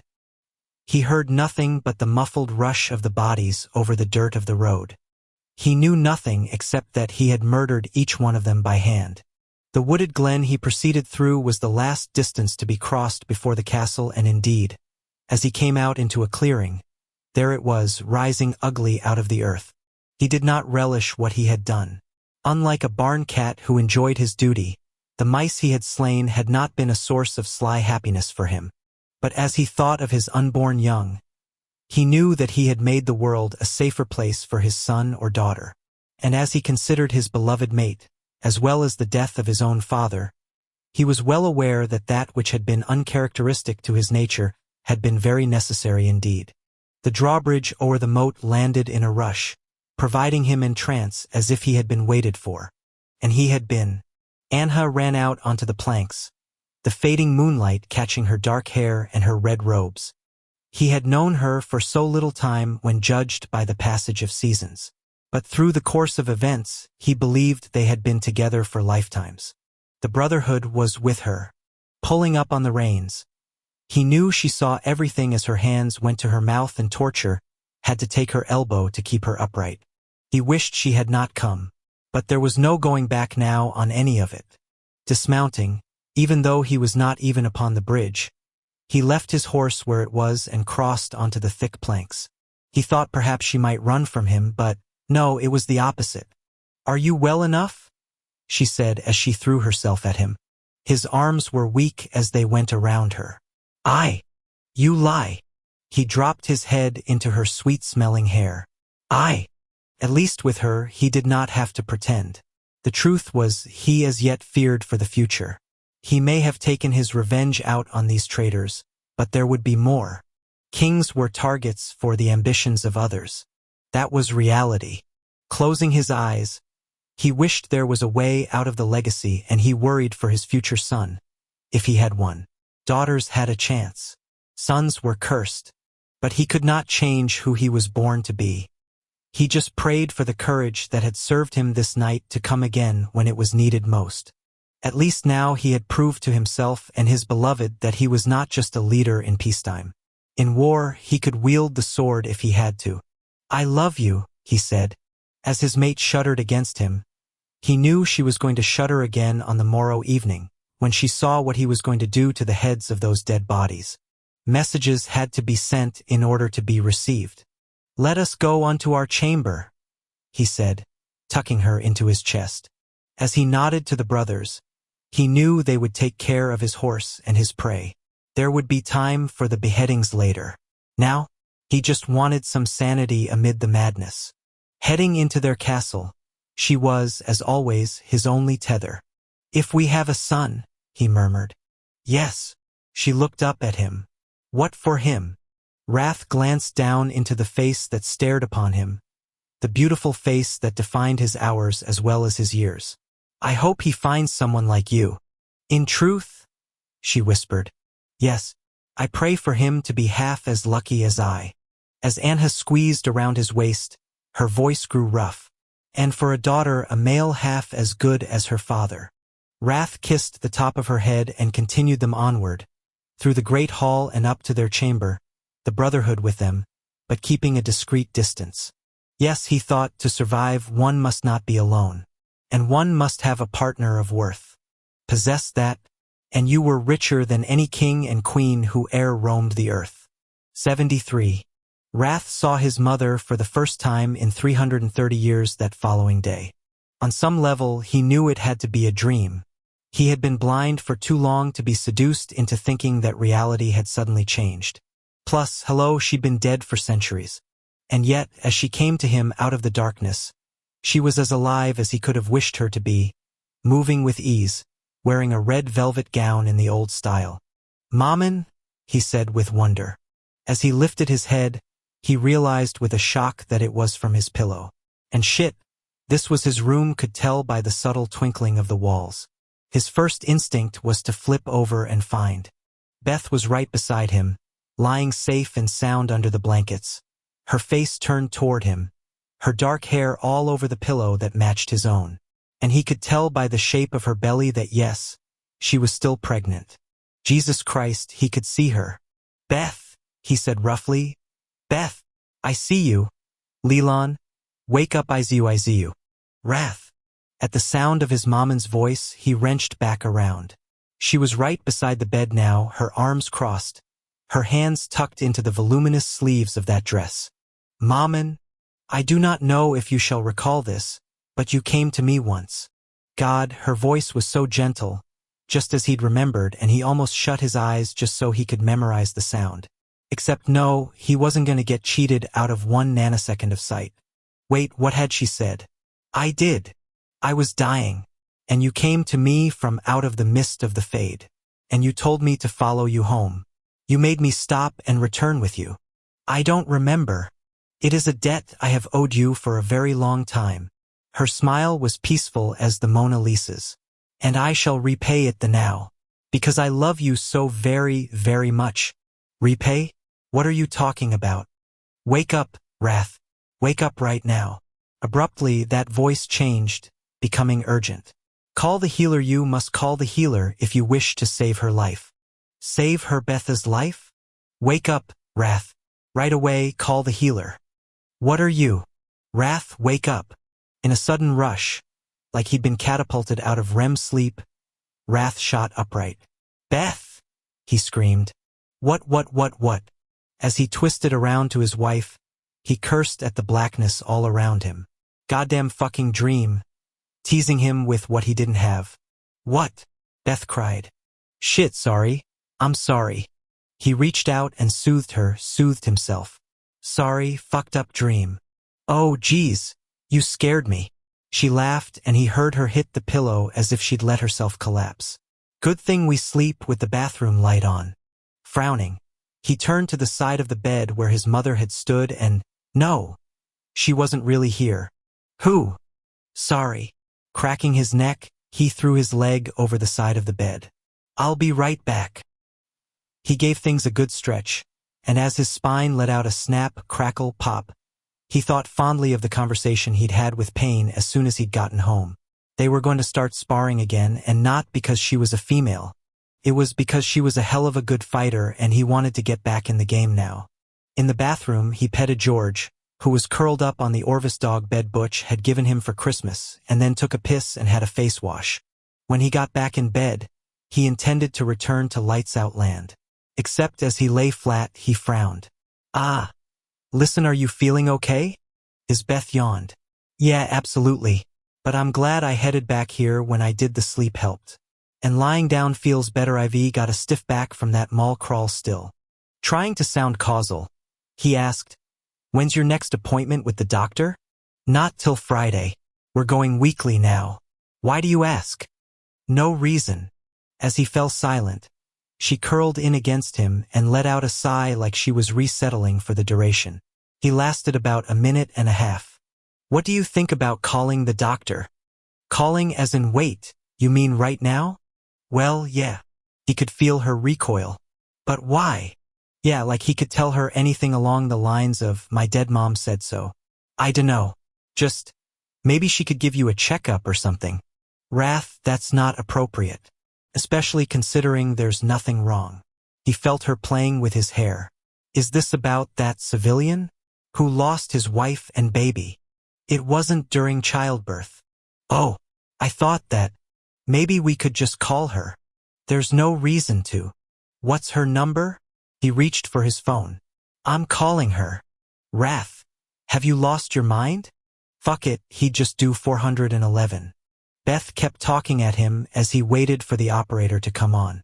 "Yeah, hi, in Caldwell, New York. The number of Dr. Samwat's her last name."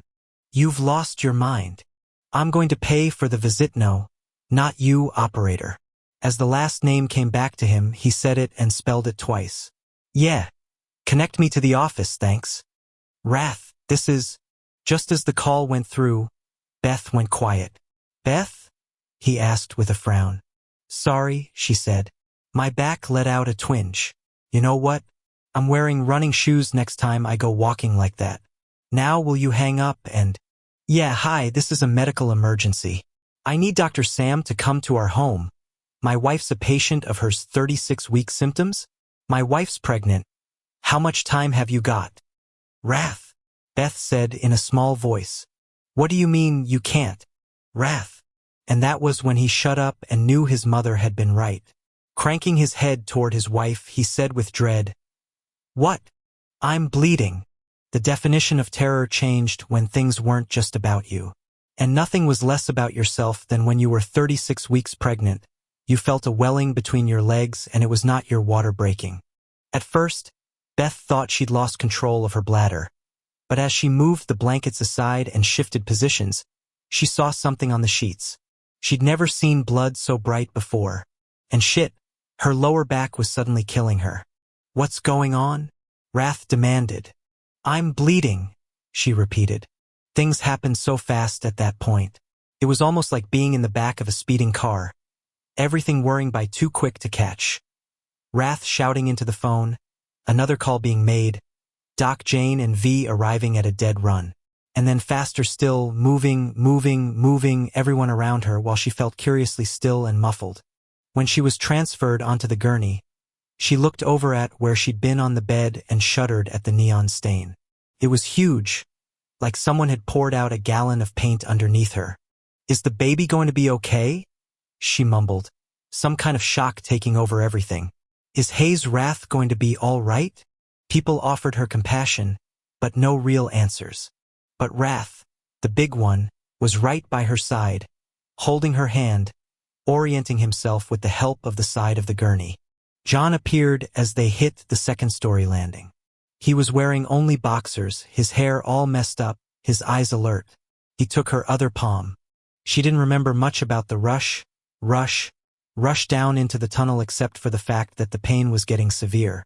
Oh, and the ceiling lights were whipping by as she lay back, the rhythmic pulsing like she was in a Star Wars movie about to go into warp speed. Why couldn't she hear anything? As she looked at the people around her, their mouths were all going, their eyes meeting urgently over her. Is little Wrath going to be all right? Even her own voice was on a fader, the volume turned way down. She tried to make it louder. Is he going to be all right?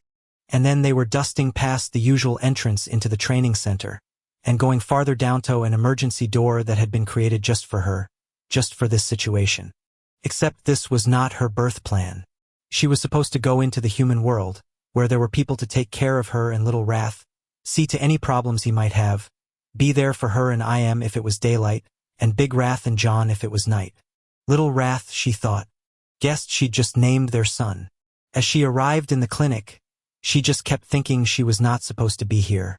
Especially as she looked up at that massive operating chandelier in the main for some reason, she thought of all the times she had been down here supporting a brother injured in the field or going to a checkup with Layla Doc. Jane put her face in the way. Her lips moved slowly. "Eth? Can you hear me, Beth?" Good, someone had cranked up the volume on the world. But her response didn't register. She couldn't hear her own voice. "Okay, good." Doc. Jane enunciated everything clearly. "I want to do an ultrasound to rule out placenta previa, which is a complication where the placenta ends up in the lower part of the uterus. But I'm worried you have an abruption." "What that?" Beth mumbled. "Are you having pain?" "Lower back." Doc. Jane nodded and put her hands on Beth's belly. "If I press," Beth moaned. "Just make sure Wrath is okay." They wheeled the ultrasound machine over and her nightgown was cut away. As that gel was squirted onto her stomach and the lights dimmed, she didn't look at the monitor. She stared at her husband's face. That wonderful masculine face was utterly terrified. He wasn't wearing his sunglasses, rather, and his pale green, unfocused eyes were roaming around the room as if he were desperate to see something, anything. "How did you know?" she whispered. "That I was in trouble." His eyes snapped in her direction. "My mother told me. In a dream." For some reason that made her cry, that image of her husband growing wavy as the out-of-control nature of life came home to roost in the worst possible way. She cared about nothing except the baby, but there was not a single thing she could do to affect any outcome. Her body and the young were rolling those dice. Her mind, her will, her soul, all her dreams and desires, hopes and follies, not even at the table. Doc. Jane's face came back. Beth, are you with me?" As she lifted her hand to get some hair out of her face, She realized they'd put a blood pressure cuff on her and run in 4. And that was not hair in the way. It was tears. Beth, the ultrasound is not showing me what I was hoping to see. The baby's heart rate is slowing and you're still bleeding heavily. We need to get him out. Okay? I'm very sure you have an abruption and you're in danger as well as him. Okay? All she could do was look at Wrath. What do we do? In a voice that was so cracked it was barely understandable, he said, let her operate with Manny. Okay? All right. Doc Jane came back in view. We're going to have to put you asleep. I don't want to do an epidural because we don't have the time. All right. I love you, she said to Wrath. Oh God, the baby. 74. All Wrath had to go on was the smells in the room. Antiseptic in the air. Blood that terrified him. Fear from his Beth and the others all around him. Calm, cold reasoning on the parts of Doc Jane, Manny, and Elena. Hopefully that last one was going to be a lifesaver. Abruptly, a new fragrance entered the mix. Astringent. Then there was a squeak beside him, as if someone had pulled up a chair, after which a broad hand shoved him down so he was sitting, and took his own in a grip so hard the bones nearly crushed. John Matthew. Hey man, he said, aware that time had ground to a halt. Hey man.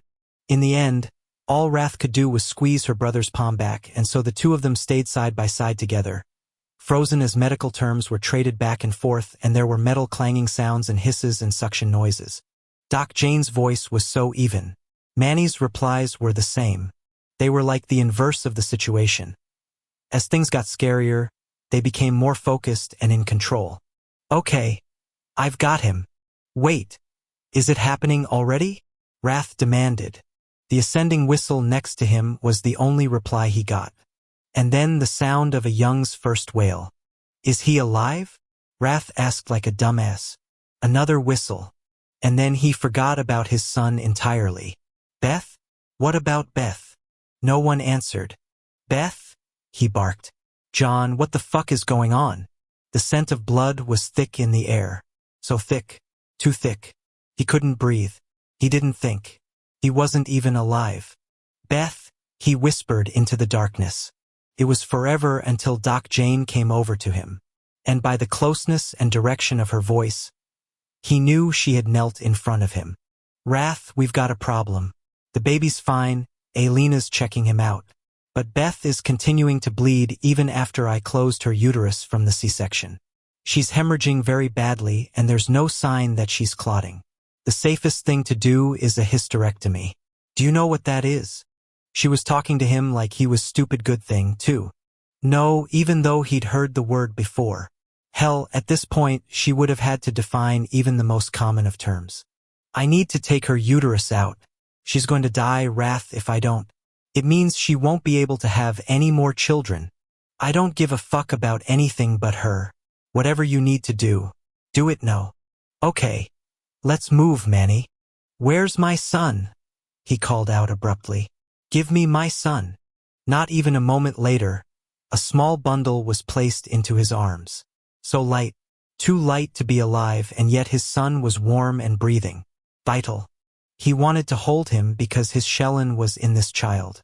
In every molecule of his living body, she was with him, and that meant, as he kept the young up against his heart, he was holding his Beth. What's happening? He whispered, not expecting a response. He let the tears fall as they might, probably on his son's face. Who the fuck cared? 75. Beth came out of the fuzzy neverland like a cork surfacing on still water. Bobbing along, things came and went out of focus. But the second her brain flipped back on, she yelled, Wrath! Right here, we're right here.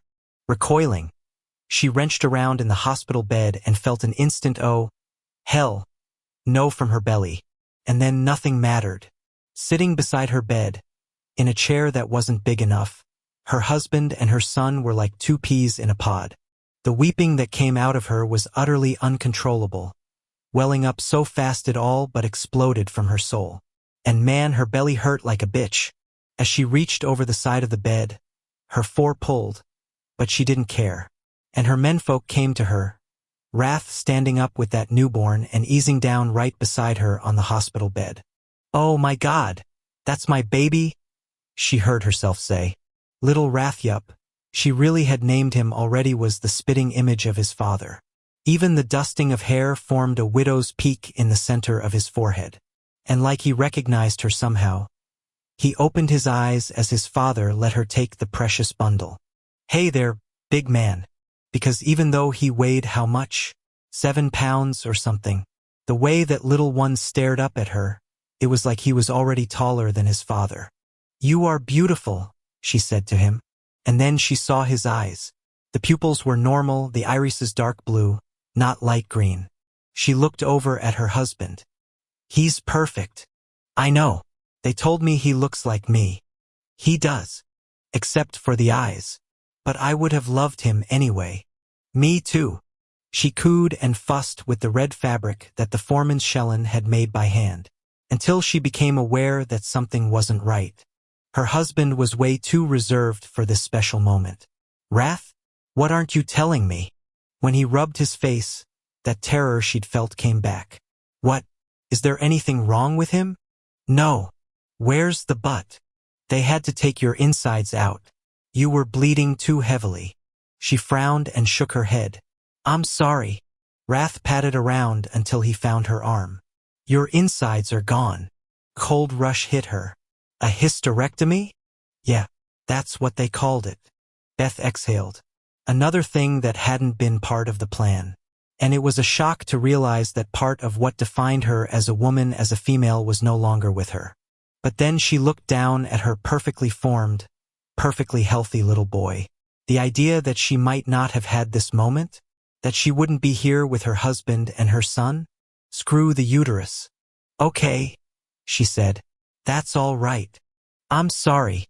"No," she shook her head sharply. "No, we're not sorry. We have our family and we're very, very lucky. We are not sorry." And that was when Wrath teared up, the crystal drops falling off his hard jaw onto the tattoos of his inner forearm. As she stared at all the names, she smiled and pictured little Wrath, big and tall, strong as his father. "We did it," she announced on a sudden rush of optimism. "We did it." Wrath started to smile, and then he found her mouth, kissing her. "Yeah, you did. It takes two." She stroked his face. "You and me. Together. I just got to do the fun part," he said with a grin. A number of hours later, Beth got out of bed and had a sponge bath in the loo. Then she put on a Land's nightgown and, with Wrath's help, walked out of the room with little Wrath in her arms. To a standing ovation. She'd intended to return to the mansion to find the household, but they had come to her. Nearly 50 of them, from the brothers to the dog gen, were crammed into the training center's concrete hallway, lining it all the way down and back. Hard not to tear up. But then, whatever. They were family. "All hail the king," came the chanting. Cradling her son against her breast and covering LW's ears, she started to laugh. And that was when she saw her brother. He was beaming, his smile so wide and proud, his hands locked in front of his heart like he was dying to hold the baby. Limping over to him, she didn't say a word. She just passed LW over. The joy she got in return as John awkwardly held the red bundle was pretty much the best thing in the world. Second only to Wrath's. Abruptly, the crowd started chanting in the old language. "All hail the king." Well, not really. As Wrath said the 3 words, it was like he'd unplugged the sound to the whole world. Frowning over her shoulder, she and everybody else just stared at the last purebred vampire on the planet. Wrath cleared his throat and popped his wraparounds up to rub the bridge of his nose. "I abolished the monarchy last night." Cue the crickets. "What?" she said. "You told me you didn't want to be the cause of my giving up the throne. You weren't. In the end, it was my choice. Sooner or later, someone else is going to make a run at me and by extension you and him. And then if I die, my son's going to end up having to fight to keep something that shouldn't be decided by bloodline. It should be decided by merit." Beth put her hands up to her face. "Oh my God. So we're a democracy now." Saxton helped make it legal. And elections are going to take place in a little while. I've talked to Abalone, who's going to coordinate it all. Hell, the guy already had a good slate of candidates. Oh, and the best thing? The Glimmer is out of a job. I did away with the council. See ya, motherfuckers. I'm so happy to be retired. Rev cut in. For real. Wrath looked in Beth's direction. It's the best thing for us. For LW. And who knows, maybe he'll decide to run. But it will be his choice. Not a burden, and no one, from any segment of any society, will be able to tell him that the female he chooses isn't worthy. Ever. At that, Wrath shoved his hand in the pocket of the black combat pants he was wearing and took out a handful of shavings. No, they were fragments of parchment. As he sprinkled them onto the floor, he said, "Oh, and I tore up that fake-ass divorce decree, too. Human ceremony's absolutely legal. But I figure our son has two kinds of blood in him, and I wanted both traditions to count." Beth opened her mouth to say something. In the end, though, all she could do was step in against her husband's hard body and hold on. Naturally, there wasn't a dry eye in the training center. But that was what happened when an ordinary mortal did something worthy of a superhero. 76. It was a good month later when Wrath realized what V's vision had been all about. The face in the heavens, the future in his hands. LW was already on a schedule, sleeping during the day, up all night, which was just perfect. Beth had bounced back from the C-section like a rocket, feeding well, eating well, and being the best damn mother on the planet. Talk about your total natural. She was incredible and so happy. So damned happy. The reality of having a son was better even than the dream had been. And oh yeah, LW was taking to the on-the-planet stuff like a total trooper. Eating, pooping, sleeping, pooping, eating. He rarely fussed or cried, and had no problem being passed around at meals, so each member of the household got a chance to hold him. Even the dog and the cat liked him. The kids slept in a crib in the first family suite, and apparently George and Boo both thought of it as a guard station. When the retriever wasn't helping Wrath get around, he was right with the kid, lying in front of the damn thing on guard 24/7. And when George was on duty with his other master, that feline was on shift as the baby slept. So yup, it was on a blissfully normal night in June that Beth said she was going for a run after first meal, and Wrath decided to take LW and his dog and the cat on a promenade around the first floor. The kid always seemed to like that, and as usual, the minute they started walking, his head began to crane around as if he were checking out the real estate. They were in the library, going by the French doors, when LW let out a squawk and strained as if something had caught his eye. "What is it, big man?" Wrath repositioned his sun god, he loved that word, sun, and then did the math. "Is that the moon you're looking at?" "Must be, I think it is." Unlatching the door, he opened the way out and took a deep breath. Summer was coming big time, the night warm as bathwater, and as LW stretched his arms up, Dad's thought, yup, he was checking out the old man in the sky, or the face. With a feeling that reality was coalescing in some specific, magical way, Wrath turned his son upright and faced him outward, lifting him high, holding the future in his hands. As his son saw the moon for the very first time with eyes that were as perfect as the rest of him. "I'm going to give you everything I can," Wrath said gruffly, glad no one else was around. "Anything you need, I shall provide. And I'm going to love you until my last dying breath." All at once, he realized he was not alone. People were streaming out of the doors of the house. A great crowd. Pivoting around, he held his son protectively, bracing himself for bad news. What? They came for Beth when she was on the treadmill. All of them. The whole membership of the Brotherhood. But it wasn't Tor who did the talking. It was Saxton. And when he was finished, she went numb and nearly fell out of her Nikes. Her trip back through the tunnel, heading for the house, had the same kind of dreamscape removal that she'd suffered from when she'd gotten into trouble giving birth. She didn't remember anything about the rush, not all the people with her, not anything that was said. And when she came up to the foyer and saw the others in the household gathered once again, every single one of them had the same expression she felt on her own face. Destiny had taken the reins again, and all they could do was go in the new direction. She was leading the charge as they went around the first floor of the house, expecting at each turn to see Wrath and LW.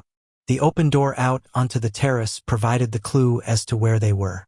As she stepped out into the night, she saw her husband holding her son up to the fullest moon of the season, the brilliant shining orb like the sun, the landscape bathed in white light. It was as if he were making a sacred offering. With a quick shift, Wrath turned on a dime, shielding their son with his massive arms. What? Even though Saxton had brought the information home, everyone looked at her. Stepping forward, she wished she was in something other than workout gear. A ball gown, maybe. Beth, what the fuck is going on? She tried to get the words right, frantically stringing nouns and verbs together at random in her head. In the end, though, she kept it short and sweet. Dropping down on one knee, she lowered her head. Long live the king. On a oneer, the crowd behind her did the same. A chorus of those 4 words rising up into the night as their bodies lowered to the flagstone. I'm sorry. Wrath shook his head. I'm not hearing that? She got up. But she was the only one. You were unanimously elected for life. King of the race. Abalone led the effort, and all those commoners you helped cast the votes. Every single one of them. You have been chosen by your people to lead. You are the king. As the chanting started, Wrath seemed to have no idea how to respond. And it was such joyful chanting, female and male voices lifting up to the night sky, a celebration of the present and the future. And who knows, Beth said as she looked at their son. Maybe if he grows up to be like his father, he'll be chosen too. But it's up to the people you put the right to vote in their hands, and they gave the throne to you. Wrath cleared his throat, again and again. In the end, all he could do was whisper, I wish my father and mother were alive to see this. Beth wrapped her arms around her husband and son, holding them both. And as she looked over her man's shoulder and saw the face of the moon, she had a sudden sense that the realigning was over. The new era had finally arrived. I think they are, she said softly. I think both of them are looking down right this moment, and they are very, very happy about it. Parents, after all, were especially proud to see courage in their children rewarded by the world, and to know that love abounded around them, everywhere, forevermore.